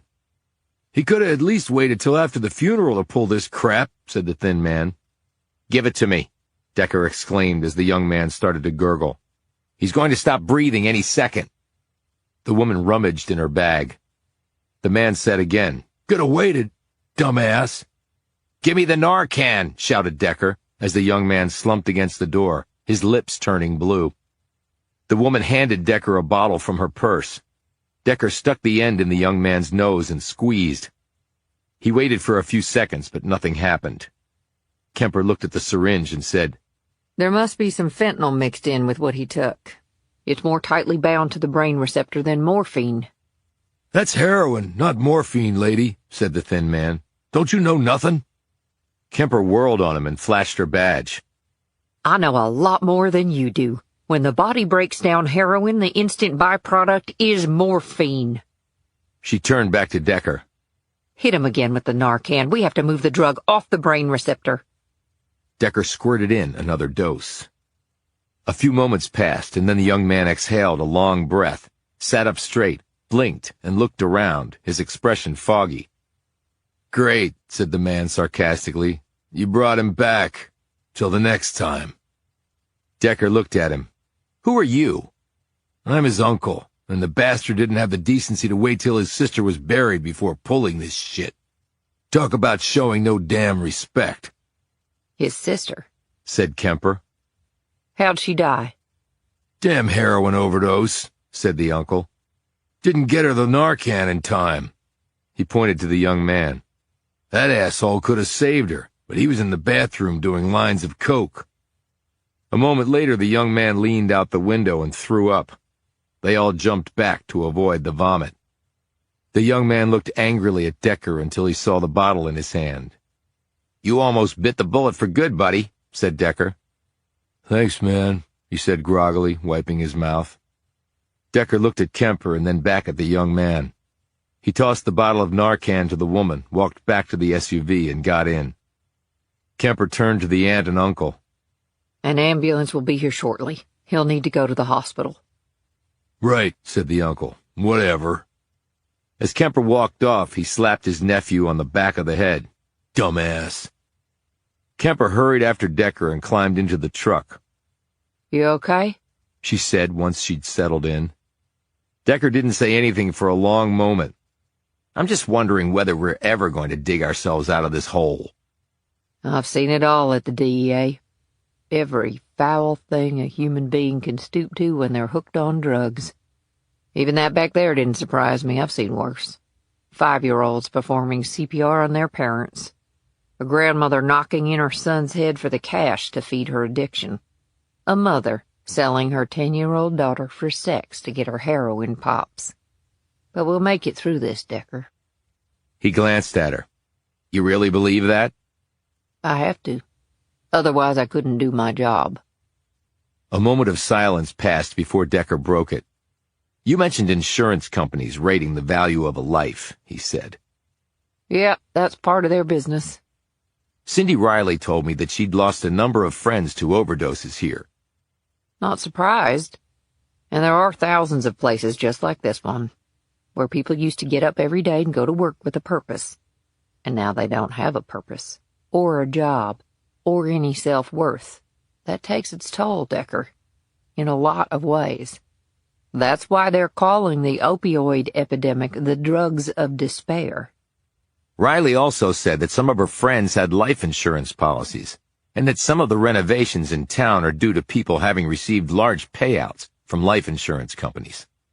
He pointed at the new luxury cars parked along the road, and maybe those proceeds are also helping to pay for those. Kemper mulled this over for a few moments before shaking her head. No insurance company will knowingly write a large life insurance policy on someone in such bad health they're likely to die, or someone addicted to drugs, Decker, if that's what you're thinking. Maybe they weren't an addict when the policy was written, he said. What are you driving at? It would be interesting to know how many people in Barronville who've died from drug overdoses had large life insurance policies. Can you find that out? Kemper stared out at the line of cars parked on the road. I can try. Good. Before she could respond, he said, I've got to get back. I promised Jameson I'd help this afternoon. They're having a reception at the Mitchells. As he climbed out of the truck, Kemper said, I didn't picture you as much of a domestic. Well, these days, I'm even surprising myself. Chapter 48. The rain was pouring down outside now. It beat on the Mitchells' roof as the combined families and a few others gathered at the house after the funeral. Decker had arrived in time to help Jameson and her sisters set things up. Food and drinks were laid out, and chairs from the kitchen distributed around. Decker had also passed on to Amber the lawyer's card that Ted Ross had given him. She said she would call him later in the week. Zoe was in a chair, cuddling with both her blanket and her cat, Felix, while Amber sat with her in-laws, quietly talking. Alice Martin had come over with a boxed pie. She was now holding court in a corner of the room with Jameson and one of the school mothers. Ted Ross and the people with him from Maxis had said there's a vibe at the gravesite and skipped this event. Decker thought that wise, because Frank's father's jaw had tightened back at the cemetery when Ross would come by and offer his condolences to Amber. The knock on the door caused Decker to flick a gaze at Jameson to let her know that he would answer her. She responded with a smile. Decker opened the door and gazed dully at the pair standing there. John Barron and Cindy Riley, both holding umbrellas, stared back at him. I take it you're positively stunned at our presence here, commented Barron. Decker noted that he had on crisply pressed dress slacks, a white button-down shirt, and a faded corduroy sport coat with patches at the elbows. Under her raincoat, Riley wore a loose-fitting black dress that settled right at her knee and matching pumps. Her hair was done up in a French braid. She held a package in her other hand. I am, said Decker. We came by to pay our respects, said Barron. Riley handed Decker the package. And to bring this, it's a bottle of single malt whiskey. Okay, said Decker. He just stood there holding it until Jameson appeared at his elbow. Hello, she said to the pair. Barron held out his hand. We met before. John Barron. This is Cindy Riley. Jameson shook their hands. Barron said, As I told your colleague here, we came by to pay our respects. Decker said, And they brought a bottle of single malt scotch. He handed it to her. Riley said, I'm Irish. It's what we bring to wakes. I hope it's okay. That was very thoughtful of you. Please come in, out of the rain, said Jameson. She led them in, and Decker closed the door behind the group. All eyes in the room turned to the new arrivals. No one seemed to recognize Barron other than Alice Martin. Decker saw her eyes widen slightly at the sight of the man, and then she returned to her conversation with one of the young mothers from Zoe's school. Barron and Riley spoke briefly to Amber, offering their condolences. Then Jameson led the pair over to Zoe and introduced them. His eyes twinkling, Barron got down on his knees in front of Zoe. "You strike me as a person who doesn't believe in magic." Zoe had her thumb stuffed in her mouth and didn't answer. "Do I take that as a yes? That you don't believe in magic?" said Barron.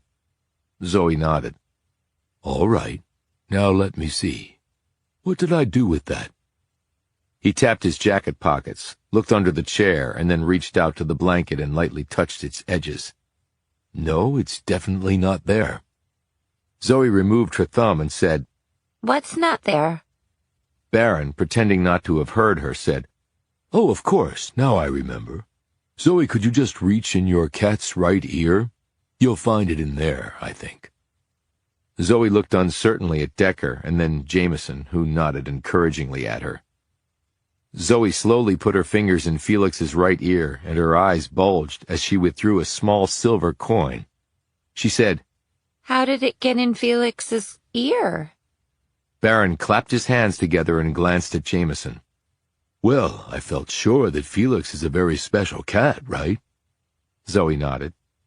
"Well, special cats can do magical things, like hiding coins in their ears." He took the coin and examined it. "Now, this is a very rare coin. It will bring whoever possesses it good luck. Okay?" Okay, said Zoe, still looking wide-eyed from her cat to the coin. Barron held it up in front of her. "It's 147 years old. It once belonged to my ancestor.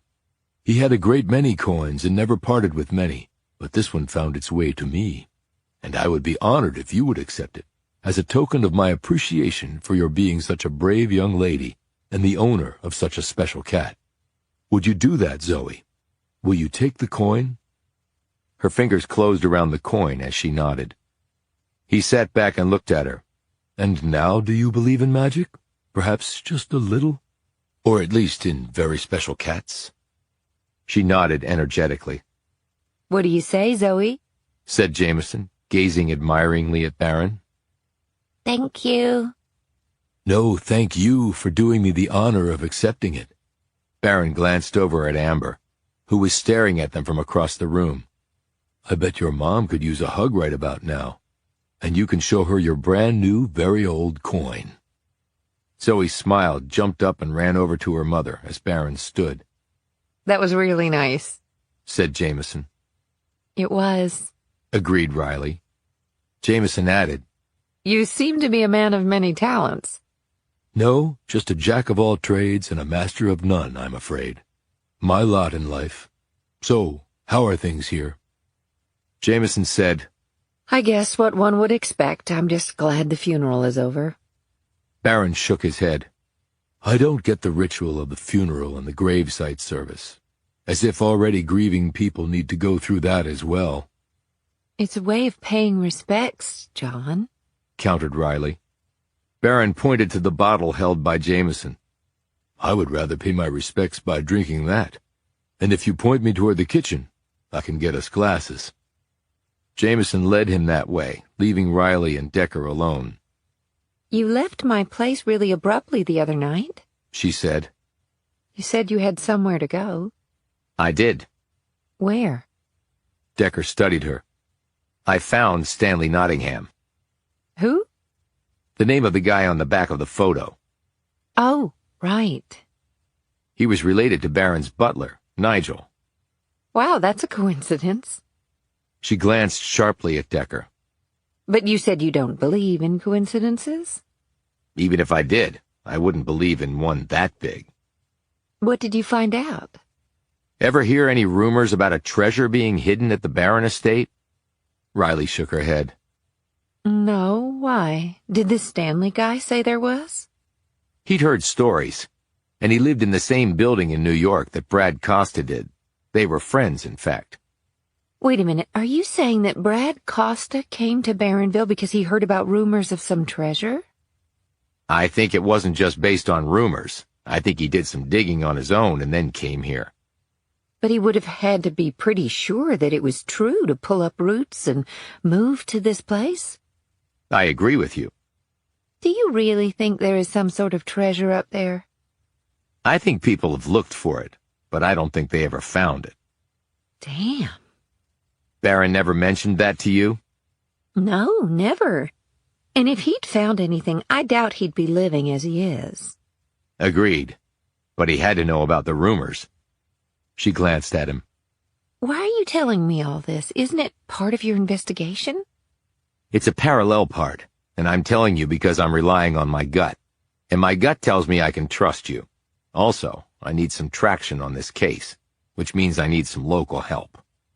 John would know more than I would. It's his family. But can I trust him?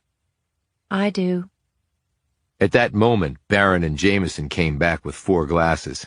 He poured out a portion of whiskey in each. "To Frank," he said, raising his glass. The others repeated this toast, and they all took a sip of the whiskey. Jameson said, Wow, I'm not used to something this strong, at least not in the afternoon. Baron eyed her. "If you live here long enough, you'd see the utility in it. But I don't recommend you live here, Alex." Decker glanced at Riley and then said to Baron, "Nigel Nottingham?" Baron lowered his glass and glanced at him. "What about him?" "Baron the First's loyal butler." "Yes, I'm aware of that." Riley said quickly, He talked to a relative of the guy. He lived in the same building as Brad Costa. Decker thinks the relative told Costa about a possible treasure at your house. That's why Costa came here. "And was murdered," added Decker, still looking at Baron. Baron said wearily, "Yes, the treasure, the alleged treasure." "You never mentioned that to us," said Decker. "Why would I? There is no treasure." So you've looked for it, said Jameson. "No, but my ancestors did, for many, many decades, and it was never found, because our patron would never have left any money for his descendants to find. It wasn't in his DNA. "Costa must have thought differently," said Decker. "Why else chuck New York for this place? Did he ever ask you about it?" "As I told you before, I don't know the man. I never met the man, so there would have been no possible way for him to ask me anything." "And you're certain about that?" Baron pursed his lips and looked amused. "I'm assuming you're referring to my failure to tell you about Joyce and Michael Swanson?" "Your credibility is not all that good in my book." Baron said, "Well, I'm not sure what I can say to convince you otherwise, so perhaps I should take my leave." He turned to Alex. "I am very sorry for what happened. I doubt there's anything I can do, but if you or your sister need anything, please ask, and I'll do whatever I can." Riley said, Same for me. Thank you, said Jameson. They all walked outside. Fortunately, the rain had nearly stopped. As Baron and Riley were heading to his old Suburban, they heard the sirens. "Coming this way," noted Decker. They saw flashing lights turn on to the street where the murder house was. All 4 of them ran over to the next block in time to see the police leap from their cars and run up to the house. The front door was open, and an elderly woman was waiting on the porch looking distressed. As they watched, an ambulance slowly drove up to the house, its emergency lights off. Who lives there? Asked Riley. Decker said, "Dan Bond, and from the looks of things, I'm not sure he lives there anymore." Chapter 49. Why would anyone want to kill Dan? A weepy Alice Martin had asked this same question so many times that Decker thought she might be in shock. After flashing their badges at the responding officers, Decker and Jameson had been told that the death was not natural or accidental. "Somebody crushed in his skull," one officer had reported. Now they were all gathered back at Amber's house after Dan Bond's remains had been removed from his home. The other guests had left, and Amber and Zoe were upstairs resting. Jameson's sisters had driven Frank's parents and his siblings back to their motel. Baron and Riley were still there, and were silently studying the floor of the living room, Barron had another glass of whiskey in hand. Jameson put an arm on Alice Martin's shoulder. I'm sure the police will find out who did it. The elderly woman wailed to her. Well, they haven't found out who killed those other people yet. Jameson glanced at Decker, who was just about to say something when someone knocked on the door. Decker knew who he was going to see when he opened it. Detectives Green and Lassiter stared back at him. Green said grimly, "I think we might want to evacuate the other residents from that street, and I'm only half joking." "One of them is here," said Decker, indicating Martin. "What about Fred Ross?" Lassiter said, We woke him up when we knocked on the door. He was in a foul mood. "You're lucky he didn't have his shotgun with him." Yeah? Well, he said if anybody tried to bash his head in, they'd get both barrels in their face for the trouble. "What can you tell me?" asked Decker. Care to step outside? Said Lassiter. They went back out on the porch, and Decker turned to face them. Green said, "He's been dead since around midnight last night." "Forced entry?" "No sign of that. An elderly friend came over to check on him when he didn't show up for a church meeting, and they couldn't reach him on the phone. She found him in the kitchen." "How'd she get in?" Green said, "She had a key. We checked her out. She's what she claims to be." Decker said, "A uniform told me there was blunt force trauma to the head?" Correct. Said Lassiter. "Murder weapon?" Didn't find one. Perk probably took it with him. And no one saw anything? Well, there were only two other people on the street. Martin and Ross. Both were probably in bed at midnight. "How about the DEA agent across the street?" asked Decker. Green said, "Kemper lifted that surveillance yesterday. They finished processing that scene and the one next door where you shot Brian Collins. We don't have the manpower to keep a guy idle like that, so there was no one on patrol duty." Lassiter said, The killer must have been watching and knew there was no cop present. Then he goes and does the deed. Green said, "But why the old blind guy? Why would anyone target him? He couldn't have seen anything." "But he could hear things," said Decker. "He knew there wasn't a plane flying over that night. It was his suggestion that it might have been a drone." Green popped some gum into his mouth. "Donna mentioned your theory about that. You think he might have told someone else what he told you, and that person might have killed him?" "It's possible. I can't think of another reason why someone would want to murder him. He's not the sort who would have a lot of enemies." "Was there any sign of robbery?" "No. I don't think he had much to steal. When I went there to interview him, Bond had to open 3 door locks. I don't think he would have left his door open." So someone had a key. Said Lassiter. "Or he knew his killer and let the person in," noted Decker. "And based on my experience with Bond at that time of night, that would take a lot of trust." Green snapped, "Are you making any sense out of this?" "Not yet." Green pulled his badge off his belt and threw it down on the porch. "Why the hell do I even wear this thing if I can't protect my town?" Decker bent down, picked up the badge, examined it to make sure it wasn't dented, and handed it back to Green. "We're going to get there, Detective," he said. How can you be so sure? Asked Lassiter. "Because in our line of work, failure is not an option," replied Decker. Chapter 50. Decker was sitting at the table in the Mitchell's kitchen 2 days after the funeral. He'd smoothed out the copies he'd made of the letters he'd found in Stanley Nottingham's locker back at the Senior Living Center in New Jersey and placed them on the table. There were several of them, but none seemed to contain any information pertaining to a hidden treasure. He looked at one of them for the 5th time. "Dear Samuel, I know that things have been estranged between us, and that we have not communicated in a long while. But I'm taking up my pen now because I miss you, son. I wish you had not abandoned Barronville. But I know you have your own life to lead. I realize you were never enamored with Master Barron, but he treats me very well. Just last year we went on a long journey that included a months-long trek across Australia. He chartered a private ship for our trip, and though the voyage was long, it was fascinating. Though many of the countries that we visited previously were truly unique and fascinating in many ways, I have never seen such a place as Australia in all my life. We toured through the coastal cities, Sydney, Perth, Adelaide, and the acting capital of Melbourne. I heard they are thinking of a new capital at a place called Canberra. We also visited Geelong, Toowoomba, Kalgoorlie, Ballarat, Malagal, and a dozen other places with equally fanciful names. We saw aborigines, as well as kangaroo and emu, wombats and kookaburras, and other wildlife I could never imagine even existed.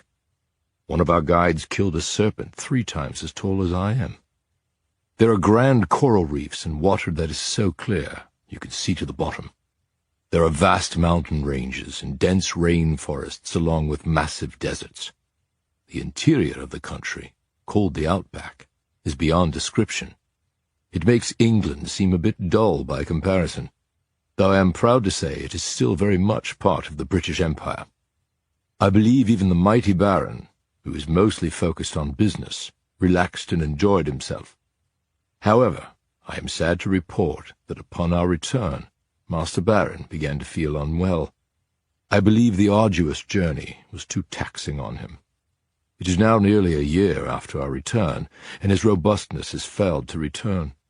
He attempts to remain strong, but I know him better than anyone else, and I can tell that he is failing. Once he goes, I don't know what will happen here. He is not enamored with his children, none of whom have his business acumen. He has done so much for them, and yet they really are the most ungrateful lot. And son, to tell the truth, your father is not feeling all that well either. My bones are creaking, and my lungs are heavy. I trust that you and the children are doing well. I hope to see you before I'm gone. If not, come and visit my remains. And though hopefully I will be dwelling in a place far above you, one never knows, does one? I might be lurking below. It's all in God's hands, and I bow to his forgiveness. Yours truly, Nigel. Decker put the letter aside. If there was a clue in there, he wasn't seeing it. It was a bit pathetic how Nigel seemed to worship Baron solely because he was wealthy. But then again, lots of people still did that to this day. And Nigel had not been far off the mark about both men's failing health.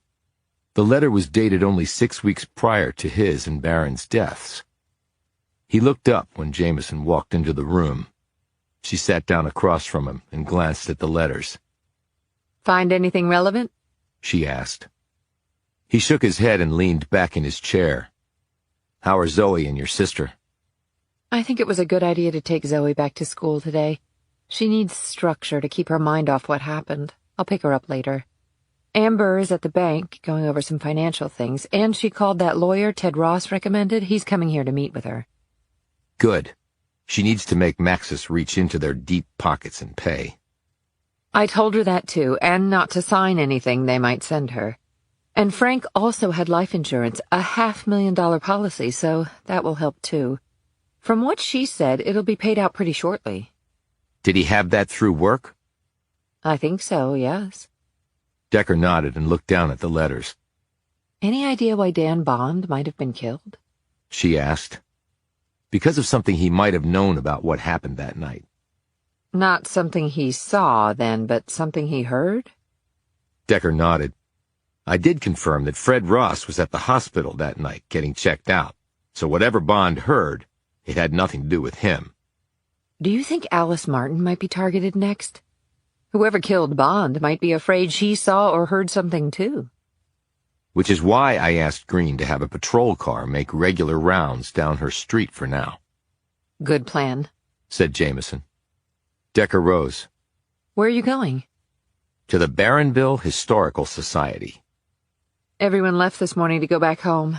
You want company? Good to have you back, partner. Yes, I remember Mr. Costa quite clearly. Decker and Jameson were at the Historical Society speaking with the director, Jane Satterwhite, who was apparently the only employee of the place.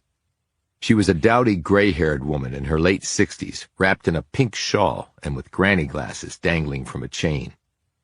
The society was housed in a drab brick building with abandoned structures on either side of it, We have a very rich history in Barronville, Satterwhite said. only we lack the resources to fully tell it. She was speaking the truth here, for as Decker and Jameson looked around, the shelves were only half full, and the displays looked old and dusty. The entire place had an air of neglect. Do you get a lot of visitors? Asked Jameson. No, I'm afraid not. People aren't interested in history anymore, it seems. Then they're doomed to repeat the mistakes of the past, noted Decker. Exactly. Said Satterwhite, suddenly animated. You've hit the nail right on the head. Everyone looks to the future for answers, which ignores the fact that people, despite the passage of years, remain fundamentally the same. You were telling us about Bradley Costa? Prompted Jameson. Oh, yes, that's right. A very nice young man, very interested in our town. Anything in particular? Prompted Jameson. Particularly in John Barron, the first I'm talking about, the one who founded this town. What exactly was he interested in having to do with John Barron? Asked Decker. Satterwhite led them into another room. This is our Barron room, as I like to call it. Here we house everything we have about John Barron from his birth to his death. I understand that he died on the same day as his butler, Nigel Nottingham. Yes, that's right. Are you an historian too? An amateur one, lied Decker. Was Costa interested in that fact? Well, he asked me about it. He wanted to know if we had any correspondence from Nigel. He was the first person ever to ask about that. And did you? Asked Decker. No, we didn't. Did he ask about anything else? Any business correspondence that Barron might have had in the time leading up to his death? And did you have anything like that? Asked Jameson. Just one letter. She turned to a file cabinet, opened it, and rummaged through its contents.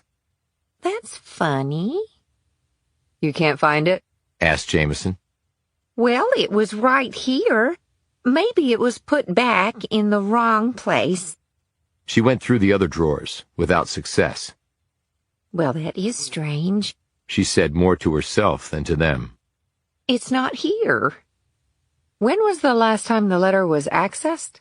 Asked Jameson. Why, when Mr. Costa was here. But I know that I put it back in here. Could anyone else have gotten to it? Well, I'm the only one here. We do leave the door unlocked during the day, though, so I guess if I'm in the back and someone comes in but doesn't call out to me, they could come in here without my knowing. But who would do that? Can you tell us what was in the letter? Asked Decker. Yes, because I read through it quite thoroughly when I got it out for Mr. Costa. It was nothing special. Barron had written to a company about the construction of another building at his textile mill. It had to do with the purchase of equipment, clay, lots of concrete, brick molds, those sorts of things. I didn't consider it important, really. It was just business. When was the letter dated? Asked Decker. About a year before his death. Was it a local company he was writing to? Asked Jameson. No, it was a company from Pittsburgh. Do you remember the name? Asked Jameson. Oh, let me think. Yes, that's right. O'Reilly and Sons. I remember because my mother-in-law's maiden name was O'Reilly. But I presume Costa was interested in the letter, said Decker, since you pulled it out for him. Well, yes, but that letter was really the only thing I could find about any business correspondence. We mostly had to rely on the Barron family for any such materials, and apparently they either didn't have much or else they didn't want to part with it.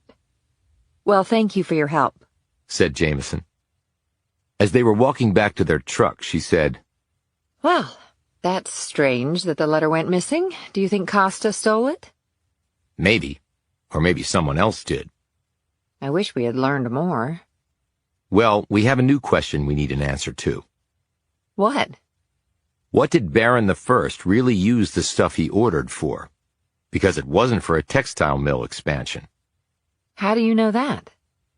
Because of what Detective Green already told us. Chapter 51. We're executing a search warrant at John Barron's house, if you want to tag along. Decker stared blankly at Lassiter as she stood on the front porch of the Mitchells' house early the next morning. "Where's your partner?" he asked. Running down some other leads, I'm heading this effort up. "Why a search warrant for Barron's place?" Decker said sleepily. She had phoned him before coming over, which had allowed him to hastily dress and meet her on the porch. We have reason to believe he might be involved in the murders, she said. And why is that?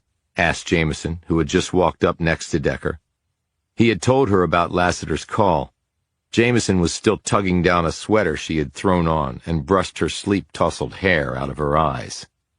Based on things your friend here told me, said Lassiter, indicating Decker. Barron knew at least 3 of the 4 Vicks. We know he knew Joyce Tanner and that Swanson was living in his potting shed. But who's the 3rd? Asked Decker. The bank holds the mortgage on Barron's home, and guess who the bank's point person on the loan was? Jameson said dully. Bradley Costa. You win the prize. So, he has connections to some of the victims, said Decker. I'm sure other people in town do too. And then there's the Toby Babbitt connection. That makes it 4 for 4. What connection? Said Decker sharply. I dug up an old arrest report. Toby Babbitt was charged with trespassing on Barron's property. What was he doing up there? Asked Jameson. He wouldn't say when the cops asked him. And Barron knew about this? He was the one who caught Babbitt up there and reported it to the police. So Barron knew all 4 victims. And what's your theory of the case? Asked Jameson. Well, the Costa angle is easy enough. The bank holds the mortgage. And as Decker also told me, Barron was into Greek mythology. Thanatos is the Greek god of death. And Joyce Tanner? He was supporting her financially. He was running out of money. Maybe she had some dirt on him, and that was why he was supporting her. So he kills her and writes that biblical crap on the wall about slavery. A financial slave, maybe. And Tanner was into the Bible in high school, something Barron well knew. Don't you think all of that is a bit of overkill? Said Decker. What do you mean? Asked Lassiter. Greek symbols, biblical verses, all things that could be traced back to Barron pretty easily. I did it just by looking in a yearbook. And that mortgage has been on his property for a long time. So why go out and kill a banker over it now? Because I learned he recently tried to get the debt refinanced at a lower rate because of cash flow issues, but the bank refused, meaning Costa refused. Consequently, he's in danger of losing the whole property if he can't make payments and the bank forecloses. Decker looked a little taken aback by these new facts. That still doesn't prove he killed the guy, and I still think it's way too overdone. Killers sometimes overthink things, Decker. They make simple complicated. They get too cute. Yes, they do, but Barron does not strike me as that kind of a man. What this looks like to me is someone trying to frame the guy and doing a crappy job of it. Well, I've arrested people on a lot less and proved my case. And Babbitt? He might have found something up on the Barron estate that made Barron nervous. And I think I might know what that is. And you should too, since you found the connection before we did. What? Asked Decker. Swanson was a drug dealer. What if he and Barron were in it together? Barron desperately needed money, and I doubt he would care where it came from. But then Swanson wants a bigger cut, or maybe gets cold feet, and is going to rat Barron out. So Swanson has to die, and so does Babbitt if he knew about it. In fact, Babbitt might have been buying drugs from them. That's all speculation, observed Decker. Which is why we're going to search the property, said Lassiter. To get the evidence to prove the speculation is actually true. You in or out? We're in, replied Decker, while Jameson looked on worriedly. Decker and Jameson followed Lassiter in 2 police vans up the hill to Barron's property. It was only 7 o'clock in the morning, and it was clear that Lassiter wanted to take Barron by surprise. Decker said, "Barron lied to me. Again. He flat out told me he didn't know Costa." Well, maybe they never met. It could have all been through letters or emails. That doesn't matter. The guy was going to foreclose. That's a motive for murder, and you know it, and he kept that from me. Do you really think Barron was selling drugs with Swanson? I don't know. A guy lies to me. That taints everything. But you don't think he really is the killer? I don't know that he isn't. But he just seems too... Too what? Nice? Eccentric? Good with magic tricks? That doesn't cut it, Alex, and you know it. Jameson sighed resignedly. Lassiter looked really happy. Considering her father died in prison because of what she believes the Barron family did to him, she would be. So nailing the last surviving Barron would be quite the prize for her. That's what I'm afraid of, said Decker. Chapter 52.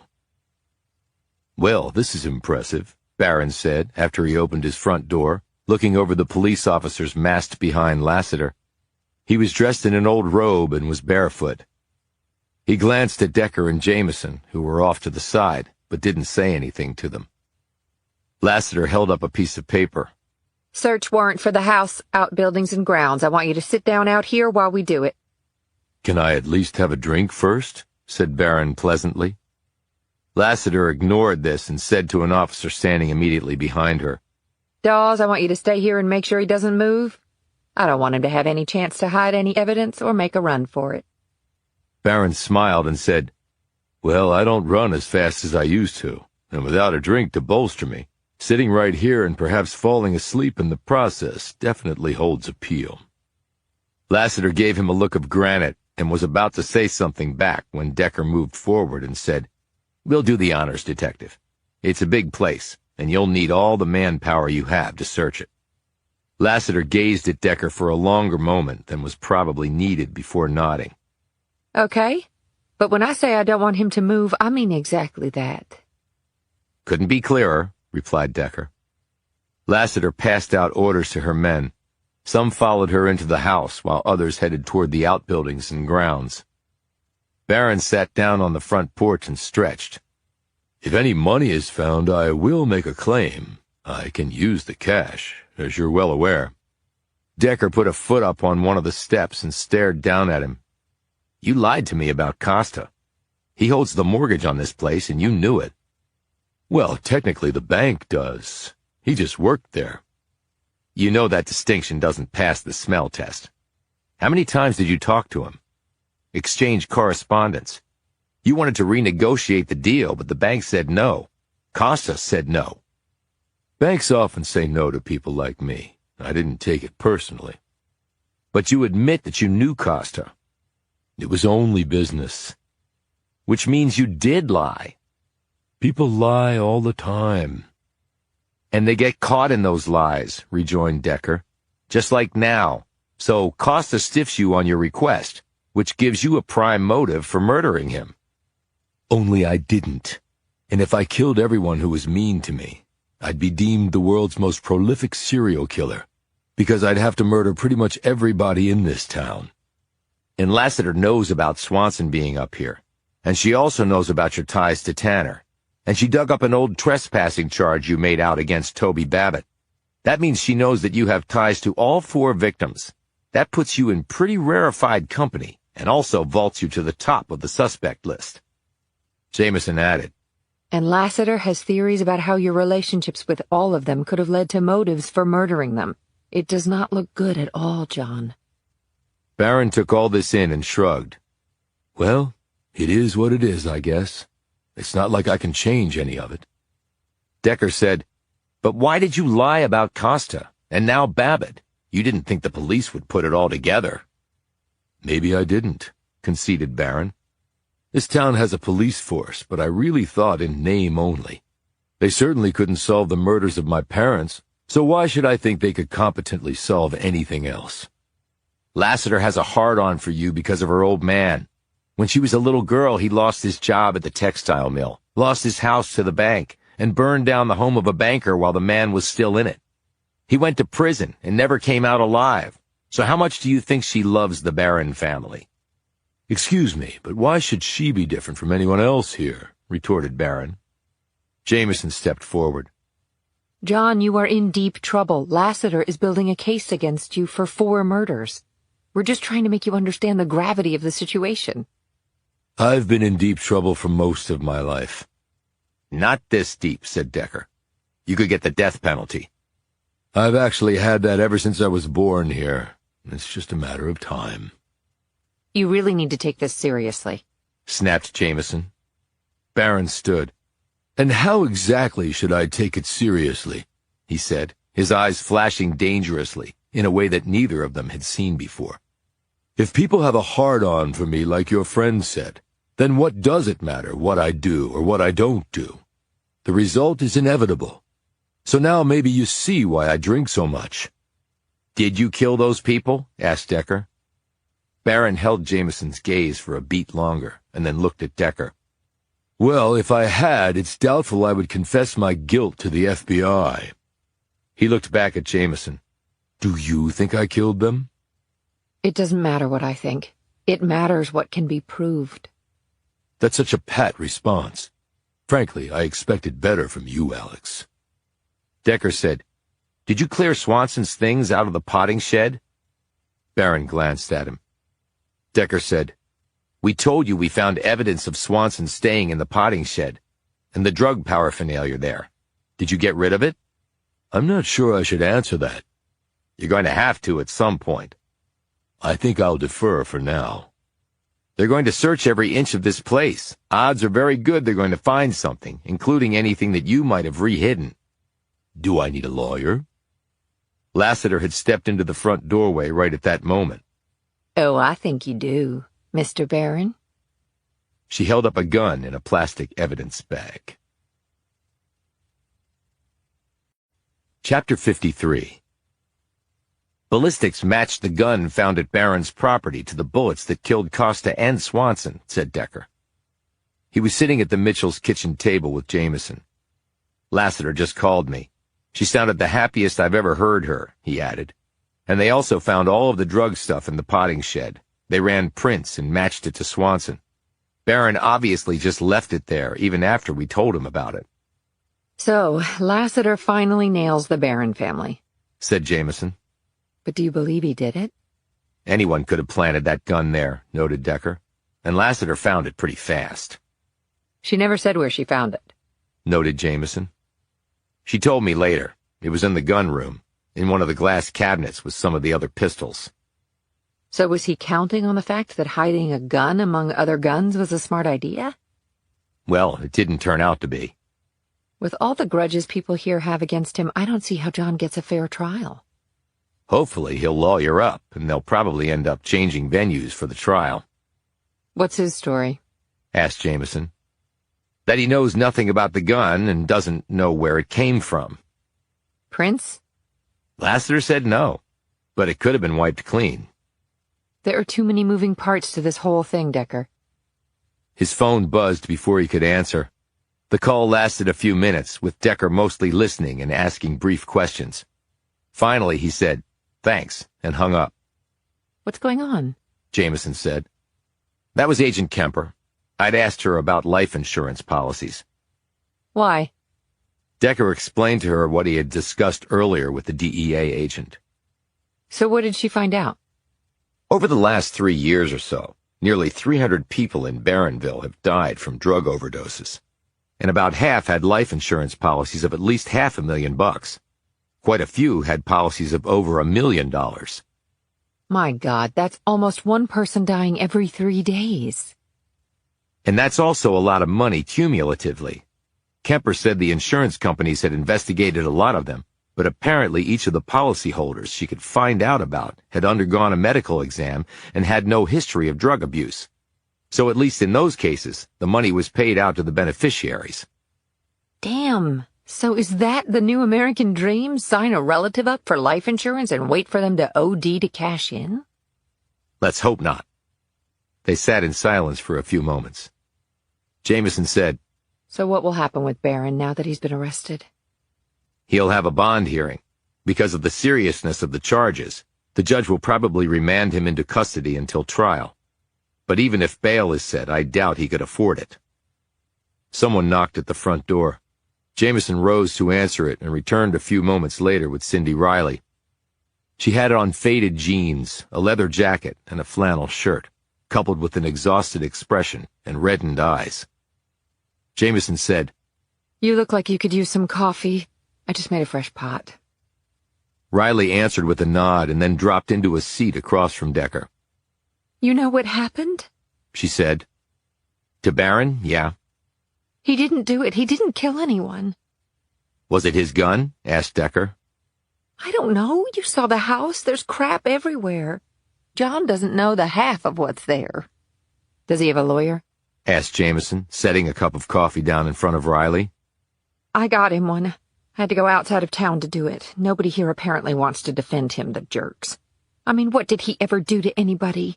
Somebody killed his parents. Did anybody here do anything about that?" Have you talked to him? Asked Decker. "Yes, at the jail. I'm really worried about him."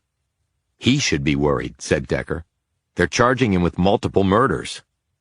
"No, I don't mean just that. I mean that John seems to have finally given up. He's always been so positive. No matter the crap they throw at him here, he just brushes it off, turns it into a joke, and keeps going." Jameson sat down next to her. "But not now?"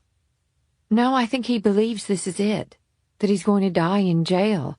They set bail because he's not a flight risk. I tried to pay it after his hearing, but he refused to let me." If he didn't do it, he won't be in jail long, said Decker. Riley glared at him. "You're a cop. You should know that innocent people go to jail all the time." Not if we can prove that someone else is responsible, said Decker. Then he's home free. "How do we do that?" "It's all we've been doing since we got here," said Jameson. "And we've made some progress." Does Barron have alibis for any of the murders? Asked Decker. "I talked to him about that, and not really, no. Like you said, with some of them it's hard to tell exactly when they died. And John spends most of his time alone at his home, except for a couple of hours once a week at the bar." Decker nodded. Okay, then we have to approach it from another way to clear him. "So you don't think he killed anybody, then?" said Riley. Decker ignored this question and said, You told me before about new businesses popping up around the area. "Right." You also told me about some people using payouts from life insurance policies to do renovations and start these businesses. "That's right, but so what?" Can you remember any of your friends who overdosed and had a policy? Jameson interjected. "But Decker, you said the insurance companies had investigated some of the deaths in Barronville and didn't find anything amiss." Answer the question, Cindy, persisted Decker. "I don't know. Wait a minute." She thought for a few moments. "Keith Drews did. Because his mom opened the new bakery downtown.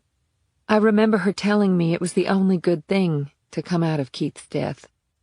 Was he a long-time user? "No. So what happened? How did he overdose? He got injured, was prescribed Percocet, then Vicodin. Then he got hooked on Oxy. From there it was a downward spiral. He died of a heroin overdose. Whoever he got it from had laced it with fentanyl. Keith probably had no idea what he was taking. It killed him instantly, I heard." How old was he when he died? "Younger than me." His mother was named beneficiary. How much did she get? "Enough to open a bakery. She totally gutted the first floor of an old building and bought all new equipment, so it was a lot of money." Was she an addict? Asked Decker. "Yeah, she was, actually, for many years before she finally kicked it. But what the hell are you getting at?" Added Riley angrily. A lot of people have died in this town from drug overdoses, and I've found out that a lot of those people had life insurance policies. Now, you have to have an insurable interest in someone to be named a beneficiary, and you can't get much of a policy benefit without taking a medical exam and swearing on an application that the information you're providing is accurate. They may even do a criminal background check on you, access your medical records, and make you undergo a physical exam. "How did they get around HIPAA?" Asked Jameson, referring to the law guarding a person's medical history from unauthorized third parties. I had a life insurance policy when I was a cop back in Ohio, replied Decker. On the application, you can waive HIPAA protections. In fact, most insurance companies won't write the policy if you don't waive that, so they can dig into your medical background. And evidence of illicit drug addiction would be a red flag for a life insurance company. Riley looked confused. I don't understand. You're saying if you're an addict, you can't get a life insurance policy. I think that's right. At least not one they will pay out for a drug overdose death. So how did somebody know certain insured people were going to become addicts and then overdose and die? Decker finished for her. Chapter 54. It was only 4 for dinner. It should have been 5. But the 5th was 6 feet under. Jameson sat next to Zoe. Decker sat next to Amber. They were in the kitchen at the small oval table in the center of the room. how was school, Zoe? Asked Jameson. Okay, Said Zoe as she pushed food around on her plate without actually ingesting any of it. Amber had lost weight, and she had been thin to begin with. Her features were strained, her eyes painfully red, and her manner as though she had been drugged. Mommy, can I go to my room? My tummy hurts. Amber said absently. Sure, sweetie. I'll be up to check on you in a bit. Zoe got up from the table and hurriedly left. They could hear her shoes clattering up the stairs. She's not eating. Said Amber miserably. Neither are you, sis. Said Jameson. You've got to keep your strength up. Amber waved this off. I'm fine, just not hungry right now. Jameson glanced at Decker and then laid her fork down. What do you plan to do? Amber looked up from her plate. What do you mean? I mean, will you stay here or move? Amber looked at her sister incredulously. I haven't gotten that far. For God's sake, it hasn't even been a week since Frank died, Alex. I know, but I don't think there's anything keeping you here. You could move closer to family. They can help out. I've thought about that. Amber conceded. And even with the life insurance, I'll have to go back to work. I'm the breadwinner now. You are going to bring legal action against Maxis, right? Said Jameson. Damn straight I am. But to uproot Zoe again so soon, I'm just worried how that will affect her. A fresh start somewhere else might be best for her and you, Replied Jameson. How can I be sure of that? Have you talked to Zoe about this? Interjected Decker. They both looked at him. Decker, she's only 6. Said Jameson. That doesn't mean she doesn't have an opinion, I'm not sure she can possibly understand the circumstances. retorted Jameson. All I'm saying is that her mother should talk to her about it. If it's going to affect her, why not? Amber and her sister exchanged a glance.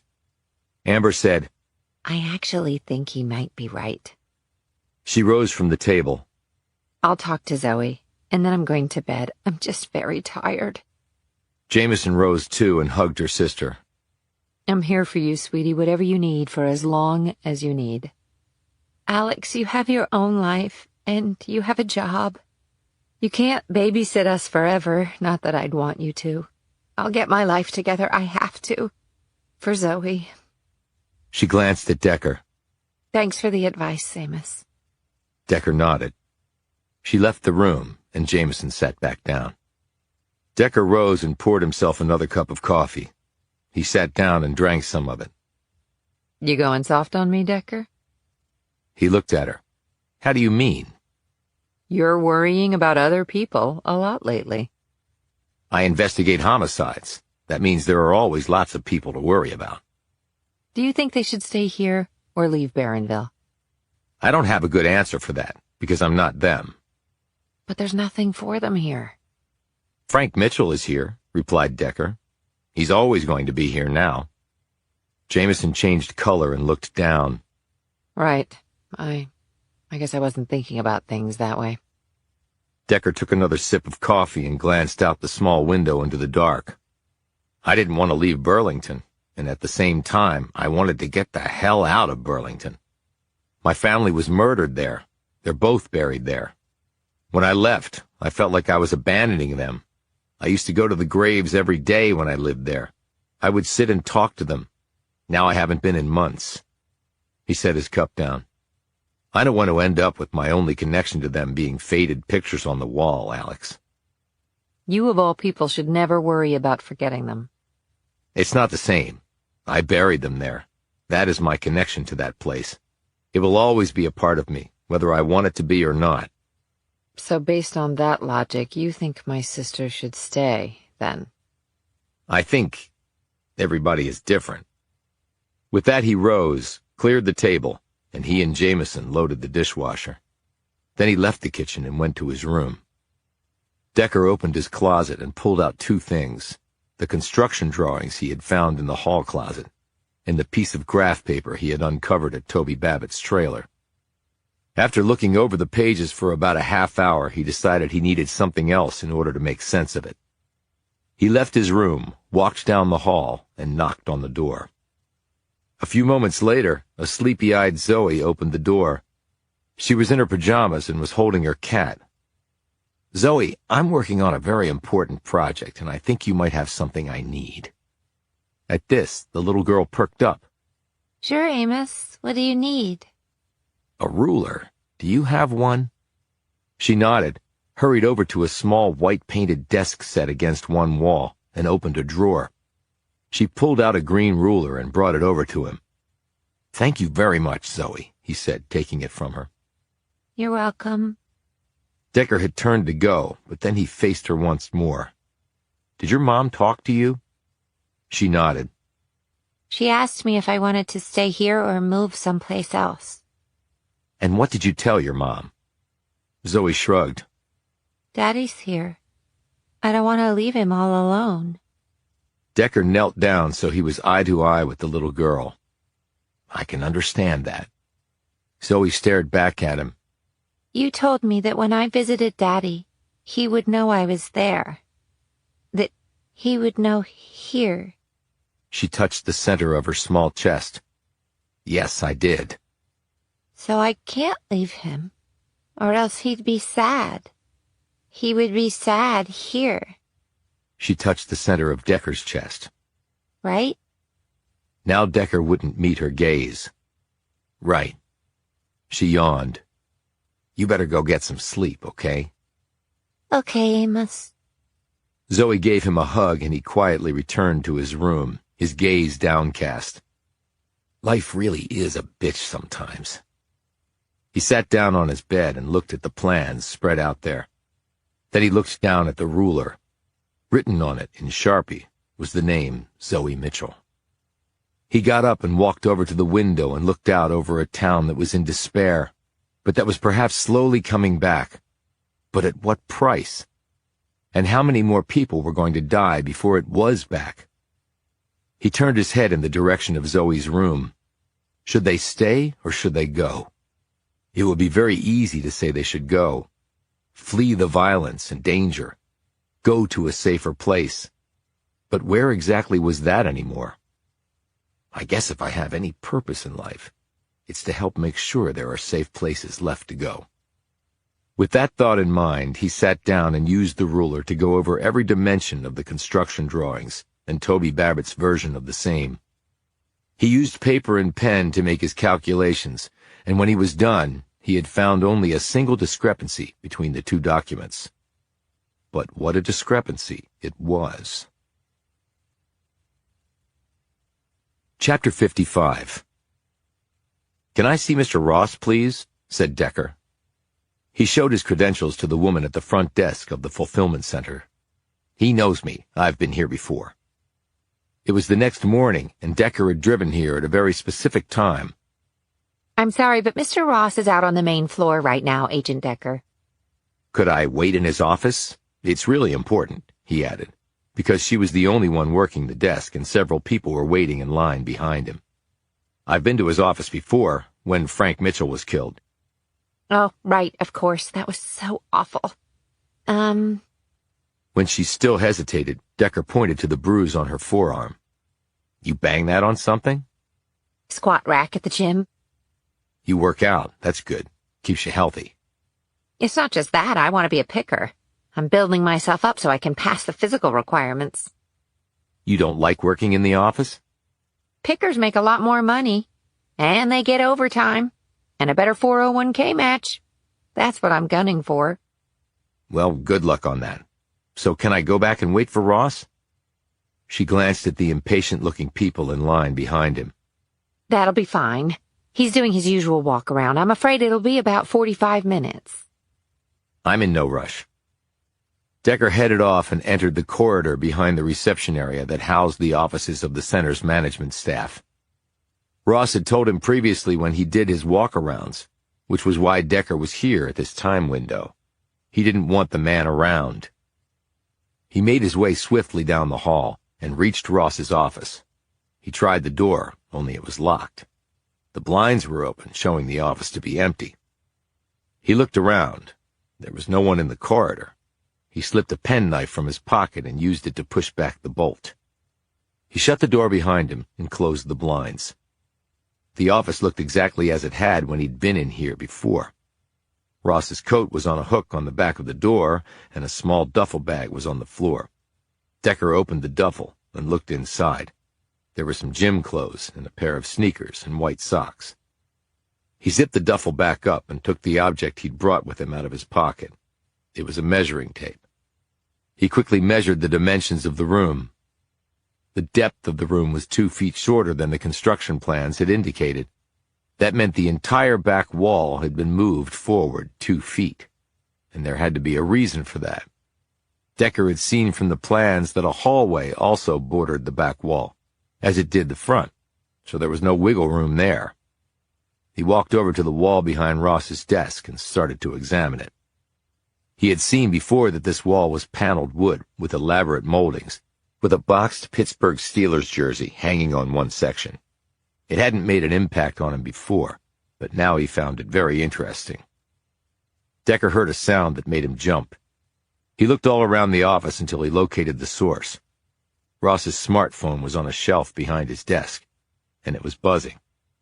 Someone was calling him. Decker glanced at the number, but had no way of knowing who it was.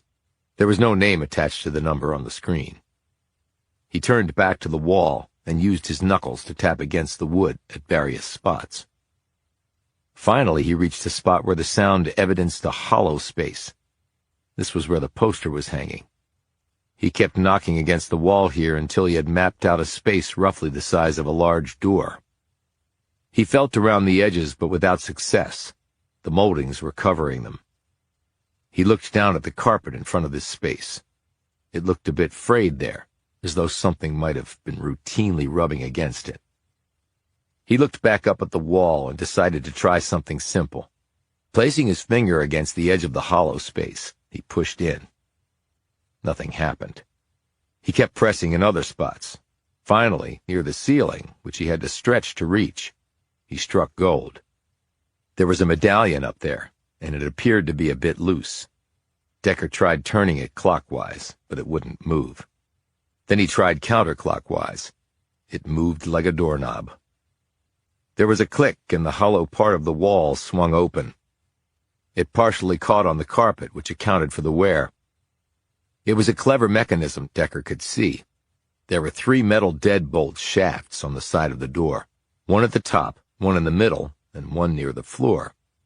Turning the medallion in the direction that he had caused all 3 deadbolt locks to recess into the door, allowing it to be opened.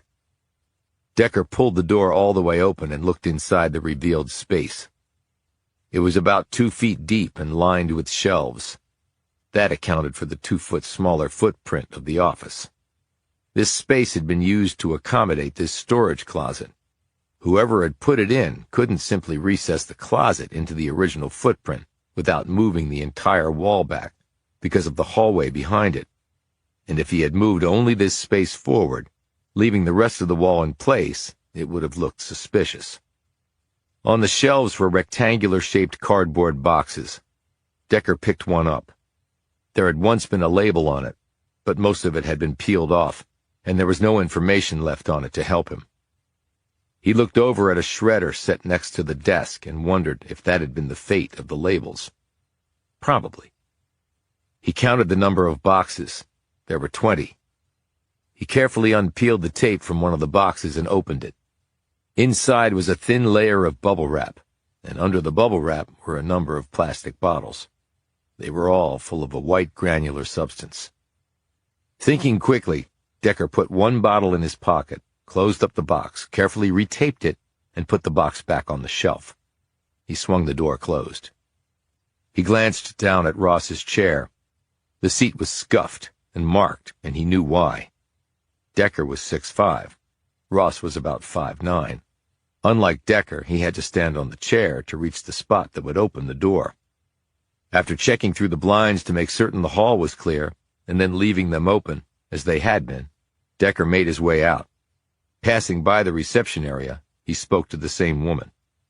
"I actually couldn't wait any longer. You don't have to tell him I was here. I'll catch up with him another time." Okay, thanks. "No, thank you. Oh, one more thing. Yes? Is there a gym here for the employees?" A gym? No, why? "Last time I was here, I saw a gym duffel in Ross's office. I thought it might have had workout clothes inside." It probably does. He works out at my gym. Right after he leaves here like clockwork, I sometimes work out with him. Doesn't hurt to get in good with the boss. "Right. Does he change here or at the gym?" She looked puzzled. At the gym. They have locker rooms and showers. "Well, good to know he's keeping in shape," said Decker. Really good to know, he thought, as he hurried out. Chapter 56. Decker got into his truck and was about to drive out of the parking lot when he turned in the opposite direction and headed over to where the new construction was underway. He parked his car, got out, and walked as close to the construction site as he could. Workers were racing everywhere, and forklifts and trucks and bobcats were hurtling around carrying materials. Obviously, the police had allowed the work to recommence. Decker studied the activity for a bit and then took a closer look around the area. He spotted something, bent down and picked it up. Examining it for a moment, he stuck it in his pocket. He got back into his truck and drove off. On the way, he called Kemper and asked her to meet him in the front of the Mercury bar. He was waiting for her when she pulled up. He climbed into the SUV, pulled out the bottle, and briefly described to her how he'd found it. "Can you check to see what it is?" "I think I know, though." She looked at the bottle. It's almost certainly either heroin or fentanyl. They look the same, which is why dealers lace one with the other. Problem is, it takes 30 milligrams of heroin to kill someone, while it only takes 3 milligrams of fentanyl to do the same.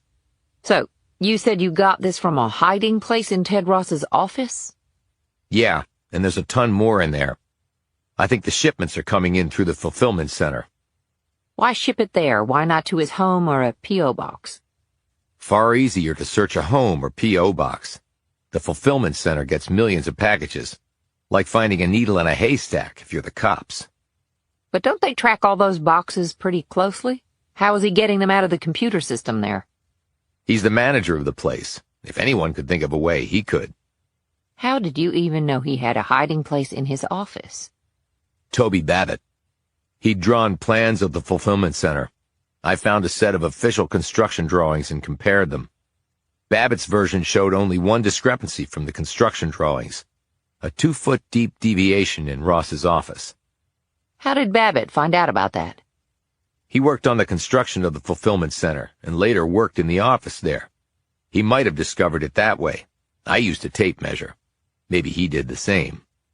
Do you think he knew what Ross was going to do with that space? Well, Babbitt ended up dead, so chances are he did know, or at least suspected. I'm surprised that Ross would keep this in his office. It's actually pretty secure. You can't accidentally open the closet. He had to stand on a chair and turn a part of the molding to do it. And the panel was seamless. You could look at that wall all day and not know a door was there. And he had a Steelers jersey hanging in there to disguise it further. How did he have something like that installed and no one know about it? He might have done it himself. He told me he worked construction before he moved on to the fulfillment center. Or maybe one or more of the construction guys is in on this and did it for him. As the manager, he had free run of the space and was overseeing all the construction work. But how would a guy like Ted Ross get mixed up in a drug distribution operation? He once described himself to me as the little guy. the underdog. And he said that when the little guy gets a chance to punch back, he needs to go for it. I think that was the reason he gave me the contact information for a lawyer for Amber to sue Maxis. He hates the big guys. And Alice Martin told me that his father, Fred, treated him and his mother really badly. Ted told me the same thing at the funeral. Maybe that screwed him up too. I can vouch for the fact that Fred Ross is a pretty unpleasant guy. That and a boatload of money would be a hell of a motive. Or maybe they approached him because he was the fulfillment center manager, and they wanted to use that as their cover. Decker, this really is awesome work on your part. Kemper paused. And now I'll return the favor. I found out what you wanted to know about Randy Haas. Our dying declaration guy who fingered your 2 agents? You asked if he had family and whether he might have been sick. Well, you were right on both counts. He had a wife and 2 young kids, and he had pancreatic cancer, advanced. He had maybe 2 months to live. And the family? How are they doing? They apparently had a financial windfall. They're living in Bel Air, California in a home that cost $3 million. And their explanation for that? Life insurance. A $10 million policy. That's not cheap. No, it's not. But the premiums were fully paid up. Okay, but I doubt that Haas listed drug dealer as his occupation on the application. I can't believe a legit insurance outfit would have sold him a policy that large. His odds of dying early were way too high. The policy wasn't written by an American company. It was an overseas outfit that we've tried to find out about. But so far, we've run into a stone wall. It could have just been a way for his family to be paid off in exchange for his lying about my 2 agents. Life insurance again, said Decker thoughtfully. Right. But how'd you know we'd find out Haas was terminal? Because I believed he lied about your guys. He set them up to take the fall. They weren't rogue. I think they had stumbled onto what was happening here in Barronville, and they had to be taken out. And Haas, who was already a dead man with a family to take care of, was the one to help do it. He made you think your guys were bad, and the real bad guys killed them. And his family reaped the benefit of his lying declaration. For all we know, he injected that fatal dose of morphine himself. Okay, we have a major fentanyl ring operating in Barronville, and they're using the fulfillment center to bring it in. What do you think Ross does with it? He must take it from the center and pass it on to others. He's got a duffel bag in his office. I think that's how he's getting it out. I found out he goes to the gym after work, but why carry your gym clothes in with you to work when the gym you're going to has locker rooms and showers? Why not just leave them in the car until you get to the gym? But don't they have security there to check bags and stuff? They have magnetometers, but that wouldn't catch powder like this. Now they do search bags, but I'm betting the duffel has a false bottom. I opened it up when I was in his office, and it seemed to be shallow for how large the bag was. And it wouldn't take much space to hide bottles like these. No, it wouldn't. Decker indicated the bottle. So educate me on the economics of this. The cost to make a kilo of heroin and a kilo of fentanyl is about the same. About $3 to $4 grand. A kilo of heroin will fetch $60,000 on the streets, but because fentanyl is so much more potent, 1 kilo of fentanyl can be made into about 24 total kilos of drug product, making it far more lucrative than heroin. And a kilo of fentanyl can produce nearly 700,000 pills that sell for about $25 each. She looked more closely at the bottle. This is about 5,000 milligrams of powder. There were 20 boxes in his office. The one I opened had 5 bottles inside. If all the others had the same number of bottles, what would that be worth on the street? If it is fentanyl, you're looking at nearly $9 million sitting in the guy's office. I wonder how many shipments are coming through there. I wonder, too, said Kemper worriedly. Why does it strike me that the dollar amounts we're talking about make this seem less like a small-town conspiracy and more like an international one? She nodded. You just read my mind, Decker. I can tell you that the Mexican cartels are all in on fentanyl. They either import it directly from China, where it's manufactured both illegally and by legit pharma corporations, or they buy the stuff they need to make it from the Chinese and do the lab work themselves.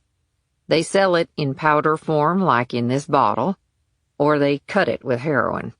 But they're also pressing millions of fentanyl pills. And the thing with fentanyl, when you put it in pills, the dealers usually have no idea it's in there. And the consumers don't either. But people who don't want to snort or smoke something because they're afraid, or it makes them feel like addicts, will take a pill because they think it's safer. And it feels more legit. You know, sort of like taking a prescription. The pills will look like an oxycodone pill, or you can cut it with Xanax or other pain pills. They're even stamped with the dosage amount of 80 because that's a typical dose of oxy.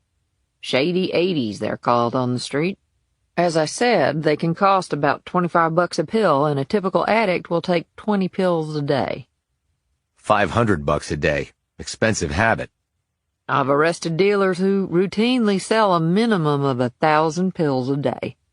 That much is called a boat on the street, and there are dealers who do a lot more than that. Decker looked at the powder. Do you think the plan is to make pills from the powder? That would be my guess, which means this powder is going to a pill press operation probably somewhere close by. I mean, why else ship the stuff to a place like this? How much space would it need? You can do it in your bedroom or the back room of a legit business. But they would need to bring in equipment. That would include a pill press, quarter or half-ton or bigger, depending on your output requirements. A quarter-ton unit can produce 3,000 or 4,000 pills an hour, and you need people to process and package this stuff. You have to be careful while handling it. I've had local cops go in on drug busts and touch the fentanyl without using gloves. Next thing you know, they're on the floor turning blue. It's that dangerous. Well, there are a lot of empty buildings around here. In fact, I was thinking about the empty house where your two guys were found. With a whole house, you could probably have a bunch of pill presses going. And that would explain why the power was turned on, even though no one was living there. Kemper's eyes widened. You think? Like I told you before, they probably had a drone flying over the street that night. Yeah, but you never told me why. I think maybe they were moving out equipment and then moving in the bodies, and they wanted to make sure no one was watching or coming that way. Best way to check for that was by aerial surveillance, and that's what drones can do really well. Then we need to go over the space again to see if they left behind any trace of a pill press operation. I checked the house next door, too, where I shot Brian Collins. That place is empty as well, and has the electricity turned on, too. And the old man who lived across the street? Dan Bond might have heard something, and they needed to get rid of him. They probably picked that street because it was nearly empty. In fact, only 3 people lived there, including him. And Fred Ross is the father of the guy with all the drugs. So what's your suggestion? Do we go in and bust Ted Ross? We bust him. Chances are good everybody else gets away. And you can't get a search warrant based on what I told you, because I had no probable cause to do what I did today in his office. But when he checks his stash, won't he know a bottle is missing? He might think they just shortchanged him, but we'll need to watch him. If it looks like he's onto it, we'll need to pick him up. Okay, I'll get people on that. What are you going to do? We know the end game here now. Drugs. Now I just have to find the rest of the pieces. Do you think all the other murders are tied to this? Yes, I do. But there might be something else going on here. Like what? As soon as I know, I'll tell you. Chapter 57. I take it you couldn't make bail? It was the next day, and Decker and Jameson were sitting across from John Barron in the visitors' room at the Barronville jail. Decker had told Jameson what he had found in Ted Ross's office and about his meeting with Agent Kemper. Barron was in a white prison jumpsuit. He was unshaven and his hair was in disarray. He looked like he hadn't slept much. That's right. No, that's not right. Cindy Riley tried to post bail for you after your hearing, but you refused. It's not her problem. She hired me a lawyer. She shouldn't have to waste more of her money on me. Very noble of you, said Decker. But I don't think nobleness is going to get you out of this. But the truth might. Barron said sharply. Meaning I've lied to you? I've admitted that. I'm not necessarily talking about you. I'm speaking more generally. So why are you here then, generally speaking? It's pretty clear to me that Bradley Costa came to town because he thought he knew where a treasure left behind by your namesake was located. And I thought I made it very clear that I don't believe that there is a treasure. It would have been found by now. But let's assume there is a treasure, just for argument's sake. Barron sighed, sat back in the molded plastic chair, and said, Okay, it's not like I have anything else to do right now. If the treasure is located on your property somewhere, it would be difficult for someone to go up there and take it, I would imagine. Depends on what it was. I don't think we're talking paper. That would degrade over time. And I think your namesake would have wanted something that would be around for the long haul. Why would he care? He'd be dead. Because he was a son of a bitch, said Decker. He didn't want his family getting his money. In fact, a letter I read from Nigel Nottingham to his son said that your ancestor considered his children unworthy of his fortune. Barron mulled over this statement and shrugged. I didn't learn how desperate things really were until my parents died. It wasn't until then that I found out the house had been mortgaged to the hilt, and there was really no cash in the bank. I just assumed that preceding generations had simply squandered it. But I did some digging and learned that there just wasn't a lot of money left by Baron I to his heirs. So if he was so successful, where did all the money go? Asked Jameson. My father talked to me about it once. He apparently had looked into it as well. With him being a lawyer, he knew where to look, so to speak. After examining the matter, he told me that Barron had largely cashed out from the businesses, meaning he had borrowed heavily against his assets. That was a double whammy for his heirs. The businesses would be heavily indebted, and there was little liquidity to support that debt.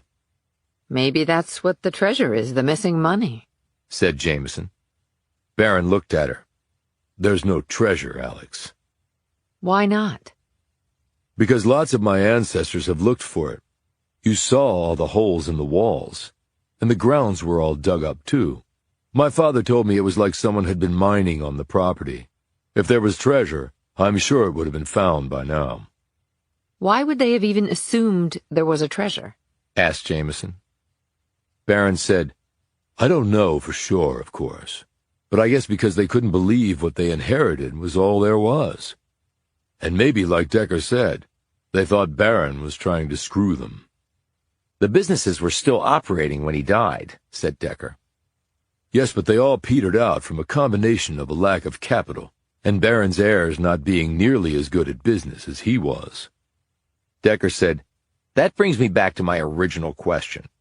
If there is treasure up there, it would be pretty hard for someone to look for it without you knowing, right? Well, I'm almost always there, and when I'm gone, it's only for a couple hours. And you can't access the grounds without coming right past the front door. And you still own the place, right? Of course I do. But if you get convicted of murder, what happens? You know damn well what happens. I go to prison. Jameson interjected. No, he means what happens to the property, the house. Barron's brows knitted together. Oh, I see. Well, I'm barely keeping my head above water. I wouldn't be able to work in prison, so my income, little though it is, dries up. You could sell some of your personal assets, like the old guns you showed us. It's not just that. What else? Well, although Brad Costa denied my most recent request, I did manage to refinance the mortgage a year or so ago. The bank gave me a slightly lower interest rate, but there was language added. What sort of language? Asked Jameson. A moral turpitude clause. The estate possibly could be designated as a historic site. That gives it value. But any sort of scandal would lessen the worth of the property, and that added value was factored into my refinancing request. Jameson said, So are you saying that if you were arrested and convicted of a crime, the bank would be able to declare an event of default, and they could foreclose and sell off the property to the highest bidder, even if I could continue to make the payments on the mortgage? But why would they care if you could still make the payments? Said Jameson. Because the collateral for the loan is the house. If I committed a serious crime, they argued that it would diminish the marketability and value of that collateral. Thus, they wanted the right to find me in default so they could try to salvage that asset. Barron eyed Decker. You don't seem surprised by this. I'm not. Why not? If you didn't commit the murders, then someone was trying awfully hard to see that you were blamed for them. You knew or had contact with all 4 victims. This wasn't apparent for all of them. It required some digging on our part, and you didn't help yourself by lying to us. Obviously. So whoever did kill them didn't want to make it seem too easy. Why not? Asked Jameson. Because we would have come to the conclusion that someone was framing Barron. And is that the conclusion you've now reached? Asked Barron. I'm getting there. How much is the mortgage on the property? A lot. So whoever wanted to buy out the mortgage would have to have deep pockets. Yes, the bank will take less money for it, but not a lot less. And Costa knew all this. He was the one who did the New Deal, including the moral turpitude clause. As I said, when I went back to him later for another extension at a lower rate and better terms, he refused. Jameson said, Do you think Costa was planning to somehow buy the mortgage off and get the property that way? Then he would own the place and be able to look for the treasure at his leisure. I think that was his plan, but I also think he already knew where the treasure was, said Decker. Barron sat up straighter. What? Then where is it? I'm not sure, but he nicked a letter from the Historical Society that I think provided him with the answer. Jameson said, But Decker, Costa couldn't buy the property himself, could he? That would be like self-dealing. There have to be bank regulations prohibiting that. I'm sure there are, said Decker, which is why he was going to need a straw man. Somebody to buy the property in their name and then let him go up there and get the treasure? Yes. He probably offered the person a percentage of the take. So now we have to find that person, said Jameson.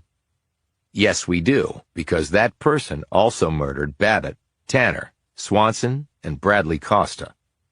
He paused and looked at Jameson. And I think they murdered Frank, too. Chapter 58. As they were driving back to the Mitchells, Jameson blurted out, If you thought they had Frank killed, why didn't you tell me? I told you before that I suspected his death might not be an accident. Yeah, but now you sound a lot more sure. That's because I am a lot more sure. But why would they kill Frank? He saw something he shouldn't have, probably. But it was the robot that killed him. But people control robots, and what if it did exactly as it was programmed to do, while Frank was standing next to it? Before Jameson could answer, Decker's phone rang. It was Kemper. We just did a quick down and dirty on the 2 houses. Both tested positive for traces of heroin and fentanyl. Decker, I don't know how long I can sit on this. We need just a little more time. Have you been keeping Ross under surveillance? Yeah, he left yesterday with his duffel, and I'm betting there wasn't just gym clothes in there. He went into a number of buildings, including the gym. It would have been too conspicuous for us to follow him inside. He came back out each time with the duffel, but there's no guarantee that the pill bottles were still in there. So there's evidence that probably just went poof. We'll nail these guys, Agent Kemper. We better, because if we don't, my career is over. I just need you to understand that we're running out of time. She clicked off, and Decker looked at Jameson, who had obviously overheard the DEA agent's strident tones. She sounds a little panicked, said Jameson. Yeah, I guess, Decker said vaguely. Don't you ever panic, Decker? Never saw the value. We can't tell Amber your theory about Frank, not until we're sure. I know that. The skies opened up and a fine rain began to fall. God, Barronville is dreary enough without the bad weather, observed Jameson as she drove along. Dreary with bright spots, amended Decker. Look over there at that bakery. Cindy Riley told me about it. The owner had a life insurance policy on her son. He overdosed, and his policy paid out enough for her to open a business. You really think something hinky is going on with that? Hinky enough for us to stop there and get some coffee. Jameson pulled into the parking lot, and they entered the Peacock Bakery. There was a neon sign out front in the shape of the colorful bird. Inside, the place was neat and well laid out with whitewashed wooden tables, multicolored tablecloths, and glass cabinets filled with delicacies. Behind the counter was a large chalkboard mounted on the wall with the bakery's menu written on it. Jameson sniffed the air and moaned. God, just the aroma makes me want to eat everything in the place. A woman appeared from behind a curtain at the back of the counter. She looked thin and worn, and her face was heavily wrinkled, and her hair was shot through with gray. But her smile was pleasant, and her eyes twinkled as she looked at them. "What can I do for y'all?" she asked. Decker said, 2 large coffees to go. Jameson pointed to some items in one of the display cases. "Are those carrot cake muffins?" Yes, ma'am, they are. "Awesome, we'll take 2. That's a right good choice. They're fresh out of the oven. I'm Linda Drews. I own the place." "Hi, Linda. I'm Alex, and this is Amos. So, why name the place the Peacock Bakery?" When I was just a little thing, I always wanted me a peacock as a pet. That ain't never happened, so this was the next best thing. And the sign sure is eye-catching, or so folks tell me. As Drews prepared their order, Decker said, "This place looks pretty new." Open less than a year. I always loved to bake, so why not make money off it? And I like being the boss, and I'm making good money. Have the fulfillment center partly to thank. We get a lot of traffic from there. All the heavy lifting and walking makes people hungry, for dang sure. "I bet," said Decker. As she poured the coffees, Linda Drews said, "How'd you hear about us?" "Cindy Riley." Oh, right. Cindy's real nice. She gets the word out about local businesses. We're all trying to bring the town back. "She also told us about your son. He was a friend of hers." Drews had leaned down and was using a pair of tongs to pull out 2 muffins from the display cabinet. She stiffened at Decker's words. "Cindy told you about Keith." "Yeah, it sounded really sad." Drews slowly put the muffins in a bag. "He was my only child. You never get over that." "I'm sure." "It was an overdose," Cindy said, noted Decker. Drews nodded. Barronville's got lots of problems. "Biggest one is drugs. Now, I admit I was on 'em for a long time. Started out on Percocet and then became a mixer." "A mixer?" said Jameson. I'd mix the Percocet with Oxy, Xanax, hell, anything I could think of. I'd do a couple 100 pills a week." She put the bag of muffins on the counter. "How old do you think I am?" Decker shrugged and looked uncomfortable. "I don't like guessing people's ages." "I just turned 50. She smiled sadly at their surprised looks. Drugs ain't beauty aids. I know I look like I'm 65. But you've obviously conquered your addiction," said Jameson. Drews rapped her knuckles against the wooden counter. "It's a fight every day. But today I'm clean. Tomorrow, who knows?" "You're remarkably candid about your experience," said Jameson. "I mean, you don't know us." "I talked about it long enough at the addiction centers. You got to wrap your mind around it. You got to lay your soul bare if you're going to get better. I tried more than one way to do it, because one thing works for some and not for others. But I finally kicked it, thank you, God. Hardest thing I ever had to do." "But not Keith?" said Decker. Drews started to ring up their order and then stopped. "No. Tears formed in her eyes. You ain't supposed to outlive your child. But I did Keith. He died 16 months ago. He would have been 28 next month." "I'm really sorry," said Jameson. "But at least you have the bakery," prompted Decker. "Well, that's due to Keith, really." "How so?" asked Decker. Keith had him a life insurance policy for $1 million, and I was the beneficiary. Never could have afforded this place otherwise. Ovens alone are a damn fortune." She paused as Jameson handed her the credit card for the coffee and muffins.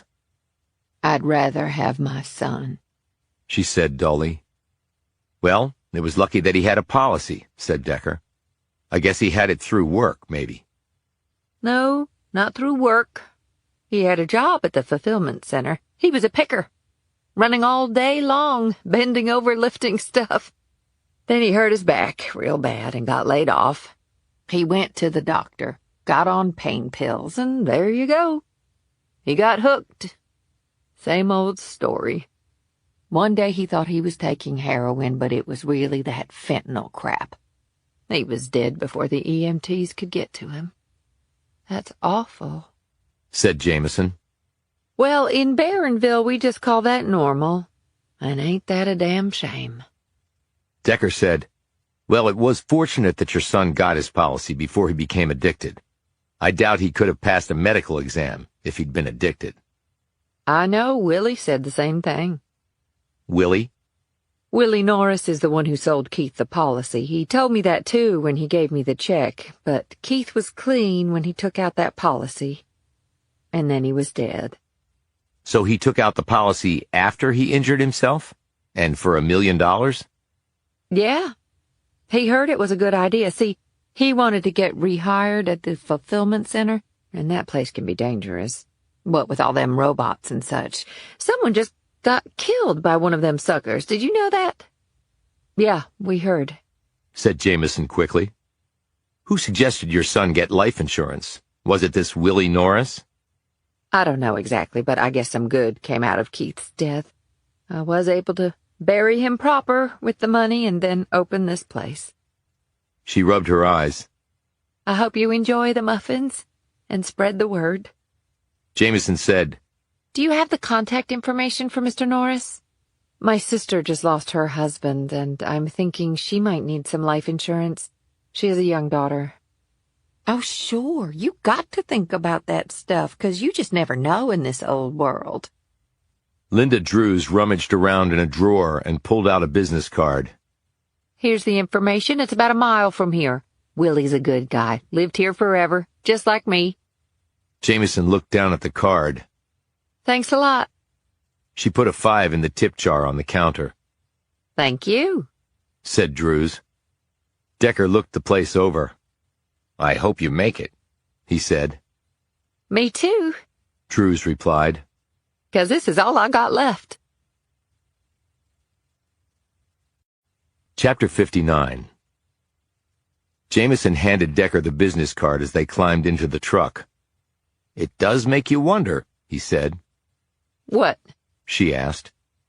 Keith Drews loses his job and then he buys life insurance. But Linda said he bought the policy after he hurt his back. That means he would have been on the painkillers.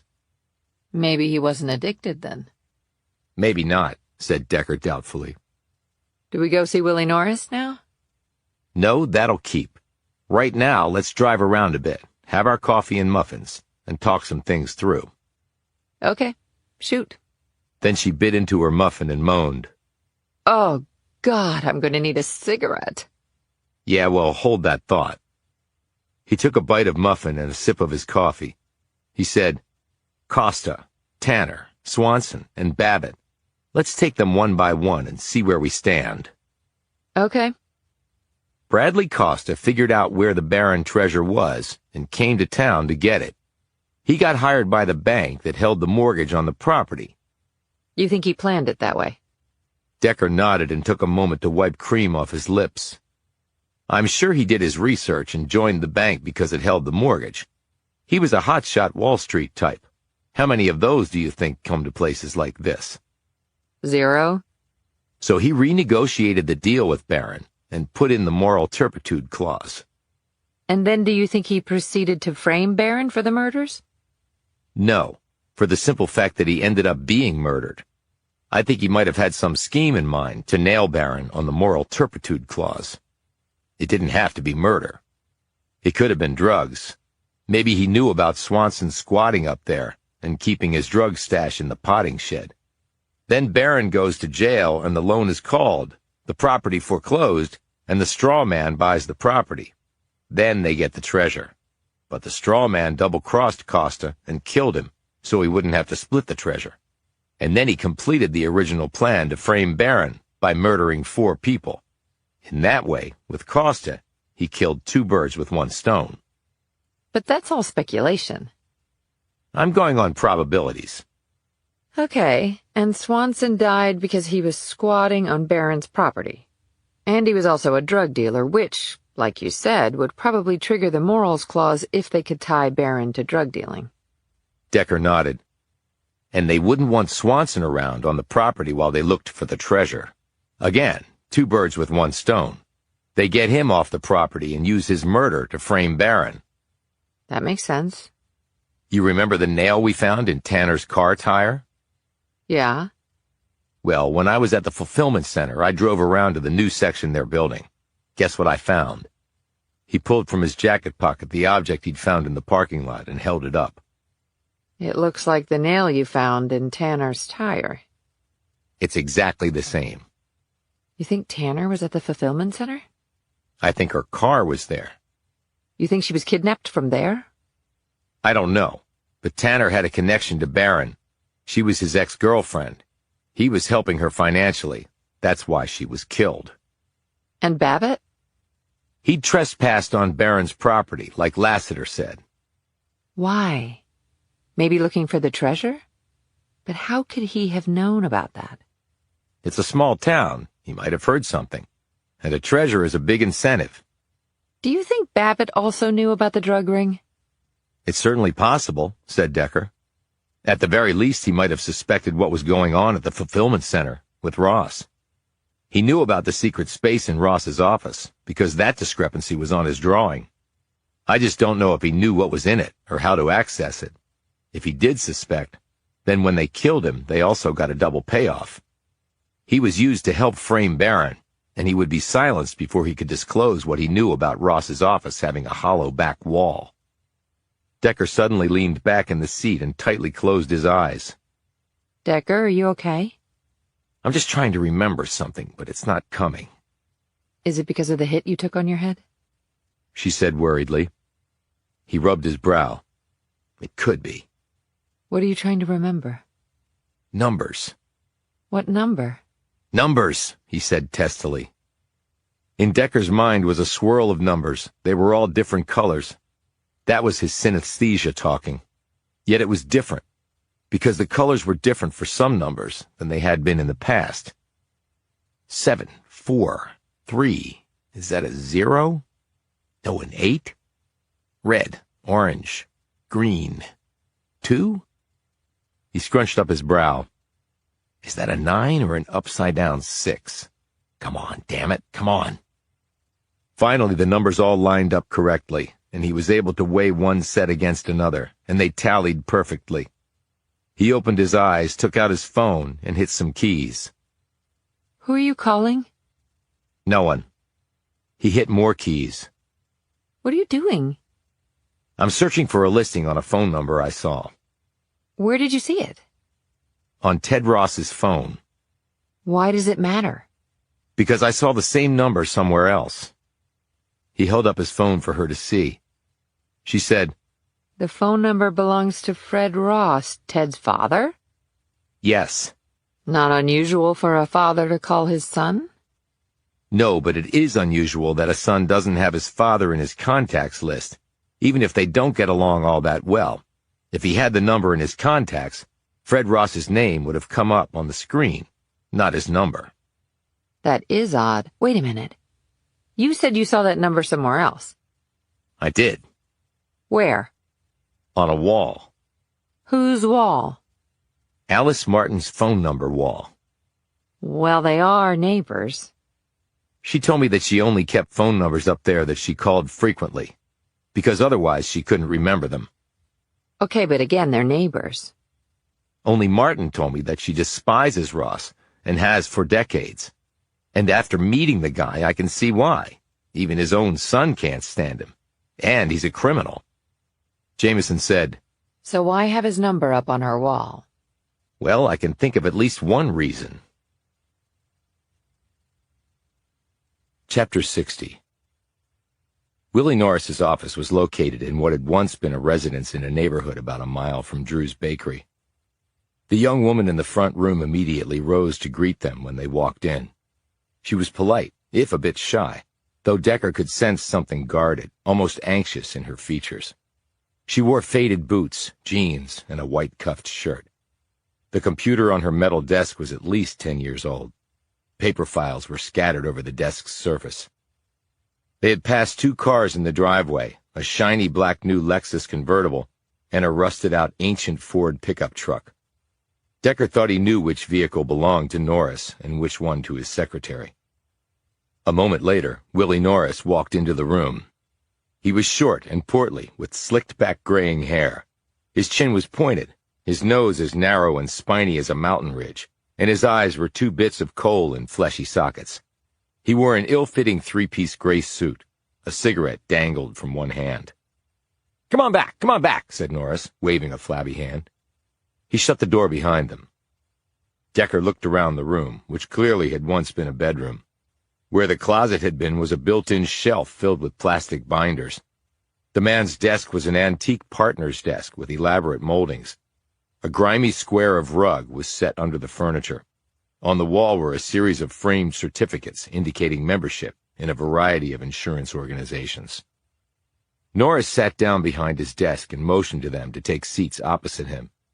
He took one final drag on his smoke and then ground it out in an overstuffed ashtray. He smiled ruefully. I wouldn't even insure myself, he said. Obese, smoker, bad lungs, worse kidneys. Never too late to start a new chapter, said Jameson pleasantly. I think it's a little late for me. But you folks looking for insurance? For my sister, yes. She just lost her husband. Overdose? Said Norris, a little too quickly. No. Why would you think that? Asked Jameson. You must not be from around here. You're young, so I assume your sister is too, and her husband. Young man dies around here. It's either a DUI that went way bad, or it's an overdose. He died in an industrial accident. Oh, okay. Can you give me some information about the process of getting insurance? Sure can. He pulled open a drawer, riffled through it, and handed Jameson a folder with some loose pages inside. That will help her start the application process, but I can answer any questions you might have, or she can set up an appointment to meet with me. Decker said, I assume she'll need to take a medical exam and go through some sort of background check, in addition to filling out the application. Depends upon how much coverage she wants.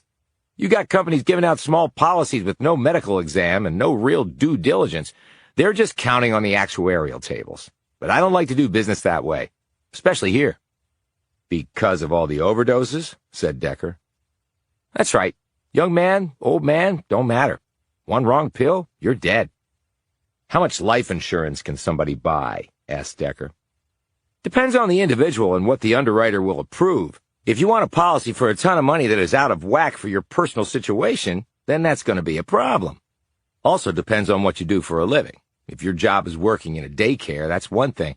If you're a police officer or a fireman, that'll be a factor. An underwriter may not write that policy, or the premiums would be higher. Or the policy might even exclude from coverage you're dying from something related to your profession. So if you're a cop and get shot in the line of duty, it won't pay out. My sister is 33 and in excellent health, and she's a homemaker with a young daughter. She glanced at the overflowing ashtray. And she doesn't smoke. Okay, I can't commit to anything based on that, of course, but how much insurance is she looking at? $1 million, maybe more? I mean, how much is normal? One person's normal is another person's abnormal, said Norris, chuckling. But there are basic parameters. Now, there are different types of life insurance. You have whole life and universal. They're more like savings plans that actually build up cash value and that you can borrow against and such. Now, universal life insurance policies have some more flexibility than a whole life policy. But I think what you're talking about is good old-fashioned term life insurance. It only pays out upon death. They come with fixed premiums for a certain period of time. 10, 20, or 30 years is typical. Now, you got a young kid who will need support for many years, you'll want a higher policy amount. Or if the insured is a high earner, then you'll want more to continue to support a certain lifestyle in the event they die. That sort of thing. Keyman policies are often issued to cover the life of important executives, and the beneficiary is the business. But that's obviously not your sister's situation. What would the premiums run for someone like my sister? Don't hold me to it, but for someone her age and healthy, generally speaking, for a 20-year policy for $1 million, you're looking at $400 a year in premium payments. For a 30-year term, a little over $600 a year. That's strictly actuarial tables talking. Odds are she'll live another 50 years or so. Of course, after, for example, the 30-year term is up, she can keep paying the next layer of premiums, but then your sister would be close to her mid-60s, and the premiums would be a lot higher. So she might just let the policy lapse. That way the insurance company has collected 20 or 30 years' worth of premiums from the insured and not paid out a dime. Nice business if you can get it, noted Jameson. Selling insurance is a for-profit business, after all, Norris said, with a laugh tacked on. Jameson glanced at Decker and then said to Norris, "Thanks, I'll give these materials to my sister and she can follow up with you." "Sounds good." Norris rose. However, Decker remained sitting and said, "We were referred to you by Linda Drews." Norris slowly sat back down. "Oh, right." He shook his head sadly. "That was tough. Her son dying like that. Broke my heart." "Yeah, she said he had hurt his back at work and was on painkillers." "Right. That didn't affect his ability to get life insurance?" asked Decker. Norris eyed him keenly. "I'd love to keep jawing, but the fact is I've got an appointment to get to." He stood.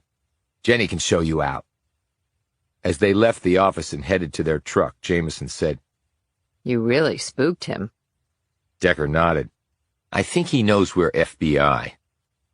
"Is this some sort of insurance scam?" she asked. "Could be." "The premiums he quoted are pretty low. I doubt most people would need help to pay them." "Maybe not," he said. "You're obviously thinking about something," she said, staring at him. "I'm remembering something Fred Ross told me." "What's that?" "That nothing in Barronville is really illegal." Chapter 61. Decker sat up in bed and listened to the rain pouring down outside. Does it ever stop raining here? He looked over at the small table under the window. He'd laid his clothes there, and on top of them was his badge. He rose, walked over, and picked it up. It wasn't an FBI special agent badge, because he wasn't one. But it was a federal badge, and it did have the authority of the FBI behind it. And Decker had arresting authority as a member of an FBI task force. Decker had carried a badge for over 20 years now. He'd had it the night he'd discovered that he no longer had a family. He'd had it with him when Alex Jameson and then Melvin Mars came into his life. He carried it now in Barronville, PA. It had provided him comfort when he'd needed it. It had provided him a means to the only ends he had ever cared about: the truth. But that was not why he was now looking down at his badge. He glanced out the window, and though he couldn't see it, he knew exactly where the home of Dan Bond was located. The old man should have been allowed to live out the remaining years of his life in peace, but someone had not allowed him to do that, and Decker was going to make that person pay. Decker swiveled his head in the direction of the house where Alice Martin lived. And just a few doors down from that was Fred Ross and his sawed-off shotgun. He cast his mind back to that first night after he'd found the bodies. He and Jameson had driven down the street. There had been no cars parked on it. However, Fred Ross's van had been parked under his carport. Ross said he'd been at the hospital, and Decker had confirmed that that was true. And he had been transported by ambulance, meaning his van would have been under the carport that night. These thoughts were interrupted by a tap on his door. "Yeah?" Jameson said. "It's me. Got a minute?" Decker said, "Give me a sec." He checked his watch. It was after midnight. He pulled on his pants. "Okay." Jameson, dressed in a robe, came in. "What's up?" he said. "I got to thinking about our meeting with Norris, and I decided to do some digging." "Digging on what?" "Insurance premiums." "Okay." "I emailed a friend of mine who's in the insurance business and asked her some questions. Specifically, I gave her Keith Drew's information, the back injury, the fact that he was a prescription drug user, and also where he lived. I just got the reply back." He glanced at his watch again. Your friend works late. She works in Manhattan at one of the biggest insurance companies in the world, so she's basically chained to her desk. Anyway, she said Barronville is smack in the middle of what the insurance industry has started to call Opioid Alley. 50 or so years ago, insurance companies had different insurance ratings for different communities, but that was outlawed. So even though they call places like Barronville part of Opioid Alley, that's really unofficial because they really can't charge more for a policy simply because of where you live. But insurers do file rates based on an entire state, and the opioid crisis has grown to such an extent that it's actually affecting longevity, and thus the premiums charged tend to be higher. Like Norris said, it's a for-profit business. My friend said that even though Keith Drews was a young person, the fact that he lived here and had suffered a back injury and was consequently taking painkillers would raise a red flag for them. And the fact that most opioid abusers start with prescription painkillers would also be factored in. And $1 million policy for an unmarried and childless person with no job would have also raised questions. The bottom line, she told me, was that because of Drews's circumstances, it's highly doubtful a policy that large would have been approved. But even if an underwriter would okay such a policy, the premiums wouldn't be a couple $100 a year like Norris quoted me for my sister. What would they be? She could only give me a ballpark, but she said for a 10-year policy it would be about $2,000 a year. For a 30-year policy, about $4,000. So how could Keith Drews have afforded that unless someone was making the payments for him, like you suggested? But your friend said that she didn't think the policy should have been issued in the first place, even though it was. That's right. Which makes me wonder why an insurer would have taken that risk. And it's not just Drews. As you know, Kemper told me a lot of life insurance policies have been cashed in here over the last few years. Either the insurance companies involved have been royally screwing up, or maybe people are lying on their applications. They would surely investigate that before paying out, countered Decker. In fact, Kemper told me that the companies had investigated a number of them, but still ended up paying out. Well, if they did write the policies and they couldn't find any wrongdoing, they would have to pay out. Kemper emailed me a list of the insurers that have paid out money. It's a long list, from all over the place. Some big names, but many I'd never heard of. Meaning Norris and whoever else might be doing this are probably spreading it around. My friend also told me that life insurance companies give agents contracts based on the volume of business the agent will throw their way. If the volume isn't there over a few years' time, the contract gets yanked. And with the sort of scam Norris may be running, if you go to very few insurers, or even just one, they're going to quickly see something weird is going on, and they're going to stop writing policies here and stop doing business with the agent. But maybe Norris doesn't care about that for some reason. Which brings up another important question. What? I wonder how much of the $1 million Linda Drews got to keep, and who got the rest. Chapter 62. Decker finally fell asleep a little after 1 o'clock. He dozed fitfully for a bit and then woke up coughing. He'd gotten wet yesterday, and he was afraid he might have caught a cold. He drew a long breath and coughed again, this time more violently. He sat up and gagged, then suddenly lurched to one side of his bed and threw up. Dizzy, he got to his feet and immediately fell to the floor. He managed to drag himself over to the window, open it, and stick his head out into the rain. He sucked in the chilly, wet air, and his fuzzy brain cleared, and his nausea passed. When he brought his head back inside, he smelled it. He lumbered from the room, covering his nose and mouth with his T-shirt. He pounded on Jameson's door. "Alex! Alex!" When she didn't answer, he opened the door and looked frantically around. All he could see was her foot sticking up from the other side of the bed. This froze Decker for an instant, because that had been exactly what he had first seen when he had discovered his wife's body at their home back in Burlington. He raced over to the other side of the bed, bent down, and checked the pulse at her neck. He detected it, and she was breathing, if spasmodically. He lifted Jameson up in his arms and rushed back to his bedroom, where he placed her next to the window and held her head out the opening. She gasped and came to. She looked up at him. What? "Stay right there. Keep breathing in, and don't turn any light switch on, okay? Any spark could trigger the gas. She nodded feebly, and Decker ran from the room. He flung open Zoe's bedroom door. She was lying in her bed. "Zoe? Zoe!" He sniffed the air. It wasn't that bad in here. Yet. Zoe slowly sat up in bed. Amos, She said sleepily. what's wrong? Decker ran over and opened her window. "I want you to put your head out the window, okay? There's a gas leak in the house. I'm making sure everybody's okay." Mommy! Zoe cried out. "I'm going to get her right now. Put your head out the window and take deep breaths, okay? And don't turn on the lights." She nodded, jumped up, and ran over to the window. Decker thundered down the stairs because Amber's bedroom was on the ground floor, in what had been a den that they had converted into a bedroom. Its bathroom was down the hall. He opened the door. "Amber?" Her bed was empty. He scanned the floor, then he heard a moan from somewhere. His gaze darted to the hall. He ran back out and looked in the direction of the bathroom. "Amber!" The moan came again. Decker ran down the hall and opened the bathroom door. Amber was lying on the floor in her nightclothes. As Decker knelt down next to her, she stopped breathing and went limp. Decker started gagging again because the volume of gas in the bathroom was so high. He lifted her up and took her outside. Laying her on the porch, he started to perform CPR.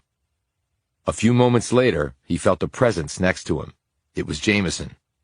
"I've called 911. She whispered, staring at her sister. She knelt down and, synchronizing with Decker's pushes on her sister's chest, started blowing air into Amber's mouth. Finally, after about 30 excruciatingly long seconds, Amber's chest heaved up, air gushed out of her mouth, and she retched. Mommy! They turned to see Zoe racing out of the house. She dropped to her knees and hugged her mother. Mommy! Amber slowly put an arm around her daughter's waist. She tried to sit up, but Decker gently pushed her back down. "No, just lie there. The ambulance is on its way." It arrived a few minutes later, and the paramedics put Amber on oxygen and loaded her onto a gurney. Jameson rode in the back with Zoe. Before the ambulance pulled away, a teary Jameson said, "Thank you, Amos." Thanks, Amos, said Zoe, still anxiously glancing at her mom. Decker nodded, closed the ambulance doors, and stepped back as a gas company truck pulled up along with a squad car. Decker told them about the gas leak in the house, and the men hurried around to the back to turn off the gas supply. Decker recognized the police officer who approached as Officer Curry, the one who had responded when Decker had found the dead bodies. "You okay?" asked Curry. "You look a little green." "I'm good." "Gas leak, huh?" Decker looked at him. "Yeah." "That's pretty unusual." "Yeah." One of the gas men came back around from the rear of the house and walked over to them looking grim. "What is it?" asked Curry. "Somebody tampered with the pressure valve going into the house," said the man, shaking his head. "You're lucky to be alive." "Yeah," said Decker. "We are." "I wonder who would have done that," said Curry. "It might be a long list," replied Decker. Chapter 63. Later that day, Decker opened the door to see Alice Martin standing there. Her quad cane was in one hand, and she held a pie in the other. Over her shoulder, Decker saw the police cruiser parked at the curb. Lassiter had authorized it after Decker phoned her and told her what had happened. I heard. Martin said tersely. Is everyone all right? Decker nodded. Amber got checked out at the hospital. They're keeping her for a bit longer, but she should be home tonight. And Zoe? She's okay. The gas didn't get very far into her room for some reason. They cleared the whole house out and checked for gas levels before they let us back in. She's at the hospital with her mom. Do they know how it happened? Still checking on it.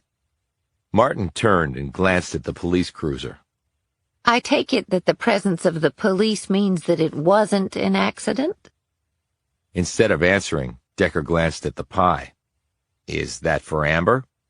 It's for all of you. Lemon meringue. She handed it to him. Thanks, he said. I'll be sure to tell Amber. Martin looked around.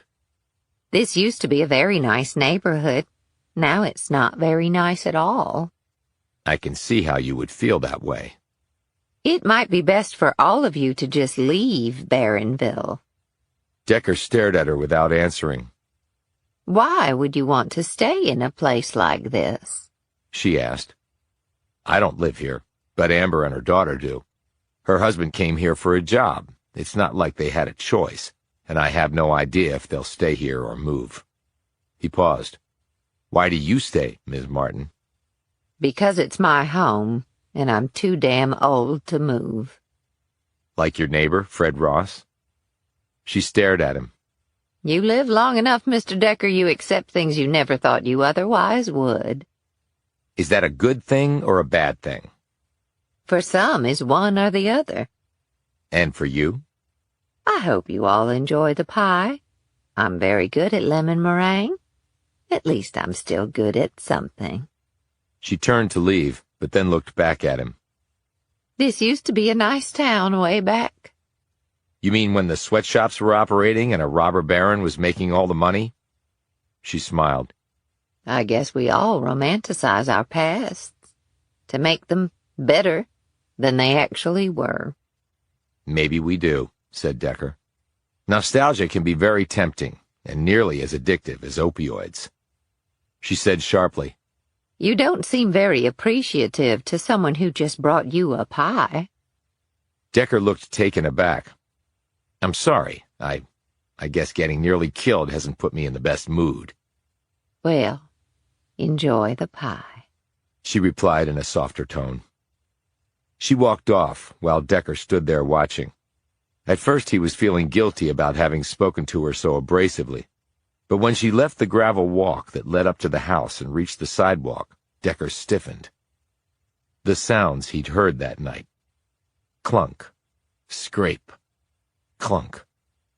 Her quad cane was striking the pavement, and the broken foot on the cane she had told him about earlier was making those sounds. It was first scraping against the pavement, and when she lifted it and brought it down, it clunked against the pavement. He closed the door and leaned his head against the wood. Son of a bitch. Barrenville. More like Murderville. He had some things to do, and he didn't have much time to do them. He went into the kitchen and threw the pie into the trash. Chapter 64. So what's up, Decker? Decker was sitting across from Agent Kemper at the Mercury Bar. Cindy Riley was not working tonight. She might be at the jail with Barron, Decker thought. Kemper's hair was clipped with a barrette. Her sidearm was on a belt holster, and her badge was pinned to her belt. Just wanted to check in on a few things. Has everyone recovered from the gas attack? News travels fast, I take it. Lassiter phoned me. She put a patrol out front. Glad to hear that. I take it someone thinks you're getting too close to things, like when they tried to blow you and Jameson up in that trailer. Seems so. So are you getting there? Because I see my case slipping away from me by the minute. I don't know how much longer I can sit on this. I talked to the hospital where Fred Ross was taken on the day I found the bodies. He called 911 complaining of chest pains. The hospital checked him out and found absolutely nothing wrong. They released him the next day. Why the interest in Fred Ross? Because the bodies of your two agents were kept on ice before they were transported to the empty house. I think they were taken there in Ross's van, which means they were probably kept in a freezer shortly before then. And since Fred Ross lived on the street, he might have been nervous about us thinking he knew something, or had seen something that night. His being in the emergency room at the time would provide him both an ironclad alibi and preclude us from asking him for details about that night. How do you know they were taken there in his van? I heard a vehicle start up after I saw the lights in the house flickering, which means they had already placed the bodies and poured the blood, which eventually caused the flickering. They must have gone to the house with the bodies before I went out on the deck, and the only car on the street that night was Ross's. You can't know that. Yeah, I can. It's a dead-end street. While I wouldn't have seen the car, I would have seen the car lights if it had gotten to the stop sign at the end of the street. That means the vehicle didn't leave the street. It dropped off the bodies, and then it was driven back to Ross's house, and the people who dumped the bodies probably left from there on foot. An old guy in a wheelchair's in the middle of this? I think he is, because his son is. Okay, I guess I can see that, but looping your octogenarian father into a major drug operation can seem pretty unbelievable. Well, it's about to get more unbelievable, because Alice Martin, the former Sunday school teacher, is involved too. What? How do you figure that? Her damaged walking cane was the sound I heard that night. She was out there, probably checking on the transfer, and she told me she despises Fred Ross, but his phone number is up on her wall, along with her other frequently called numbers. But there's something else. What? She was the one who told me that she had seen two men fitting the descriptions of Beatty and Smith enter the house next to where their bodies were found. So? So now we know those houses were used as pill press operations. Your guys would not have been going in there, which means Martin was lying. But if they were undercover, they might have. Martin told me she had seen them go in there a couple of weeks before. If they had been in there as undercover agents, they would have reported the pill press operations to their agency contact. That's true. Martin had to know that I would probably go check that out right after she told me, and I did. Now, why do I think a review of her phone records would show that she immediately phoned Fred Ross or somebody else? And the next thing you know, Brian Collins shows up pretending to be a cop next door and tries to kill me. See, I don't think he was watching the place. Why would he be? There was nothing left there. They'd already cleared out. I think he was called there to kill me, because Martin had basically told me a lie to get me to investigate the place. This was all a setup, and it was prearranged to be initiated if I came to question Martin and seemed to be getting too close.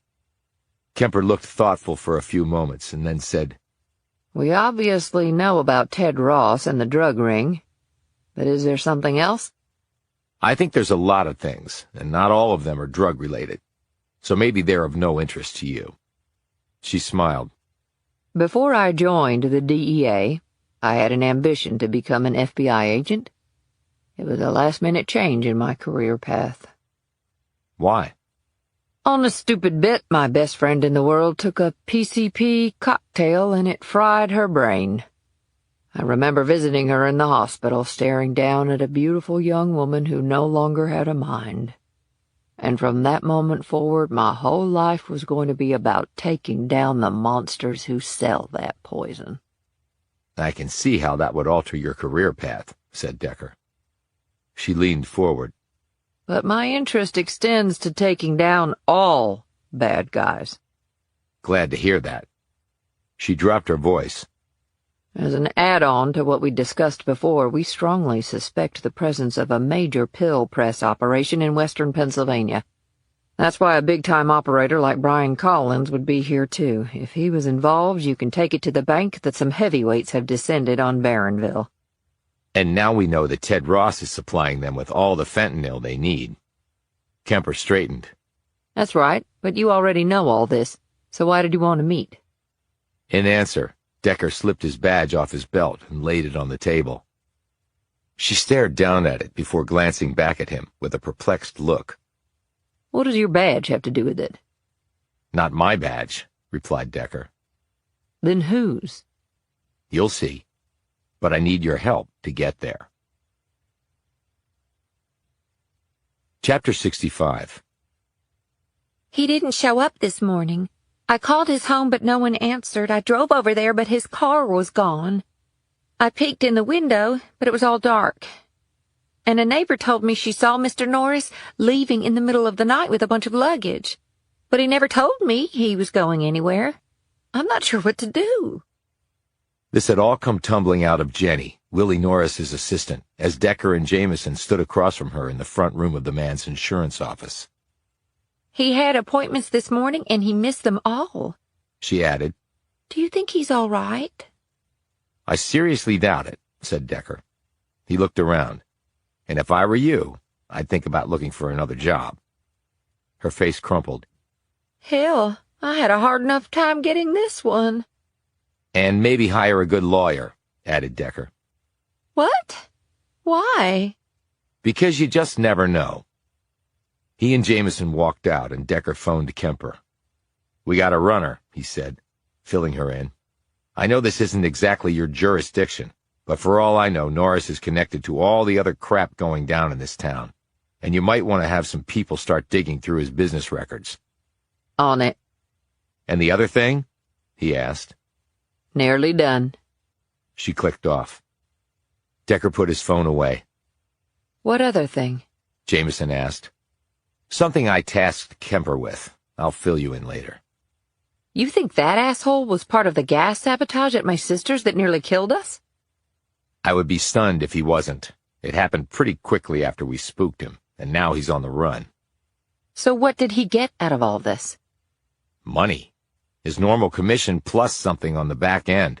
But we can find out for sure. How? He glanced at her.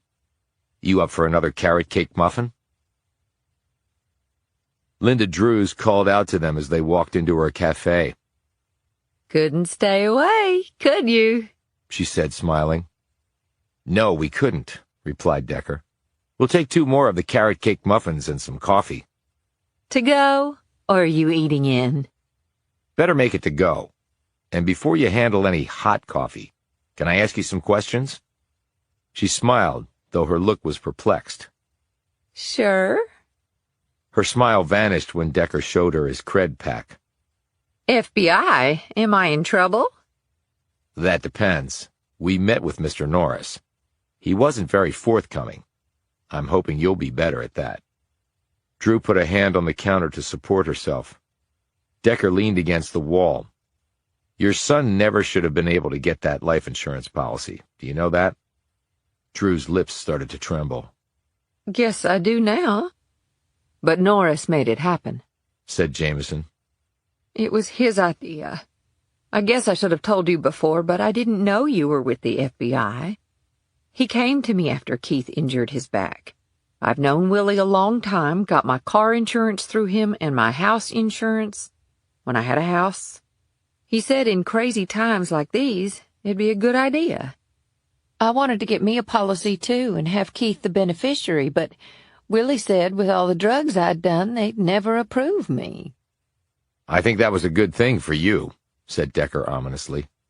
So Norris filled out all the paperwork? Yeah, and he had a local paramedic do the medical exam. A paramedic? Yeah, they can do the exams, Willie said. He said the insurance companies contract out with them, and also with a local lab to do the blood work and such. So all local players. Interesting. Did Keith tell the paramedic about being injured and being on painkillers? I don't know, 'cause I wasn't there. Did Keith mention anything to you later? Asked Decker. Do I need a lawyer, mister? That might depend on your answers. Look, Keith wasn't really on them painkillers no more. And his back was a lot better when he got that policy. But $1 million in life insurance? That's a lot. He wasn't even employed. Willie said Keith was so young that that would help. He wouldn't die for a long time. Uh-huh. Well, that turned out to be wrong. How was he going to pay the premiums? Even if they weren't that much, your son had no income. I was going to help him, well, if I could, and Willie, too. So Norris was giving Keith money to make the payments on the insurance policy that Norris sold him? She nodded, her skin as pale as the napkin she was holding. Did you know that was illegal? Said Decker. She shook her head. No, sir. I just thought Willie was being a good friend. And then Keith got hooked on opiates and died? Yeah. But you said he was off the painkillers, Decker said in a dubious tone. Well, he was mostly off them. You said he overdosed because he mistook fentanyl for heroin? Asked Jameson. That's right. And where did this happen? Asked Decker. At a friend's house. And the friend wasn't there to give him Narcan? Said Decker. No, he was alone. I didn't find out till later. Cried my eyes out. Did the insurance company investigate the death? Yeah, they did. But Willie was on top of that, too. He told me he wasn't going to let them cheat me out of my money. And he came through all right. They paid out a few months later. And then you got the $1 million, said Decker. Drews didn't answer right away. Yeah, that's right. No, that's not right. What? You didn't get the full $1 million. How much did Norris get? Well, he got his commission. Which was how much? 30%. So he got $300,000? Yes, sir. That's what Willie said was standard with life insurance. And how was it paid? Willie took care of that. He just made sure my money got to my account. I'm sure he did. Decker paused. Ms. Drews, did you ever think it was strange that soon after your son took out $1 million life insurance policy, which was Norris's idea, he overdosed and Norris got $300,000? Drew's lips started to tremble and the tears began to slide down her cheeks. Mister, are you telling me that... Yeah, I am, said Decker. They set your son up. They got a big policy on him and then rigged it so he overdosed and died. Drews put a shaky hand to her face and sobbed. I never wanted my son to die, so help me God. But the fact is, he did die. And you really think Willie had something to do with that? I don't think it. I know he did. Am I in trouble, mister? She asked again. I'd get that lawyer if I were you, and forget about the coffee and muffins. I just lost my appetite. Decker and Jameson walked out. Back in their truck, Jameson said, God, I can't believe that. She had to know what was going on. Maybe she did, and maybe she didn't. If I've learned one thing in this business, it's that people can justify anything they want to. So insurance scams, drug dealers, and framing someone for a treasure. Who would have thought one town could have so much crap going on separately? Decker put the truck in gear. Only it's not really separate, Alex. It's all tied together with a not-so-neat little bow. Chapter 66. A phone call a while later brought Decker and Jameson to the Barronville Police Headquarters. They were met at the front door by a solemn Kate Kemper and 3 of her agents. When Decker and Jameson walked into the room where the homicide detectives worked, Lassiter was standing next to her desk. She looked up in surprise. Hey, what are you guys doing here? She abruptly stopped when she saw Kemper and her agents file into the room behind them. Decker said to Lassiter, "Can you have your partner join us?" Marty, I think he's around here. I'll text him. She did so, and about a minute later Detective Green came into the room. "Hey," he said to Decker and Jameson. Decker nodded. Green glanced at Kemper before fixing his gaze on Lassiter. "Did you need me?" Lassiter pointed to Decker. No, but he wanted to see you for something. She paused. You okay, Marty? You look out of sorts. "Lose something, maybe?" asked Decker. Green looked sheepish as he sat down behind his desk. "My damn badge. I usually put it in my locker at the gym, but I can't find it. I play racquetball next door. It's pissing me off. You lose your badge, that's a ton of paperwork." He started searching through one of his drawers. "One question," said Decker. "The night Dan Bond was killed, someone said they saw a squad car parked in front of his house." "Who said that?" Green asked, quickly looking up. It was an anonymous tip, interjected Kemper. "Any idea who it could have been?" asked Green. "Well, you've been on that street a lot," said Decker.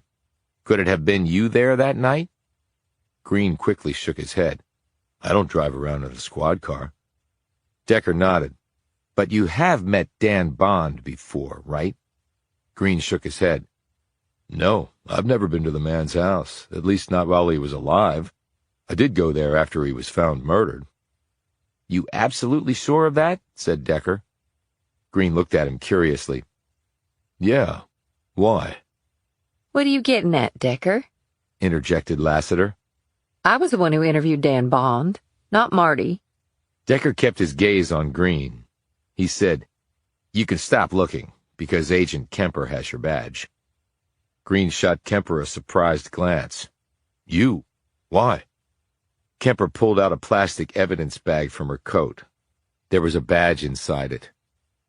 The blood slowly drained from Green's face. What is my badge doing in an evidence bag?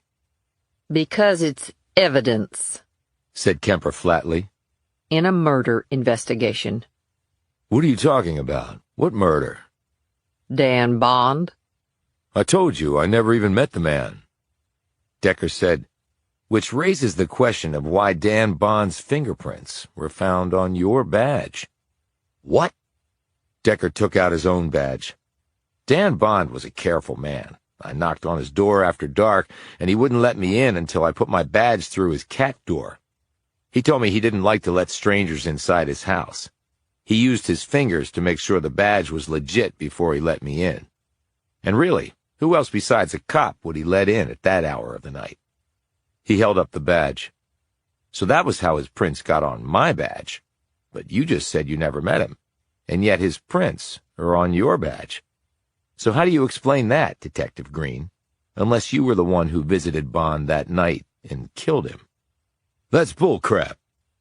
Green looked at Lassiter, who was staring at him open-mouthed. Those can't be his prints on my badge. It's impossible. Decker said, the day you threw your badge down and I picked it up, I saw it was smudged with prints, and something else that I realized later was flour. Bond told me he liked to bake at all hours. He got flour on my badge, too, when he was checking it out. Agent Kemper also informed me that traces of flour were found on your badge. Now, I don't know if we can match it to the flour in Bond's kitchen, but we really don't have to, since we have your prints. Green said nothing.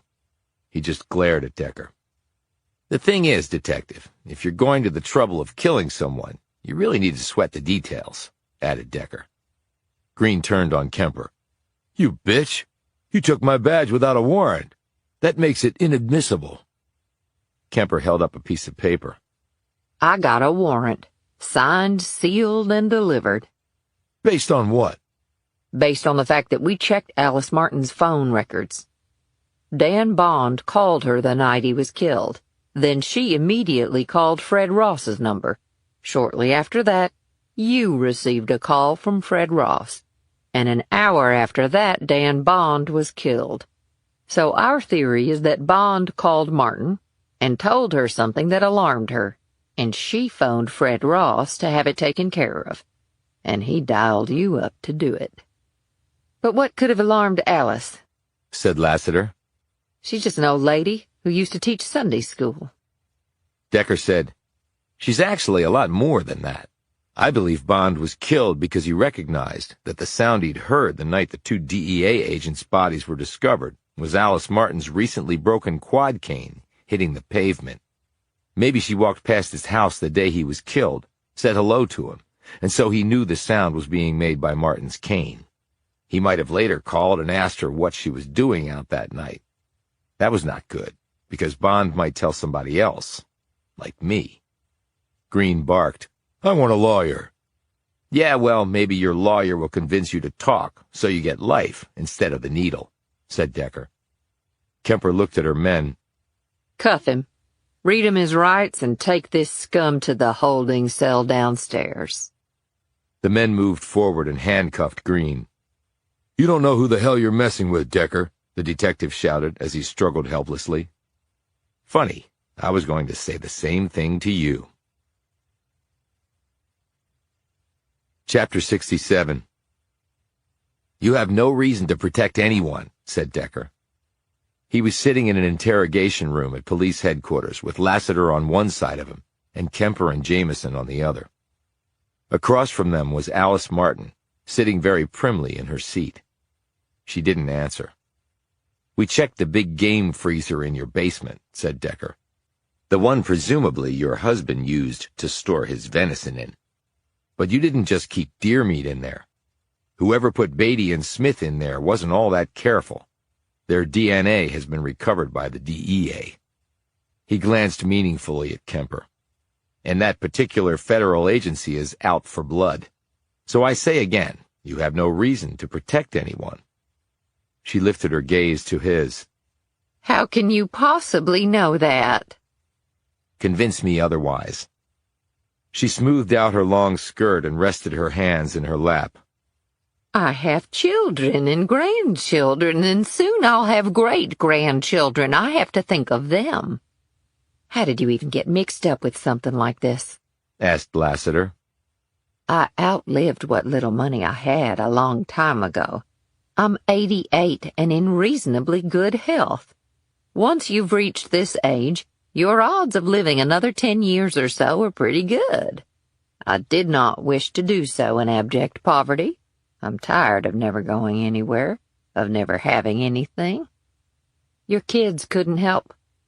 My children are barely making ends meet themselves.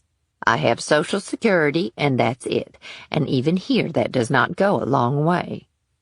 Lots of people have only Social Security, and they don't join a drug cartel to earn more money, pointed out Kemper. I did not join a drug cartel, she said sharply. Then why don't you tell us what you did do? Said Lassiter. I merely looked the other way, she said, her gaze perhaps symbolically averted from them. When things began to happen on our street? What sorts of things? Asked Decker. When certain equipment was brought into the house where those men were found, and in the one next to it. When unsavory types started coming and going at all hours. They were pill presses, said Decker, and they picked this street because it only had 3 people living on it, and one of them was blind. And one of them was also in on it, added Lassiter. Fred Ross. Was he the one who approached you and asked you to look the other way? Martin nodded. That's why they picked this street. Like you said, Dan was blind, Fred was just a horrible person, and Her voice trailed off. If I hadn't gone along, they would have just killed me. What was I supposed to do? Call the cops? Said Jameson. The cops? She scoffed. Fred told me that half the force is in on it. That's bullshit, exclaimed Lassiter. You could have come to me, Alice. I would have done something about it. What did they offer you? Decker asked. Compensation. How much? $2,000 a week in cash, and I really had to do nothing. Just look the other way. Jameson said, No, you let them put bodies in your freezer. Martin shivered at this comment, but said nothing in reply. Decker said, That's a lot of money. What did you do with it? I bought things. I started eating things other than ramen noodles and mac and cheese. I fixed things in my house. I sent some money to my children. I bought my grandkids presents for the first time in years. I put the rest away in a trunk in my house to leave to them. So you were outside the night the bodies were transported? Said Lassiter. Martin nodded. They took the bodies from my freezer and put them in Fred's van. Then they drove it to the house and unloaded them there. They'd cleared out their equipment earlier. I went outside because, well, I didn't want to be inside when they brought the bodies out, and I wanted to make sure that no one was around, even though they had this drone thing flying over to do that. They usually did that when they were moving people or things in and out of there, just to make sure the coast was clear. Fred told me they had wanted to wait until it was very late at night to do it, but they figured with the storm coming in that no one would be out and about, and they wanted to get it done sooner rather than later. Anyway, they pulled the van into the carport and brought the bodies in through the side door. Afterward, they drove the van back to Fred's and left on foot. I walked back to my house before the rain started. That's when I heard your cane clunking and scraping against the pavement, said Decker. I'm glad I never really described the sounds I heard to you when we spoke before. You would have been tipped off. But Dan Bond heard it too. He confronted you about it, didn't he? For the first time, tears glimmered in Martin's eyes. He was out on his front porch the other day when I passed by. I called out to him, and he said good morning. But then he looked kind of funny-like. I went home, and later he called me and wanted to know why I was outside that night. He wasn't accusing me, really, but he said that you had asked him about the sound, that you considered it important, and he was trying to remember where he'd heard it before. I never even thought about my cane making those noises. I just used it outside to walk without falling. I should have gotten it repaired. So how did he end up dead? Asked Decker. I was afraid he would tell you it had been me out that night. So I phoned Fred and told him about it. From the number on your phone wall, said Decker. Martin locked gazes with him. Yes. And what did Fred say he was going to do? Asked Lassiter. He said he would take care of it. She started to tremble. I never thought he was going to kill him. I never, ever wanted Dan to die. He was a good man. A good friend all these years. What the hell did you think he was going to do? Said Decker. A guy who'd stored the bodies of 2 federal agents in your freezer? Martin shook her head. She fell silent. And you called Fred again after I met with you that night, didn't you? She glanced at him but said nothing. And he or someone else called Brian Collins and told him to kill me. Did you know that was going to happen when you lied to me about seeing Beatty and Smith going into that house? I just did as I was told. If you showed up at my door, that was all. A long silence followed, during which all that could be heard was Martin's rapid breathing. You know, you should thank us for bringing you in, said Decker. She looked up at him. Why is that? How long do you think they were going to let you live? I'm surprised they haven't already killed you. Maybe they took mercy on me. I highly doubt these guys have any mercy inside them. I have to look for the good in people, she said. And I have to look for the bad. It's not hard to find. Martin's eyes fluttered. It didn't used to be this way here. Back in the good old days, said Decker. They were the good old days, she snapped. To some people. To others, they were as bad as today is for you. What will happen to me? Asked Martin, regaining her composure. Well, for starters, you won't have to worry about housing for the rest of your life, said Decker. Or food. The government will be providing both. She held her chin high and stared pointedly at him. I just wanted to live in peace and dignity. I didn't mean for any of this to happen. Doesn't that matter? Decker eyed her back.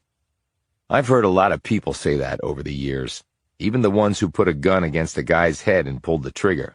So, no, it doesn't matter at all. Lassiter said, But if you testify against the others and help us build a case against them, that will help you. You might get some leniency. Martin looked at her. Throwing a bone to your old Sunday school teacher, Donna. Lassiter shook her head. You helped a drug ring pretty much slaughter this town in exchange for money. So I just want to nail every one of these bastards, and if you can help us do that, great. If you can't, you can rot in prison for all I care. I've really screwed everything up, haven't I? Decker glanced at Jameson and then looked back at Martin. Well, maybe you can teach Bible classes in prison to redeem yourself. Now you're mocking me, said Martin bitterly. No, I'm actually serious. And if you can help turn one life around... Do you think that's really possible? After what I've seen in life, anything is possible. Chapter 68. Decker, we have a big problem. Decker was in the truck driving away from the police building with Jameson when Kemper had called. What? I just got a call. We lost track of Ted Ross. Decker swore under his breath. How the hell did that happen? I honestly don't know. He must have found out we arrested Green and Martin, and now he's disappeared down a rabbit hole. How about his old man? Now that's one card we might be able to play. How so? Fred Ross is sitting in a holding cell at the Barronville jail. I had him arrested based on the phone call from Alice Martin after Bond had phoned her. Now, we have Martin's evidence of the guy's involvement in the murders of my 2 agents and the drug ring. We'll arrange to have him transferred to a federal lockup shortly, but in the meantime we're going to grill him until he screams he wants a lawyer. Then I suggest you wear earplugs. He clicked off and threw his phone down on the front seat of their truck. Bad news? Jameson asked. He told her. Okay, really bad news. What do you think Ted Ross is going to do? For starters, he's going to try to avoid the death penalty. What do we do? We go home and get Zoe and Amber and get them the hell out of Barronville. Right. Jameson stomped on the gas so hard, Decker's head snapped back. When they pulled into the driveway of the house, Decker noted that the cop was still stationed out front in his cruiser. Tell your sister to pack up, and we'll drive them someplace safe. I'm going to call Bogart and have him put some agents around them both. Jameson jumped out of the truck and ran into the house while Decker phoned Bogart and filled him in. They made arrangements to meet a team of FBI agents in Pittsburgh. It was dark now, and would be darker still by the time they got there. Decker put his phone away and studied the house. It was almost impossible to believe that just a short time ago, he and Jameson had traveled here for some rest and relaxation. If I survive this, I'm never taking another vacation in my life. He checked his watch. They needed to get going, and he hoped that Jameson had told her sister and niece to just grab the essentials. They could get whatever else they needed in Pittsburgh. Decker? He looked at the front porch and saw Jameson waving her hands at him. He jumped out of the truck and raced up to the house. What is it? They're gone. There's no one here. Decker looked at the 2 cars parked in the driveway. Could they have gone somewhere on foot? Jameson looked over his shoulder and said slowly, Why didn't the cop get out when I yelled for you? They hustled over to the car. Decker knocked on the window, and when he didn't receive a response, he pulled his gun and slowly opened the car door. The dead officer slumped sideways, held in only by his seatbelt. Jameson said, Oh my God, Decker. Decker looked up at the house. You sure it's empty? I called out to them, nothing. I looked around the first floor. Were there signs of a struggle? No, nothing that I could see. We have to search the rest of the house, but hang on. He called Lassiter for backup, but got no answer. He next called Kemper. Again, nothing. They both went to voicemail. He put his phone away. Okay, it's just us. Get your gun out and follow me. They entered the house and searched the first floor thoroughly, including the closets. The place looked normal. There was an empty bowl and glass in the sink. No overturned furniture. They headed upstairs and went bedroom by bedroom until they got to Decker's. He opened the door and looked around. His gaze fell on the folded piece of paper lying in the center of the bed. Next to it was a cell phone. He picked up the paper and slowly unfolded it. You will wait to hear from us on this phone. Any mistakes, they are dead. Jameson held out her hand for the note, and he passed it across. She read it and plopped down on the bed and buried her face in her hands. Decker walked over to the window that looked out over the rear of the house. That was how they must have taken them, through the backyard, over the fence, and on to the next street, where it all began. He said, They're going to call, Alex. We just have to be ready when they do. Jameson said nothing. He sat down on the bed next to her, picked up the phone the kidnappers had left, and stared at it.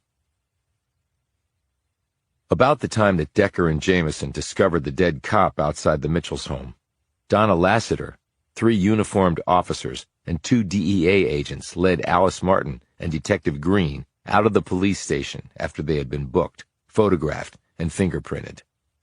The next stop would be jail, where each would be kept in an isolation cell until their arraignment. The alleyway here had been closed off, and Lassiter had men all around looking for threats. Lassiter spoke into her phone as they exited the building from the rear, and the transport vehicle immediately pulled up. As they moved toward the vehicle, Martin looked at her. I'm sorry for all the trouble I've caused. Well, that really doesn't matter. But what will matter is for you to make amends by testifying. I understand, but I was wondering something. What? Can the prison where I'm sent be close to my children? Look, you're hardly in a position to be making demands. I know, and I don't expect that it will happen, but I was only asking for your help. For your old Sunday school teacher. Lassiter sighed. I have nothing to do with where you'll be sent, but I can speak to someone about it. But it might not do any good. In fact, it probably won't, but I will make a call. Thank you for trying. But my help is contingent on you testifying truthfully about all that you know. I understand. I'm looking forward to it, actually. It'll give me the opportunity to make penance. They said no one would get hurt, but they lied about that. Where did you think it was going to end? I guess I never really thought about that. Well, it's a little late now. Is it too late for me, Donna? Lassiter turned to look at her former partner. There's nothing I can do for you. I was just trying to get what was mine. Nobody's entitled to shit, Marty. Been pounding the pavement for next to nothing all my life. Protecting the public.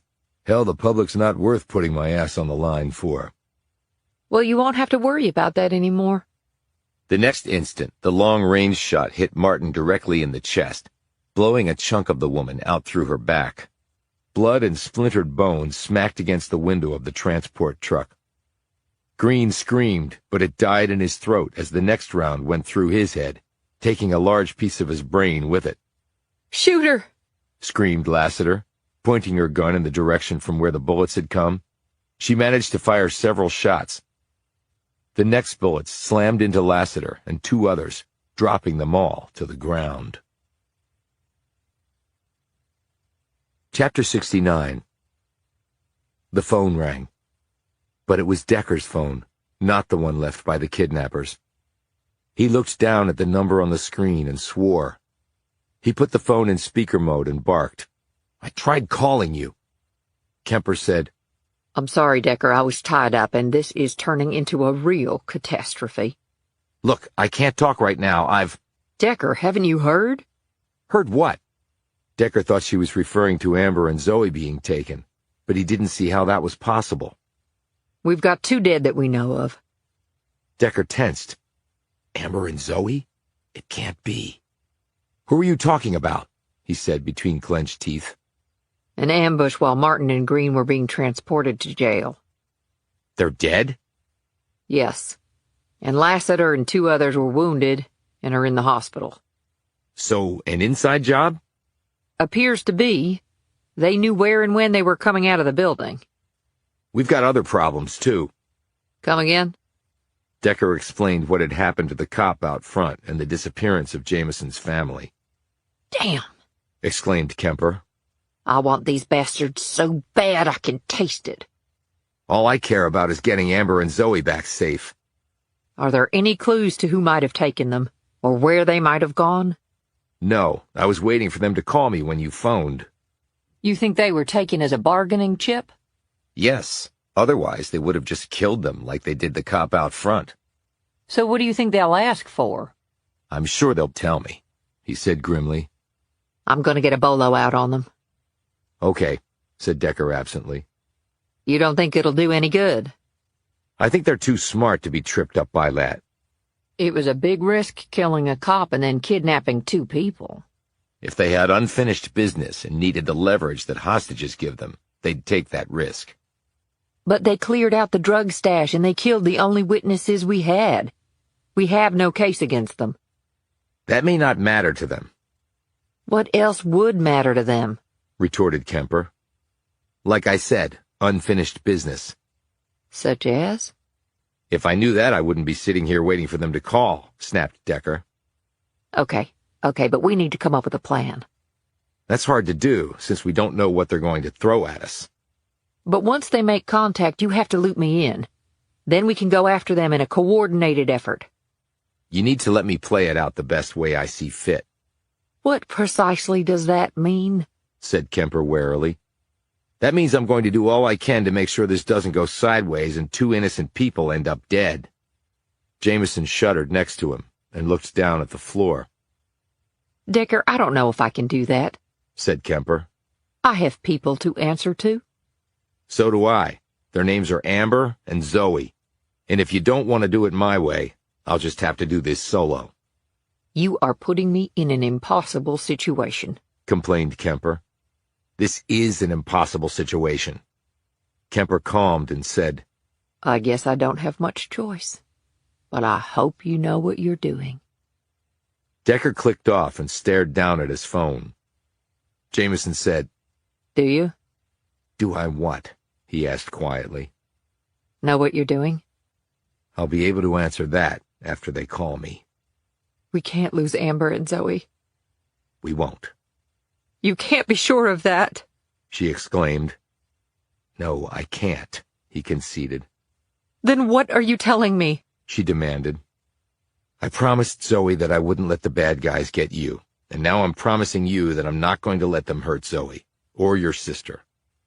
Jameson pulled out her gun and looked at it. Oh, we're going to get them back safe, Decker. And then we're going to nail every one of these assholes to the wall.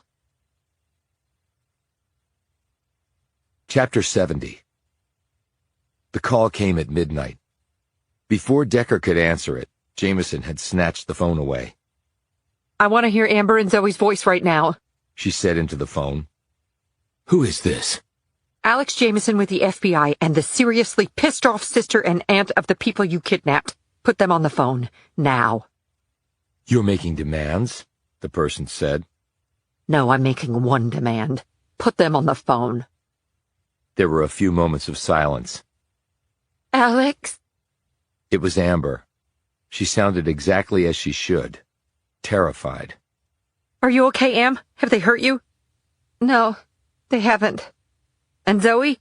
She's right here with me. She's okay too, just scared. Jameson turned to Decker and mouthed, They're okay. Amber continued. Only I don't know what The other person came back on. Okay, you've heard them. Now hear me. You want them back? You will do exactly as I say. Jameson handed the phone to Decker. I'm listening, said Decker. What do you want in exchange for them? We want Fred Ross. I don't know if I can make that happen. You better hope you can, or else the next time you see the woman and the kid, they'll be corpses. Where and when? The man gave Decker the location and time. You bring anybody with you, they're dead. And you're just going to let us walk out with Amber and Zoe? You bring us Ross, we have no reason to harm any of you. We just want the old man. I didn't think Ted was that fond of his father. Just bring him. 1 minute late, they're dead. Decker put down the phone. What do they want? Jameson asked. They want an exchange. An exchange? What does that mean? Fred Ross for Amber and Zoe. Why would they want Fred Ross? Probably because he can testify against them. But he's in jail. Then we need to get him out of jail. How? Decker was already on his phone. Kemper answered on the first ring. They want Fred Ross in exchange for Amber and Zoe. Okay. You'll need to arrange for Ross to be released into our custody. I can make that happen. Where and when do they want to meet? Decker told her and added, The guy said if we bring anybody, Amber and Zoe are dead. Decker, you are not that naive. You go there without any backup, you're all dead. Which is why you're going to get there before us. You got a chopper available?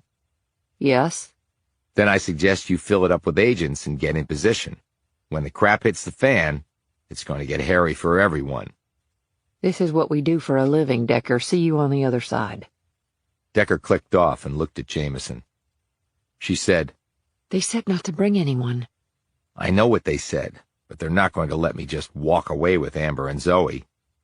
Jameson looked up at him angrily. Do you really think I'd let you march in there alone? Where you go, I go. Decker's ringing phone interrupted this discussion. He recognized the number and answered it. Cindy Riley barked. What the hell is going on? With what? He said. And why are you calling so late? Because you're my last chance for John. Decker said, What about him? He finally let me pay his bail, but they still wouldn't release him. Why not? Because they said Detective Lassiter had to sign off on it, she said. That doesn't make sense. But she's in the hospital. She was shot. No, she's not in the hospital. Decker tensed. What do you mean? I mean, they told me at the police station that she was in the hospital, so I called over there to talk to her. I was going to bring the paperwork there. And what did they tell you? That she checked herself out, she said. Checked herself out? Said an incredulous Decker. She was shot. How could she check herself out? I don't know, but that's what they said. Have you tried calling her cell?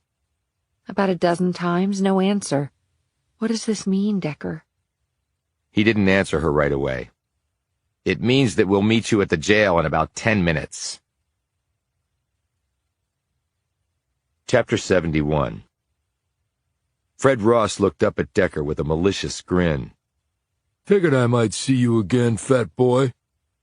An officer had wheeled Ross down the hall and into the lobby of the police station, where Decker, Jameson, and Riley met him. Decker ignored this and looked at the duty officer. We also need to pick up John Barron. His bail's been paid. The duty officer said, We can't release him until Detective Lassiter signs off. Detective Lassiter has gone AWOL. That doesn't matter, began the officer. Decker slammed his fist down on the counter. I'll tell you what matters. He pointed to Riley. She paid the bail set by the judge. You have the paperwork in hand. Lassiter doesn't have to sign off on shit. So unless you want a big-ass lawsuit against this town that'll drain the little money it has left, you better go get John Barron right now. He held up his phone. And if you don't, a team of FBI agents will be here in about 10 minutes, and they're going to arrest you and everybody else in this fucking place. The duty officer stiffened like Decker had just clocked him. Someone behind them said, Hey, Agent Decker. Decker turned to see Officer Curry standing there. I take it you've got a problem? Said Curry. My problem is bail has been paid, the paperwork has been filed, and this guy won't release the prisoner because Detective Lassiter won't sign off on it. But Detective Lassiter, who was supposedly shot today, has checked herself out of the hospital and conveniently disappeared. Curry glanced at the duty officer and then back at Decker. I'll go get Barron for you right now. But Detective Lassiter, the duty officer began. Shut the hell up, Bobby, said Curry. He turned and walked off. A minute later, he was back with Barron. Decker said, I appreciate the assist. No problem. I'm getting sick of all the crap happening in this place, said Curry. He put his hand on his gun and glared over at the duty officer before returning his gaze to Decker. How about I stay here and make sure that no one gets a heads up about anything you might be planning? I would appreciate that even more, said Decker. He looked at the rack of shotguns behind the duty counter. And while you're doling out favors, you mind if I borrow one of those shotguns? It might come in handy. No problem. Curry looked at Bobby, the duty officer. Give it to him. I can't. Curry drew his pistol. Now.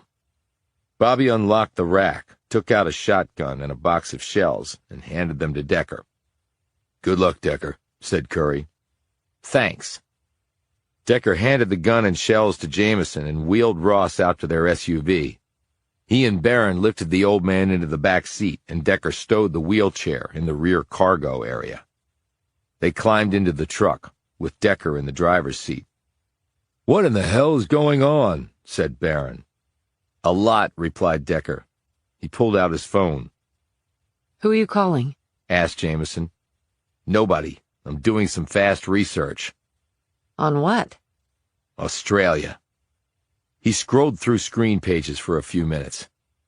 Decker, we're going to be late for the exchange, snapped Jameson. No, we're not. He read through the screens for another few minutes, and then he sent off a lengthy text. Only then did he put the phone away and start the truck. Find what you needed? Asked Jameson. He nodded. Yeah, I found pretty much everything. They drove fast and were soon out of the downtown area. From the back seat, Fred Ross said, Wait a minute, this isn't... He clamped his mouth shut. This isn't the way to the exchange, said Decker. I thought you might have known about that, since this conspiracy reaches all the way into the police department. But you're right. It's not the way to the exchange. I'd rather go where the real action is. What are you talking about? Said Jameson in a worried tone. Trust me, Alex. I know what I'm doing. Well, I don't trust easily, interjected Barron. Decker said, if I were you, I wouldn't either. In fact, I'm not sure I'd trust anybody in this damn town. They began the climb up the winding road leading to the top of the hill where the Barron mansion was located. Barron looked around, puzzled, and said, Why are we going to my house? Because I want you to meet the people who tried their best to send you to death row. Chapter 72. Decker stopped the truck before they got to the front drive leading to the mansion. He cut the engine and looked around. What are we going to do now? Jameson said. His phone dinged, and Decker took a few moments to read it. It was the answer to the text he had sent previously. Finish this, I hope, he said to Jameson. But what about the exchange for Amber and Zoe? She exclaimed. We've got to get them back. We will, because they're here, Alex. Here, but the exchange spot is over 4 hours away. Which is what they wanted us to think. He looked at Fred Ross. Right? Ross eyed Decker darkly. You got no idea who you're dealing with, Fatso. Yeah, so everybody keeps telling me. They climbed out of the truck. Decker went to the rear cargo area and took out the collapsible wheelchair and set it up. Barron said, Decker, we can just leave this creep here. He can't go anywhere. No, we need him, but we have to take an obvious precaution. He took out a roll of duct tape from a toolkit in the back and, despite the old man trying to stop him, taped Ross's mouth shut. Next, he put the struggling Ross in the wheelchair and then bound his forearms to the arms of the wheelchair. He took out the shotgun and shells from the front seat and handed them to Barron. I assume you know how to use it, he said. Barron expertly loaded in 5 shells and looked up. Lord of the Manor 101 stuff. Decker took control of the wheelchair. As they reached the asphalt in the front court of the house, he picked up his speed, but then stopped. They had reached the potting shed. On one side of it was a huge mound of dirt, and the door to the shed was open. What the hell is going on? Exclaimed Barron. Who dug that up, and why is the door open? They were obviously looking for the treasure here, said Decker. Hold on. He left them and crossed over to the potting shed. Using his cell phone flashlight, he climbed down into the hole. They saw his light flashing around for about a minute before he emerged. Next, he went into the shed. Less than a minute later, he came back out and rejoined them. What did you find? Asked Jameson. Exactly what I thought I would. Nothing. And inside? They broke through the floor, but it was just set on a thin concrete slab with dirt under it. So what does that mean? Said Riley. That means we keep going to where the treasure really is. They took the paved road that led off to the right. As they approached the end of the road, Decker stopped and wheeled Ross off to the side. He took out his gun, and Jameson did the same, while Barron brandished the shotgun. They all followed Decker down the road. They cleared the curve and looked up ahead. There was a lot of activity going on. They noted a large dump truck parked in front of the gates of the family cemetery. Attached to it was an empty flatbed trailer. They watched as a bobcat sped past the truck and entered the burial ground. 2 SUVs were parked next to the dump truck, and through the open gate they could see people moving around inside the burial ground. Decker skittered forward with the others close behind him. The sounds of the bobcat covered any noise they made. Decker opened the back door of one of the SUVs and looked inside one of the duffels piled there. It was filled with the same bottles he had found in Ross's secret closet. He quietly closed the door, and they edged up to the gate and peered inside. A group of people were gathered around the mausoleum. Portable work lights had been set up, illuminating the area around the crypt. There's Ross, hissed Jameson. And Lassiter, whispered Riley. But I thought she'd been shot. One of the detective's arms was in a sling, and she was moving slowly. Decker said, She was, but not nearly as bad as everyone probably thought. A large hole had been dug next to the mausoleum, and they could hear what sounded like a powerful drill being operated. After a few minutes, Ross took a light and disappeared into the hole, with Lassiter right behind him. Decker counted 10 other men with guns standing around.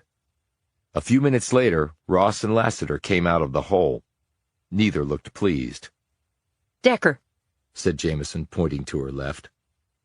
Off to the side, seated on the ground, their backs against a large gravestone, were Amber and Zoe. They were tied up and gagged. Decker slipped away and returned, pushing Fred Ross in his wheelchair. He rolled him past the dump truck and edged the wheelchair into the open gateway of the graveyard. He traded his pistol for the shotgun Barron was holding and then pressed the barrel against Ross's neck. He looked at the others and nodded. Barron and Jameson took up positions on either side of the brick wall, their guns pointed at Lassiter and the others. Cindy Riley peered anxiously over Barron's shoulder. Decker called out, "Okay, we're here for the exchange." Everyone next to the mausoleum froze. Then Lassiter and Ted Ross slowly turned and saw the elder Ross with Decker holding a shotgun against the old man's head. Ross shook his head, put his hands on his hips, and smiled. He glanced at Lassiter. "How many damn times did I tell you we had to get rid of this guy, Donna?" Lassiter called out to Decker. this was not smart coming here. Decker used his free hand to point to Amber and Zoe. "It's the only place we could go. The exchange, remember? You set it up, not me," This is not going to end well for you. said Lassiter. Decker said, "You really should have posted some lookouts, Ross." "I guess I underestimated you, Decker." "I like it when people do that. I assume you have an escape plan. You give us Amber and Zoe, and we give you this piece of scum, and you make your run for it." "It's not that simple," said Ross. Decker glanced at the mausoleum. "Because you haven't found it?" Ross's smile faded. "Found what?" "The treasure that Baron the First left behind," How do you know anything about it? snapped Lassiter. "I know all about it. But why do you need the treasure? You haven't made enough off the fentanyl?" Ross glanced at Baron. "It has nothing to do with that. It's about the fact that I can take it from him." Fred Ross was wriggling in his wheelchair. "You want to throw in your 2 cents?" asked Decker. He reached down and ripped the tape from the man's mouth. Fred Ross screamed, "Shoot the son of a bitch, Teddy! Kill his ass!" "Shut up, Pop," said his son derisively. He looked back at Decker. "Well?" "Like I said, I think we can work something out." Ross looked at the mausoleum. "Okay, you tell us where it is, and you can have Mom and the daughter." He pointed his gun at his father. "And you can keep him, too, because I've had enough of his crap to last the rest of my life." Fred Ross screamed. "You little piece of worthless shit!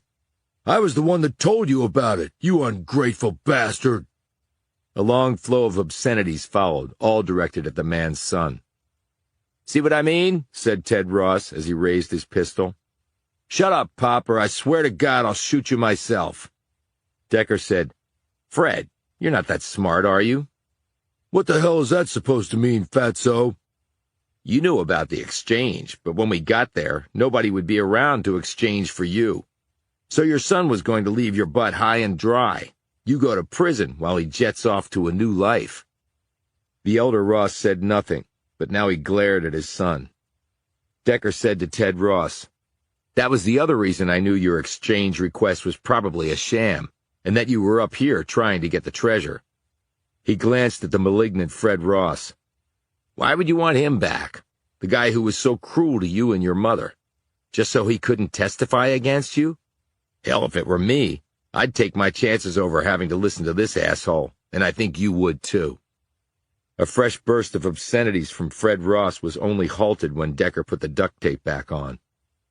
Decker looked at the hole next to the mausoleum. "You thought it was either under the potting shed or under the crypt, because of the letter to the O'Reilly Company?" "Not nearly enough concrete for a textile mill addition," said Ross. "Besides that, old man Barron would not have built one at that point, because the business was going south. But he used it for the foundation under his crypt. We know that now. Decker nodded. Green told me about the textile business petering out when he was giving us a little tutorial on Barronville, although he couldn't have known that later I would see a letter that would put that knowledge to good use. So what do you think the treasure is? Precious jewels, maybe? Coins? Cash would have rotted. Decker nodded. Did you find anything down there? A big hollow space inside the foundation they laid with all that concrete. With something other than treasure? Said Decker. Like some skeletons, maybe? Ross said, There are some bones down there, but how did you figure that? Barron was an old man. He didn't hide the stuff personally. So how could he leave behind the guys who did hide it? They'd just come here and try to steal it after he died. Or else they'd tell somebody, and that space would make a convenient burial spot. But where is the treasure? Snapped Ross impatiently. The O'Reilly order told you, but you focused on the wrong parts of the letter. Then enlighten me, growled Ross. I read a letter from Barron's butler, Nigel, to his son. Costa read it too. That was a clue to the treasure. Costa never told me about any letter like that, but he obviously thought it was under the mausoleum.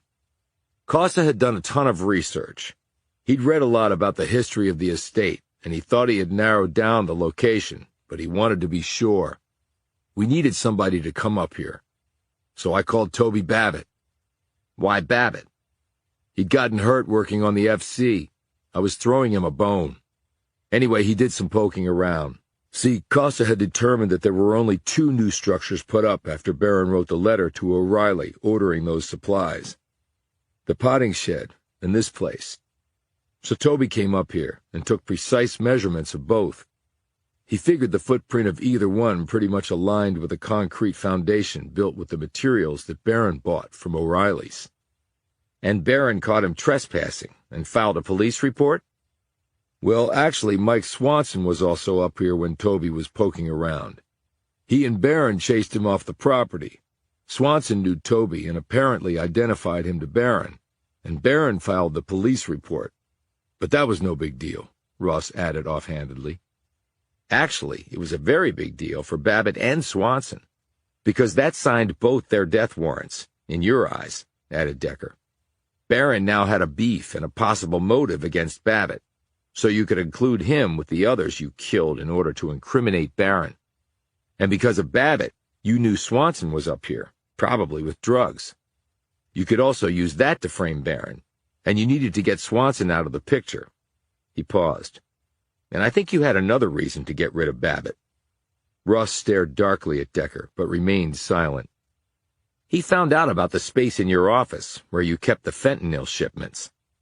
He was obviously good at measuring the mausoleum and your office footprint. I thought there was a bottle missing from one of the boxes. That was you? That was me. Donna told me about your finding out Toby had the construction plans for the FC, but I never thought you would put 2 and 2 together. You made it sound to her like Toby just had a beef with Maxis because of how they treated him. I got lucky there because I didn't know at the time that Lassiter was a bad cop. Lassiter barked. You know nothing about me. I know enough, said Decker. Ross said, So getting back to business, what was in the letter from this Nigel guy? It told about a trip that Barron and Nigel took to Australia. Australia? What about it? They visited the typical places, but then there were a number listed that I'd never heard of. I Googled them before I came here. Only one of them interested me, Kalgoorlie. What's so special about this Kalgoorlie place? Asked Ross. I'll show you. You got a sledgehammer? Ross glanced at the mausoleum. Why? The treasure's not here. I think it is here. It's what I meant when I said you'd focused on the wrong parts of the O'Reilly letter. Have one of your guys take a sledgehammer to the wall of the mausoleum. Decker pointed at the wall right behind Ross. That wall. Ross jerked his head around. Why? Just do it. You've got nothing to lose if I'm wrong, said Decker. Ross ordered one of his men to grab a sledgehammer and attack the mausoleum. The man hefted the tool and slung it against the wall. The marble cracked. He did it again, and then again. A chunk of the marble fell off. The man kept hitting it until revealed behind the marble was a large section of mortared bricks framed by the marble. Ross looked over at Decker. "What the hell is going on? They're just damn bricks." "Loosen one up and take it out." The man did as Decker said, using a crowbar. When he finally pulled out a brick, he stumbled under its weight and nearly dropped it on the ground. "It's heavy as hell," said the man as he set it down in the dirt. "Gold usually is," said Decker. Ross exclaimed, "Gold? You're saying the whole mausoleum is made of gold?" "No, I think just that wall." Decker pointed to the ground. "That's why the crypt is only sunken on this side. That was the reason for the concrete foundation, to keep it stable because of the added weight of the gold. Only over the years it didn't work out so well. The gold's under the brick veneer." "Check it," Ross ordered another of his men. The man grabbed a chisel and hammer and worked away at the brick until he had chipped off part. He gasped and looked up. Ross held a worklight over the brick. The veneer of brick was gone, and underneath was a lustrous gold color. Decker said, "Now you can see the connection to Australia." Ross glanced at him. "What is this Kalgoorlie place?" "Kalgoorlie is the site of the Golden Mile, perhaps the greatest concentration of gold deposits on Earth." Lassiter said, But how did you figure that out? "I couldn't think of another reason why Barron would have gone there. From all accounts, he just cared about making money, not taking vacations. He engaged a private ship and brought back a fortune, probably in gold dust and nuggets. And then he turned it into gold bars covered by a brick overlay, using the molds he ordered from O'Reilly's." Ross looked at the large wall of bricks and did a swift calculation.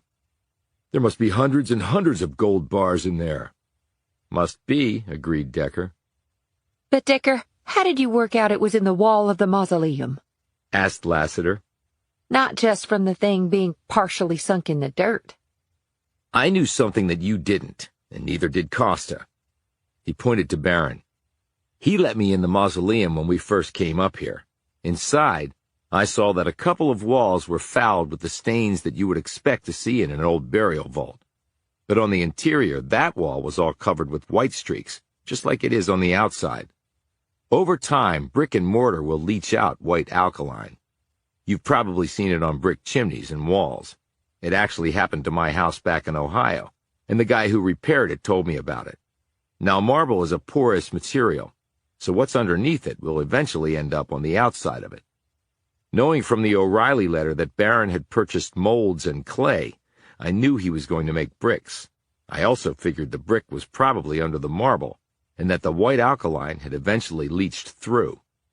Coupled with the trip to Kalgoorlie, it made me think that concealed in the brick were the gold bars, and on the inside of the mausoleum, I noticed that the interior was about a foot narrower on that side of the wall." He rubbed his leg. "I smacked my leg on a crypt because it was jutting out farther than the ones on the other side." He glanced at Ross. "Sort of like in your office. The extra space was to accommodate the brick. The other walls didn't need that additional space. They were just solid marble." "But why bother covering the gold with brick veneer if the bars were going to be inside a wall?" asked Ross. "Well, even though they were heavy, it would at least hide the gold bars from the workers who built the mausoleum. And if the marble ever got damaged, it would just reveal bricks underneath and nothing more, just like you thought when your guy opened up the wall." "But who killed the men and put them under the crypt?" asked Barron. Decker shrugged. "For all I know, Barron the First and his butler did. They could have put the bodies inside that chamber and then had somebody come in and close it up. In fact, in the letter to his son, Nigel said it was possible that he might end up in hell, and he was sort of asking for God's forgiveness. That might have been his guilt as a murderer coming out." "What would a wall of gold be worth, do you think?" Ross asked. Decker quickly tallied the number of bricks on the wall. "Gold's over $1,300 an ounce now. A gold bar like that weighs over 12 kilos, or about 26 pounds. So that one bar would be worth nearly $600,000. Lassiter exclaimed. Oh, my God, each bar! "Yeah, said Decker, as he ran his gaze over the crypt wall. "I'd say you're looking at maybe 900 bricks or so. Maybe more." "So that means," said Ross, obviously trying to do the math in his head. But John Barron answered, "That comes to well over $500 million in gold."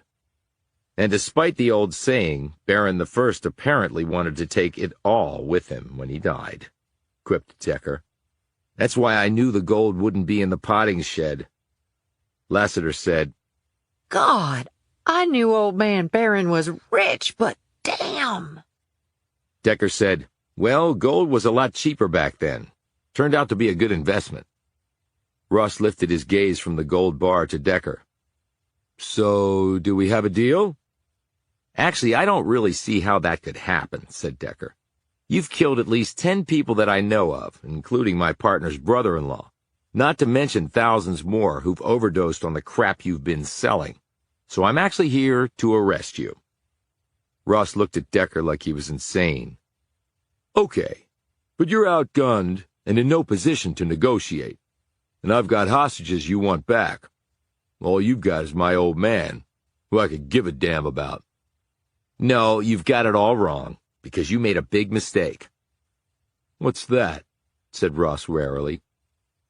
In answer, Decker used his free hand to take out his phone. It was on and in speaker mode.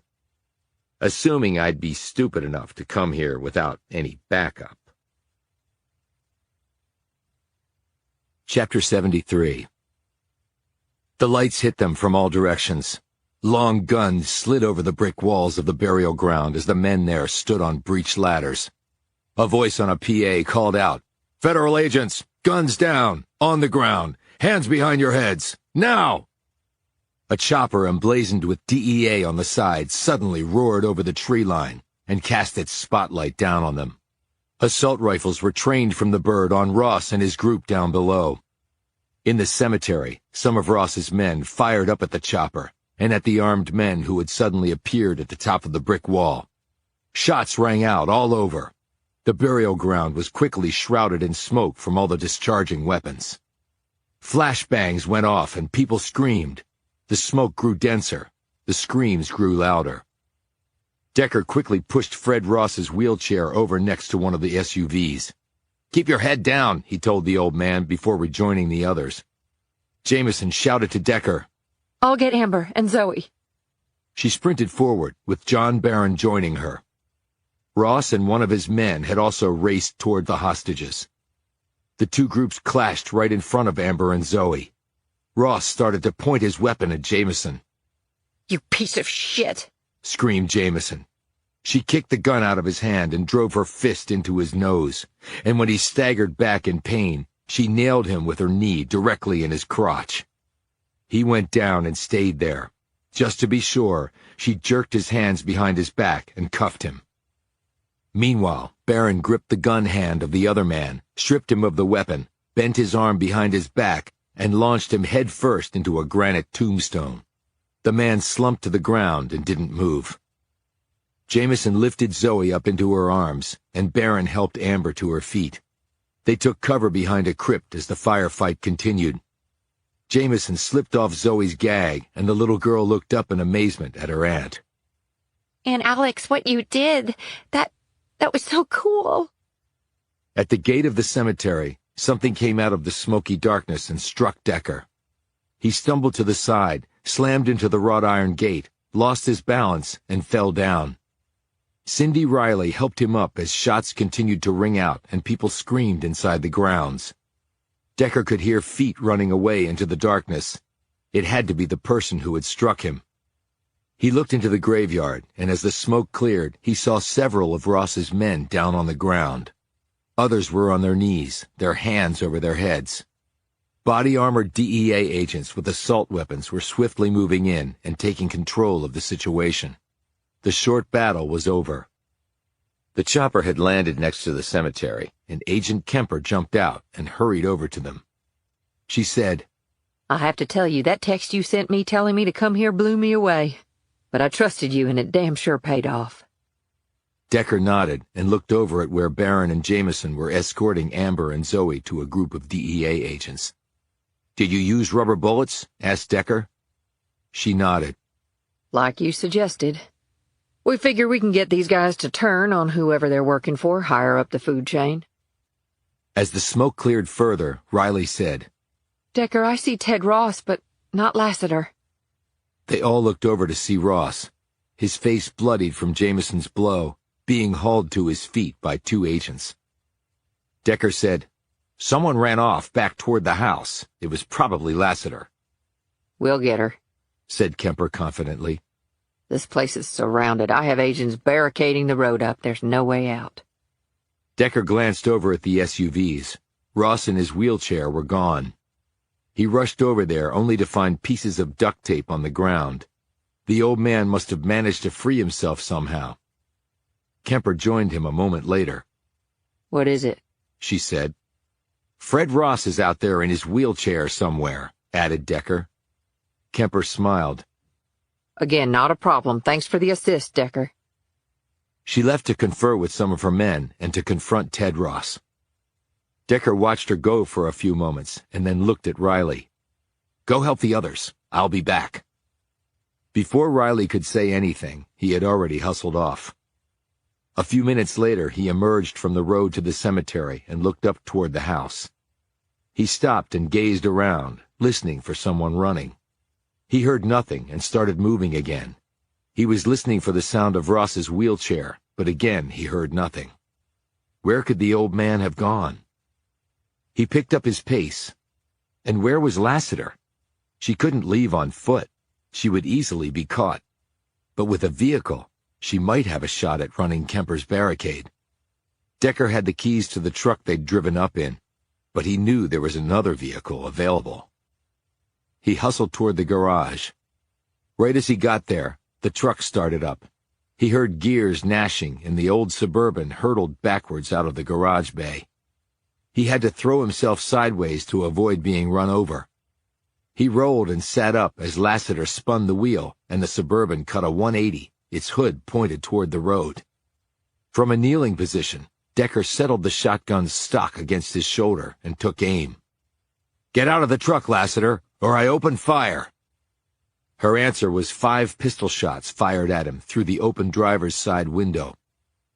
Fortunately, she couldn't really aim and drive at the same time, so her rounds sailed wide. Decker fired several shotgun blasts at the side of the truck. The pellets slammed into the old Suburban, blowing out both tires, shattering a window, and pockmarking the doors.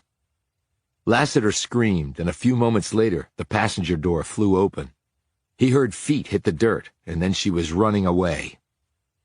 Lassiter came into his sight line, and he watched as she ran to the front door of the mansion and disappeared inside. He slowly walked up to the truck and peered inside. He saw the blood inside the cab, so he knew he'd hit her. He followed the trail of blood to the front door and poked his head inside. He heard it before he could see her. Moaning. He made his way slowly down the grand hall, peering cautiously into each room he passed. The sounds of moaning were growing louder, but in this cavernous place they seemed to echo everywhere. He stopped and listened intently. Decker? He took a few steps forward and peered into the gun room. Lassiter was sitting on the floor with her back against the wall. The arm that had been in the sling was bloody and hanging limply by her side. Decker fixed his gaze on the pistol in her right hand. Yeah, he said. Go to hell. It's over, Donna. So put the gun down, and I can get you some medical attention. She laughed, grimaced, turned to the side, and threw up. She wiped her mouth with her gun hand and looked over at Decker standing in the doorway. You got me good, Decker. She touched the muzzle of the gun against the side of her bloody face. Not so pretty anymore, am I? She laughed and then doubled up in pain. Why, Donna? You're a cop. She sat up straighter. Too much money, Decker. Too damn much. Lassiter groaned and slumped back against the wall. You also wanted to stick it to Barron because of your dad and your mom. She pointed to the bloody sling on the floor. The plan was to take out Marty and Alice when we were transporting them. Then they were going to shoot at me, and a couple others to make it look legit. Only the damn round glanced off my body armor and knocked out my left arm. Had to down some serious painkillers just to function. Then you really messed it up with your shotgun. Feels like it's going to fall off. And I think my lung's filling up with blood. You made a mistake in checking yourself out of the hospital. That's what led me here. She waggled her head. Had to. I couldn't trust Ted not to screw me. Right. Honor among thieves. Why all the crap with Beatty and Smith, freezing their bodies and dumping them in that house? I knew our Emmy was incompetent. But we knew the DEA might swoop in after they were identified, so Ross thought the freezing would help us there. She coughed up some blood. But if I'd known you were in the house behind it, believe me, we'd have dumped them miles away. Put the gun down, Donna, and let me get you some help. You're not going to make it otherwise. Who gives a shit? She paused and took in a long, ragged breath, no doubt drawing more blood into her damaged lung. Barronville. This place sucks all the life out of you. Every time I saw that name on every damn street or building, it made me want to blow my friggin' brains out. My dad was a good guy. This place ruined him. It ruined everything. Decker said, "You went to Philly for college. You could have stayed there." She shook her head. Had to move back here. Take care of my mom. Then she killed herself anyway. By then I'm stuck. Right, your crappy life. It's somebody else's problem. You're damn right it is. She waggled her head again. All that gold. What did they say? 500 million? Something like that. But it's just money, Donna. She laughed bitterly. Easy to say unless you don't have any. She groaned and clutched her side. Shit. It hurts so bad. Put down the gun, Donna. I can get you some help for the pain, but you have to put the gun down first. She sat up straighter, and her features calmed a bit. I'm gonna get the death penalty, Decker, she said quietly. All the stuff I've done. Even if you do, it never happens fast. Decker could tell that her blood loss was nearing the critical stage. She started to stammer.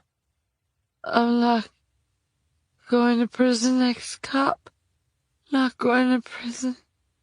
No way. No way. You don't want to do that, said Decker, seeing where this was going.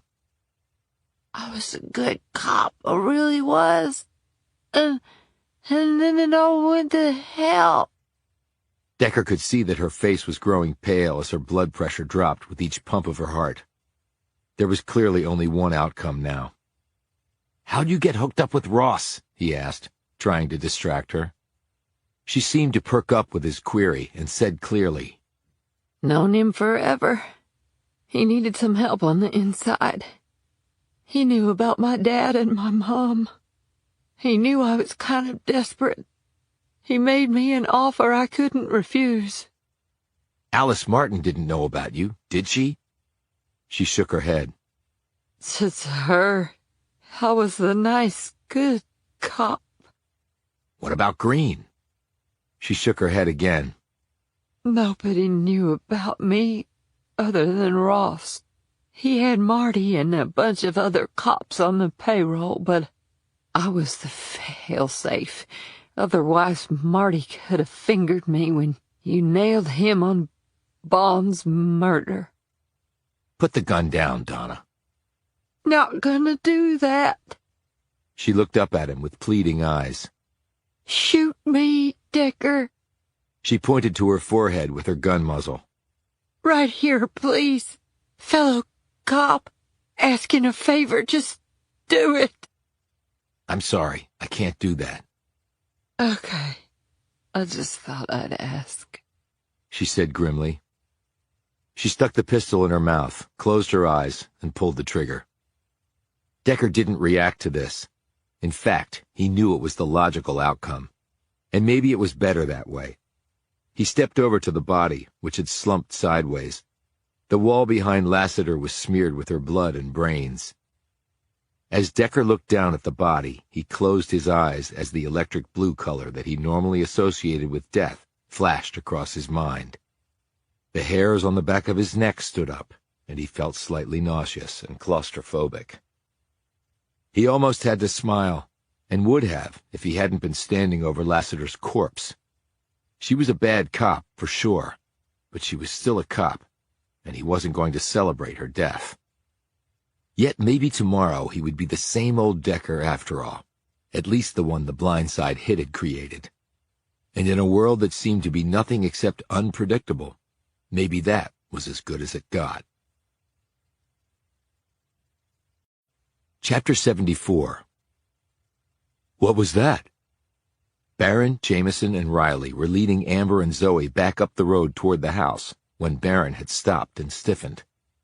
His gaze was pointed down the path that cut through the woods. What was what? Asked Jameson. I heard a sound down that way. You think it might be Decker?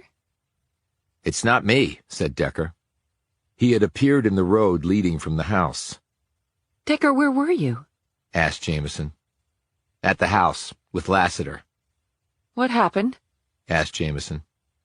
Decker glanced at Zoe. The little girl looked exhausted and scared.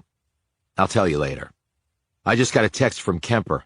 She called an ambulance for Amber and Zoe. It'll meet you in front of the house. Alex, can you and Cindy take them up there and wait with them? Why? Where are you going? I think John and I have some place to check out. Barron was still staring down the path. Jameson glanced at Barron and then back at Decker. I think I'll come with you. No, you need to go with your sister and niece. You have a gun, and I don't know who else might be out there. Kemper's sending some agents to you. Until they get here, you need to stay with them. Jameson looked torn. Okay, but can you at least tell me where you're going? Decker, his gaze on Barron, said, maybe into the past. As Barron and Decker headed down the path, Barron looked at him.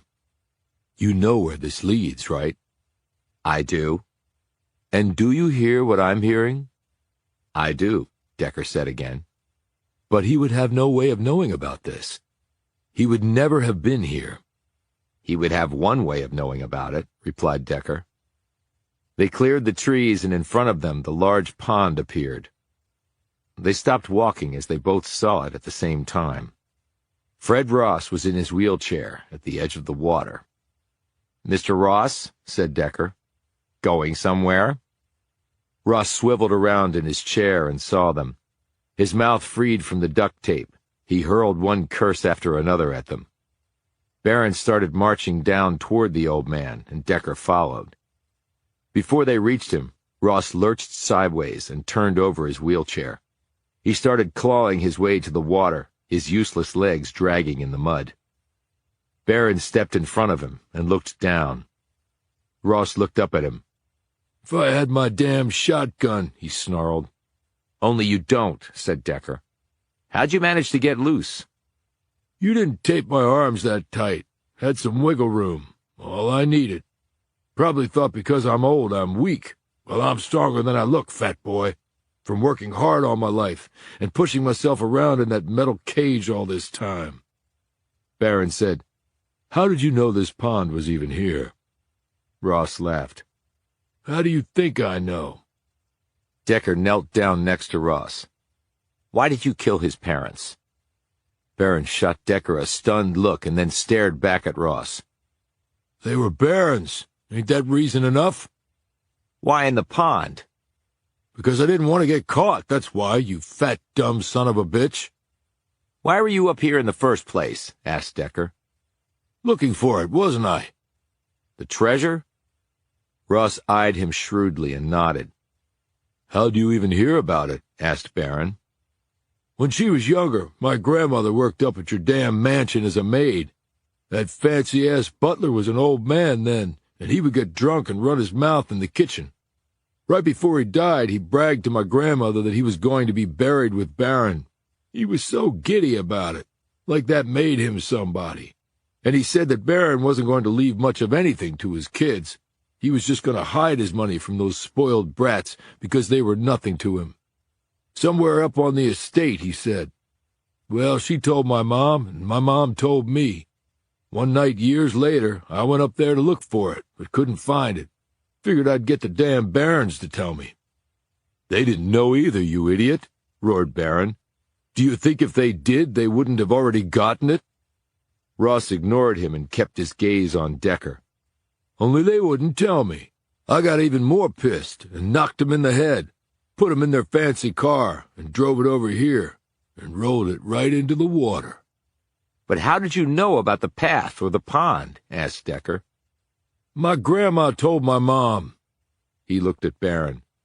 She said the high and mighty barons used to come here for picnics and shit. I figured I'd give 'em a picnic, all right, 20 feet under. Ross eyed the water.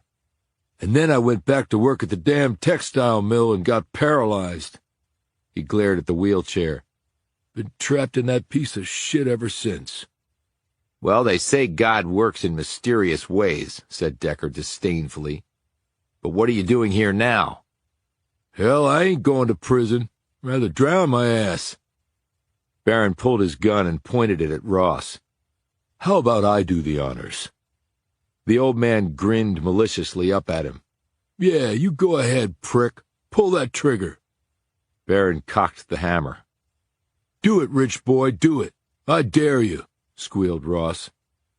Decker said, He wants you to do it, John, because then he knows I'll have to arrest you. It would be like he'd be killing you too, just like he did your parents. You gonna let him sucker you like that?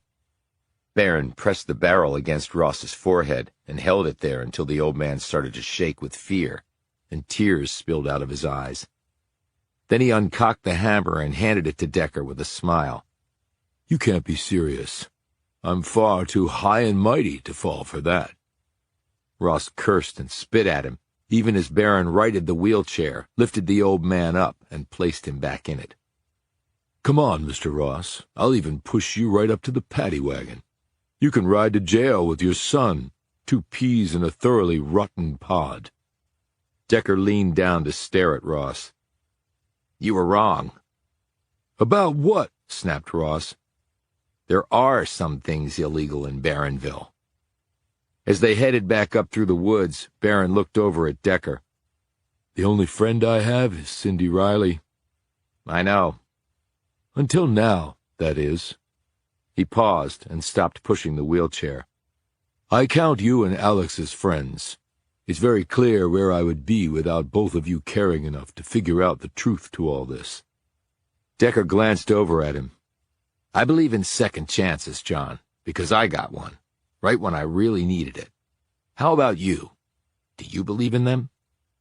Barron looked around at the grounds that were once part of his family's elegant estate. I didn't, until a few minutes ago. Well, that's all that really counts. Chapter 75. It came to well over $600 million in gold, even after various taxes are paid. It'll be a huge sum. Barron was sitting in his study with Riley, Jameson, and Decker. Decker and Jameson had returned to Washington for a few weeks, but had traveled back to Barronville for a visit. I'd call that quite the turnaround in prospects, said Decker. What are you going to do with all the money? Asked Jameson. Well, knock this place down for starters, and put up something a little more minimalist and a lot more tasteful. And then I thought I'd invest in Barronville. How so? Asked Jameson. Put money into local education, retraining centers, and a new opioid addiction facility. Try to get new businesses to come here and employ people. Have an incubation place for startups. Whatever I can do to help turn this place around. Pretty nice of you to help a town that's been spitting in your face all your life, said Riley. Barron's features changed from light to somber. I really wanted people to believe that none of their vitriol affected me, and so I returned their anger with witticisms and quips. He paused as they all stared at him. But behind the facade was a man filled with nothing but anger. He let out a sigh. That's no way to live. He smiled. Especially after life drops that much money in my lap. It's funny, I've never been rich, though everyone seemed to think I was.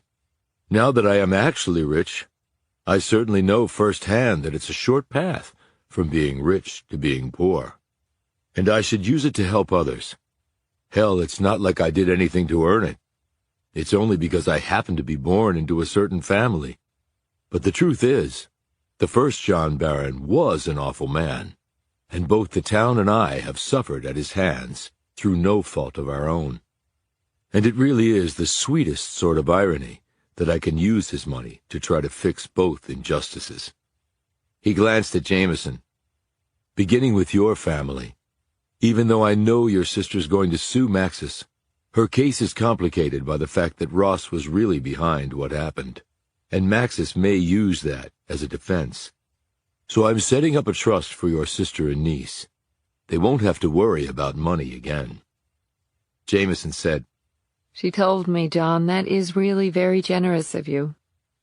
He glanced at Decker. I can't afford to waste a second chance. Where are they thinking of moving?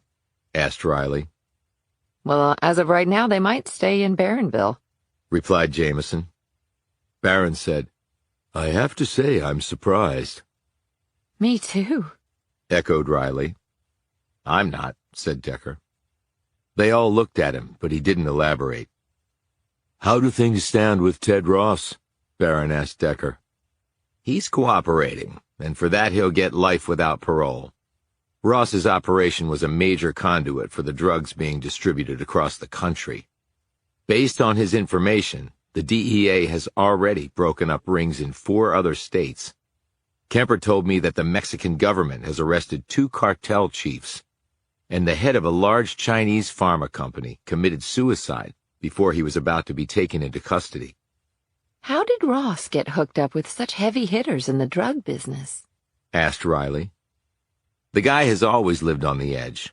Whether he was doing construction or running a paper mill, he was either committing fraud or embezzling funds. He told us that when the opioid crisis took off, he sensed an opportunity and started some small-scale distribution in the Barronville area. Through that, he told us he met Brian Collins, and they did some deals together. After he was hired to run the fulfillment center, Ross went back to Collins with the idea of using the place to run the fentanyl through.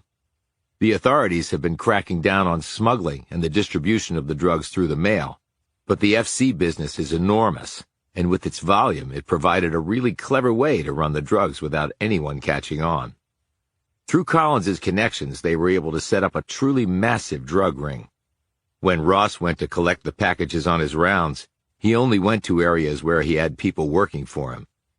The tracking system had been rigged to make sure the drug packages went only to those sectors of the facility. And he had someone in the IT department cover his electronic tracks when the packages were taken out of the system. They all did it for far more money than they could make anywhere else. Hell, they were paying Alice Martin 6 figures a year for basically looking the other way. That shows how much cash this thing was throwing off. Jameson added, And smaller towns like this, with not nearly as many cops and oversight resources as the bigger cities, have made it ripe for infiltration by these criminal organizations. Couple that with the fact the unemployment rate is so high and you have people desperately looking for any way to make money, and it's a recipe for disaster. Riley said, I wonder how many other places like this one have the very same thing going on. Decker said, I think it's a safe bet that Barronville is not the only one.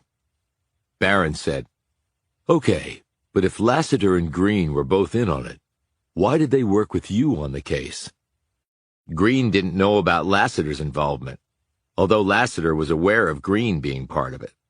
As she told me, she was Ross's failsafe.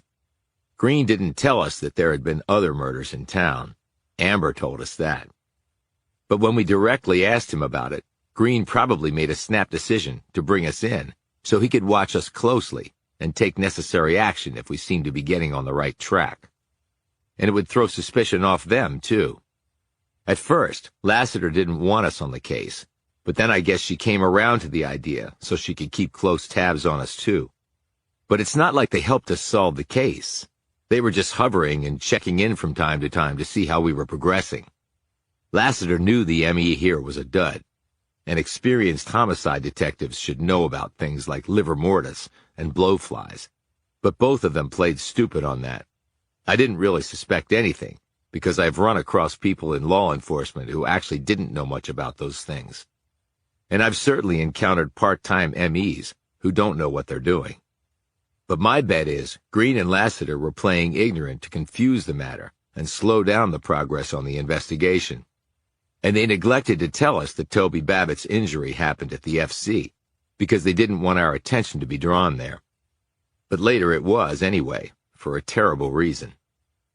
He looked at Jameson, who said quietly, Ross told us why they killed Frank. But I thought he died from some robot going nuts, said Riley. Jameson said, No, Ross said that Frank had seen him going through his daily rounds. He was actually collecting the latest shipment of fentanyl powder. He had a special vest made up with interior pockets that matched the drug shipment boxes exactly.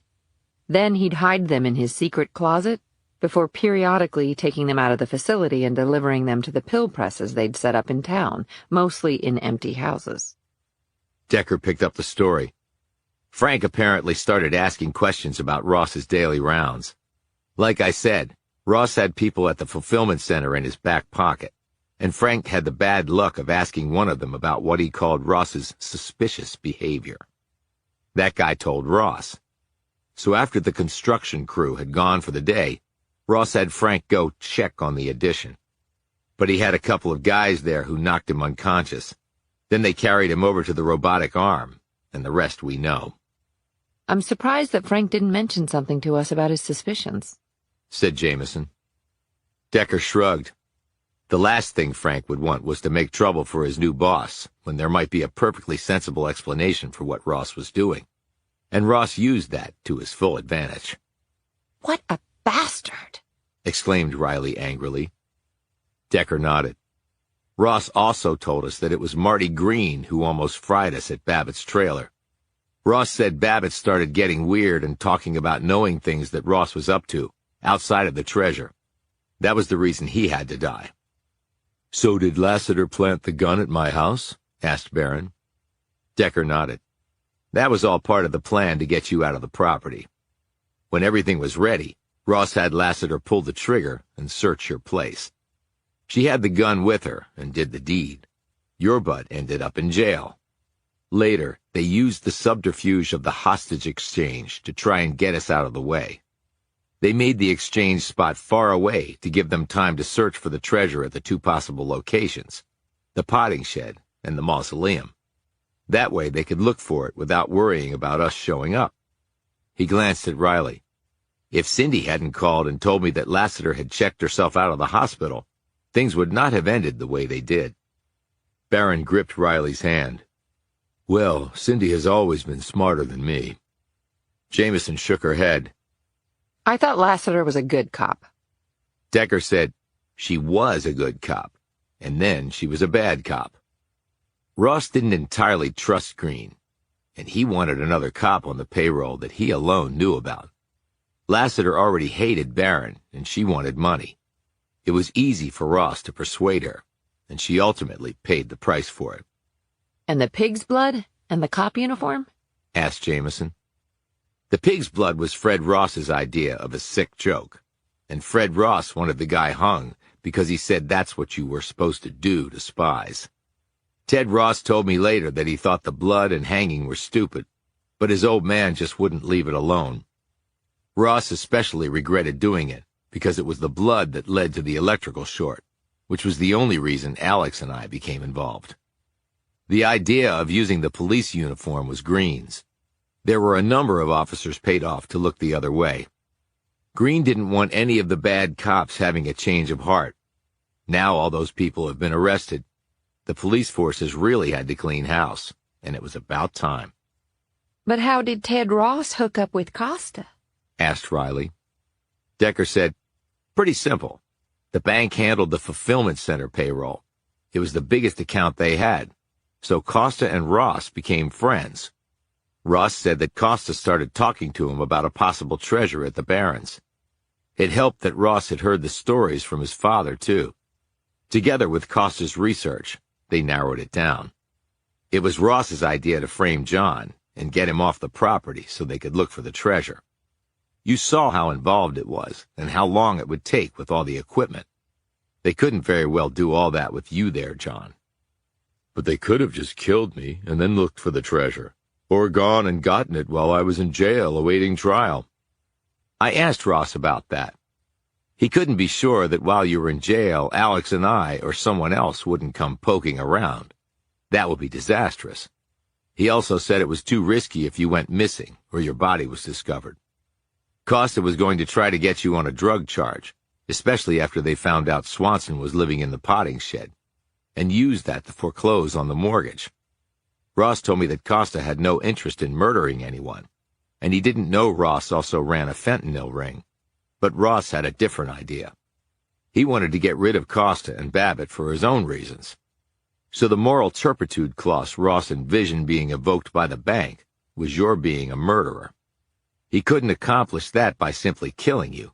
The thing is, you have to understand that he didn't just want the treasure. He wanted to see you rot in jail, or else be given the death penalty. So did his old man.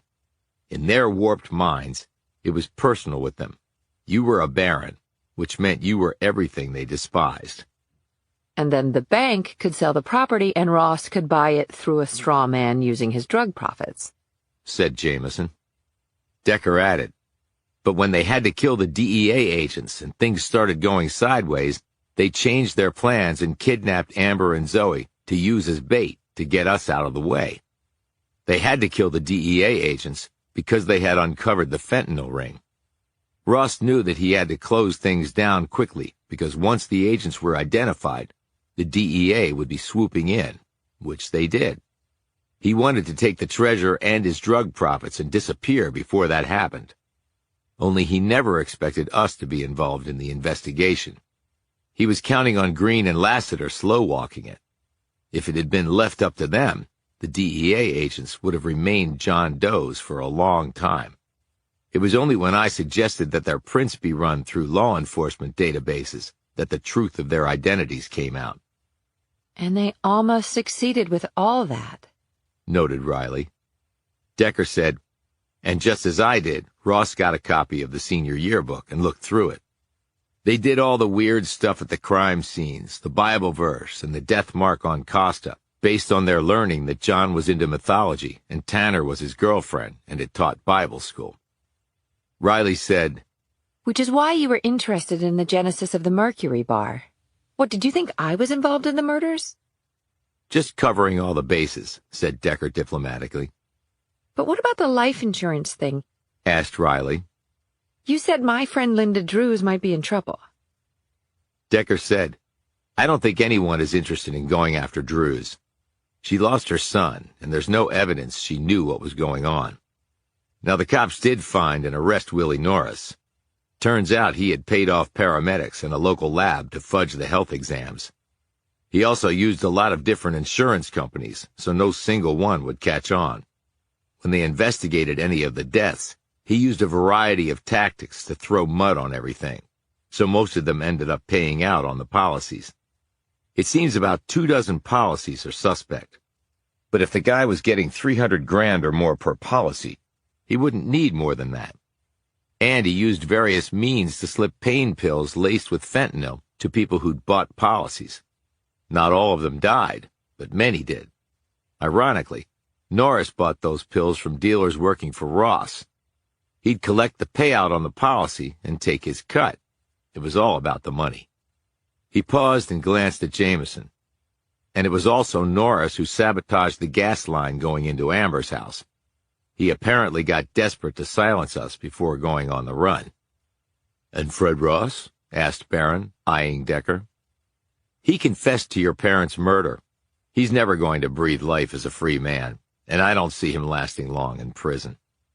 Riley said, You have closure, John, finally. She gripped his shoulder. Decker stood and held out his hand. Good luck with the second chance. Barron rose and shook his hand. There wouldn't have been one without you and Alex.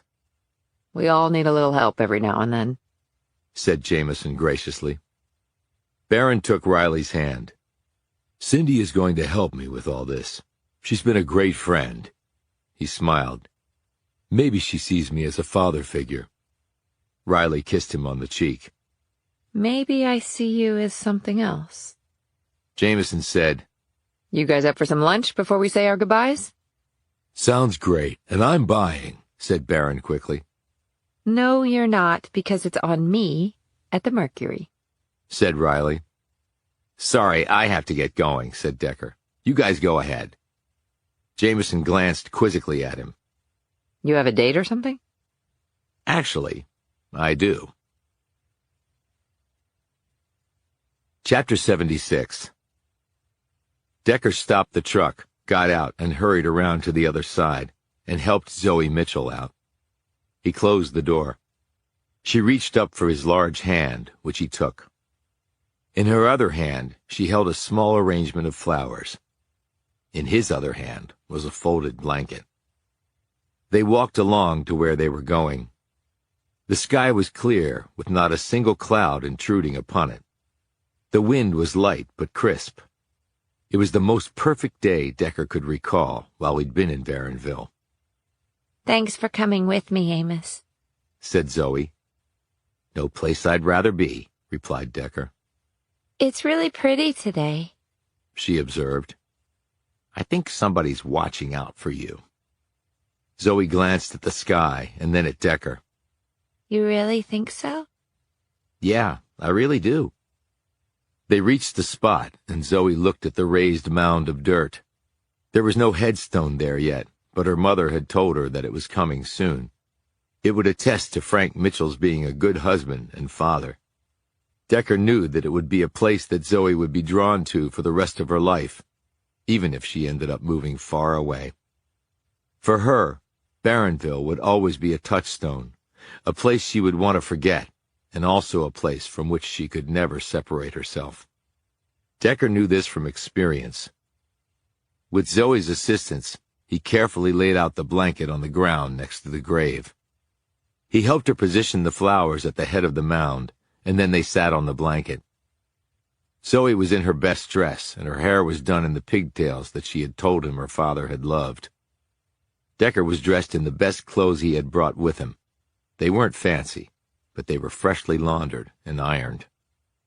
Zoe looked at him anxiously. Now what do I do? You can talk to your dad. What do I say? What did you used to say to him? I told him what I did at school and what Mom and I would do while he was at work, and about a book that I really liked. Well, go ahead and do that. I'm sure he wants to hear all about it. You can catch him up on things. Zoe dropped her voice and looked anxiously around at the other graves. Do I whisper? I don't think you're supposed to talk loud here. That's fine, Zoe. Your dad will be able to hear you no matter what. And he'll talk back to me? Yes, just not in the way he used to. But just think about him in your head, and you'll hear your dad. You just have to let it all come out. Okay? Okay. She leaned close to the mound and started to quietly speak. Decker patiently sat there while she did so. He looked around at some other people visiting the graves of loved ones. Barronville had a lot of problems, just like other places, rural, suburban, and urban. But problems could be solved, and lives could be changed for the better. It wasn't impossible. If anything, Decker believed in the resilience of the human spirit. I'm actually a living example of that. Yet, as he continued to look around, a bit of trepidation crept into Decker's thoughts. Would he wake up tomorrow with his perfect memory gone? Would he no longer see colors where he used to?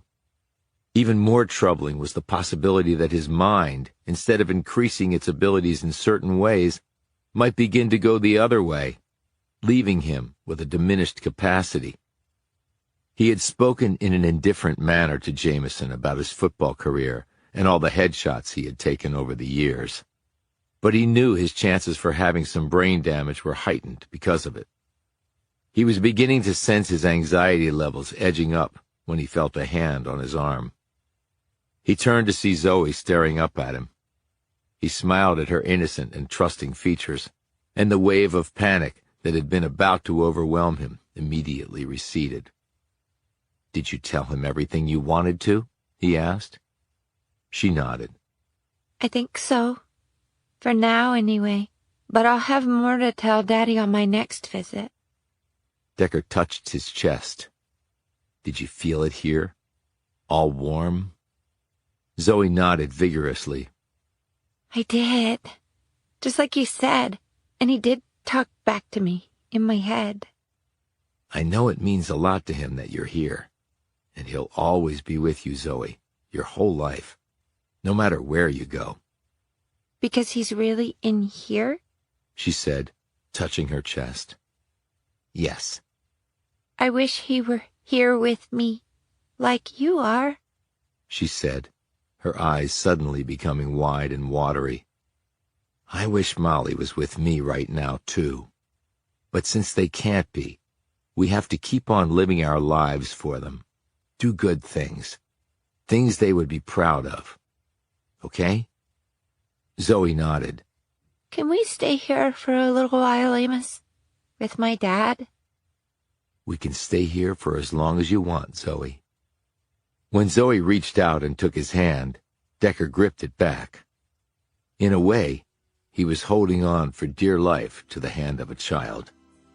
Yet Decker had not felt such calm, such inner peace, for a very long time. His time was consumed with hunting down those who committed bad acts. But Decker knew that evil would always be outweighed by the good. Actually, he had to believe that. Otherwise, he wasn't sure, like Kate Kemper, that he could continue to do his job. Sometimes you just had to believe. He let out a deep breath and kept hold of Zoe's hand. And the little girl and the giant man sat there, while both life and death revolved around them. This has been a Hachette audio production of The Fallen, written by David Baldacci, read by Keith Brewer and Orla Cassidy, produced and directed by Cheryl Smith, recorded by Michelle Medias, post-production by Beat Street NYC. The Fallen is also available in print and digital formats from Grand Central Publishing, a division of Hachette Book Group. For more Hachette audio productions, visit us at hachetteaudio.com. Thank you for listening. Text copyright 2018 by Columbus Rose Limited. Audio production copyright 2018 Hachette Audio, all rights reserved. Hachette Book Group supports the right to free expression and the value of copyright. The purpose of copyright is to encourage writers and artists to produce the creative works that enrich our culture. The duplicating, uploading, and distribution of this audiobook without permission is a theft of the author's intellectual property. If you would like permission to use material from the audiobook, other than for review purposes, please contact permissions@hbgusa.com. Thank you for your support of the author's rights. This audiobook is a work of fiction. Names, characters, places, and incidents are either the product of the author's imagination or are used fictitiously, and any resemblance to actual persons, living or dead, events, or locales is entirely coincidental.